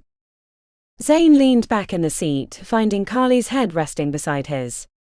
The fox-like creature sat in the back of Invictus' old Ford Momentum, which had been big enough for the 5 of them, unlike the Silverthorn's vehicle. Pax smiled from her side of the back seat. He could see the apprehension in her gaze. She was probably wondering why she'd agreed to come all this way, when they clearly weren't much of a team. "Rather than worry about me when I'm clearly fine, we should be wondering why the head patron has a bag of stale good and plenty in the glove box," said Pi, digging into the front compartment. "Not only are they the grossest candy, but they'll yank your teeth right out." "I never imagined that he would actually drive around," said Pax with a pinched expression. "I always thought he just kind of, you know." She made open and close motions with her hand to simulate teleporting. "Maybe he likes the wind in his hair," said Ori as she turned onto a cross street. "When did the 11th get a juju juice?" asked Pax, pressing her face against the window. "Oh, I know," said Pi. "This place has gone to shit." "I like juju juice," said Pax with a little hurt in her tone. "Their triple berry blast with an extra shot of caffeine got me through all the nomenclature memorization required. I practically lived on the stuff. There was one right off campus in the 7th. We grew up here," said Pi. "It was one of the few places non-humans had a chance to have a normal life outside of the Undercity, but now it's all coterie mages and the rest of their society friends." "Speaking of," said Ori, "any hits on the kidnappers?" Pi rolled down the window, which was an actual handle she had to turn, and yelled at a trio of guys in pastel button-downs with frosted hair and yacht tans. "Take daddy's guilt money and ruin somewhere else, you spray-tan douche bonnets." A trio of middle fingers were shot back at Pi as she pulled back into the passenger seat, sulking in her spot. "Any hits?" "Oh, a few nibbles on the ghost traps, but nothing substantial." "Ghost traps?" asked Pax. "A program that waits for the right information to crawl across its path, then snatches up a ghost version of the data so no one knows it's been grabbed." Pax leaned forward. "Wait, you're a hacker too? I thought you were Arcanium."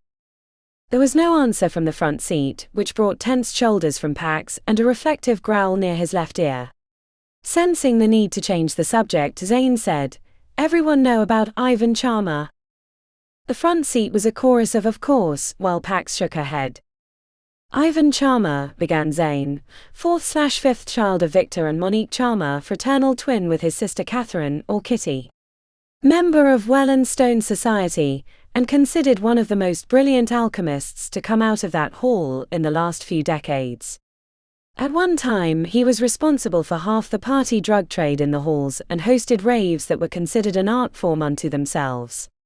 Was brought up on charges during the feud with his father, but those were dismissed after Victor disappeared, and the patrons put in a good word with the authorities.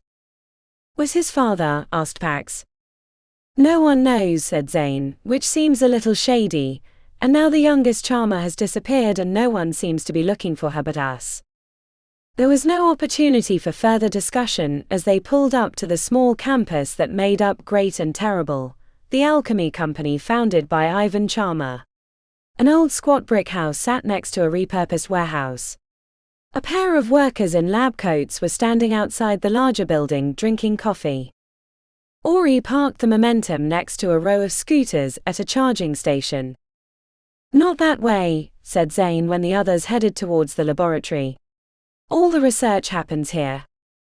The front door was painted bright purple. He could see through the window that Ivan had good taste, even if it were a little eclectic. Before anyone could touch the ringer, a young woman appeared in the doorway in a white lab coat. She had a cherubic face, wore a low-cut dress, and appeared a little flush. From Zane's research, he believed she was Ivan's girlfriend and business partner, Audrey. "Business inquiries should be taken to the main building," said Audrey as she started to close the door. "We're here to see Ivan." The woman kept her head stuck out the opening. "He's very busy, and we're not interested in financial backers, despite what the papers said about G&T. "It's about his sister," said Zane, holding his hand out. The door wavered. Audrey looked out with half her face hidden, frowning. "We have on-site security and a vicious guard dog." She glanced at Carly and her frown deepened. "We were with her when she was kidnapped," said Ori. "Nearly got killed trying to get her back." The mention loosened the tightness around Audrey's mouth. She headed further inside, motioning for them to follow. As soon as they entered, a brown and white mutt came bounding down the stairs, saw them, then gave a single bark before skittering back to the second floor, bringing chuckles from the group. The lower area was an open floor plan with a huge lounging area near the kitchen. A poster from the Mystique showcasing Andromeda on the front in her Bonnie Bedlam costume was above the mantel. A few others lined the walls, including a Minnie and the Moves World Tour poster, and a Lifestone-branded ad that showed a trio of older people with their fists in the air, as if they'd won a championship even though they were just riding bikes. He even saw a copy of the Work is Family corporate poster near the stairs. The upper area looked like a proper laboratory. The whirl of centrifuges provided a background hum as pulsing EDM played over hidden speakers. A guy in a purple lab coat that matched the front door was tossing powders into a wide-necked beaker with haphazard glee. Audrey approached him and spoke quietly in his ear. Zane could have eavesdropped on the conversation, but didn't need to. "You were with my sister when she was abducted?" he asked, shoving his safety goggles onto his head, which pushed his hair into wild spikes. "We were," said Ori, gesturing between her and her sister. "Are they your backup singers or something?" asked Ivan. The beaker on the table was bubbling, froth threatening to push out of the glassware. "Excuse me," said Pax, "but your thingy is about to boil over." Ivan didn't turn his head. "It'll be fine." He frowned. "Who are you, and why didn't the cops mention you when they informed me about the kidnapping?" Ori made introductions, which brought raised eyebrows from both Audrey and Ivan. While she was speaking, Carly crept over to a submissive Barclay, who was lying on his back, tail thumping for a gentle inspection. "Don't know why they didn't tell you," said Ori, "but I'm more curious why you're not more concerned about her kidnapping." "I have what you call a good poker face," said Ivan, leaning against the counter. He gestured towards his head. "All you see is this handsome exterior, calm and collected, but really inside, I'm a raging case of anxiety." He was right. Ivan had a good poker face, but Zane could see past the smooth expression to the pounding of his pulse and smell the cloying body odor. He was also thoroughly annoyed by Ori, whose aggressive question had put Ivan on his back foot. "Do you know anything that the cops haven't told us?" asked Zane. "Why do you care?" asked Ivan. "Or are you short on busybody points and have to stick your nose into everyone else's business? No offense, but I've had my time in the limelight of the city and it's exhausting." "What about Andromeda?" asked Ori suspiciously. "Aren't you worried about her?" "Of course I am, but contrary to what they've printed in the papers about me, I'm not really good at much besides being the mixmaster of munchies." "Have you spoken with your siblings? Made any plans to find her?" asked Ori. Ivan screwed up his face. You guys are worse than the cops. Why do you care? Because someone thinks Andromeda will be the cause of an infernal calamity, said Pi. We don't know how or why, but we had a group of mages try to kill us thinking we're part of this plot. Andy? Asked Ivan incredulously.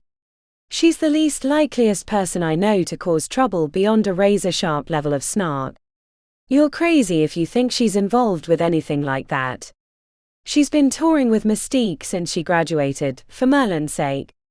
When would she have time? It's not a matter of what she's up to but what others think she's up to, said Zane, sensing that Ivan knew more than he was saying.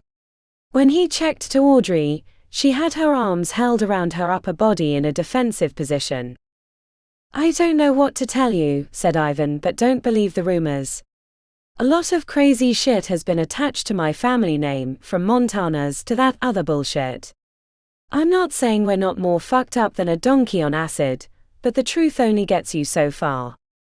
We've been to Montana's, said Zane right away, catching Ivan off guard. He pulled back, standing tall, the color draining from his face. Audrey took a step like she wanted to console him, but held back because of their presence. You can't have been there, he said grimly. The portal was destroyed. We barely got out ourselves. We work for Invictus, said Ori, which brings a lot of resources not available to others. Ivan grabbed a beaker and almost took a drink of the lime-green liquid, before setting it down and finding his coffee cup, which he drained with a quivering hand. He leaned on the table, refusing to meet their gazes. What did you find? Ori gave a description of the plant and the general plot to help the survivors out of the valley, leaving out the betrayals. Ivan leaned against the counter with his eyes closed when she was finished. Audrey clutched him to her side. Scorpics as big as horses, eh? As if I didn't have nightmares before, said Ivan, setting his cup down and staring at the floor while Audrey rubbed his back. Does Montana's have anything to do with her abduction? Asked Pax cautiously. Montana's? No, said Ivan, I can't imagine it did. She wasn't there, and until our father purchased Lifestone, we didn't know a damn thing about it. Wrong place, spectacularly wrong time. Could it have anything to do with the disappearance of the head of Lifestone's security, Mikhail Dresden? Revenge? Anything? Asked Ori. No one liked that arsehole, so I can't imagine they'd hold on to baggage for 5-6 years now, said Ivan. What about your other siblings? Or your mother? Asked Ori. Do they have any theories on what happened or why? Anyone planning on going after her? I haven't spoken to them in years, and Monique lives at the bottom of a very expensive bottle of Chablis. Your father? Asked Ori. His pulsing jaw and flat expression told Zane a lot about their relationship, not that it had been hard to infer that from reading about the famously ruthless head of Charmer Inc. A lot of competing CEOs had breathed a sigh of relief when he disappeared.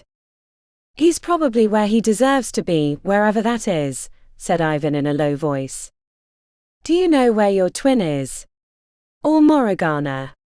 We haven't been able to locate them, said Zane. Ivan looked away. Like I said, I haven't seen my siblings, and I think you can understand that if even half the things that were said in the papers were true, we had a pretty rough go of it during our time in the halls. We're all trying to heal in our own ways. I would leave well enough alone. The tension in Ivan was ratcheted up to an 11. He was focusing on his breathing as he stared at the floor. It's probably time for you all to leave now, said Audrey, as Ivan dug into an interior pocket and threw back a couple of pills. Sensing there was more to learn, Zane said, Have you heard the name Elosion before? The flinch was as clear-cut as a verbal acknowledgement. Ivan looked up, sour smile on his lips, the earlier claims to a good poker face long gone. No. Audrey ushered them out, while Ivan stayed at the lab counter, staring into space. Pax had to coax Carly away from Barclay, who had curled up next to the big fox-like creature during the discussion. Please don't come back, said Audrey ashen-faced at the door. He's been doing good for a long time. You know the name and the significance, said Zane before she could close the door. Both of you. I saw it in your faces. Look, I know some of the shit that was going on back then. Kitty came to me for help with the assassin Cavano, and I've seen the family's old house manager back in the Eternal City. He was devoted to Victor Charmer, which means whatever happened to him was permanent, or he would have never left. Audrey, please give us something. We can all see that Ivan isn't ready to be involved, but we can do something about it. Save his sister. Stop whatever is going on. Leave it alone, said Audrey. You think you understand, but you don't. Better to walk away, act like it never happened. Can you explain why? Asked Zane. Give us something, anything. Talk to Ares. She tried to close the door, but Zane stuck his foot in. We'd like to, but we can't find him. He's disappeared off the map. Audrey stared back blankly before answering. 12th Ward.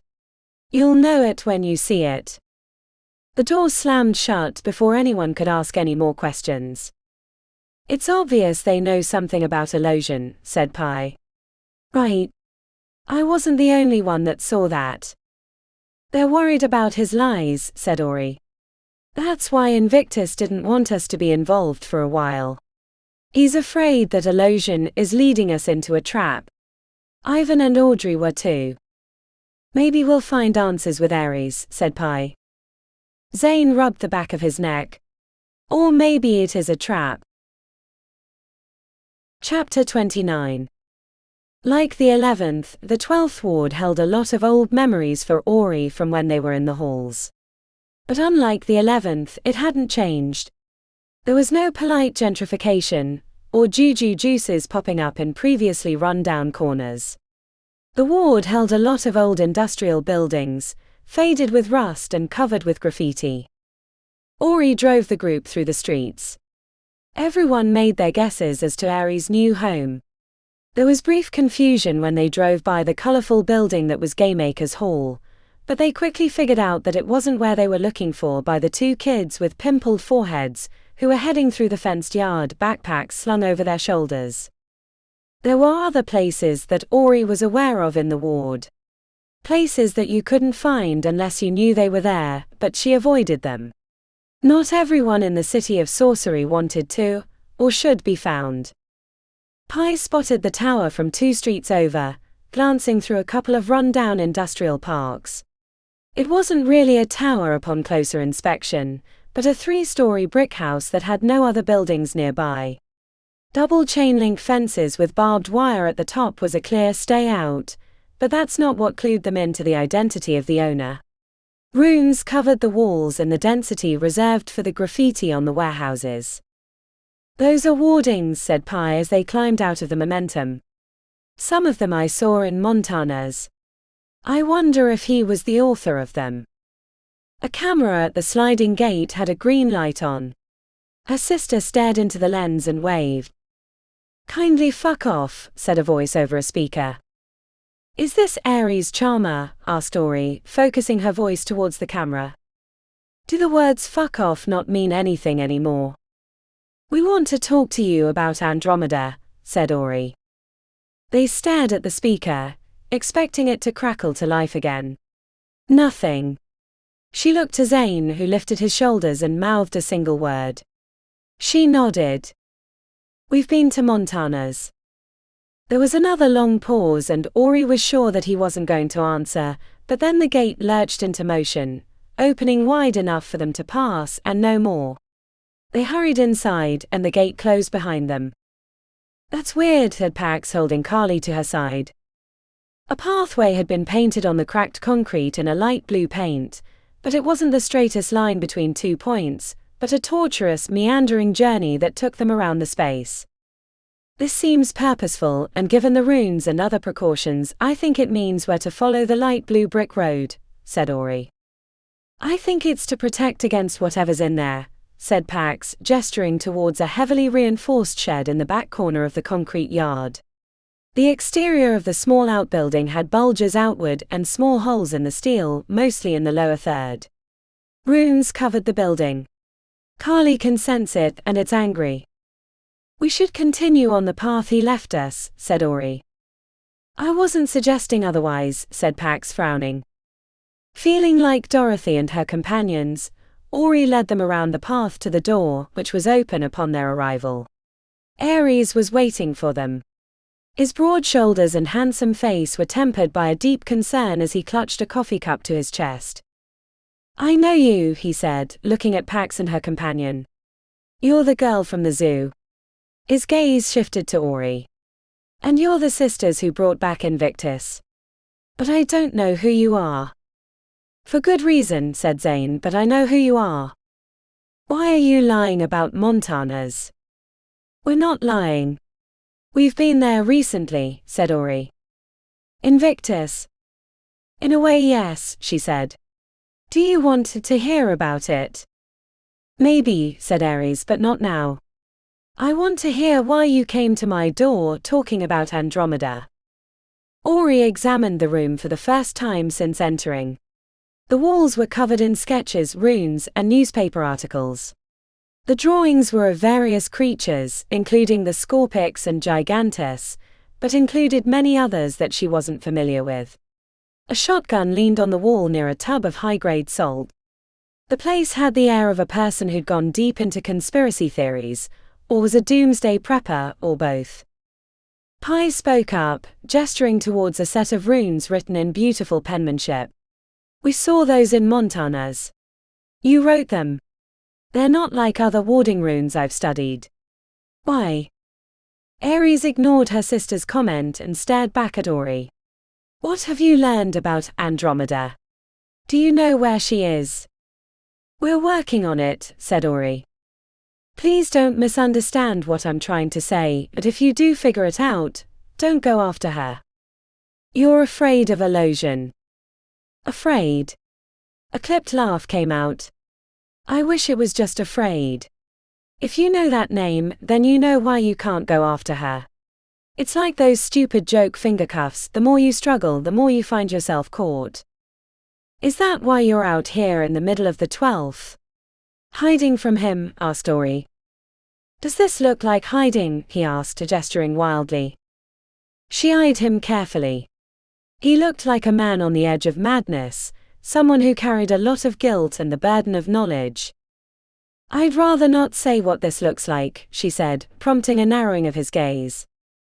You want to know why I'm out here? I'll show you, he said, grabbing the shotgun on the way out of the door. On the concrete steps he made two short gestures and the entire concrete area outside of the pathway flashed pale green for a second before returning to dull grey. He marched towards the reinforced shed with the group of them on his heels. A sliding door on the front revealed a narrow set of bars. A moment after it was open, something screeched inside, pounding against the steel, creating new dents and making everyone take a step back. Ares moved to the side and clicked a button that bloomed light inside the shed.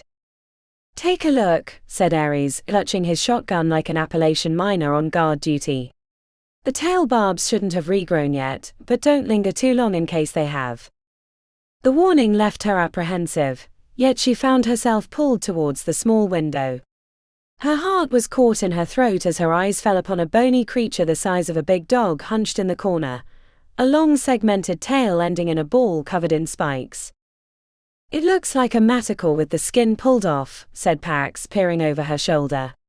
What is it? A mantic. It's what I call it anyway.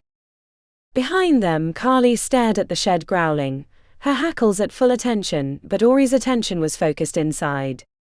The creature reminded her of the Scorpic from Montanas. What was it doing here? As she looked closer, she saw a silvery liquid around the mantic's stubby bone feet. What's that smell? Asked Zane, stepping to the side of the shed. Is that turpentine? That thing is huge, said Pi when she managed to get a look inside. Huge, repeated Ares. It's the size of a terrier. Not sure what kind of terriers you owned, but this looks like a Mastiff or a Great Dane, said Pi. Ares forced himself in front of the shed. What the fuck? Why is there mercury on the concrete? Mercury. I don't understand, said Pax. It's superfood for demons, said Ares, turning his head. Carly jumped back a second before the mantic threw itself at the side of the shed, bending the steel bars outward. Ares curled around to the side. What happened to my runes?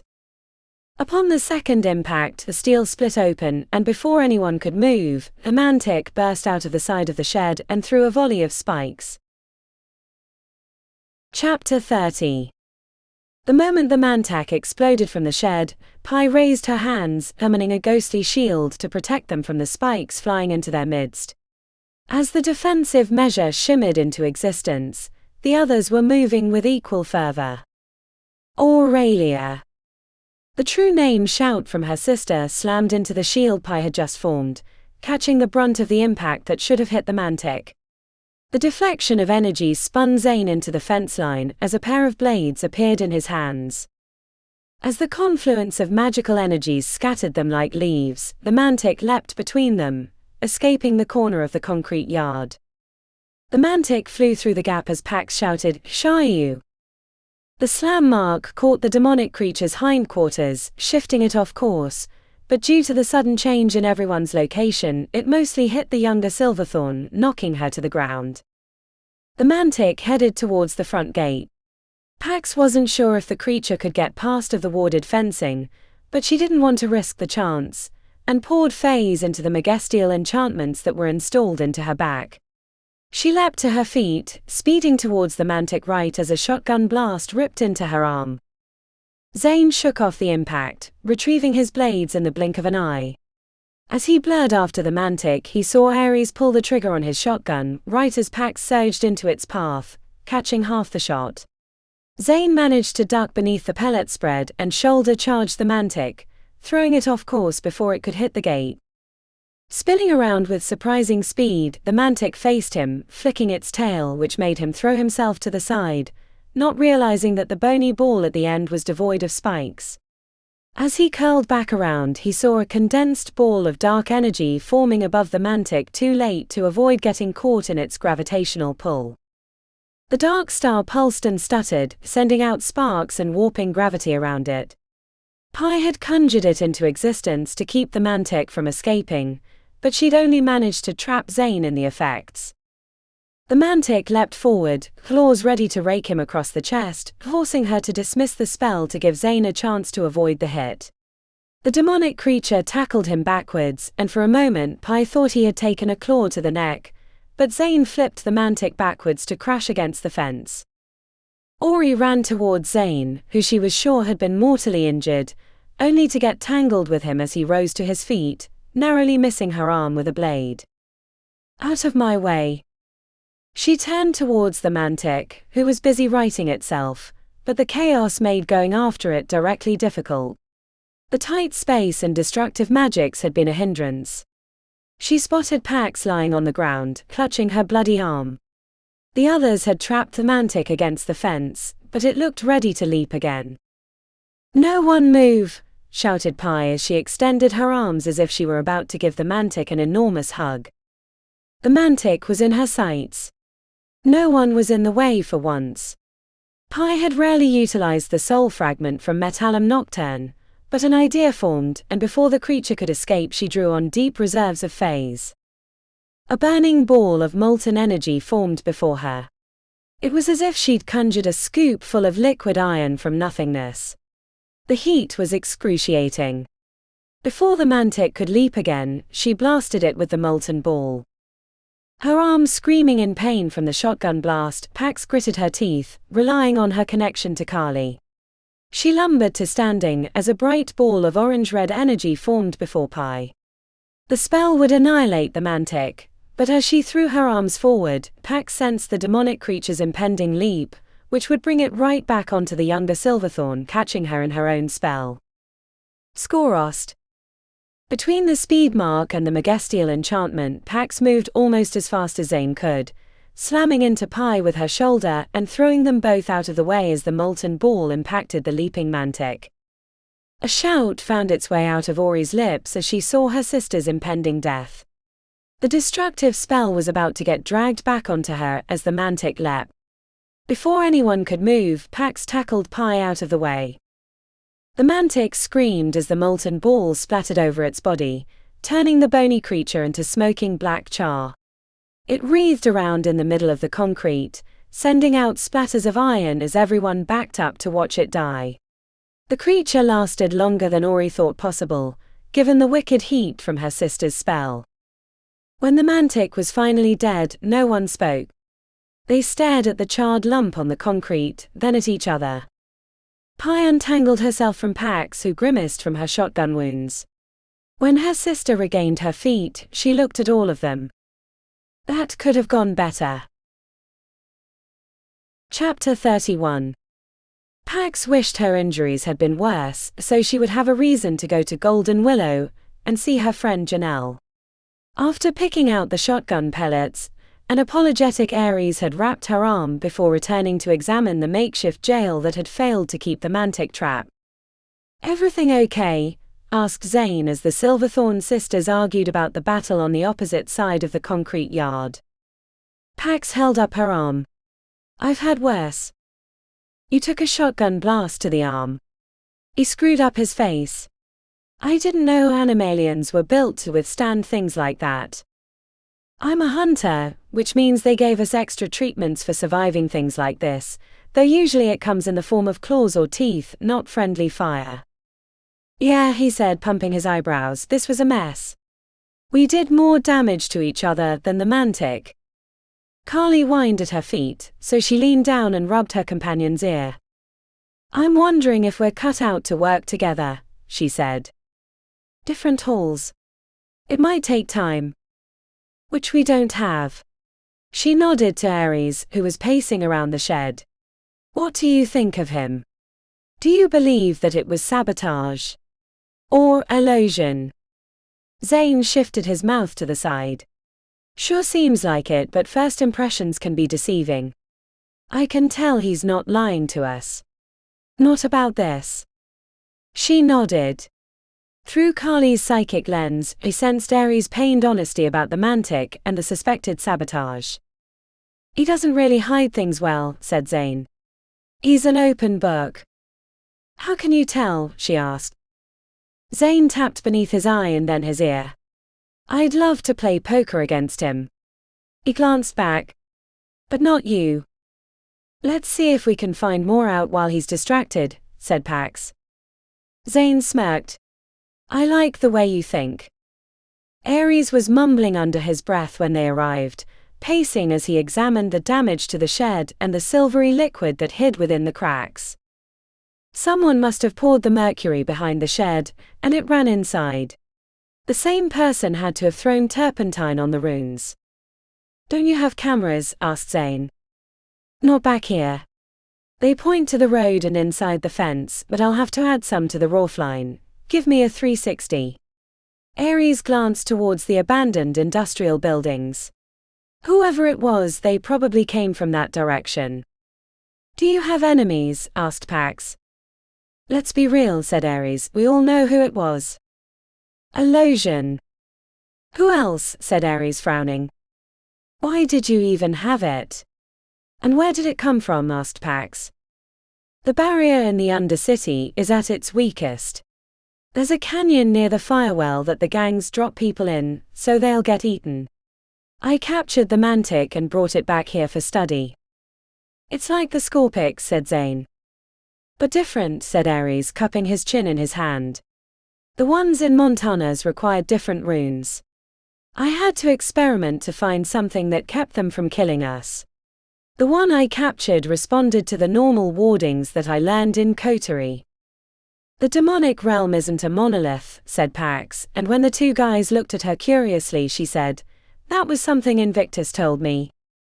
"She's right, though it's not something that was understood until recently," said Ares, furrowing his brow. "I wish I knew why. I feel like it's something important." He shook his head, sighing. "I really thought I'd protected myself from illusion. I'm wondering if it's even possible." "Maybe you can't," said Pax. "Maybe you have to do what you think is right. Illusion's been trying to get into this world for centuries, and he hasn't yet." Not without some very close calls, said Ares. Not that I have personal experience with that. I learned that as part of my studies at Coterie. She shared a glance with Zane. They both knew he was lying, but clearly he wasn't going to explain himself. Why not go after your sister? Aren't you worried about her? Terribly, said Ares. She's the least charmer of us. That's a compliment if you didn't know. Through Carly's link, Pax sensed a great deal of concern and deception from Ares. He'd nearly let something out. When they, said Pax, nodding back towards Orion Pye, who was still arguing, talked with Beckett Dreadmarsh before he died, he said something about the newest of the Connected Eight. A prophecy or something he heard. Does that mean anything to you? The surge of emotion from Ares told her that it was significant, even as he shook his head. He paused for a moment in thought, the brief smoothing away of his knotted forehead suggesting a revelation. Newest of the Connected Eight? Huh. That's pretty vague. He was head of Chroma and Key, right? Like you, said Zane. It's not the right time for the convergence, said Ares, looking away. Where could he have heard that? The convergence? Oh yeah, he said, none of you were society members. The 4 major societies were formed to protect the city from a potential invasion, though that purpose was lost a long time ago, and it became a way to help each other get ahead in business and society. Yeah, I'm sure you're shocked. He rolled his eyes. The convergence ceremony was the one time all 4 societies came together for a reading. In my time, we were told that the invasion was nearing. Soon. But now is the wrong time for another convergence ceremony. If a reading was done, it wasn't the usual one. Is that significant? Asked Pax. Maybe. But since I wasn't there, I don't know. Alumni aren't allowed, and I've lost contact with most of the others I knew back then. Will you try and find out? Asked Zane. I'm not sure that would be a good idea. Ares held his hands to his temples. No matter how hard I try to keep clear of his deceptions, they keep pulling me in. Maybe that's what this was, said Pax. Alosian knows you're getting close to learning something, or doing something, and this attack was his attempt at keeping you from doing it. You can't back down no matter what it looks like. We're going to need you. We're going to need everyone, possibly. Have you spoken with your other sisters? Asked Zane. Ares swallowed. Shook his head. They're traveling. Haven't seen him in a few years, and before you ask, I don't know how to get a hold of them. The answer was suspicious, but Pye waved them over urgently. They left Ares by the busted shed. Is it just me, or is it really strange that the other sisters are nowhere to be found? Extremely, said Zane. He's hiding something. It's not like Kitty to go underground. She was one of the most talented members of my hall when she was there, someone I wouldn't want to go against if I didn't have to. The younger Silverthorn was holding up her phone. I got a hit on the majors. We have to go. Chapter 32. I was able to identify the protector mage, Lenny Fane, from his tattoos. He used to work for Blackstone Security, said Pye as her sister sped through the streets towards the 3rd ward. Might still, but my inquiries came back that he was no longer employed by them. The ghost trap was looking for online activity. I got a hit from a wizard's coffee in the 4th. If we hurry, we might be able to follow them to Andromeda's location. Traffic was light and they managed to park near the wizard's coffee about 2 blocks from the statue of Invictus, a 100-foot version of the head patron that Pye thought contributed to people thinking he was much taller than he actually was in person. Let me take a look, said Zane. Carly is a little suspicious, and you two have famous faces. When Zane strode away, he carried himself like he wasn't a powerful assassin's mage, shoulders pinched and head nodding to the beat on his headphones. If he changed his face, she couldn't see from her perspective. Almost as soon as he neared the wizard's coffee, Lenny Fane exited with a large cup in one hand and a bagel sandwich in the other. The Animalian's mage that had been tending the cobra-headed creature came out right behind. She wore a sleeveless black hoodie and had the sides of her head shaved into a faux hawk. "I know her," said Pax right away. "A few years younger. Sammy Parliv. Tamers. She looks different." The two mages spoke to each other and then split apart, with Sammy headed the opposite direction and Lenny headed towards them. "Shit," said Pi. "Back in the car." They piled into the Momentum. The sidewalks were busy with tourists on the warm and sunny early April day, but if he looked over he might spot them.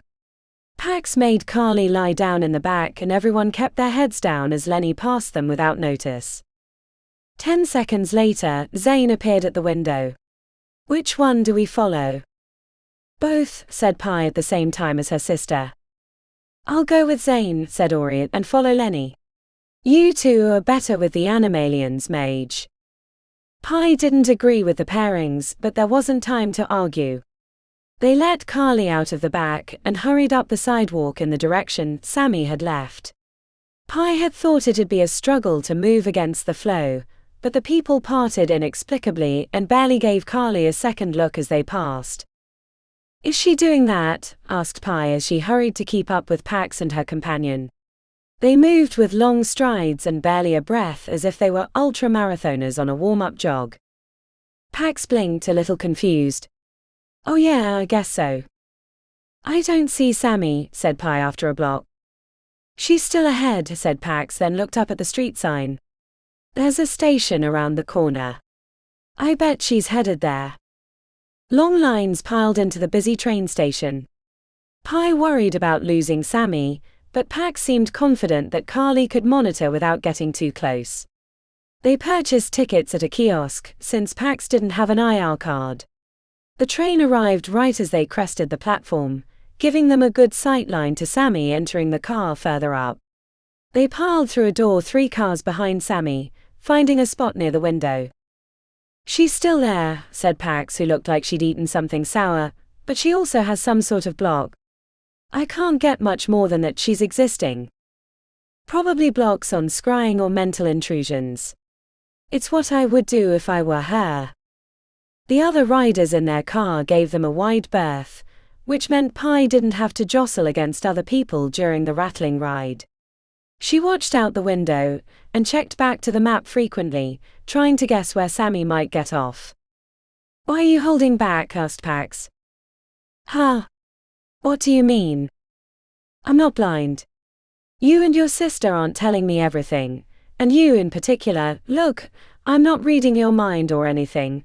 I can't do that, but brushing up against you is like getting thrown into a noisy restaurant where everyone's telling the same waitress their order." "I have a complicated history," said Pi, checking around them. "One not suited for a conversation in a public place."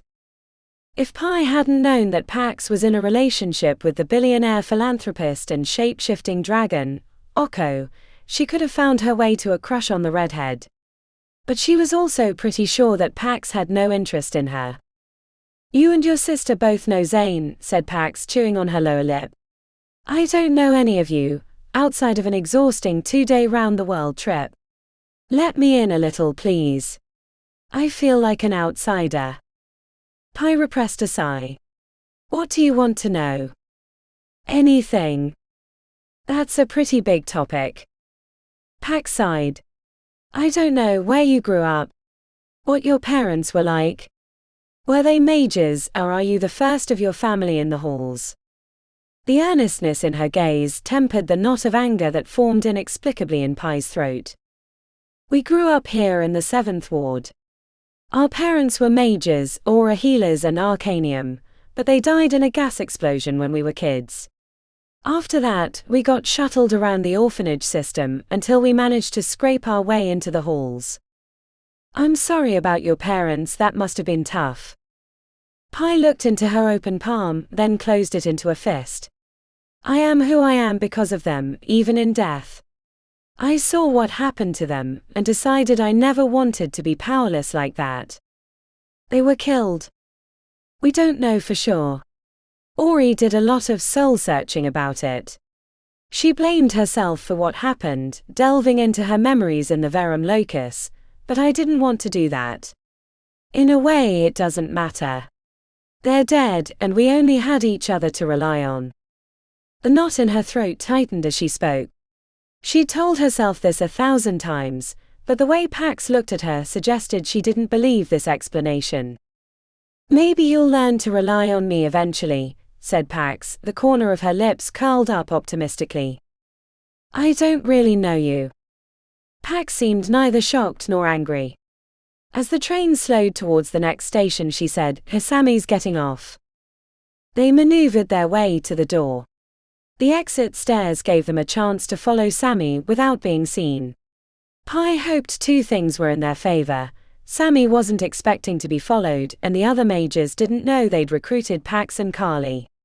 On the other hand, Pax knew Sammy, which meant it went the other way around, and if she saw either of them, the connections would be easy to make. The station was in the northwest corner of the ward, but Sammy was heading out towards the 13th. While the 11th was the poorest part of town and the 12th's industry had long ago faded, the last ward of Invictus was neither used nor abandoned. A few buildings lined the edge near the other wards, but generally the construction didn't go much further in. Wide swaths of reclaimed fields with collapsed and rotted buildings in the foliage made the 13th a wild spot.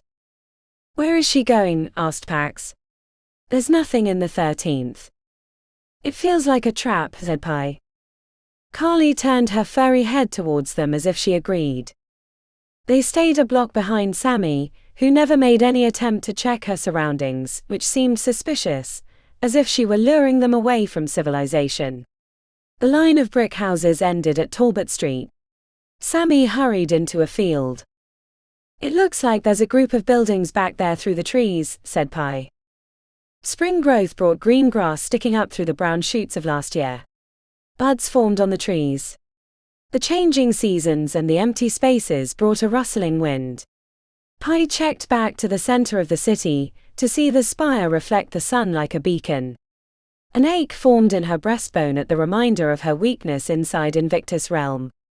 She hadn't had time to ponder the visions she'd had while the others thought her unconscious, but they left her uneasy about what they were trying to accomplish. Follow her into a trap or go back and get the other two? Asked Pax, crouched at the corner of the building as they watched Sammy wade through the high grass. A little further, said Pi. Enough to know if this is where they're keeping Andromeda, but first sign of trouble, we get the hell out. I'll follow your lead, said Pax as she rubbed the back of Carly's neck. I trust you. As they crossed the street, Pi wondered if she trusted herself after the collapse at the portal barrier. Chapter 33. A block after they started following Lenny, he paused at the corner, waiting to cross the street. Zane sensed that he would turn his head, so he grabbed Ori's hand and pulled her into a tight hug so their faces wouldn't be visible. Ori's breathy exclamation and flushed cheeks told him she was confused until she shot a side eye towards Lenny, understanding following. Has he crossed yet? He asked, their foreheads nearly touching. Yeah, he is now. In the turn to follow, Zane's hand brushed hers and they held onto each other's fingers for half a second before racing to cross the street before the light changed. Now wasn't the time for thoughts about Ori, but he couldn't help but pass their interaction. Was she following his lead, leaning into the deception, or was she still interested in him? Time and distance had loosened the bonds that had once drawn them together. The fourth ward was filled with tourists, making their job of tailing Lenny both easy and difficult. It was easy to stay lost in the crowd but hard to push through the waves that came and went with the traffic lights. Lenny was a big man but had the long strides of a distance runner. His size made traversing the busy sidewalks easy, and most oncoming pedestrians moved out of his way instinctively. Not so for Zane and Ori, who had to dodge around families with strollers and businesspeople on their phones, ignorant of their surroundings. Near the Blue Line station, Lenny checked his phone, then crossed the jammed street, dodging around honking cars, and headed down the ramp of a multi-level parking garage in the middle of construction. Orange fences blocked the way, but Lenny had hopped them easily. A banner as tall as 3 floors hung above the entrance with a happy family giving a thumbs up and coming soon, Sept 2024, along the bottom. "Wait," said Zane, holding Ori back when she made to follow. He might have sensed we were on his tail. If we cross now, he could see us from the shadows. "But if we don't, we'll lose him, and possibly Andromeda," said Ori, intensity in her gaze. She was chomping to follow even more than her normal headstrong self, and there was an ache in her eyes. The truth bond.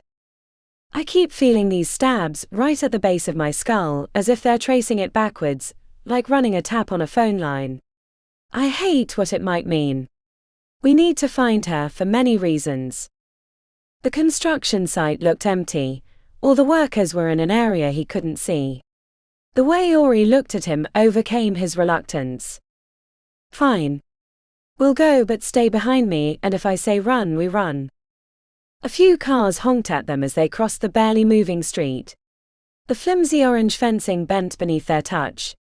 The darkness of the ramp quickly turned to dim lights posted on the concrete pillars.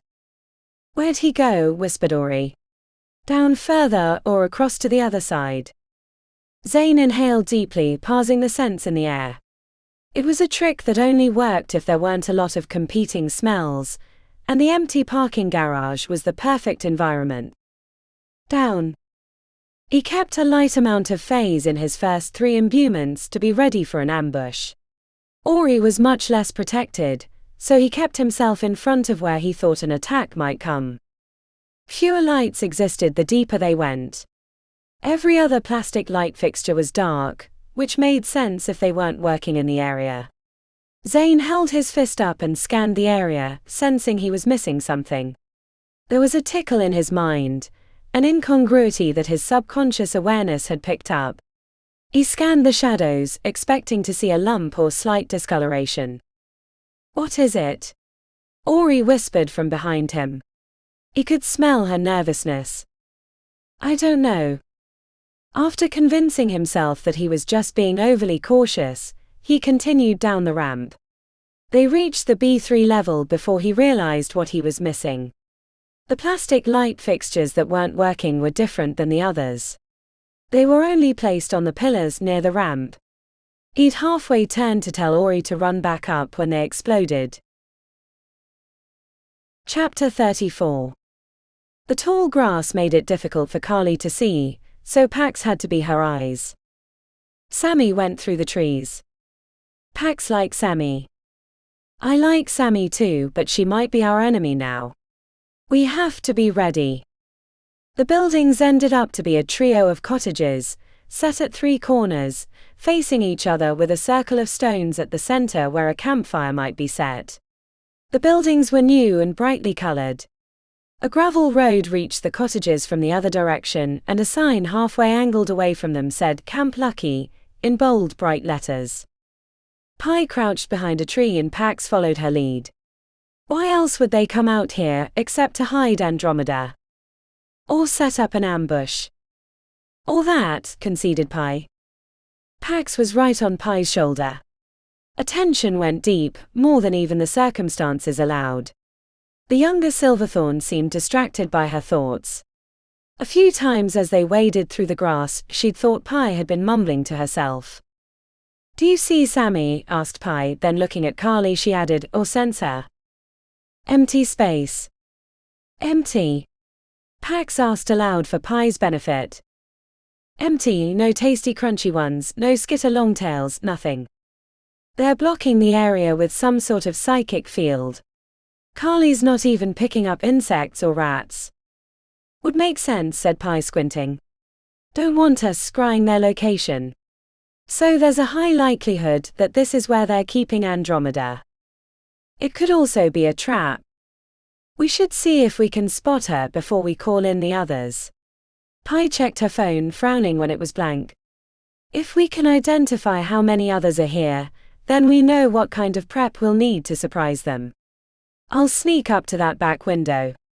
See what I can see. It looks like there's a lamp on." Pax didn't like it, but she didn't have a good enough argument otherwise. "Fine, but get out of there at the first sign of trouble." I'll tell you if there's something wrong. She nodded towards Carly. Through her. Really? Show her, Carly. Pie's expression brightened, followed by a smile. Hey there, Miss Carly. She has a warm voice. Before she left, Pie made gestures, draping enchantments over her body. The purpose of the spells was unknown to Pax, but as Pie moved across the grass to the back of the blue cottage, she found it hard to track Pie with her eyes. Curious. Pax knew that Pie had started in coterie and then moved to Arcanium, which was highly unusual. She wasn't aware of any other student changing halls, but both the Silverthorns exuded an exceptionalism that went far beyond their association with Invictus. During the fight at Ares' place, Pie had thrown up a ghostly shield that seemed like a tool of the daring maids, then had blasted the Mantech with a molten ball of liquid iron that had to be a spell from Metallum Nocturne. There was nothing keeping students from using the secrets of the other halls, as long as they could acquire the knowledge. The source of Pie's power was a fascinating mystery, one that she was interested to know the truth of at another time. Run. The warning was projected to both her and Pie. She saw the reaction in the younger Silverthorn, who halted in mid-crouch, arms out and head snapping to the side in search of danger. Pax caught the reflection a moment later, a crack in the facade of the idyllic cottages. She saw Sammy first, coming around the corner, but then Pax only had eyes for the cobra-headed creature with her. It was as big as a lion with brass feathers, tips going past the tail suggesting wings, and the upright curved head of a cobra. The parallels to Apep, the flying snake god that she'd destroyed at the Portland Zoo, were unmistakable. If it wasn't a direct descendant, it was at least an attempted copy. A chimeratic abomination which had only one purpose. Carly sensed the person in the trees before Pax saw them. She only got a glimpse, dark goggles and dark gloves with lines of blue and purple light scintillating through them. A spot on her right thigh grew painfully hot, until she could do nothing else but slap her leg. It was her cell phone. She yanked it out, burning her fingertips to throw it into the grass as it exploded into flame. Off to her left she saw the cobra-headed creature breathe coal smoke at Pie, but Pax was too focused on the girl with the gloves headed her way to see how her friend fared. Carly leapt out of the grass at the girl, but a crackle of lightning from her gloves blasted her away.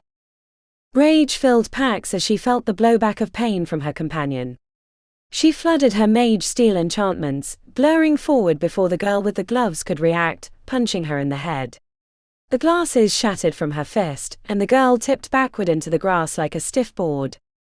Curling around towards a whimpering Carly, Pax checked to see her companion's injuries were superficial.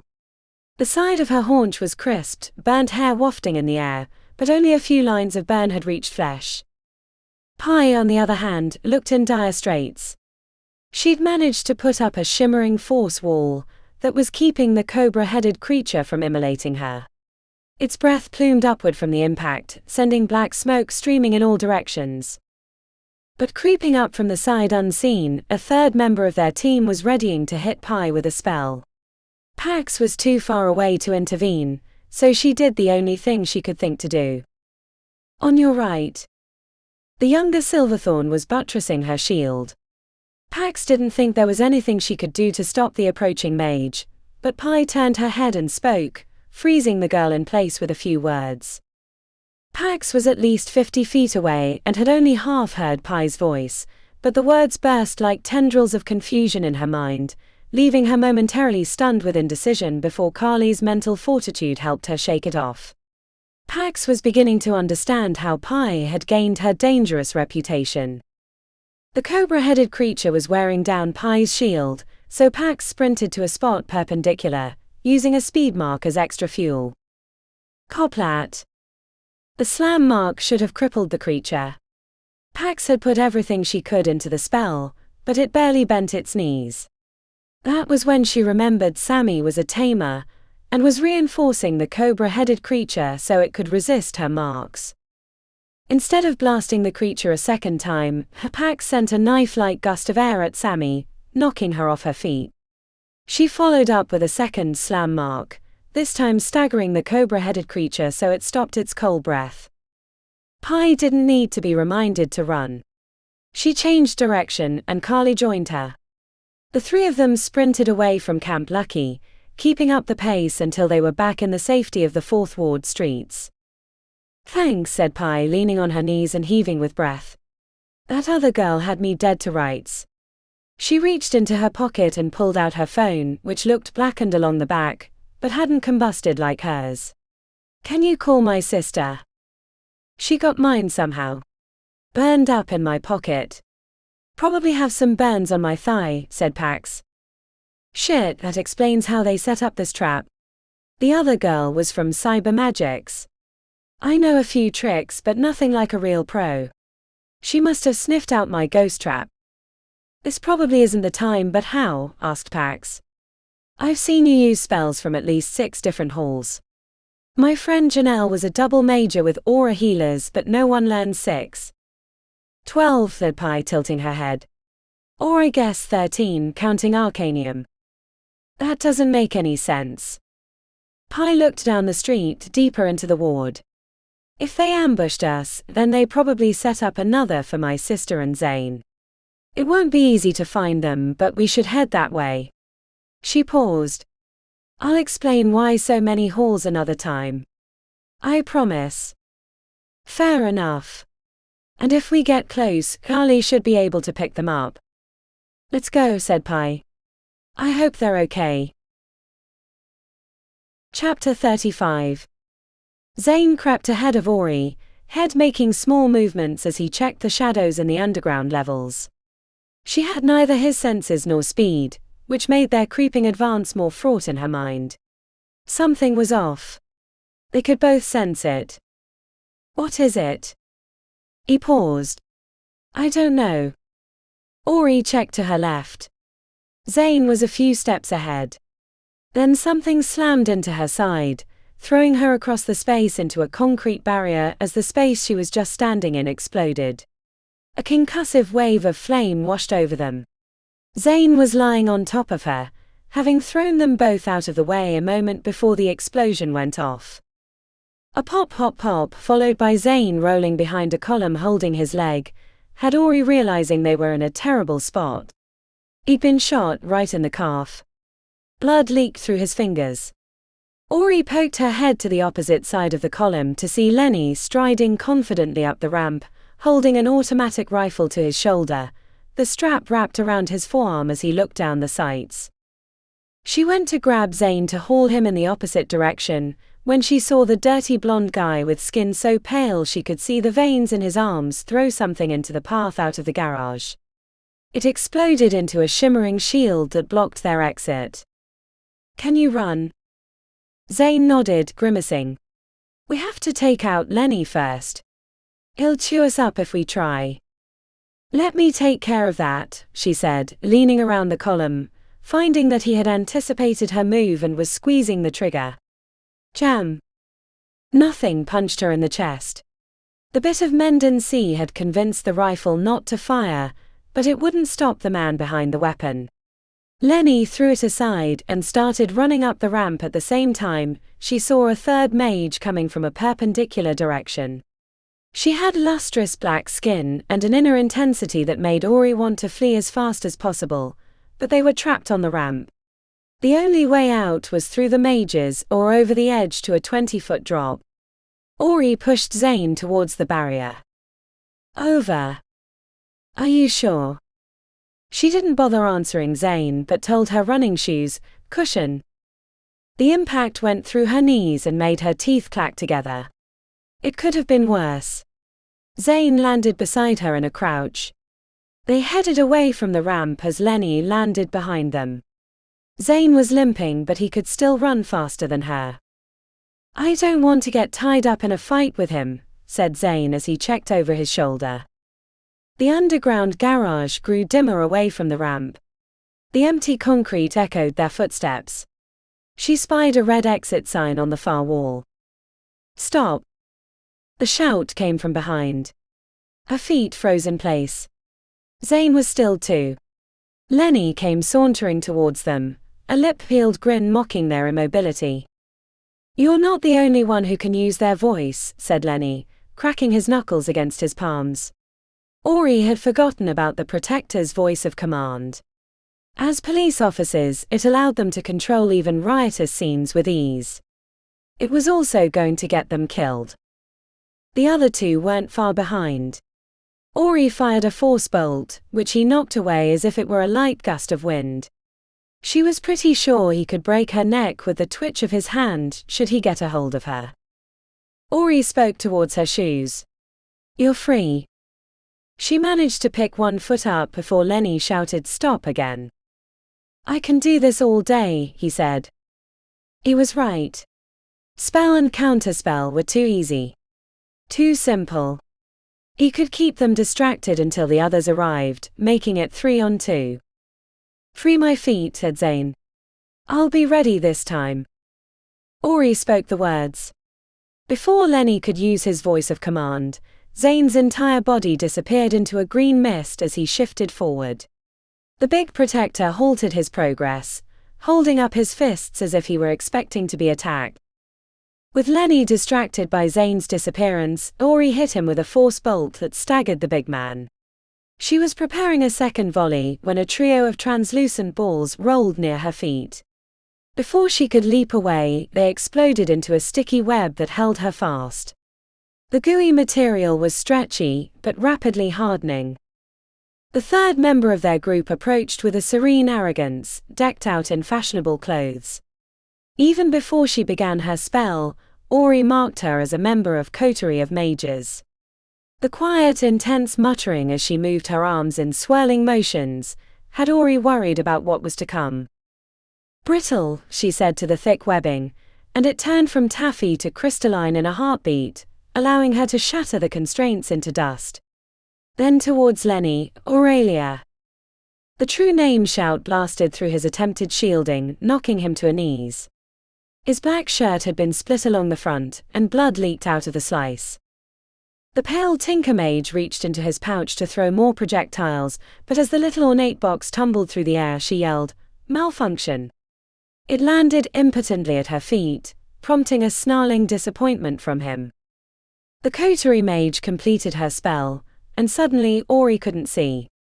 It was like a blanket of night had fallen upon her. In a panic, Ori sent force bolts in random directions to keep anyone from getting near. I can see, she told herself, but the spell held. Vermancy and Mendancy, while flexible, lacked the power of more advanced spells. Until she could find a counter, she wouldn't be able to see. As she backed up with her hands out, throwing force bolts in the direction she thought the other mages were located, she heard the woman in back cry out in pain. More noises followed, including what sounded like someone dumping a box of ball bearings onto the concrete, and then the air grew unnaturally warm. A fight broke out. Ori heard grunts and the slap of flesh on flesh. After 10 seconds of furious action, the parking garage went silent.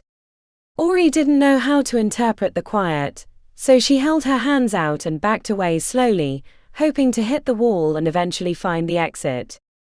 A squeal slipped out when someone grabbed her arm. It's me. I can't see, she told Zane. Run with me. It was disconcerting to run without sight, but she trusted him to lead her to safety. When they reached the exit, he gave her instructions, though she wouldn't knock herself out on the wall or doorframe. They headed up the stairs and after a few flights, exited onto the busy street filled with car noises. Hey! Cried a voice to her left, prompting her to lift her hands for a spell, but Zane held his hands over hers. You can't be there. This is a fucking construction zone, for Merlin's sake you could be killed. Sorry mate, said Zane, we got lost trying to take a shortcut. Won't happen again. She held Zane's hand as he led her over obstacles, and eventually the plastic fencing that bent beneath her touch. Ori heard him groan slightly. You're still hurt, she said. I'm fine for now. I had a receipt in my pocket that I shoved into the hole. It's not bleeding too much. Where are we? She asked, still clutching his hand and resisting the urge to lean into his shoulder for support. About 4 blocks from the statue of Invictus, standing on a street corner. Where should we go? If they ambushed us here, they probably did the same with the others. Let me try my phone, said Ori, digging into her pocket. It took some work, but she managed to make the call with Zane's help. The phone rang and eventually went to voicemail. Hi, this is Pi, said her recorded voice. Messages will be responded to in the order of fucks given. Ideas, asked Zane. Back to the spire.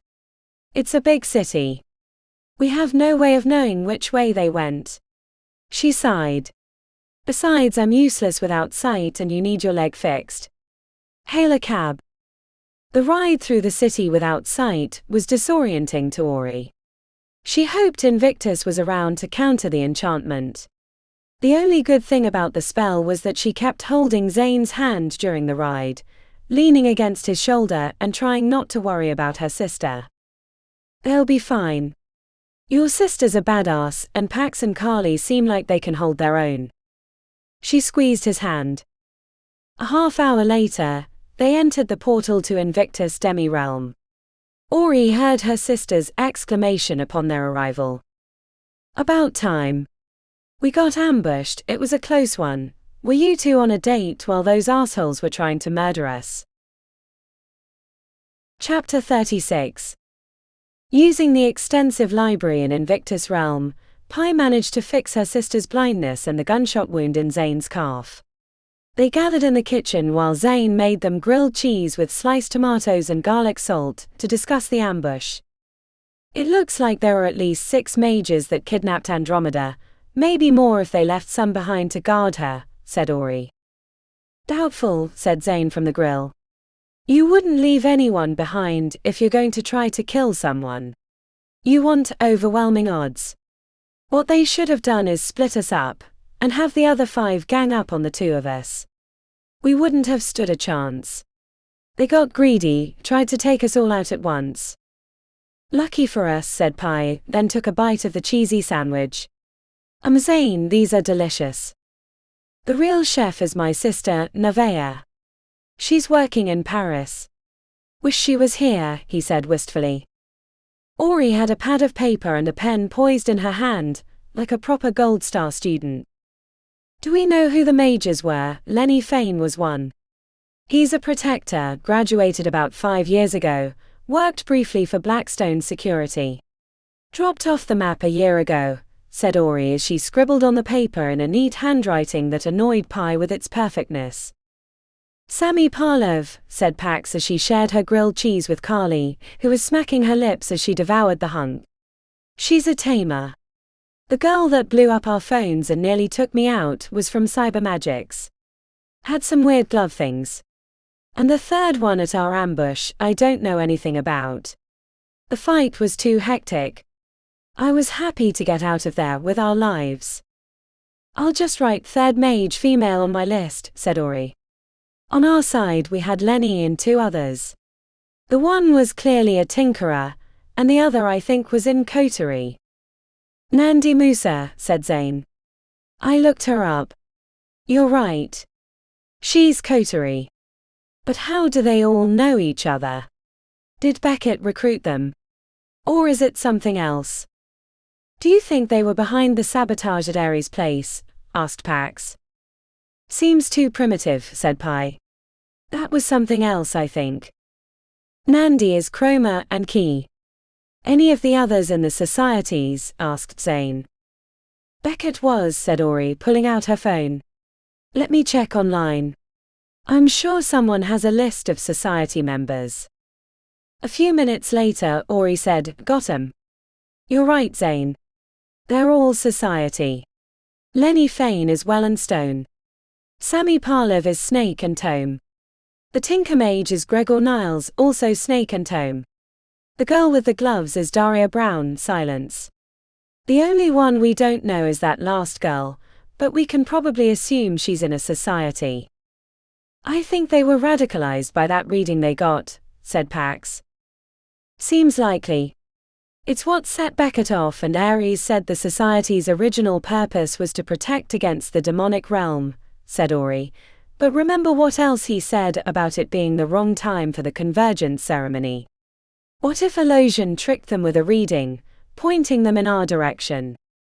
Would make sense, said Pi, but what I don't understand is why Andromeda. After talking to Ares, I'm even less convinced of her importance to whatever is going on. When we told him what Beckett had said, he seemed surprised, as if he thought they'd read it wrong. I had that impression too, said Ori. He didn't lie, but he held something back. Zane and Pax both nodded. So we're in agreement he was lying, or maybe not lying but sensed something wrong, said Pi. Why Andromeda? Asked Pax. She's a performing member of a traveling troupe, and a mage from the weird circus, which is hardly a bastion of demonic knowledge.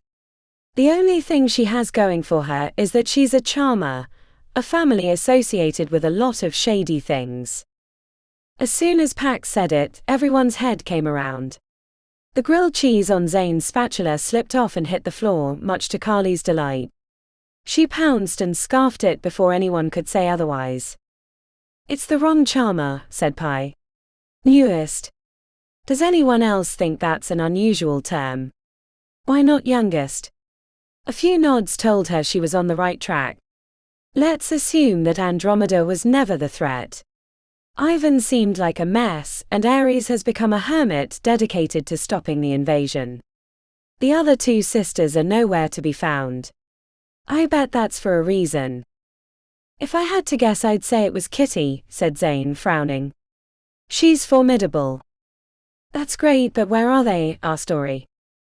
Ares was lying when he said he didn't know where they were, said Zane. He looked to his phone on the table, which meant he probably called them as soon as we left. Pi, can you do a thing? He made typing motions with his fingers. Yeah, said Pi, should be simple. He lives out by himself, so a quick hack to the cell tower should give me any recent calls he's made. Would never work if he lived in a busier section. As Pi rose from the counter, Pax threw up her hands.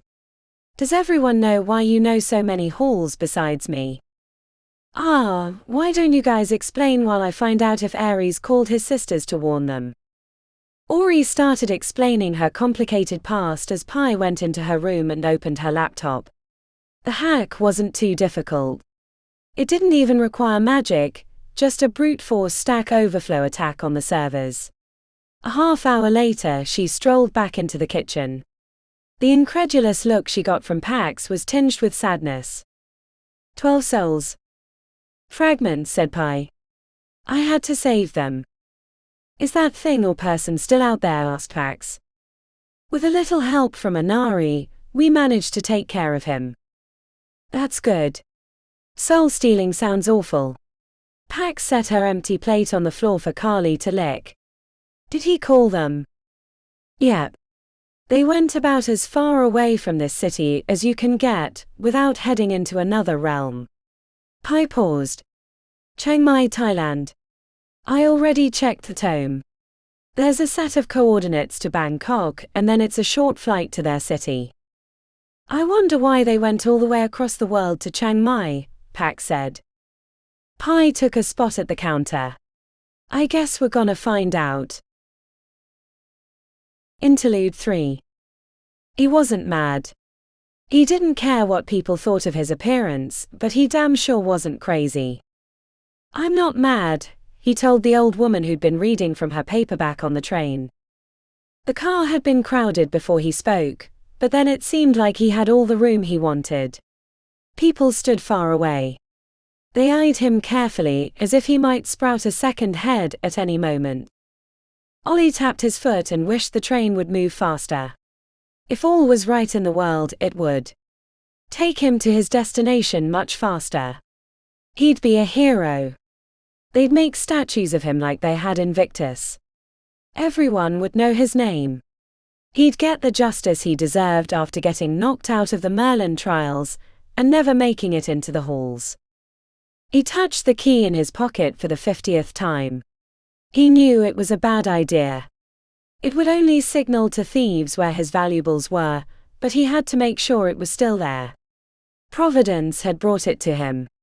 Proof that the world was making up for screwing him before. When he stepped out of the car in the fourth, he heard their muttered relief and lunged back in, making a young girl in a pink shirt jump back. I'm going to save you all. A fucking invasion is coming and you're too blind to know it. Fucking sheeple, you don't deserve it. He chuckled to himself as he strolled down the stairs towards the street level. Gave them a show, he did. They'd be talking about it for days or weeks. Then later on, they'd remember. Feel blessed they would. Ollie entered the tunnel behind the old Chinese restaurant. The way into the Undercity was long, but he'd brought his water bottle and snacks. Never travel underground without something to munch on. And a gun. He patted his hip where the pistol lay hidden. He preferred magic, but these days he knew he was pushing his luck. Wasn't mad yet, but could happen if he kept using it. Only for emergencies, he reminded himself. Like when that bitch, Morgana Charmer, tried to kill him. If only he would have turned the tables on her. Might have ended the whole plot right then and there. Demon whore. Ollie unfolded the map when he reached the caverns. Gave himself dark vision. Wasn't his first choice, but he needed to see. The map didn't show how to reach it, but he knew generally where it was. He'd watched those traitorous society members go into the old Korean grocery store. Wasn't hard to make the connection underground. An hour later, he found the concrete wall blocking the tunnel. Based on the map, he knew where he was. Ollie would have liked to have blown it wide with a spell, but he didn't know any that worked that good. He made the journey back to the surface, found a hardware store, bought a pickaxe and then hit a bodega for food and drinks for a couple of days. Got some of that orange fizzy elixir he loved best, and a fistful of jerky. Back in the tunnels, he got to work. Progress was slow, but he was patient. There'd been a time he thought surviving was the only course, but why not be a hero? Why not stop the thing cold in its tracks? He'd have 1,000 mouths waiting to suck his cock when he saved them. Not the sneering he got whenever he was above ground. Time passed without his knowledge. He didn't have a watch to know how long it took to get through the concrete. He slept once and took a couple of breaks. Most of the orange drink and jerky was gone. Then he snapped a large piece away from the tunnel, big enough for him to slip through, as slender as he was. Ollie left the pickaxe and snacks in the tunnel. 100 feet past the gap, he found a door. The key in his pocket felt like gold. He kissed it before putting it into the hole. The click of the handle brought a grin to his lips. The enemy's headquarters. It was probably empty, but he pulled out the pistol just in case. A reconnaissance trip and then he could start gathering supplies. He still had a few friends left from his days in the Razor Clan. Knew where they kept the explosives they used to make their secret tunnels too. Everything he needed was within reach. Ollie lifted the gun and slipped through the door. Destiny awaited. Chapter 37. After portaling to Bangkok and catching a pond hopper to Chiang Mai, Ori climbed out of a taxi near a street cafe. They'd passed numerous Buddhist temples on the way through the city. A golden and crimson-roofed palace sat opposite the eating area. Tourists strolled up the manicured entryway to enter the temple. "Where to?" asked Pax as she came around the back of the taxi with Carly at her side. The enormous fox-like creature got second glances from the people on the sidewalk. "Not a clue," said Ori, craning her neck in all directions. Pi didn't get anything more than this city. "Wish they were here," said Pax. "Someone has to figure out where Andromeda is being held."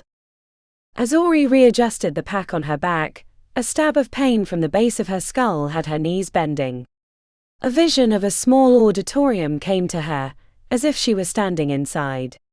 There were symbols on the wall, but she only got a glimpse and was too focused on the people. Andromeda was sitting on a chair, ghostly chains wrapped around her arms and legs as she grimaced. Standing over her was Nandi, fingers working a spell, examining the youngest charmer. Ori couldn't hear what they were saying, but it appeared the examination was uncovering the truth bond. When Ori came to, Pax was holding her up, concern on her brow. "Are you okay? You nearly fell over." "They found it." Or finding it, she said breathlessly. The truth bond. Ori nodded. That's not good. No, said Ori. We have less time than I thought. Should we return to Invictus? Ori paused. No. We need to talk to the last charmers. They hold too many secrets. Let's stretch our legs then, said Pax. We're stiff from the journey. We can figure out our next step when we get our brains back. Ori had gotten used to Pax speaking in plural terms. While they hadn't spent much time together, only a few days since they'd brought them back from Russia, there seemed to be a constant conversation happening between Pax and her companion. Ori hadn't minded being left out during the long flight in first class. She tried to sleep most of the time, but now that they were out, she was missing the banter she had with her sister, especially now that they'd found the truth bond. At least if Pi was here, she'd have someone to distract her. Do many students at Animalians have companions? Asked Ori as they strolled down a busy sidewalk, wanting to take her mind off the bomb in her head. Oncoming pedestrian traffic dodged around the enormous Kali. I was the only one that I was aware of. Patron Adele invited me to return as an instructor, but I haven't wanted to yet. I need more time away. Pax paused and turned her head. I still can't get over your sister and the soul fragments. How do you know which part is her and which part is them? Ori forced a smile. I've spent most of my life with her on a regular basis. It's a lot like you and Carly. I can tell. Sometimes she has little habits that get stuck. The fragments aren't the whole people, so they don't have all their old thoughts, just a collection of memories and tics. Like there was a week a year ago that Pi couldn't stop eating oranges. Bags of them every day. She'd probably eaten 100 of them before she traced it to the oculus fragment. Lead. He'd been eating an orange when his soul got snatched. Pi visited the place where he'd been taken, and it calmed that fragment. Must be confusing with all those foreign thoughts in her head, said Pax. A group of scooters zoomed past their location with music blaring from a speaker. Ori waited before speaking again. Can't be that different from you and Carly, said Ori. She's always been there, said Pax. I hardly remember a time before Carly. Do you think the nature of our halls defines us as people? Asked Ori, craning her neck at the beautiful flowers in hanging baskets above a market entrance. Both locals and tourists engaged in bartering for fruits, vegetables and handmade goods in the open-air market. Around the same time she heard distant voices discussing the enchantment they'd found on Andromeda. They were narrowing in on the truth bond. It wouldn't be long now. Absolutely, said Pax. I was in Hunters. When I see a creature, anything, even if it doesn't have supernatural abilities, my mind goes right to the nomenclature, assessing the potential threats and the best way to counter them. I can't turn it off. I analyze the levels of truth in every statement, said Ori. Even my own. I evaluate the shades of accuracy with an annoying level of snark. You really didn't mean to say blue, it was really a cobalt with a hint of aquamarine. She rolled her eyes. Pax chuckled. I can't open a plastic container without wanting to check for stowaway critters. Sometimes I'll open a box of cereal away from my face as if a ghost viper will come flying out of it. Do ghost vipers hide in cereal boxes? Merlins no, but I can't convince my mind otherwise, said Pax. When Pi enters her room she's always checking for hidden magical traps, said Ori. They put traps in rooms in Arcanium. It's from her year in coterie. Inter-hall battles between the students is encouraged there. Competition without limits. Gross, said Pax, then tilted her head. You're thinking about Kitty and Morriganna, aren't you? Is there something that defines them as people that might help us find them? Did you read my mind? Asked Ori, looking at Carly. No, said Pax, but it's smart. I don't know a lot about stone singers except that they're musical and can shape stone with their voice. Assassins, on the other hand, see everything as a threat. I wonder if being a charmer was more impactful than their hauls, said Pax. I read about them on the flight. If even a quarter of the rumors were true, they were a messed up family. The missing father, Victor, sounds like a real asshole. Used his kids as pawns in his games.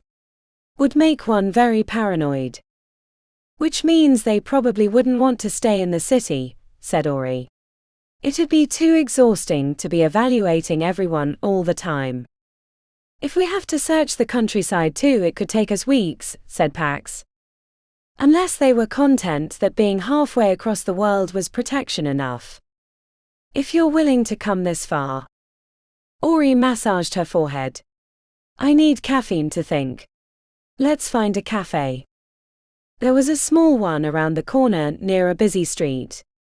Taxis and scooters zoomed by, the latter sometimes packed with more gear than she thought possible to fit on the small vehicles. As they sipped from their cups, pleasant music played over the speakers. Carly lay at their feet, watching the pedestrians, her eyebrows going up and down. What was it like during the zoo disaster? Asked Ori. Pax tensed up instantly, sitting tall in her seat, jaw pulsing. I'm sorry, said Ori, I shouldn't have asked. The slow inhale and exhale from her travel companion was followed by the rounding of eyes. Carly looked up and whined. Sometimes I have nightmares about it. That I'm back in one of the domes, trapped by, well, all of it. Except in this version, I don't get my friends out, and I watch them get slaughtered. Pax closed her eyes. Sorry.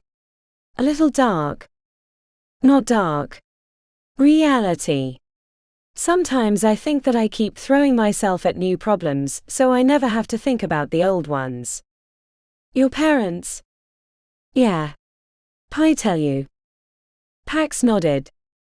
There's a chance that I might have been the reason they were killed. We were playing 5 Elements and there was a gas leak. My parents were in the basement. They never got out. Broken hells, I'm sorry, said Pax, reaching out and covering her hand.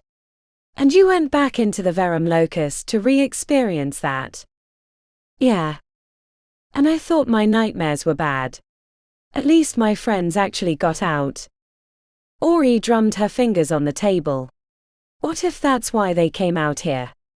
To get away from old memories? Possibly. But they've been here for a couple of years. Long time to just sit around. If they're like us and they've been through some shit, they're not going to brood on their problems, but find something to keep them busy, make productive use of their time. Ori was staring into the street waiting for another vision, when a change in the music had her turning her head to the side. Pax squinted, catching the motion, and looked up at the hanging speakers. Music. Yeah, said Pax, I have no idea what an Assassin's Hall alumni would do, but stone singers would find a way to practice their craft, their music at the very least. After finishing their coffee, they started asking the locals if they'd seen a couple of American women, giving the description and adding the possibility of music or sculpture. It wasn't until they were at a knick-knack shop near another temple that the owner mentioned a music school in the hills. He thought their description matched the women who ran it. None of the taxis were willing to take them up the gravel roads to the school, so they rented bikes. Halfway up the hillside it started raining. Rivulets of water careened down the gravel road, turning the tiny rivers into milky streams. Carly appeared to be enjoying the rain, while the only thing keeping Ori from being completely miserable was the enchantments she'd placed on her gear to keep it from getting soaked. They reached the school as the sun dipped towards the mountains. The building was an older style with hand-cut timbers, and a wide sloping roof covered in thatched tiles that diverted the water into clever PVC pipes that zigzagged down the hill. The building was on stilts to keep it above the water flows. A chorus of young voices echoed from inside. Ori parked her bike by the others. They climbed onto the front porch and spent a few minutes drying themselves with spells. Halfway through the process, Pax made motions with her eyes that suggested they were being watched. It took all her resolve not to look around. If Kitty had decided they were a threat, there was little they could do about it. No longer dripping with water, Ori looked through the open front door. A group of kids ages 8 to 14 or so were standing in a line taking turns singing. The blonde woman leading them bore the deep tan of someone who spent a lot of time outdoors. She had the confidence of someone much older. Despite the humidity, she wore a long-sleeve shirt. They were noticed right away, but Morgana kept leading the class in their exercises. "All right everyone, that's enough for today," said Morgana, clapping her hands. The kids gave her hugs and kisses on the cheek before heading outside to grab their bikes and disappear down the gravel road, oblivious to the rain. "Can we come in?" asked Ori. Morgana waved them inside. "You got here faster than I thought possible. Is there a portal in Bangkok?" "Something like that," said Ori. "Is your sister around?" asked Pax with her hand on Carly's back. "Worried about her?" asked Morgana with an eyebrow raised. "We don't want to have to explain everything twice," said Pax. "I'm right here," said Kitty, causing them to startle. A woman with spiky black hair stood near the wall. She was a knife unsheathed. Ori had met other members of her hall, but had never felt as exposed as she did in that moment. It was as if Kitty was identifying the places she would stab them with her knives. "Ares warned you." There was no need for acknowledgement. They all knew it was true. "Are you with them?" asked Morgana with her arms crossed. The joy that had been present during the music class was locked behind a stern expression. "Them." "Magnus. The coterie patron." Ori shared a glance with Pax. This was news. "No, but we're curious why you would think that." "They're with Invictus," said Kitty from the side. "I recognize her. Aurelia Silverthorn." She turned towards Pax. "You survived the zoo massacre. Your friend is rather unique. Her name is Carly." Kitty's mouth twitched as she crouched slightly. "Hi Carly." "How is Ares?" asked Morgana. "Paranoid," said Ori. "For good reason," said Morgana. "You shouldn't have come. There's nothing we can do for you." "Did your brother explain why we were looking for you?" asked Ori. "No," said Morgana. "He just said that you were going to try and find us." The dynamic in the room confused Ori. It was mostly Morgana speaking, while Kitty stood to the side as if on guard. She'd thought they were looking for Ivan's twin, but now she wondered if it were Morgana. "He didn't tell you?" "No," said Morgana. The message was brief. "But you're still here," said Pax. "We weren't expecting you for another day at least," said Kitty. "The plan was to head into the remote areas where we have friends. You would have never found us." "And now?" asked Ori. Morgana closed her eyes briefly. When she opened them again, there was lingering pain. "Why did you come?" "Your sister, Andromeda," said Ori. "She's been kidnapped." The sisters tensed up, glancing between each other. "Why?" asked Kitty. Ori wished the sisters were standing near each other so she could read their expressions. "They think she's a danger to the city. An infernal invasion." "She's not a danger to anyone," said Morgana.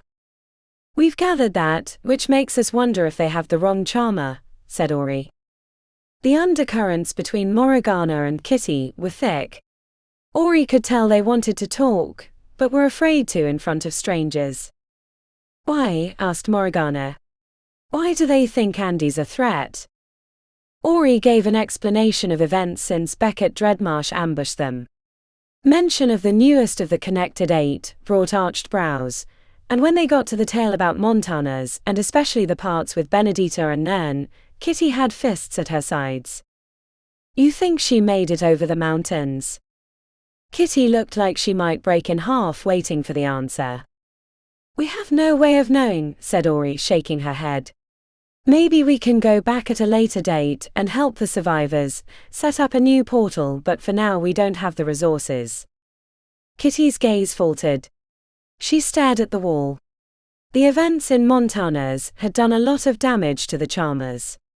When she'd been reading the newspaper accounts, they'd been made out to be the villains, But hearing the concern in Kitty's voice, the anguish in both their gazes, showed the truths not apparent in the articles.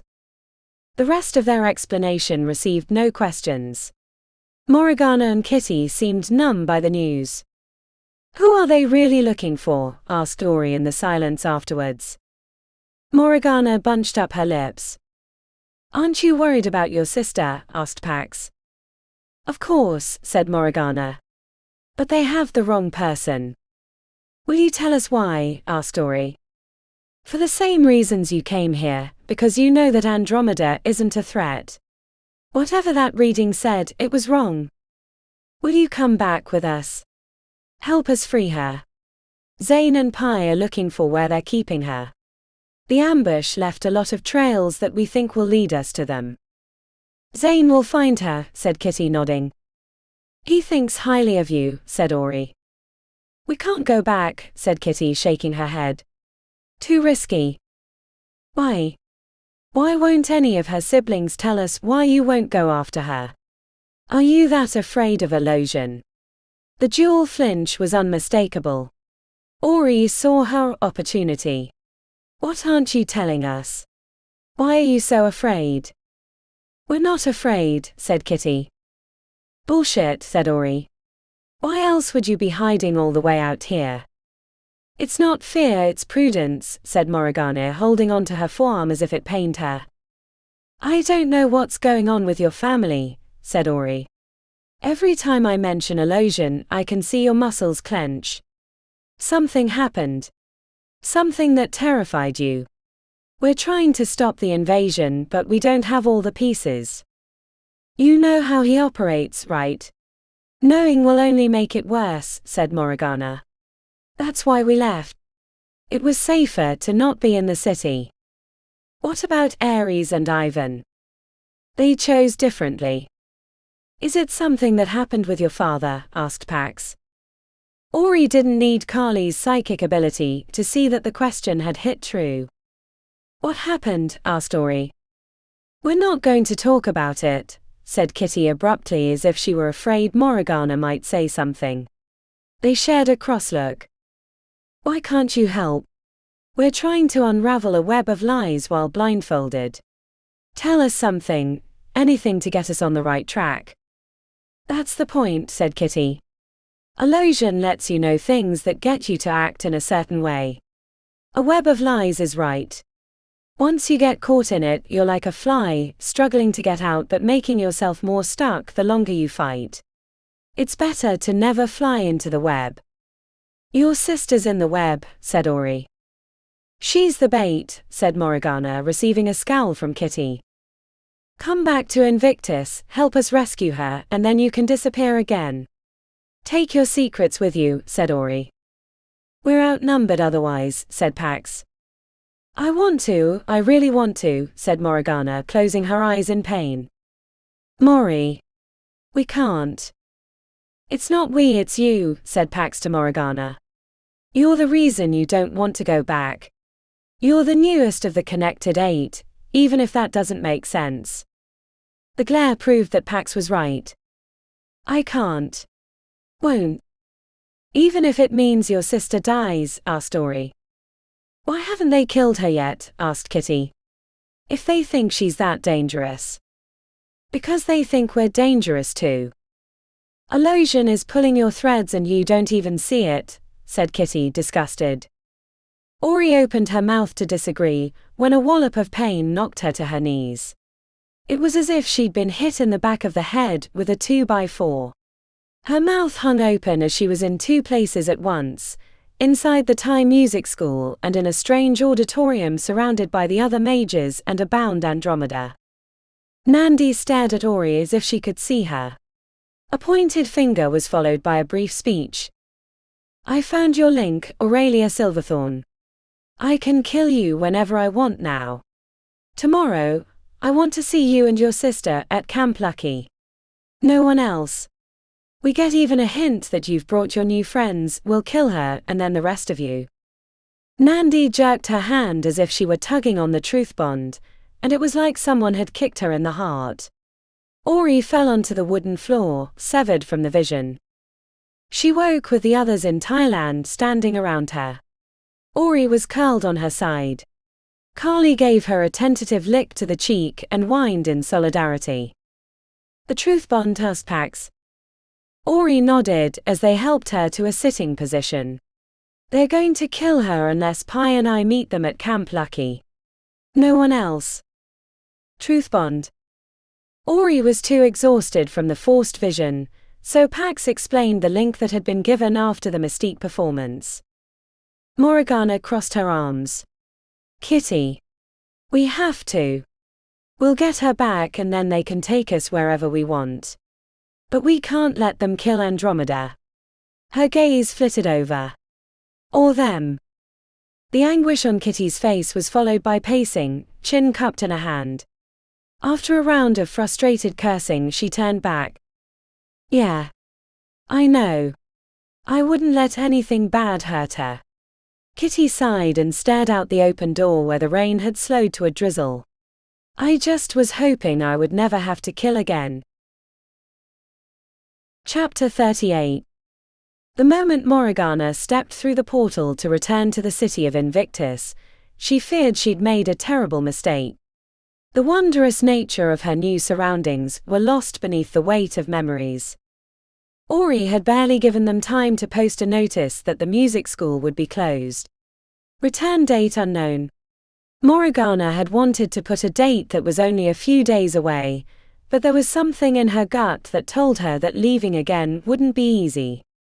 Illusion had laid his traps well, and now it was her turn to stumble into them. Kitty was scanning the room upon their arrival, examining the doorway and corners as if she was expecting a threat. Morgana smiled at her younger sister.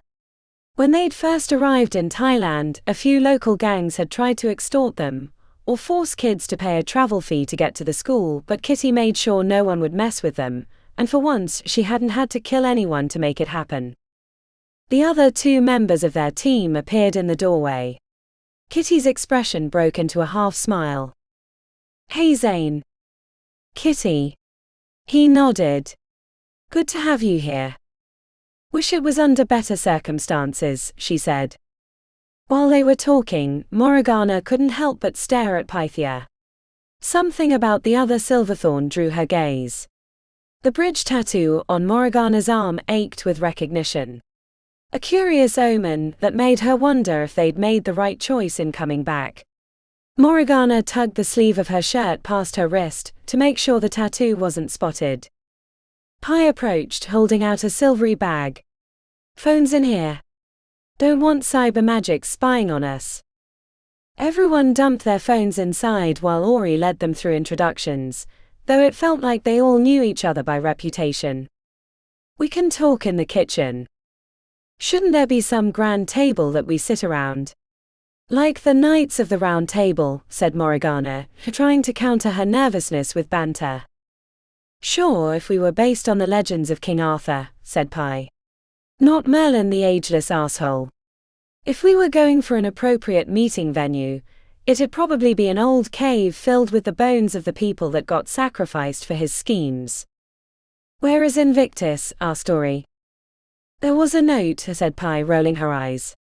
There's always a note. Something vague, somewhere important, blah blah blah. He shouldn't try so hard to be obtuse.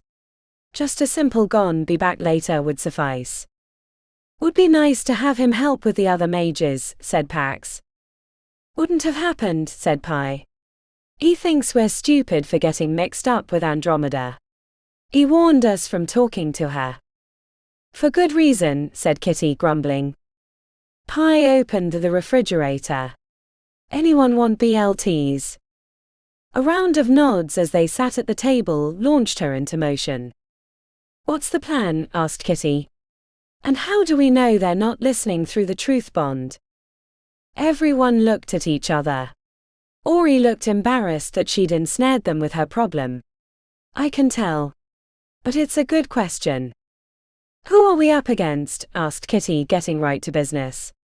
During the few years in Thailand, her sister had never truly relaxed except at odd times when she caught her sitting on the thatched roof staring across the valley at the temples shining in the sun. Ori grabbed a yellow notepad on the counter and read them the list of mages, their halls and societies. If it wasn't for the truth bond, it'd be a pretty even match, said Kitty. But they'll take you out the moment they realize you're not there to turn yourselves in. Which means we have to get Andromeda first, said Pi, nodding to her sister as she pulled a piece of bacon out of the package and laid it on the griddle. They'll have someone posted by her, ready to swing the sword, but that means one less of them is worried about us. Is there a way to protect Ori from the truth bond until we free Andromeda? Asked Zane. Let's not forget about Andy, said Morgana. She's in danger too. I don't think there's anything we can do about the truth bond, said Ori in a low voice. Then let me lead a sneak attack on them, said Zane. Hit them before they know it, free Andromeda, and then you can unravel the bond at your leisure. No, said Ori, shaking her head. We need answers. I was planning on doing as they said. Let them take us in. I'm sure I can get them to talk. It's what I do. We need to understand what they know. That'd be stupid, said Zane. Sorry, but you know it's true. Once they have you, then we're outnumbered. Let me and Kitty sneak in. We can take care of them, and then the rest of you can come in for cleanup. If we kill them, we won't know what Illusion's planning, said Ori. I'm not killing anyone unless it's the last resort, said Kitty. Every time I did in the past, I ended up regretting it. You said it yourself, they think we're the enemy. But we're not. They're not either. If we start killing each other, then we make it easier for Illusion later. They threatened your sister with death, said Pi incredulously. If they wanted her dead, they would have done it already, said Kitty. As much as past me would be surprised to hear this, we can't kill our way out of this mess. Ori slapped her hand against the counter, getting everyone's attention. We're not going in guns a-blazing. She shot Zane a pained look threaded with regret. I'm sorry, but we brought you in to help, not take over. Until recently, the Order of Merlin was just me and Pi. We're doing it my way.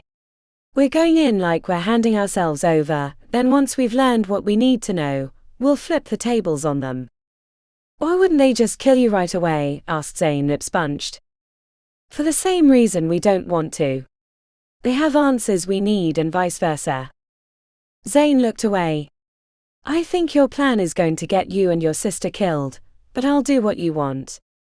The ache in Ori's eyes as she stared across the counter at Zane told Morgana everything she needed to know about their relationship. They had a past, that much she was sure about, but it hadn't been rekindled as they'd both hoped. A truth she'd learned in her 70-plus years was that events changed you irrevocably. When she'd first become Morgana Charmer, she'd had illusions of returning to her music career, except with the wealth and backing of the family, but later realized she was a completely different person both inside and out. This is going great, muttered Kitty with a scowl. Morgana kicked her in the leg, receiving a frowning glare for the effort. What's the plan, Ori? Asked Morgana, hoping to get everyone on the same page. Before we get to that, I have a question, said Ori. Why are you the newest of the connected 8? You never answered me in Thailand, and we need to put all our cards on the table. No secrets, or we're going to get each other killed. Morgana looked to Kitty, who offered a lifted shoulder. Because I'm not really Morgana Charmer. The reveal brought heads up and muttered gasps. Pi had been in the middle of flipping bacon, and turned around with the spatula in her hand and surprise on her face. Then who are you? Asked Ori. Minerva Sune. I was a pop singer. Everyone looked to Kitty, who said, I know. We all know. My family, anyway. After the original Morgana got into Stone Singers, continued Morgana, she struggled to master the curriculum, so Victor brought in someone to steal my soul and put it in this body so his daughter would have access to my singing ability. I thought I was coming to the suite to give music lessons, and ended up in a battle for control of this body. I won obviously and spent the next 5 years trying to survive. Halfway through her explanation, Pi and Ori looked like they were going to climb out of their skins. Looking like she'd seen a ghost, Pi said, "Can you describe the individual who took your soul?" I thought of him as the ginger man, but I recall Victor calling him Rutch. He had freckles, an Irish brogue. Did he have a tattoo of a bunch of leaves on his arm? Asked Pi sternly. Might have seen a bridge too. Morgana resisted the urge to touch her elbow, where the tattoo now rested. He did. You know him? He showed up about 4 years ago claiming to be our uncle. He spent that year stealing souls, killing students from each hall. He's dead, I think, said Morgana. He is, said Pi stone-faced, the memory of that moment clear on her face. I killed him. You can't have, said Morgana, shaking her head. He was like a god. I had help, said Pi. But I didn't let him get away to cause more havoc. Just like we shouldn't let these mages get away. She looked to her sister. You know I'm right. We can't let them continue to interfere with us. The whole city is at stake. The idea that Pi had killed the ginger man furthered the mistrust she'd had when she first entered. Where did her power come from? Was it stable? That's what they think too, and look where we're at, said Ori. You should listen to your sister, said Kitty. She's wise. Morgana was still a little stunned from learning that the person before her had killed the ginger man. Maybe that was why she felt some connection between the bridge tattoo and Pythia. Something in his death had grabbed onto the younger Silverthorn. That was the explanation she was willing to consider. The alternatives were less pleasing, given the tattoo's sensitivity to infernal creatures. We're not killing anyone unless we can't help it, said Ori. I agree, said Morgana in a show of solidarity. Ori narrowed her gaze at Morgana, making her feel like she'd done something wrong. Are you sure you should come with us? I didn't know stone singers could do much beyond civil engineering or sculpture. I don't want to have to protect you in the middle of all this. I can handle my own. Kitty nodded, which brought reluctant agreement from Ori. Fine. Pi and I go in, let them capture us. I'll need you too, she gestured at the assassin's mages, to take out whoever is guarding Andromeda so they don't kill me before this starts. We'll have to get close, said Kitty, shaking her head. That won't be easy. We can go in the night before, set up in the trees near the camp, said Zane. But keeping 5 of us hidden will be a challenge. I have a solution, said Pax. We use blinds when monitoring wild supernatural creatures. They sell them at outdoor stores. A few modifications make them work as well for people. I can run out and pick up a pack. Ori nodded. Once we get the information we need, you can hit Andromeda's guard at the same time we break out of our bonds. We should be able to do some damage with our voices, at least slow them down until you can get us out. Then we can grab Andromeda and escape back here. Remember, no killing unless you absolutely can't help it. No killing except for that cobra-headed thing, added Pi. It's an abomination. It needs to die. You don't know that, said Pax, pounding a fist on the counter. Sammy is a tamer. She's the one to blame. That thing nearly burned me alive, said Pi, holding up her arm where knotted flesh around her elbow had yet to heal. It's just a creature brought into this world by magic through no fault of its own, said Pax. The air in the room was thick with tension. No one spoke. They were fractured by their opinions on how to tackle the other mages and rescue Andromeda. If it weren't for the danger to her younger sister, Morgana would have been asking to return to Thailand. Bacon's ready, said Pi. We might not agree on how to do this thing, but we can all agree that bacon is delicious. A reluctant sigh slipped from Pax's lips. I'm a vegetarian. Chapter 39. I'm an idiot, said Ori as they strolled down the gravel road towards Camp Lucky. I'm going to get us killed. I should have listened to Zane. Pi tilted her head, trying not to smirk in this moment of high tension. Is that because you still want to get into his pants, or you have actual doubts? Their desire was obvious to everyone but each other. Pi didn't know what it was about emotions that sometimes got in the way of the very thing they were trying to encourage. Though with all the soul fragments in her head, she'd lost track of where her desires ended and theirs began. The other day she'd found herself eating sardines in a sour cream sauce on crackers, and she hated those tiny hairy fishies. I wish it was the first. What's the deal with you two? Said Pi. Sometimes you're both staring all moon-eyed at each other and then moments later bickering like disgruntled co-workers. Can we not? Said Ori, grimacing. We might die soon. What better time to resolve the knots in your head? Want to die with an open heart, right? Asked Pi, trying to calm her sister. Ori elbowed Pi in the ribs, shaking her head. Do sit down. Do sit down. The cottages were quaint, sitting in the middle of a field in the 13th ward. It almost felt like an entirely different place, until she glanced back to the spire, which was only partially visible due to the heavy cloud layer. Grey bottoms threatened rain. A lone glass gondola floated through the air on invisible wires, barely noticeable without the sun's reflection.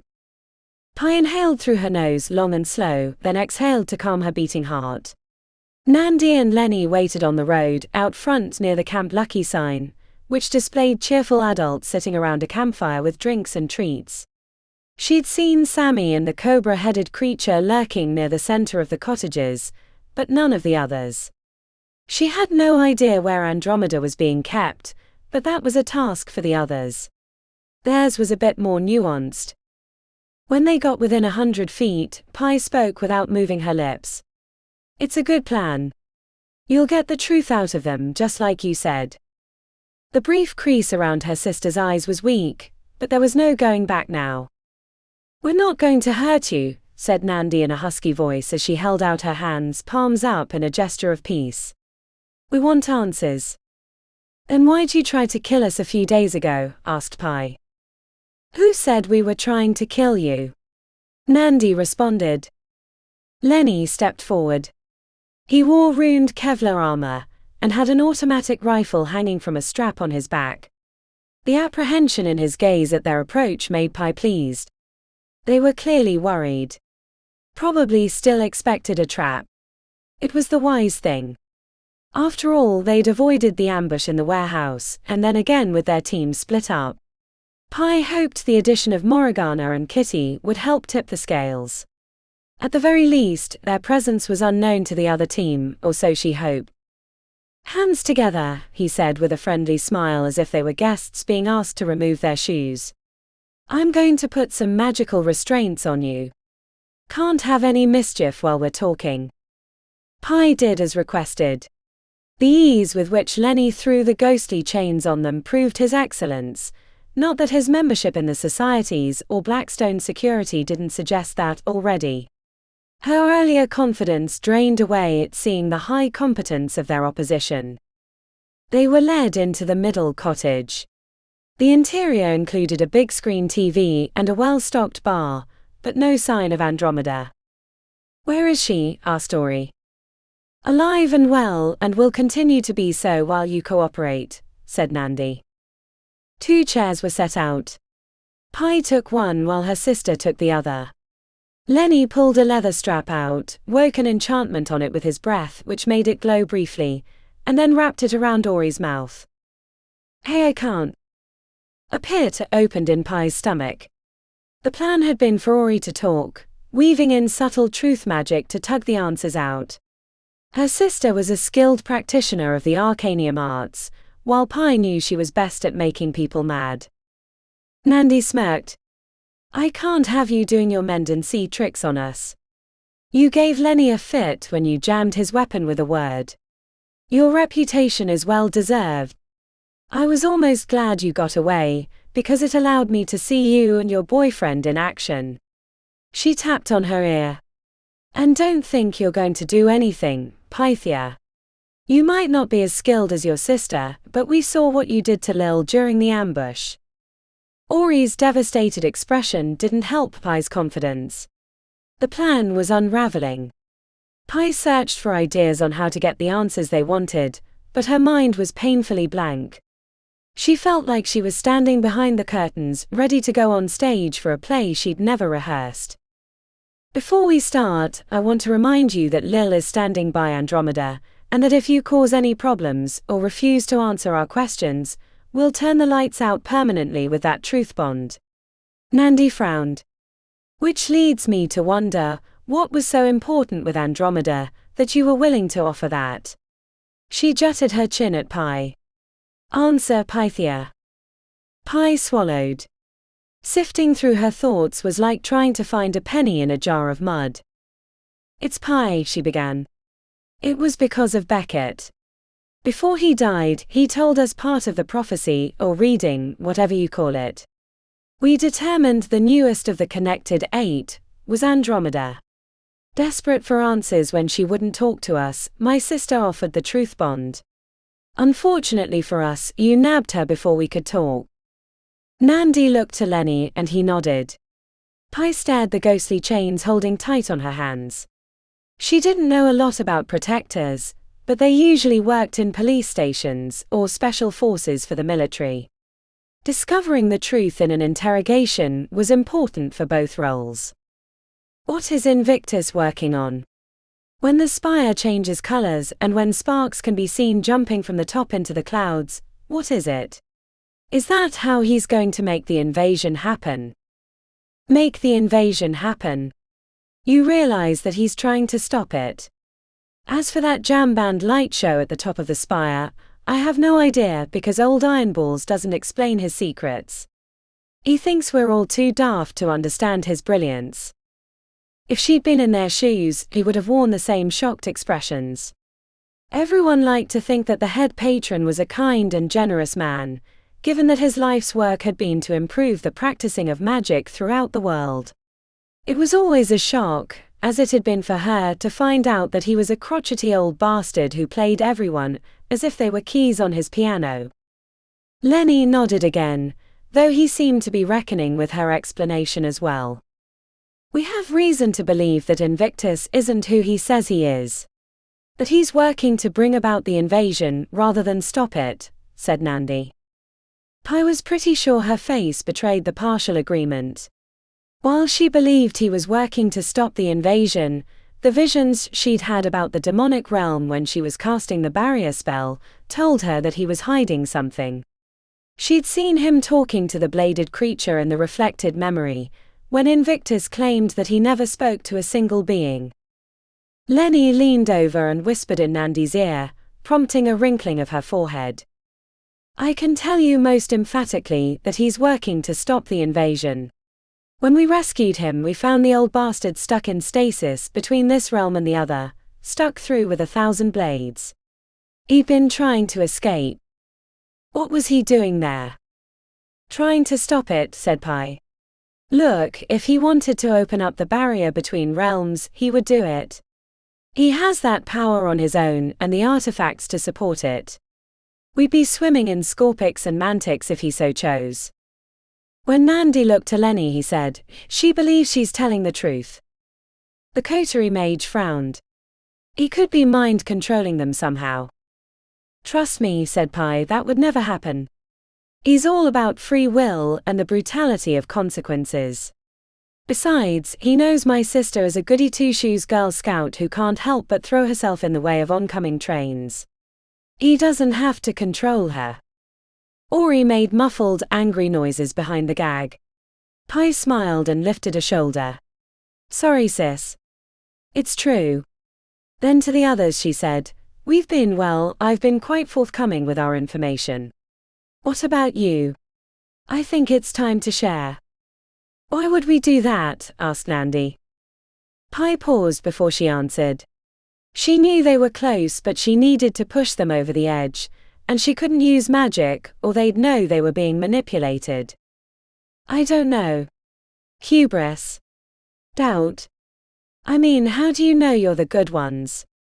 We're working for Invictus, the most famous mage in the world, the one that made it okay for people like us to be mages. Unlike before when we were hunted as freaks and monsters. But you've straight up tried to murder us in cold blood. Had we been a little slower in the warehouse, none of this would have happened. You killed Beckett. He killed himself. Reflected spells are a bitch. Would have saved him if we could, but the damage was too great. I'm sorry if he was your friend. The squeezed lips from Nandi suggested he was more than a friend. She looked away and then back to them. We know we're the good ones, said Nandi with the annoying confidence of just about every mage from her hall. Doubt was not a thing that coterie of mages encouraged. If you were going to push the limits of arcane studies, then doubt was an emotion that would get you killed. She knew since she'd spent a year in that hall. The prophecy. Or reading. I still don't know what it is you thought you heard. But you're wrong. You're being fed lies, a carefully constructed fiction that is helping you cause the very thing you're trying to prevent. How do you know it's not you that's creating it? Nandi chewed on the inside of her cheek as her gaze shot between the two of them. You don't know what we know. Pi leaned her neck onto the back of the chair, staring at the wood-paneled ceiling. We don't really, but at least we weren't trying to kill you. For all you know, we're the only ones that can stop the invasion, and if you kill us, then there will be no one standing in its way. You should tell her, said Lenny. Maybe she can explain the parts we don't understand. We agreed not to. Lenny checked over his shoulder. Sammy was visible through the window. They're being paranoid, and we need answers. Besides, we're in complete control. The weight of the decision fell heavy upon Nandi's shoulders. She pinched the bridge of her nose between forefinger and thumb and sighed. If it makes you feel any better, said Pi, we're not sure we're doing the right thing either. This whole thing is a mess. Why not work together? Think about it. The two groups combined would be unstoppable. Surely we could prevent the invasion. Fine. I will tell you, but only if you promise that you'll explain what you know. Nandi rubbed her upper arm. And then you'll see why we don't trust you or Invictus. I promise, said Pi. Nandi didn't seem like she believed her, but she went ahead anyway after taking a big breath. When she started speaking, it was the voice of memorization, of words so impactful that they'd imprinted themselves in her mind. In the time of joyous return, when all think right of the world, the celebrated sisters will ensure its doom. At the hand of the fallen father, when the newest of the connected eight, and those that call her friend, ignore the seeds of the past, and make a triumphant return home, thus ensuring that order will fall. And with it, the city of sorcery. The expectation of explanation was heavy on their captors' brows. Pi would have liked a consultation with her sister because she seemed to have understood it more clearly, but since she was in charge, she went with her gut. That sounds like a metric ton of bullshit to me, said Pi. I'm all for prophecies, I've tried to follow my fair share of them, but isn't it a little too convenient? We followed the rituals, spoke to the Shaitan Asra as required in the Benahaja, said Nandi with the feverish gaze of a believer. This was the answer we received. I'm telling you what it sounds like, said Pi. Even if I didn't understand half those words. We're the last line of defense for the city. The societies, all four, were made like pieces of a puzzle to protect and serve the 100 halls. The ritual was handed down from class to class. The warnings have grown ever more dire, but now we know that the time is upon us. We'll do anything we can to stop it. Even if means killing you. I'm sorry. The lives of this city outweigh the few. You did the ritual at the wrong time, said Pi. You don't know that was the Shaitan, whatever it was you said. How can you know that? Ares' charmer told us. He's cursed, said Nandi. That family, all of them, are known to consort with demons. That's why they'd linked themselves to the Dreadmarshes, the oldest of demon lovers. But Beckett. He was trying to amend for the sins of his family. He saw his duty to the halls was greater than his last name. Nandi took a step forward, fists at her side. She'd worked herself up and Pi feared the end was coming soon. We know the rumors about you, Pythia Silverthorn. It has not gone unnoticed that you once tried to bring Pazuzu, Prince of Storms, into the city, and then made yourself useful to the most criminal elements. Hey, Radislav's not a bad guy. You just have to get to know him. She grinned, hoping to delay while she thought of a plan to escape. They were rapidly running out of time. What the fuck? Lenny was staring out the window. While they'd been speaking, the sky had grown dark, and winds were picking up at a furious pace. A section of clouds broke free and swirled towards the ground, kicking up plumes of dust. A crimson light shone through the fledgling tornado that was rapidly gaining speed. It was headed directly at the cottages. They both looked to Pi and her sister. I haven't the slightest clue, said Pi. That is not us. Chapter 40. What are they saying? Asked Pax in the hidden blind. Quiet, said both Zane and Kitty as they leaned forward. The sisters had entered the cottage minutes ago, and things had gone wrong right away. They'd bound Ori's mouth and Andromeda was nowhere to be found. Pax dug her fingers into Carly's thick fur. She really wanted to get up and walk around since they'd been in the cramped blind all night. It wasn't made for 5. The only consolations were that Carly made a great pillow during the night, and that it hadn't rained despite the thickening clouds that threatened a storm.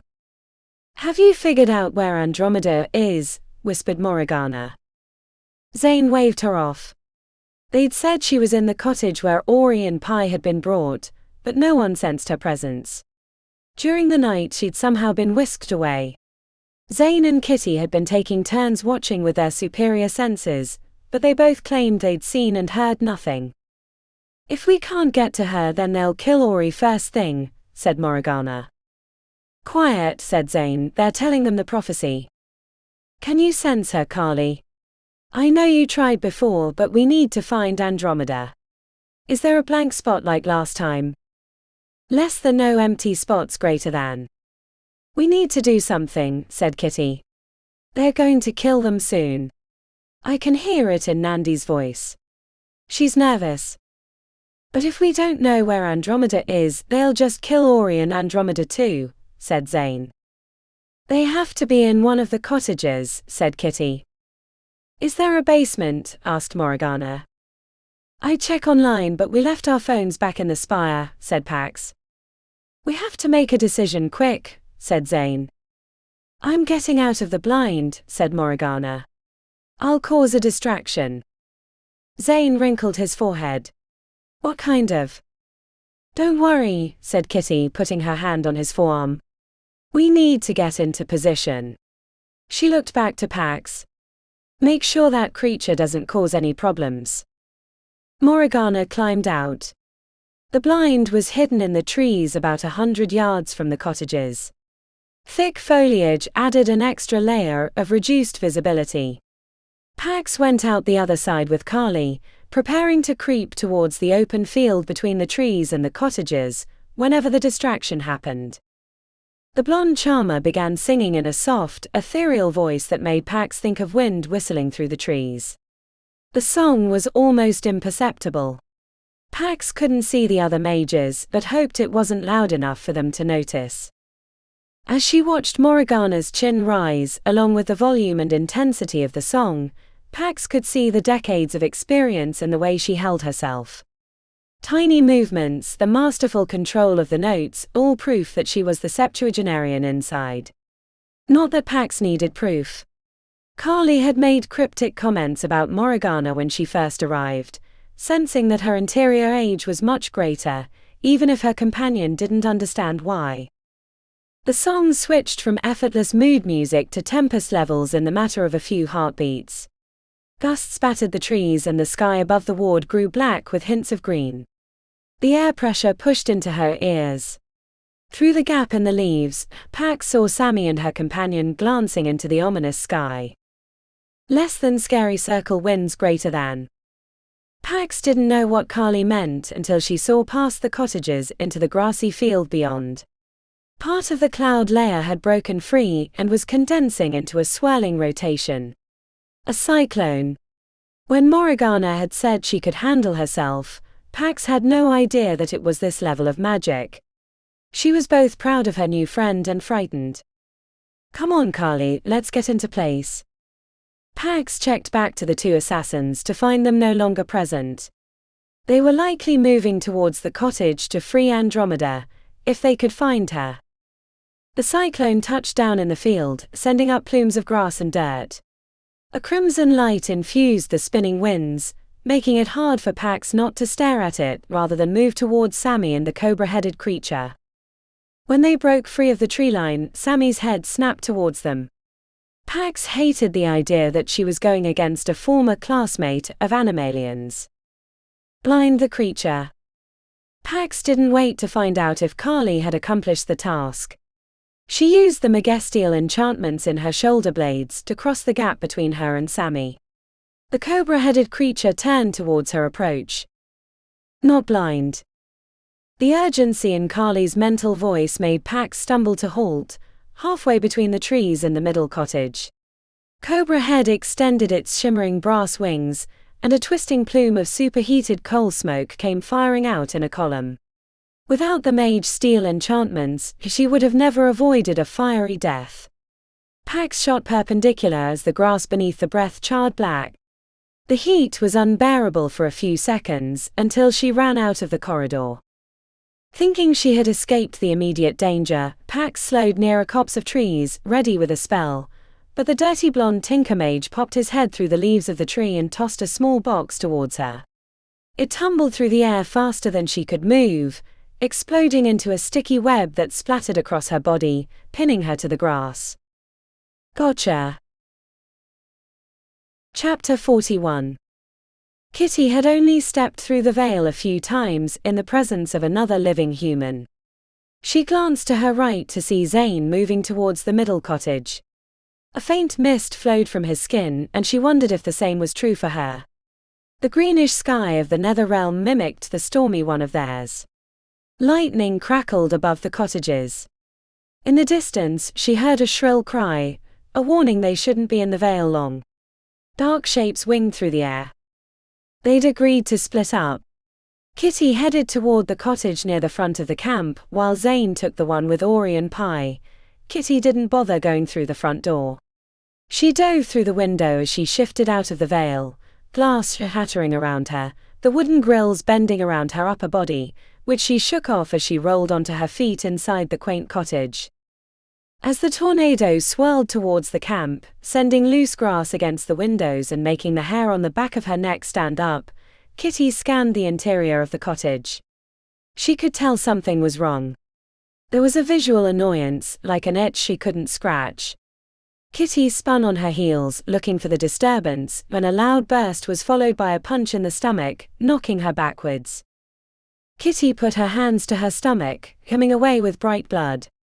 There was a hole in her gut. She didn't understand until a shimmering field near the old-timey themed bar evaporated, revealing the sixth member of the other team. It was the girl that nearly got Pie while she was distracted with the cobra-headed creature. She was thinner and mousier than expected, with a sour, disappointed gaze as she held a pistol between two shaky hands. Behind the bar, Andromeda was bound with a series of rods and chains, clearly designed to keep the Eastermancer from escaping using her body modifications. But saving her younger sister had become the least of her worries. The gunshot wound was deep. Nearly point-blank range had meant maximum damage. It'd be fatal if she couldn't get to a hospital or healer soon. "I'm sorry," said the girl as she appeared to be aiming for the final shot. Kitty could have thrown her knife. She wasn't sure who would be faster. The whole arm motion versus the squeeze of a trigger finger, but the gun wasn't the larger concern as she spied the spinning wall of wind hitting the cottage. She threw herself behind the couch as the front of the building cracked in half. Chapter 42. Through the window like Kitty would have been the most expedient manner to enter the cottage, but unlike hers, this cottage had 2 dangerous mages inside. If he wanted to save the Silverthorn sisters, he wasn't going to be able to do it with brute force. Nandi and Lenny were distracted by the whirling tornado. Zane found it hard to believe Morriganna had created the violent rotating column, but there it was, hurtling towards the cottages beneath a crimson-tinged sky.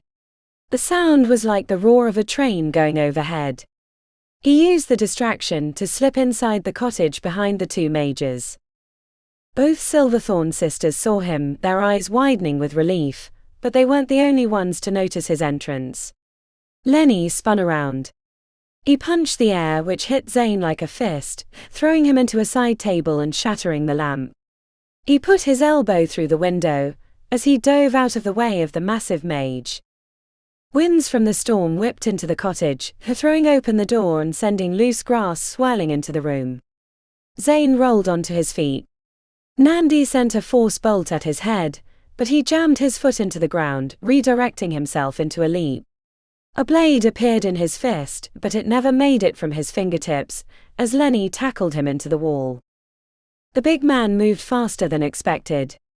Zane wasn't aware that protectors could move that quick, but everyone had their secrets. Lenny tried to knock him out with a blow to the head, but Zane exploded a force wave into the big man's gut, throwing him away. He looked like popcorn exploding from a pan as he hit the ceiling. Pi was shouting from her chair, but between the tornado and the battle, he couldn't understand what she was saying. Ghostly chains swirled around their arms, keeping them from using magic. He thought Pi could use her voice, but she didn't seem to be trying. A huge crack sounded from the cottage to their left as the tornado slammed into it, sending half the roof into the sky. Zane hoped that Kitty had gotten out before the impact. But he had more immediate problems. Nandi was behind Ori, hands curled in readiness near her head. Move and I'll splatter her brains across the wall. Ori's wild-eyed plea made him freeze in his tracks. It's over, said Nandi, nostrils flaring as the tornado demolished the first cottage. Chapter 43. Morriganna had never unleashed the full might of the tempest. There'd been times she'd let the winds kick up and create havoc, but she'd let them dissipate before they grew too wild. She'd never summoned them beneath the open sky, nor when the air seemed poised for a storm already.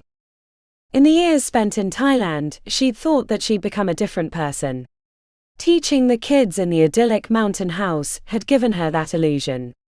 Without her previous claustrophobic hidden life as a charmer, the stress of school, and the demonic threats that had plagued her family and friends, Morriganna had begun to believe that the bad things that had happened before were gone. She was safe. A new life was possible. But back in the city of Invictus, her youngest sister in danger, those old fears came back. She let her emotions flood into the music, letting the tempest winds rise. There was so much potential energy in the storm already. It had been lingering around the city, waiting for a moment like this. It was like directing a fire hose of gasoline into an electrical field. She'd meant the winds as a distraction, but they coalesced into a tornado within seconds after she began singing. There was a part of her that was pleased by the development. Unleashing the magic in her soul, letting the pain flow into the swirling winds as both song and fury, was cathartic in a way that teaching the kids had never been. 6 decades of pain weren't easily washed away by a few calm years. The bridge tattoo added its power. Her elbow burned. The glow of embers could be seen through her long-sleeve shirt, smoldering against the fabric. Within the span of half a minute, the distraction had become a problem. Morriganna fought against the tornado that had dropped from the storm, pushing it back with her voice, but it barreled ahead. The girl with the weird gloves, who had been standing out front watching the sky, tried to outrun the winds, but it overtook her. The dust and grass covered her up, mute surprise the last emotion before she was lifted into the air. Morriganna's shock turned to horror when she saw the tornado heading directly at the cottage Kitty had gone in. No. The funnel grabbed the roof of the cottage, ripped half of it free, and tossed it high into the sky. That's when she knew what the bridge was: chaos. Unfettered, unbridled chaos. There was no menace to it. The bridge tattoo was like an unshielded nuclear reactor, with excited dangerous particles going in all directions. The sigil had given her Tempest powers the leash, and she wasn't able to get control. Morriganna growled, the notes coming out with angry ferocity, as she attempted to push the tornado the other direction. Kitty hadn't come out. The cyclone chewed through the building, sending splinters and planks out in an explosion of shattered wood. Nothing inside could be alive. Chapter 44. The leather strap bit into the corners of Ori's mouth as the roof of the first cottage was sent high into the sky. She was split between the battle and the oncoming tornado, either of which could end her life. "Move and I'll splatter her brains across the wall," said Nandi with a hand near her head. Zane froze in place as Lenny climbed to his feet shakily, having been knocked away like a throw pillow. Ori bulged her eyes at Zane to keep fighting, but fear for her had stilled him. "It's over." She could barely hear the words that Nandi spoke even as she stood behind her, while the tornado was scattering the first cottage. The windows on that side shattered. Before anyone could move, Pi threw herself into Nandi, chair and all. The two toppled backwards, freeing Ori from certain death. To her surprise, Zane lunged forward, slicing across her cheek with a blade. The leather strap fell away along with a bright line of pain on her cheek. Ori ignored the slice on her face. Before Lenny could stop either of them, she blasted him full force with her true name shout. Aurelia. The impact threw the protector mage through the window. The ghostly chains around her wrists disappeared.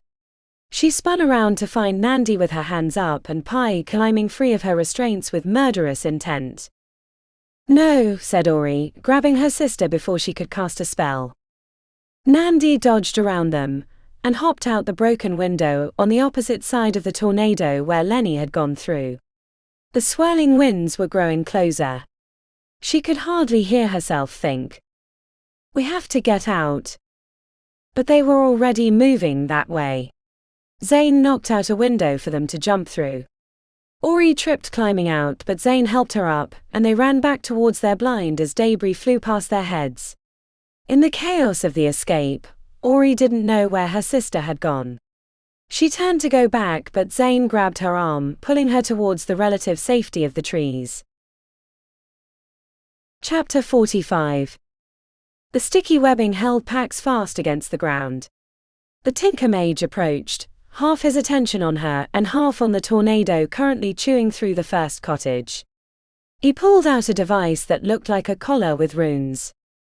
The cobra-headed creature spread its wings as it approached, like a peacock showing dominance. Pax struggled against the webbing, but it was like getting caught in a bucket of taffy. She sensed through Carly's link that the creature meant her harm, even if the Tinker Mage didn't realize it. "You'd better run," she told him. He screwed up his face in confusion, looking to the tornado rather than the approaching creature.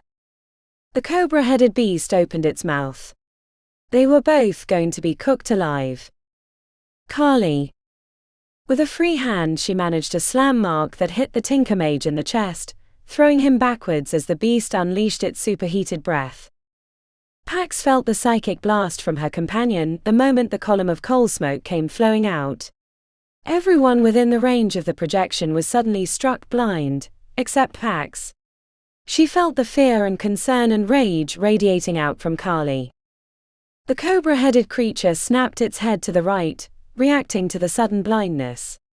The billowing black smoke shifted away from immolating her, but the burning air crisped the hair on her legs and melted the webbing. The hem of her sleeve caught fire as she scrambled away. It was as if she'd stood too close to a bonfire. Parts of her arm were burnt, but there was no time for the pain. Pax climbed to her feet and hit the cobra-headed creature with a stun mark, hoping to incapacitate it. Sammy stood a ways back, stumbling around blind. The mark knocked the creature to its front knees, the curved head flailing around. The younger Silverthorn appeared between Sammy and the beast. Pax's heart soared at her escape until Pi focused on the cobra-headed creature, a familiar spell forming, the one she'd used to annihilate the mantic. Pax sped across the charred grass, oblivious to the approaching tornado and the other mages escaping the cottage, leveling her shoulder and hitting Pi at full speed. They tumbled head over heels, landing near the wall of the third cottage. "What the fuck are you doing?" growled Pi as she climbed to her feet. "No killing it," said Pax with fists at her sides. Further conversation was impossible if they wanted to live. The tornado barreled down on them. "Run." Pax hurried towards the trees as the second cottage disintegrated under the might of the swirling winds, and the other mages fled north, away from the destruction. Chapter 46. Kitty watched as the back half of the cottage exploded. A plank hit the girl in the back, puncturing her through the middle. The gun slipped out of her hands as she fell to the floor, mouth open with the final surprise. Ignoring the pain in her stomach, Kitty grabbed her sister, who was still bound, and threw her over her shoulder. She sprinted from the cottage as it collapsed behind them. Glass and splintered debris filled the air. A piece sliced her neck, but her hands were too busy to check the damage. At one point, Kitty thought the winds would lift her into the air and send her high into the sky like the roof, but she managed to escape the suction and make it to the tree line where Morgana stood like a statue, clearly fighting the tornado with her voice. Kitty fell into the high grass when she grew dizzy from blood loss. Andromeda fell hard, and as dots formed in Kitty's eyes, she knew that if she didn't free her sister, then there'd be nobody to stop the bleeding. Using her bare hands and the power of her imbuements, Kitty snapped the metal bars, overloading her body, a price she'd have to pay later. With her sister free, Kitty collapsed into the grass as the tornado chewed through the second cottage, sending pieces high into the air. "I've got you," said Andromeda, placing her hands against the gut wound, forcing the flesh to close up. "You're getting good at that," said Kitty deliriously as she stared up at her sister. "I get a lot of practice," said Andromeda, heavy with thought. Lying on her back, looking past her kneeling sister, Kitty watched the tornado lift into the sky, the swirling winds dissipating into grey wisps. In the span of a dozen heartbeats, the chaotic storm disappeared, and the sky above the demolished cottages revealed a deep blue. Morgana appeared by their side moments later. Eyes were wide with pain. "I did that, didn't I?" "No," said Kitty, trying to smile, but it came out a grimace. "That bitch shot me."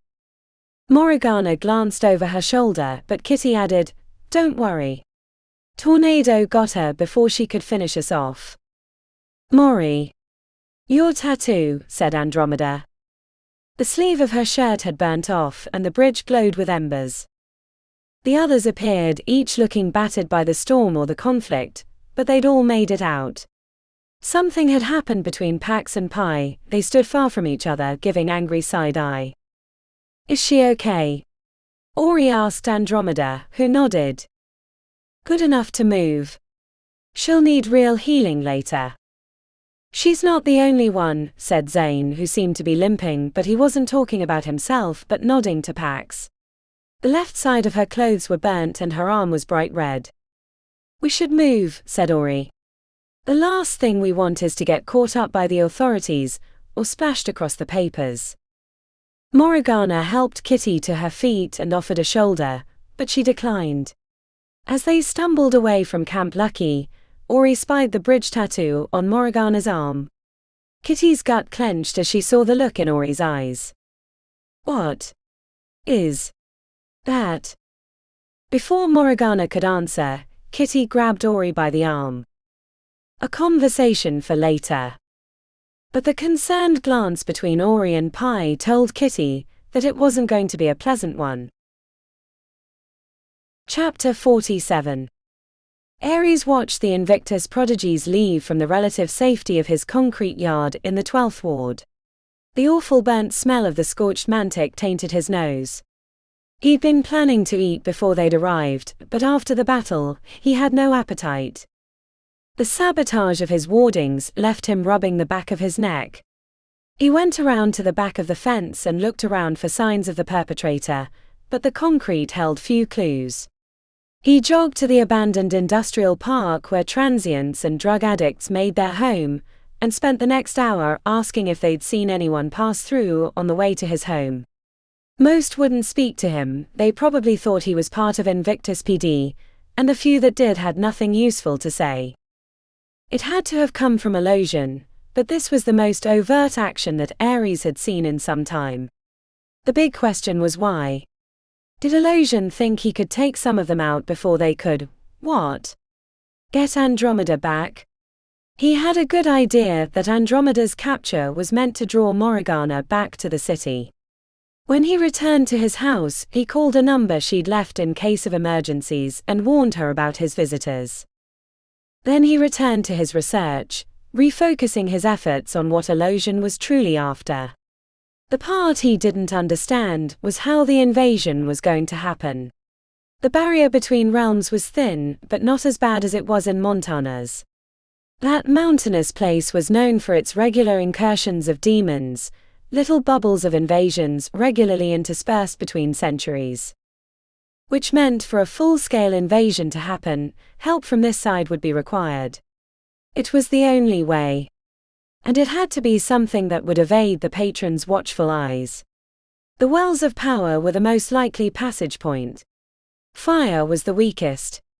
That was where he'd captured the mantic. But the creatures that were passing through the barrier were small.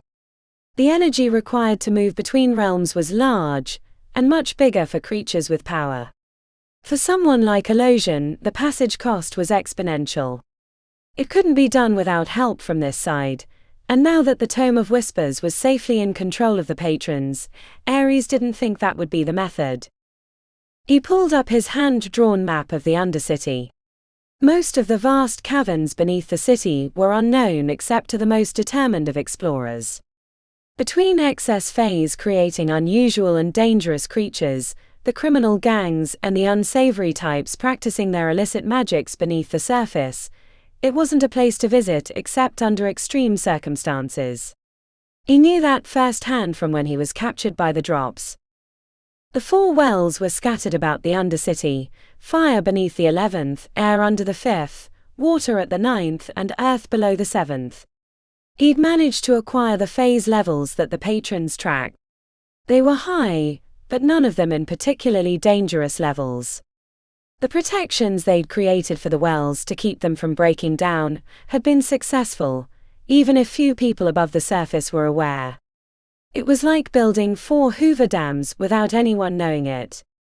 After seeing the Well of Fire himself, he understood the undertaking the patrons had made to protect the city. It wasn't possible to use conventional explosives against the wells. The rune shielding was too thick, too protected for that to work, and it would more likely destroy the caverns and bring them crashing down on the wells, making them less likely to be traversed from the demonic realm. Ares wasn't as knowledgeable about realm travel, but he'd confirmed his theories with the professors at Coterie, so he knew that wasn't going to be the method. To destroy the barrier, it had to be environmental phase damage, or something magical breaking it down. But bringing that to bear against a place rich in phase would more likely get the perpetrator immolated long before they reached the well. Besides, each one had a guardian that was significantly more powerful than even a team of skilled mages. Ares was standing in his house, staring at the hand-drawn map, tapping his chin when he remembered he'd forgotten one. The 5th well, which was called the Benahaja. The 5th had been capped a century ago by the patrons due to instability. Now it was the home of the societies, the place they performed the convergence ceremony to wrest answers from the demonic realm. He was pretty sure that Beckett had been tricked by Illusion when he performed the ceremony, not at the appointed time, but it was only a theory. Since Beckett was dead and his conspirators had been in hiding since they'd kidnapped Andromeda, he couldn't ask them. It hurt not to go after his youngest sister. But since Illusion wanted to push them in that direction, he knew that resisting was best. Even if it pained him a lot. Even then, he wasn't sure he'd made the right choice in not helping the Silverthorn sisters. As long as Morriganna didn't come back to Invictus, everything would be fine. Eventually, they'd give up or release Andromeda. Ares spent the rest of that day calling around to his fellow alumni to see if he could learn about the so-called prophecy that Beckett had acquired. But none of them knew anything, or that Beckett had even attempted such a thing. He'd probably performed the ceremony with his small group of believers. When he finished calling the alumni that had graduated around his time, Ares dialed Glenn Davenport, whom he had sponsored for coterie. He was 4 years younger. Glenn had graduated last year and worked for his father's law firm. Most coterie alumni had no intention of applying the arcane knowledge that they'd learned. Attending the most prestigious hall at the university was more about connections than know-how. Ares was an exception to the rule, though that wouldn't have been the case if his father was still alive or the family company still existed. But he bore no bitterness or regrets. Truth be told, he enjoyed his lonely scholarship more than the palm-pressing of high society. He'd never truly been a fit, even if he'd looked the part.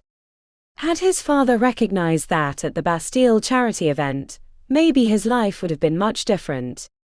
But they'd never been children to their father, but pawns on the chessboard that eventually turned on him and took him off the board. Ares. Glenn's voice cracked. Wow. What a surprise. I thought you, I don't know, moved to another realm or something. Nope, said Ares, trying to project surety into his voice. Been busy on some private initiatives in the city. In the city? Why don't you go to, oh, I'm sorry, I forgot. I'm such an ass, said Glenn. Ares smiled on his side of the phone. Glenn was being genuine. He was about as ill-suited for the life as Ares was. Sometimes having the last name didn't mean you had the killer instinct that had put the family into that position. Hey, I'm sure you've heard about Beckett. Oh yeah, fucking tragic. The Dreadmarshes are in a tizzy, but Ares, it's weird. I thought they'd be going after whoever did it, but nothing. They closed up ranks and haven't said a peep. I wonder if that means they're sending private assassins after whoever did it, or something like that. Maybe, said Ares. He knew why they hadn't tried to find the Silverthorn sisters. Leo and Jacqueline Dreadmarsh had probably made an ultimatum within the family that nothing would happen. Their family was in trouble already due to what Magnus had done for his father. It wouldn't help their family name to be associated with more unrest. You haven't by any chance heard anything about Beckett doing an unplanned convergence ceremony? Asked Ares. I've heard rumors but nothing substantiated. You know how it is. Everybody has a fucking theory. It's gross. The poor kid died. Had the world ahead of him. A tragedy. Do any of those rumors include details about the reading they received? Or anything else? A pause on the other side of the phone. Ares could imagine him wrinkling his forehead in thought, or pushing his glasses back on his nose. What gives? Why the interest? Scholarship, said Ares. After everything that happened with the family business, I thought I'd devote a few years to continuing my studies. I work with Professor Sinclair still, though not at the obelisk obviously. Not planning on reviving Charmer Inc. Maybe after I've scratched the scholarship itch, said Ares, even though he had no intention of continuing his father's influencer work. Right. Makes sense, said Glenn. No, I haven't heard anything directly, but there was a break-in at Beckett's place in the third. No one knows what's missing because it happened around the time he died, and it appeared they had the keys. Not sure if it's related, but it sure is suspicious. A chill went down Ares' spine. He knew it was important, even if he didn't know why. Thanks, Glenn. I appreciate it. You should come out sometime, Ares. Everyone would love to see you. People talk about you like you're dead. Past tense and everything. Ares grinned. They talked about him that way because as far as they were concerned, he was dead. No money. No influence. It amounted to the same thing. But Glenn was a decent guy and didn't think of things in those terms. His offer was genuine. When all this is wrapped up, I'll look you up. It would be good to catch up. Great. I'll talk to you later. Bye, Ares. Ares held the phone in his hands long after he hung up. Someone had stolen something from Beckett. Ares had an idea that illusion was behind it, but he wasn't certain. Pieces were moving all over the board and Ares didn't know why. He needed more facts. He made a few more calls. This time to his old society contacts until he tracked down Baron Niles, a member of Silence from Protectors, who was working at Invictus PD as a special investigator. Ares cashed in a favor with his old friend to learn what might have been taken from Beckett's flat. The list was speculative as the family wasn't cooperating, but Ares figured out that most of what was stolen had been in relation to the societies. After he hung up, he stared at his map, directly at the fifth well, ideas percolating. The other thing Baron had mentioned in their conversation was that whoever had broken into Beckett's place had taken the food in the refrigerator, 3 big jars of high-quality summoning salt, and a family summoning focus. There might have been other materials missing, but he wasn't positive. The missing salt made him think back to Ollie Rend. He'd been responsible for his sister failing the Merlin trials, and then had tried to kill her later on, thinking she was a demon. Ollie had been a former member of the Raises, an Undercity clan. Ares was surprised that Ollie was still alive, after betraying a promise of safety from the clan leader. Ollie was paranoid because he'd been using magic without the protection of a patron. Classic phase madness. That he hadn't blown himself up or gotten thrown into a psych ward by now was a miracle. Most didn't last this long, especially with how frequently he used magic. Ollie was convinced, and not without justification, that a demonic invasion would happen soon.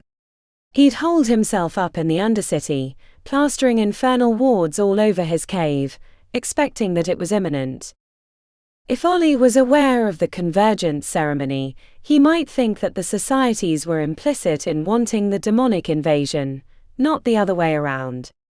Breaking into Beckett's place to gain information, or keys, would be the next step. Ares dug into his old society gear to find a duplicate of the Benahaja key that he'd squirreled away.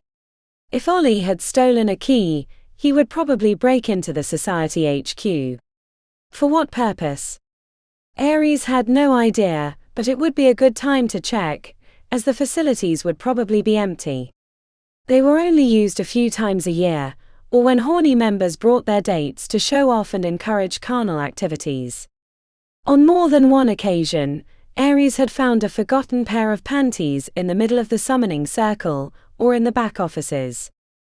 After locking up his place, Ares headed to the old Korean grocery store in the 4th ward. The old woman behind the counter nodded in recognition as he went into the back of her store. The secret passage opened to his touch. It had been years since he'd passed through the water-stained concrete passage, and when he reached the elevator, those memories came back in full, including the horrific ones from his last year. He had a debt to pay. That was for sure. Maybe solving this problem could take the weight off his chest. Or maybe it'd be there until the end of his days. On the long ride into the Undercity, Ares thought about the 5th well. It had been capped a long time ago, but relative to the others, it was pretty much unguarded. If someone wanted to open a portal, it would be a damn good place. The missing summoning focus could be used to wedge open a gap, assuming that the layers of rock and the capstone were removed. It would be a difficult job, but not impossible to pull off with a small crew. Especially if the facilities were left unguarded as they were. If Ollie wanted to get into the Benahaja unseen, there were ways through the Undercity. Technically they'd been blocked a long time ago, but he couldn't remember the last time those passages had been checked. At least not when he was head of Chroma and Key. The rich smell of mahogany brought back memories of his time in school, and the boardroom table of his father's suite. Ares wasn't sure what he was looking for.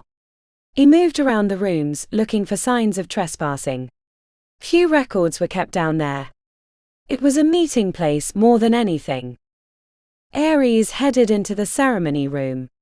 The lower section held a permanent summoning circle, one specifically designed for the ceremony. The rest of the room looked like a social club with 4 bars, each beneath the sigil of its society on the 4 walls. In retrospect, the societies had lost their way, only giving a brief nod towards the underlining purpose with the convergence, and then treating it like a social club during all other times. At least Beckett had rediscovered it, even if his attack on the Silverthorns was misguided. He was so lost in his memories that he didn't hear the newcomer until they clicked their pistol off safety. Ares turned to find a disheveled Ollie Rend pointing a gun at him. He could smell him from across the room. He looked like he hadn't bathed in weeks. "What a wonderful surprise," said Ollie. "To think I was just making an exploratory visit, and here I find the enemy in his home." Ares held up his hands, trying to be as non-threatening as possible, while simultaneously looking for an opportunity to escape. "We're on the same side, Ollie. We both want to stop the invasion." "Liar's gonna lie," said Ollie, sneering. "I know how your cursed family works. You know, some say the Dreadmarshes are the ones to watch out for, but I know the truth. It's been the Charmers all along. Everyone should see it, right? Montana's. Your father's disappearance. The ritual killings. I bet your father figured out that you were all in league with the other side, and so you whacked him." "Couldn't be further from the truth," said Ares, taking a step backwards as Ollie came forward, closing the distance between them. "Why are you here, Ollie? Why did you break into Beckett's place and steal his summoning gear?" Ollie placed his other hand on the gun to steady it. "I'm going to stop it, Ares Charmer. I'm going to be the hero. When everyone else has failed, me, without a hall, will be the savior of the city. Invictus will be forced to take me as his apprentice. Not those cursed sisters. Demons in disguise. Me. Ollie Rend." "What are you doing to do?" Ares asked calmly. Ollie opened his mouth and then smiled big. "Oh, you almost tricked me. You and your demon ways. I almost spilled the beans. Sure, it's not gonna matter for you much longer, but I'm not telling you how I'm going to do it." His gaze flitted to the permanent summoning circle where they were standing. "You're going to do something here at the 5th well," said Ares. The light in Ollie's eyes betrayed the truth. "I'll stop it. I know where they want to come through, and I'll make sure it never happens. Ollie, please listen to me. Whatever you're planning, it'll only make it worse. You'll ensure the thing you want to stop." "Quiet," shouted Ollie. "No more lies. No more lies." His face was bright red. "I'm going to do it. I'm going to save the city. You can't tell me otherwise. Fuck you, Ares Charmer, and your demon-loving family. I don't have everything I need yet, but soon. And then I'll fix it. I'll be the one. You won't be able to stop me." A noise came from the back room. A door closing. Both their heads came around. Someone was already here. Probably a couple of society members looking for a novel place for sex. Before Ollie's head came back around, Ares went for a force bolt. He'd hit his hands with the impactful magic, and then make a run for the other rooms. The pistol went off before he finished his spell. Ares stepped backwards. Something had hit him in his chest. His shirt was a mess of blood, and how could there be a hole there? He slipped to a knee. He heard footsteps and shouting, but he was already on his side, blood running onto the wooden floor, running over the summoning circle like a crimson flood. Someone was leaning into his vision, but the darkness was converging, erasing the world. He knew it was the end. Wished he was surrounded by his family, not dying at the hands of a madman at the fifth well. He's missed his siblings. All of them. Even Morriganna. Ares fought against the darkness. He hated that all his investigations would be lost. There was so much he needed to tell them if they were going to stop the invasion, including that he loved them. Time felt infinite until it wasn't. His vision had become a tunnel. The warmth was leaving his body. You must. The darkness won. Chapter 48. Ori rubbed a line on her cheek where Zane had cut her, getting the strap off her mouth. She knew she should say something, but the fight had drained them. Drained her. They sat around the living room in Morriganna's old flat in the Fifth Ward, because it was the closest place to find refuge after the fight, and traveling across the city looking as beat up as they did wasn't a good idea. The refrigerator was empty, since she hadn't been in the place in over 2 years, so they had glasses of barely cool water. Andromeda had suggested ordering delivery, but it had fallen on deaf ears. Ori was relieved that at least the truth bond had been severed. We all survived and we got Andromeda out, that's all that should matter, said Zane. Something had happened between her sister and Pax because the two sat on opposite sides of the room, and they wouldn't make eye contact with each other. But that wasn't Ori's biggest concern and the reason she hadn't spoken yet. Where did you get it? Asked Ori. She hadn't meant for it to come out accusatorially, but Morriganna flinched and held her hand over the tattoo, which had burnt through her shirt during the fight. After the ginger man shoved my soul in here, he threatened to reveal that I'd been the winner, and not the real Morriganna unless I retrieved something for him. I broke into Victor's vault, and this tattoo was embedded in a painting. When I touched it, the tattoo transferred to me, and then I brought it to him outside the family suite. But it never completely left. As the years went on, it started coming in slowly, and then all at once, I think around the time you killed him. It's been mine ever since. It was the truth, but not the whole truth. Ori could see it the way she carefully told her story and in her sister's reaction, their familiar glances and eyebrow twitches. Ori wasn't sure why, but the bridge tattoo was important. I thought the tattoo was his. Ori nodded towards her sister. We both did. I did too. Until it came back. What is it then? Morriganna chewed on her lower lip and wouldn't make eye contact. No one would look at Ori. Pi spoke up, anger coloring her voice. When the newest of the connected eight and those that call her friend ignore the seeds of the past and make a triumphant return home, thus ensuring that order will fall and with it the city of sorcery. She sat tall, her gaze daring anyone to look at her. Sounds pretty clear to me. Somehow I doubt that a simple stone singer is going to cause the fall of civilization. No, that tornado was a pretty clear sign that you're not who we think you are. I'm not even sure I buy this Minerva Sune story. I am Minerva, or was anyway, said Morriganna. Then what's the prophecy about? We understand why you're the newest of the connected eight, but why are you going to ensure the destruction of Invictus? Asked Pi. This is important, said Ori.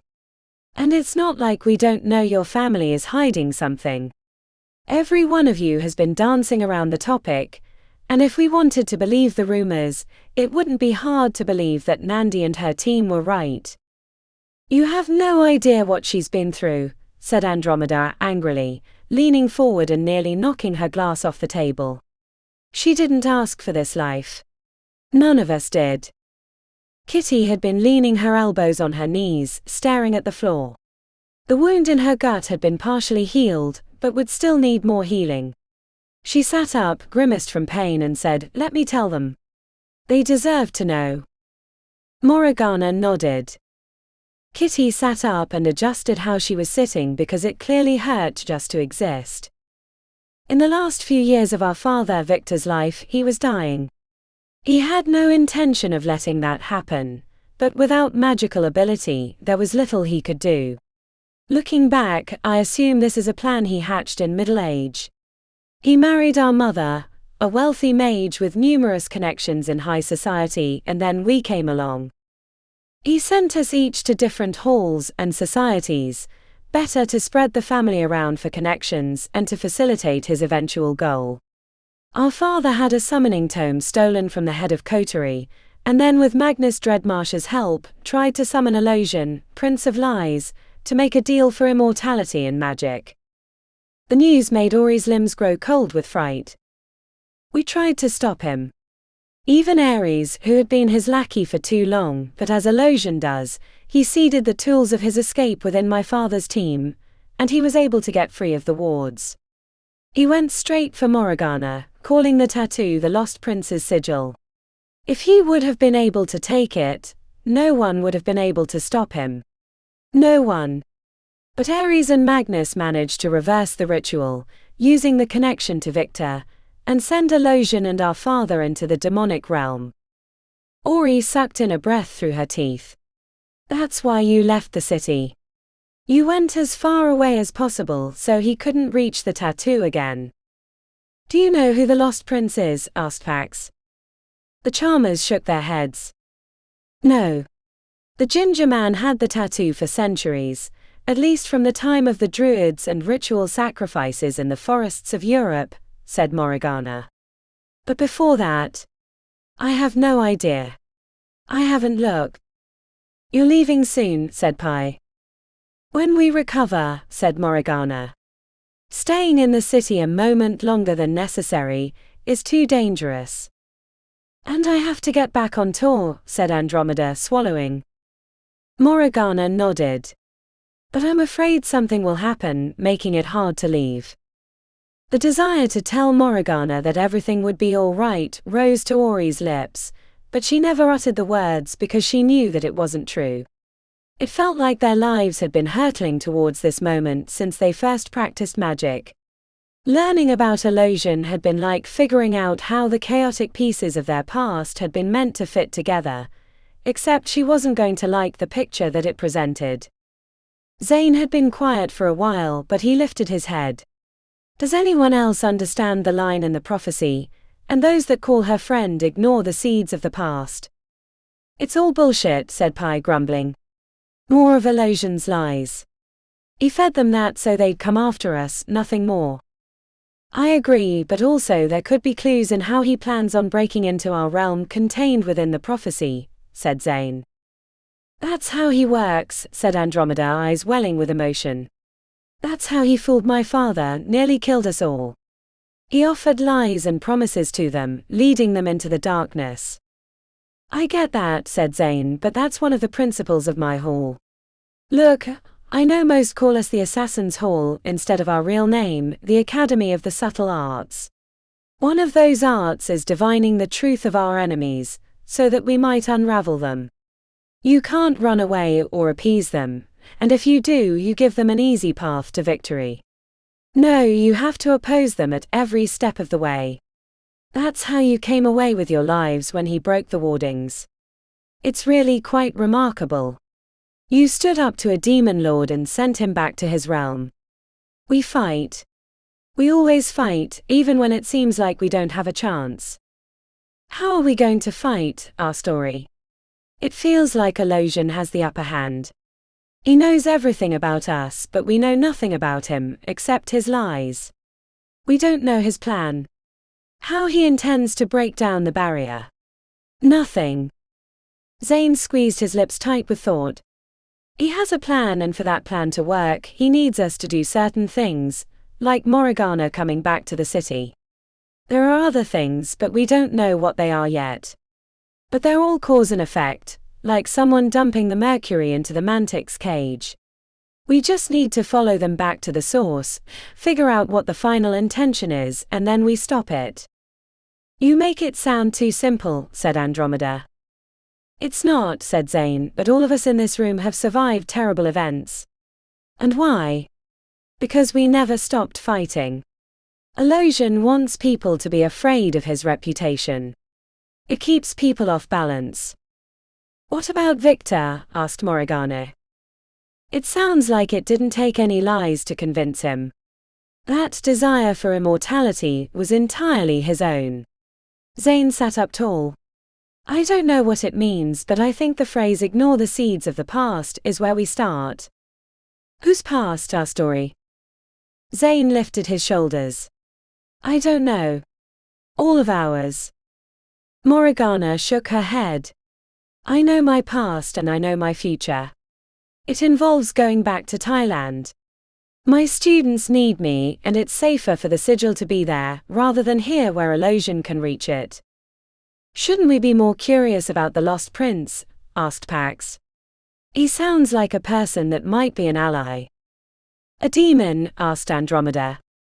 Are you crazy? I wasn't in Montana's with you all, but didn't you figure out that Montes were really descendants from demons that had come through the barriers in previous centuries? And Invictus said that the demonic realm isn't a monolith. Did he ever say how he was going to stop the invasion when he went there?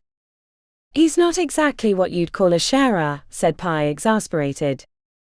If we find the prince, maybe we find an ally who can help us with illusion, someone to stop the invasion. Seems a little thin, said Pi. This prince came over a long time ago, gave up his power, and disappeared.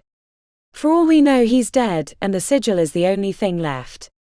Just like the ginger man is dead, but Morriganna has the tattoo. She frowned. For that matter, how do we know that it's not changing your intentions? Are you sure that your thoughts are your own? I'm sure, said Morriganna abruptly. Then what happened with the tornado? Morriganna touched her elbow. It had nothing to do with the sigil. I'm a tempest. It got out of control. She inhaled, then sighed heavily. This is great and all, but you're going to have to do this without me and Kitty. As soon as possible. I'd like to get a ride back to Thailand, and if you're not willing to let me use the portal, then we'll do it the long way, even if I'm not looking forward to a day on a plane. It's not safe for me to be here. We need you if we're going to unravel this, said Zane. I've made up my mind. I'm leaving, said Morriganna. As soon as we get Kitty's gut patched up. Ori nodded. We'll take you back to Thailand. Whenever you need. A wistful smile broke across Morriganna's face. Thank you, and I'm sorry. I'd like to go back as well, said Pax. The work we're doing is important. Probably not as important as what you're doing here, but I'm not sure how helpful I can be. The glance at Pi suggested she hadn't forgiven her for attempting to destroy the cobra-headed creature. I'm probably not a good fit for the Order. The unraveling of the team was an anchor on Ori's heart. She looked to Zane, but his pinched lips told her that he was considering leaving too. I'll stay and help, after I check in with Priyanka. Just a quick stop to make sure everything is good. She might have some resources for us. Ori smiled at him, but it was weak.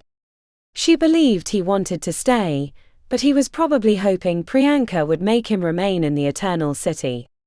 She wanted to accuse him of being disingenuous before, but realized that it was her own insecurities that were leading her to think he was lying. He'd been arguing for more investigation earlier. Why would he bail now?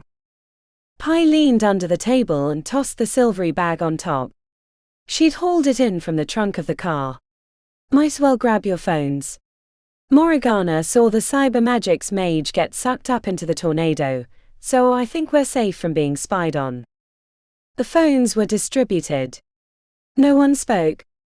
Ori looked at their faces. For a brief moment they'd been a team. As chaotic and almost disastrous as it was, they'd come through with everyone intact, and Andromeda rescued.